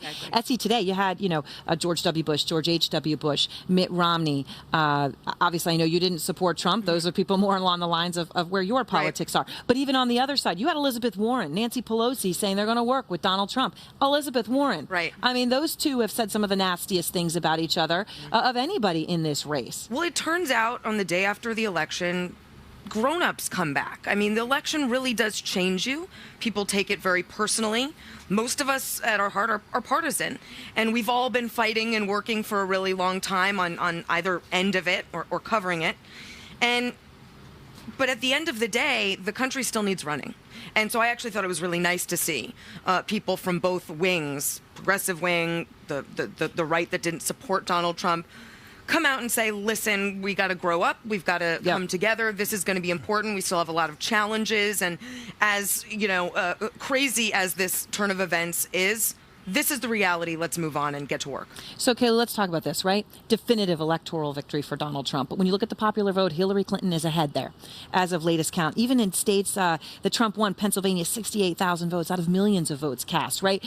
You could call it a mandate, or you could call it a deeply divided country that needs outreach. Will Trump be able to do the latter?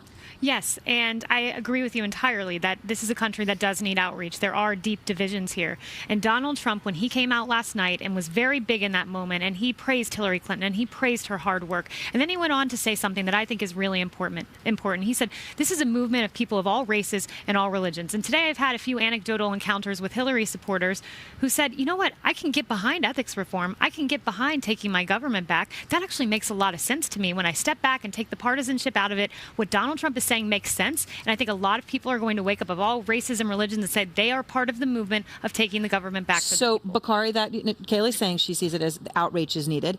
Trump's campaign manager and Paul Ryan don't see it that way exactly. Let's just play what they had to say today. He's being given a mandate. What Donald Trump just pulled off is an enormous political feat. He just earned a mandate. Okay. Mandate, twice. Well, we've had a difference of opinion of definitions of words throughout this campaign, and we'll have another difference right now because it's not a mandate. Barack Obama came in with 350 electoral votes in his first race. He came in with 330 in his second. Hillary Clinton actually has a popular vote.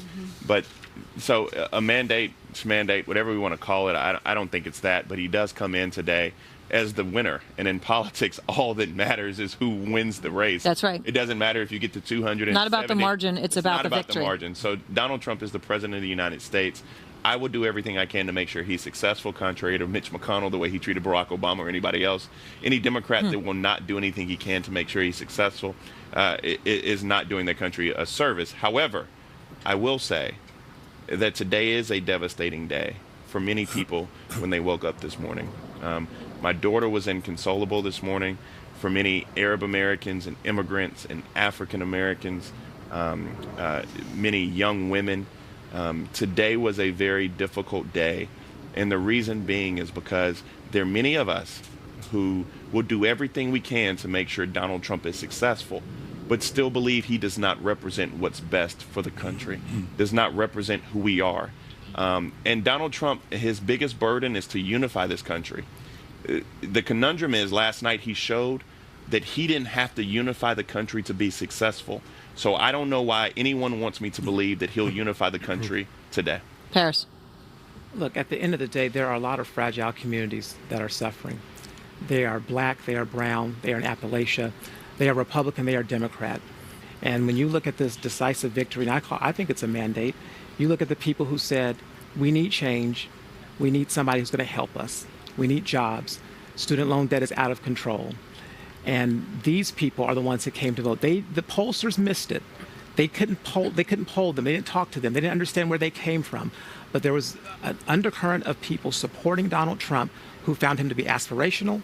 8% were African American, which is better than what Mitt Romney did.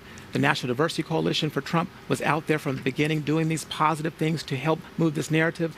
And I believe Mr. Trump is going to continue this engagement and be the leader that the people voted for him know that he can be. All right, we're going to talk about the polls and exactly how this happened in just a moment. Next, though, how Donald Trump redrew the electoral map, because he truly did. John King breaking it down at the Magic Wall. Plus, what Trump's loyal supporters got right.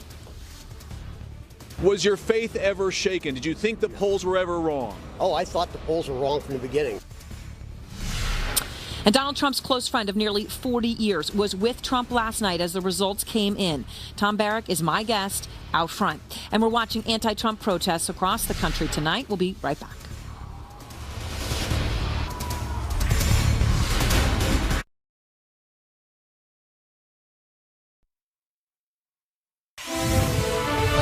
President-elect Donald Trump getting ready to lead the nation. His stunning victory has shocked the nation and the world. So how did he do it? Pulling off the biggest upset in modern political history, perhaps in political history overall. John King is out front. And John, I like people around the world, were glued to you last night, county by county, state by state.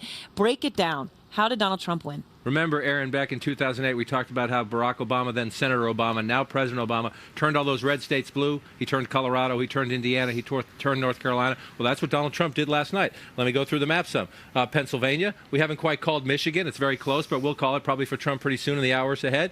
Wisconsin here. Ohio was a swing state normally. Florida, Iowa. What's the pattern here? A lot of these states right across the American heartland, right? Let's go back in time. 2012. President Obama carried them all. 2008, President Obama carried them all. Donald Trump literally rewrote the map of American politics. He did it by winning in the heartland, winning in the industrial Midwest, and running it up among whites without a college degree, working-class blue-collar voters who have been the base, the foundation, the energy of the Democratic Party, especially in these Midwestern states. This should be 9 points, not 10 in Wisconsin. The math has been adjusted, but a big win, Trump over Mitt Romney in 2012, a big win in Michigan, the same voters, a big win in Pennsylvania, a big win in Ohio. White, industrial state, middle-class, Midwest, Rust Belt workers went for Donald Trump in big numbers. Now, there's a myth out there that they came out of the woodwork, that millions of them that we didn't know existed came out and voted for Donald Trump. That's not true. Donald Trump will be the president of the United States. He won. The Republicans won the election. Donald Trump got 1.1 million votes fewer than John McCain in 2008. 2 million votes fewer than Mitt Romney 4 years ago. He won because Democrats stayed home, not because these secret Republicans came rushing out to the polls. All right, which obviously answers a big question that a lot of people watching have. And the other thing that this came down to is something that Trump knew from the beginning, and he pounded the table on it again and again and again. It came down to the economy. And he took a lot of cues from Bernie Sanders. Let's be honest about this. Let's go through some of these things. That's a different one here. Let me pull this up. Now, it was just barely. In the national exit polls, Donald Trump had the advantage on who was best to handle the economy, just barely over Secretary Clinton. But on this question, does trade take U.S. jobs away? 2/3 of the voters yesterday thought trade takes U.S. jobs away, and they viewed Donald Trump as more authentic, more genuine on that issue. And it mattered, Aaron, a lot where there are blue-collar voters. I want to come back here to make the point. Let's come back to 2016, and let's pull this up. I just want to show you one thing about what happened last night. I'm not trying to take anything away from Donald Trump's victory. He won. He won a sweeping election. They did a fantastic job. But this is Wayne County. This is Detroit. Hillary Clinton got 517,022 votes in Wayne County. Excuse me for turning my back. 4 years ago, President Obama got 595,000 plus votes out of Wayne County. These are African-American blue-collar Democrats out of Detroit. That's an 83-plus difference, right, between Obama then, Hillary Clinton now. She's losing the state of Michigan by 11,000 votes. All of them and more are right here in Wayne County. She got the percentages in Wayne County, 67%. The percentage looks great. The numbers, she just simply didn't have the numbers. They stayed home. They didn't vote. All right. Thank you very much, John King. And when you talk about who voted and who didn't, one of the big surprises here, as we break this down, Maria, was Hispanics. All right. There were many who said there is no way anyone who's Hispanic is going to vote for Donald Trump because of the wall, because of the Mexican rapist comment. And those people were dead wrong. 29% of Latinos voted for Donald Trump. That is more than voted for Mitt Romney. That is a stunning number when you think about what we heard over the past months from people like you. What did you get wrong? I didn't, because these numbers are wrong, and I will tell you why. Okay. I have talked about this, the polls, right, time after time in these panels about how they completely undercount the Hispanic vote because they don't go where Hispanics are and they don't talk to Hispanics in Spanish, right? The same thing with the exit polls, Aaron. This has happened time and time again. It happened in 2004 where they said Bush got 44% of the Hispanic vote. It actually ended up being 40. And when Barack Obama won in 2012, they said he got 71% of the Hispanic vote. It actually was 75. We never tried to change that narrative because who cared? He won. So what do you think this real number is going to be? 29? I know what the real number is going to be. Latino Decisions, which is the premier polling firm that knows how to do this, did an election eve poll and a precinct by precinct analysis today and went through, and the numbers are that Hillary Clinton got 79% of all Latinos and Donald Trump got 18%. The problem is because other Democrats stayed home and there was a wave of white voters, we can't do it all. I think so. We showed up, but others didn't. I think very interesting. What John King said a second ago is really important, and I hope Republicans especially are listening. Trump won fewer votes than McCain and Romney, and that's because Democrats stayed home. What I don't want Republicans to think is that Democrats have been wrong about the changing map of this country. Democrats are right. The country is getting younger and it's getting more diverse. They just didn't vote in the numbers that they needed. Well, the point that Maria's making is pretty powerful. 18 versus 29 is a huge difference. And if you look at Nevada, it was a big reason why Catherine Cortez Masto is now the first Latina senator. If you look at Colorado, it's a big reason why Bennett got reelected. And if you look at Arizona, it's a big reason why Joe Arpaio is no longer in office. But this is a good point because I've been bringing this up all day. I mean, at the end of the day, I think David Gergen and Mark Preston and Dana Bash, sorry, Essie, but they're like, I looked up to some of these people growing up. No, I'm just saying. Where's he going with this? Does it matter? Good. I'm just saying that they know politics better than anybody in the business, but it's very simple. Either you show up or you don't. Yeah. Right. Politics is very, very simple. The Hillary Clinton campaign had a model, and I stated this earlier, that the winner of this campaign had to get 65 million votes to be president of the United States. The winner of this campaign got 59 million. All right, well, you do have other people running. I mean, I'm just saying there is something slightly different this time than last time. But you always have a third in terms of Jill Stein and Gary. No, but you always have a third-party candidate running. But I mean, the model doesn't change. But the fact is, there were 6 million Democratic voters. This is on us. Donald, this is not a wave. Okay, so on that, let's talk about the black vote. She did 88%. Of course, Obama did better. Gore did better. She tied John Kerry. Barack Obama went out and said to the African-American community, you must vote to preserve my legacy. They did not comply with that in the numbers needed for her to win.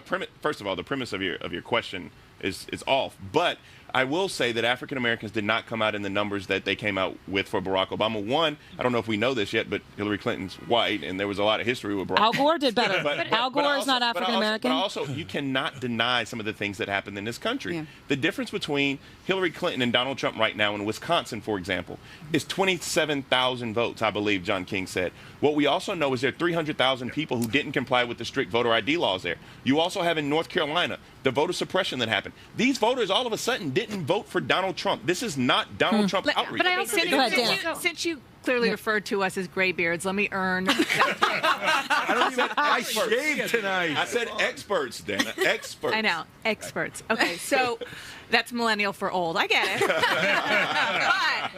But is he a millennial? Candidates matter. Right. Yeah. And you can do all of the modeling and the demographics and the percentages and the, voters are going to vote and we have to get them. They're not going to get out and vote. Hold on until and unless they're not only excited about somebody, but really feel compelled by their story, by their message, by what they're going to do when they get into that building there. And Hillary Clinton was the wrong candidate for the wrong time. And Donald Trump captured lightning in a bottle. So can we just show, though, because we talked about this over the past few days multiple times, and you said it was possible, and it happened. The polls did not show this. Dewey defeats Truman. We what? Dewey defeats Truman. Absolutely. Okay? Yeah. It just happened. It is something that no one in this country thought could happen. I just wanted to put it up again. Obviously, you didn't get the headline. Well, it happened too late to even get a headline. But with online, that wasn't going to happen. But this is what we just experienced. What is that he's holding in his hand? Right. Yes, that's right. You're a millennial. You don't know what that is. Go ahead. Yeah. It makes one point. Yeah. I just feel like after we all got it so wrong, after we did not know what was coming, we did not anticipate it. We spent a lot of money. So did the campaign spend a lot of money. The day after, it seems to me we ought to be a little humble in explaining to people what happened. I don't think we know what the But there hell were some of us. That's why we're trying to go through some of the numbers. Harris and I saw this coming. You know, we go from saying, here's what's going to happen with absolute certainty. It doesn't happen. And then we turn around and say, tell you what happened. Let me tell you what they did wrong. We don't know what the We hell do they know did what wrong. happened. No, we Wayne do County, not Paris fully and I have been talking about this for months and months on end and calling this. When you circle Wayne County and you see that immense turnout of blue-collar workers, disenfranchised workers who Republicans haven't spoken to and Democrats haven't spoken to, they showed up and they said enough of electing politicians. That's not what happened in Wayne They County. did show up. No. In Wayne County, nothing but black people showed up. What John King showed is that not enough black people showed up. Right. But That's right. Dana, actually, that point was brilliant. And the reason it was brilliant is You because... can stop. All right, finish your sentence, and then we are going to stop for a The moment. reason that it was brilliant is that one of the things that we saw in the numbers was that the people who did not come out for Hillary Clinton the way she thought were African American men. And you have to ask... They didn't show up because they've been failed by the Democratic Party. But you have to ask yourself why. And one of the things that was a stickler that nobody really pays attention to is you have to go back to the 94 crime bill. I was sitting down having a beer today, and somebody actually said, people do not forget that there's a whole generation lost. The super predator comment. All of those things came back. And no, those people did not vote for Donald Because Trump. the Democrats have but failed it did tamp them down. The Democrats have failed them for 30 Pause years. for That's just why a they didn't moment. show up. After you admit to drinking before coming on the set. One of the main reasons Donald Trump made history last night is the Commonwealth of Pennsylvania. All right, defying all the polls, becoming the first Republican nominee to win there since George W. Bush in 1988. That is a feat. Why did Hillary Clinton fail to resonate in a state that seemed to be so reliably blue? Miguel Marquez is out front. For the Trump faithful, never a moment of doubt. Oh, I thought the polls were wrong from the beginning. I thought there were a lot of people out there like me that didn't go out and talk about it every day or ever got polled, but felt very strongly about Donald Trump. Did you think the polls were wrong? Yes, because I never thought that Hillary would get in, because she is just too sly. For months, Clinton was consistently up in the polls across Pennsylvania. On Election Day, 70% of Washington County voters stood in line, some for hours, most for Trump. What is it about this place that made it turn out for Donald Trump? Everybody's sick and tired of the lies. Bill Barnes, a house painter, says work has been slim and expects Trump to turn that around. He's not a politician. That's the problem. There's too many professional liars running our country. That's what they are, professional liars. They make a job out of standing around going, I'll do anything you tell me to do till I get in there. It's counties like this, outside the big cities, that made Trump president-elect. In 2012, Obama only won 12 of Pennsylvania's 67 counties, but still won the state by more than 5 points. Clinton won 11 counties, 5 of them by narrow margins. One of the biggest issues here, the cost of Obamacare. My health insurance alone, just for me, you're looking at almost $360 a month. For Clinton's urban supporters, the Trump victory. What is your overriding emotion this morning? Disappointment, I would say. Shock. Feels like the country has changed for the worse. How did this happen? But it did. And what do you feel today? What do I feel today is just preparing myself to see what's gonna happen. You feel like something bad is on the horizon? Oh yes, I definitely do. So this is Washington, that other Washington, Pennsylvania, that went so big for Hillary Clinton. And it wasn't because she didn't try. She had hundreds of staffers here. She spent tens of millions of dollars in advertisements, and she opened up offices, 56 of them. This is one of them. They're actually shutting it down right now.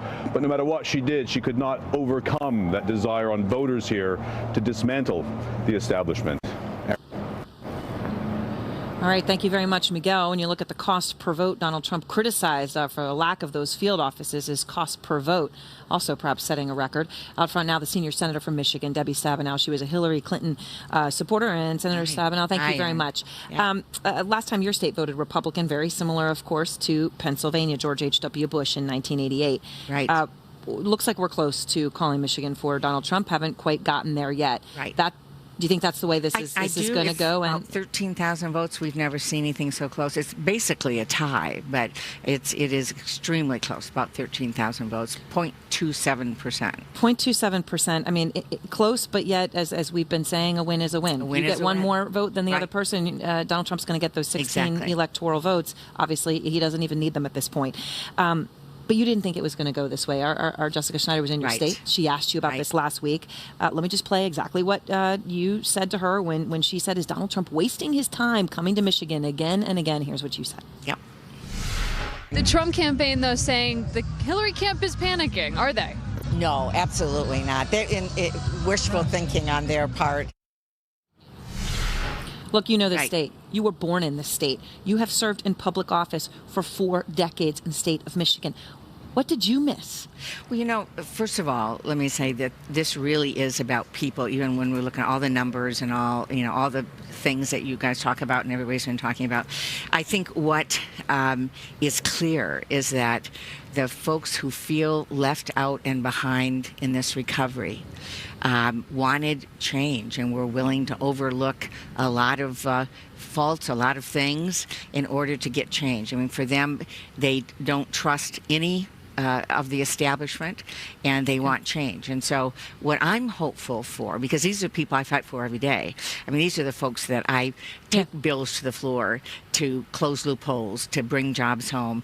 I'm hopeful that, and it will be interesting to see if Donald Trump can get his Republican colleagues who've been opposing bills that I've had and other Democrats have had to actually now come around and be supportive of things like my bill to close a loophole that allows a company to leave and taxpayers to pay for the move overseas, which is outrageous.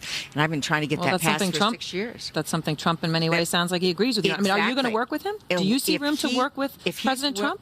If he is willing to follow through on what he said about a rigged system and helping people in closing loopholes and supporting my Bring Job Home bill, sure. I think the challenge is... So you see a rigged system in some places. He's right about that. Well, and you think you could work with him. I think there's a rigged system. We as Democrats have been saying that there's been a rigged... Now, I'm not saying rigged voting system. I'm saying economically, too many benefits go to those at the top, not enough to middle-class people. Too many people have fallen out of the middle class, and that does mean closing tax loopholes that only benefit the rich, fair trade policies, focusing on the costs of college, all of these things that, frankly, we have been talking about for a long time, and we couldn't get. And Donald Trump is a very unconventional Republican. Looks like he has, very specifically on that tax loophole issue, room to work with you. I want to ask you about something really important, though, because we've been talking about how the African-American vote, the black vote, there wasn't the turnout.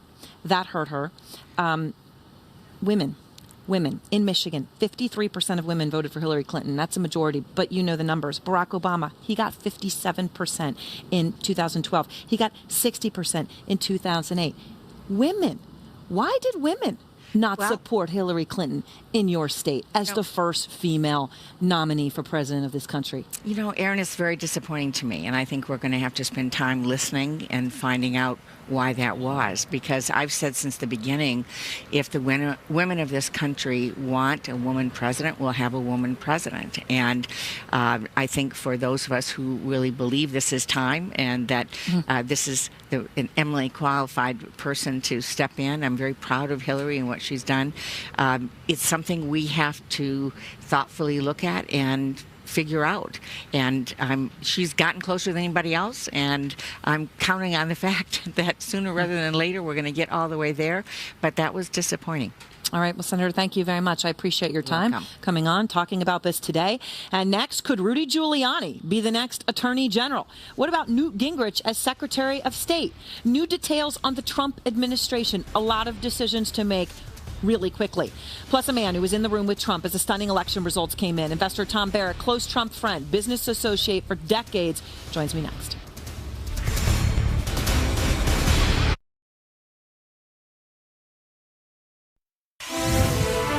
Breaking news, President-elect Trump's transition to the White House is underway tomorrow, meeting with President Obama in the Oval Office. Melania Trump will be meeting with the First Lady, Michelle Obama, in the White House residence in a private meeting one-on-one. Tonight, we're getting a first glimpse into who could be in Trump's cabinet. Tom Foreman is out front. to the President-elect of the United States of America, Donald Trump. The gold rush for White House jobs is on, and the top prospector may well be Reince Priebus. Reince, come up here. Where is Reince? Get over here, Reince. Chairman of the Republican National Committee, for months he worked to keep the party's base in line and the candidate on message. He's close to Speaker of the House Paul Ryan and a contender for Chief of Staff. He already sounds like one. He's not calling for mass deportation. He said, no, only people who have committed crimes, and then only until all of that is taken care of will we look at what we're going to do next. Secretary of State, former Speaker of the House Newt Gingrich is a maybe and more than willing to tackle Trump's critics. You are fascinated with sex and you don't care about public policy. Former New York mayor and prosecutor Rudy Giuliani has been a reliable Trump defender, too. If you didn't know the moment Monica Lewinsky said that Bill Clinton violated her, that she was telling the truth, then you're too stupid to be president. He may be under consideration for Director of Homeland Security or Attorney General, along with New Jersey Governor Chris Christie, one of the first big names to jump aboard the Trump train. We need a first-class president, and we're going to have it in Donald Trump. Other possible matches, billionaire businessman Carl Icahn for Treasury Secretary, retired Army General Michael Flynn for National Security Advisor, and Alabama Senator Jeff Sessions, another early defender, for Secretary of Defense. Are you actively vetting people as we speak right now for positions? Yes, because we're going to win, so we have to get ready to form a government. Even before the election, the Trump team was considering places for numerous strategists and aides. Kellyanne Conway, Sean Spicer, Hope Hicks, and tough-talking campaign chief executive Steve Bannon. What we need to do is bitch slap the Republican Party and get those guys, heaving too. And if we have to, we'll take it over.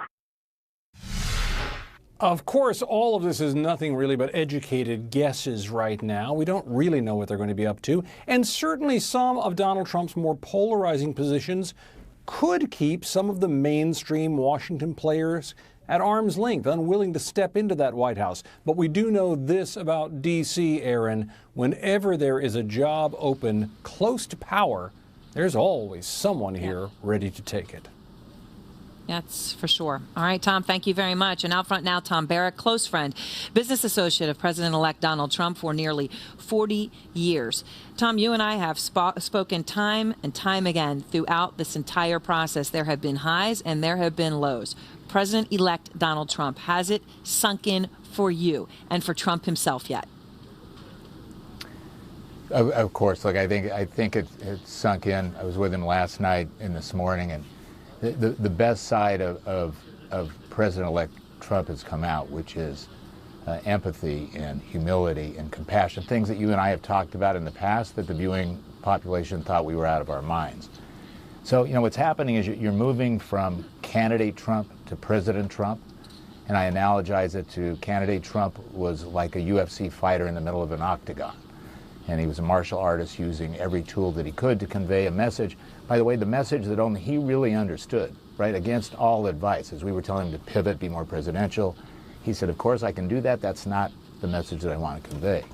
And I think last night you saw the real Donald Trump, humble, kind, compassionate, with a simple agenda. And the agenda is to heal the divide, settle the wounds, calm the country. You saw the market this morning open down on fears, and by the end of the day, it's up.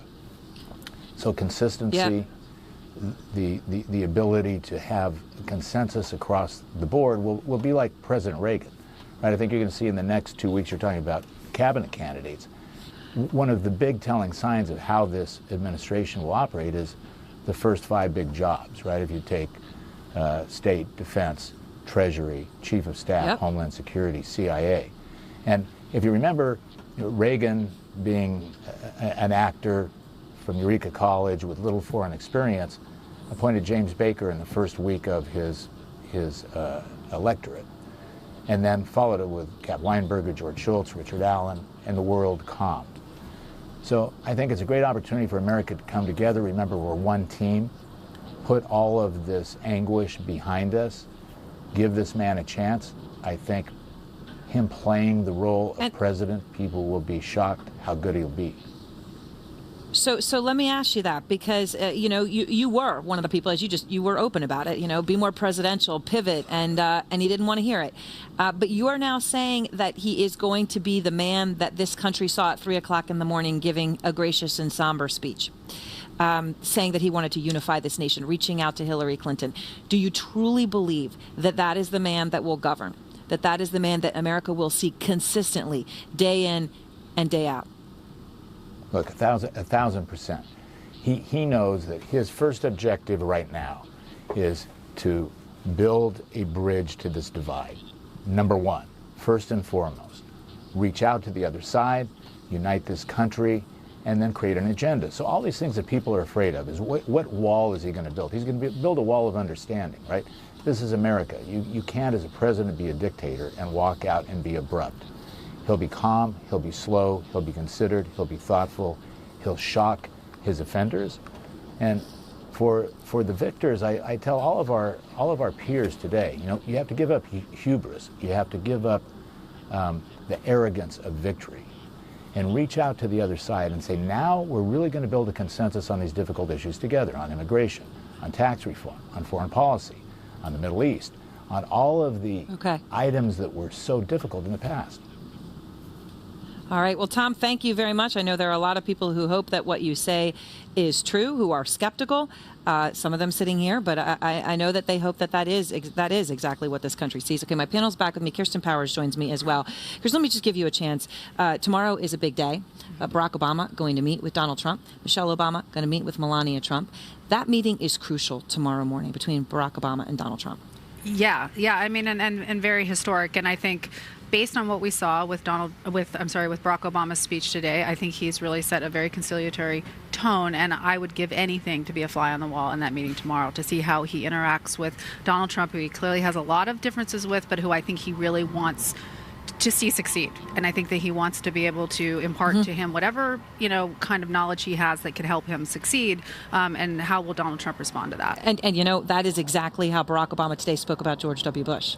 Absolutely. In terms of wanting him to succeed. Do you believe he really is going to reach out to Donald Trump, do everything he can to make him succeed? That is how Barack Obama sounded today. He sounded sincere.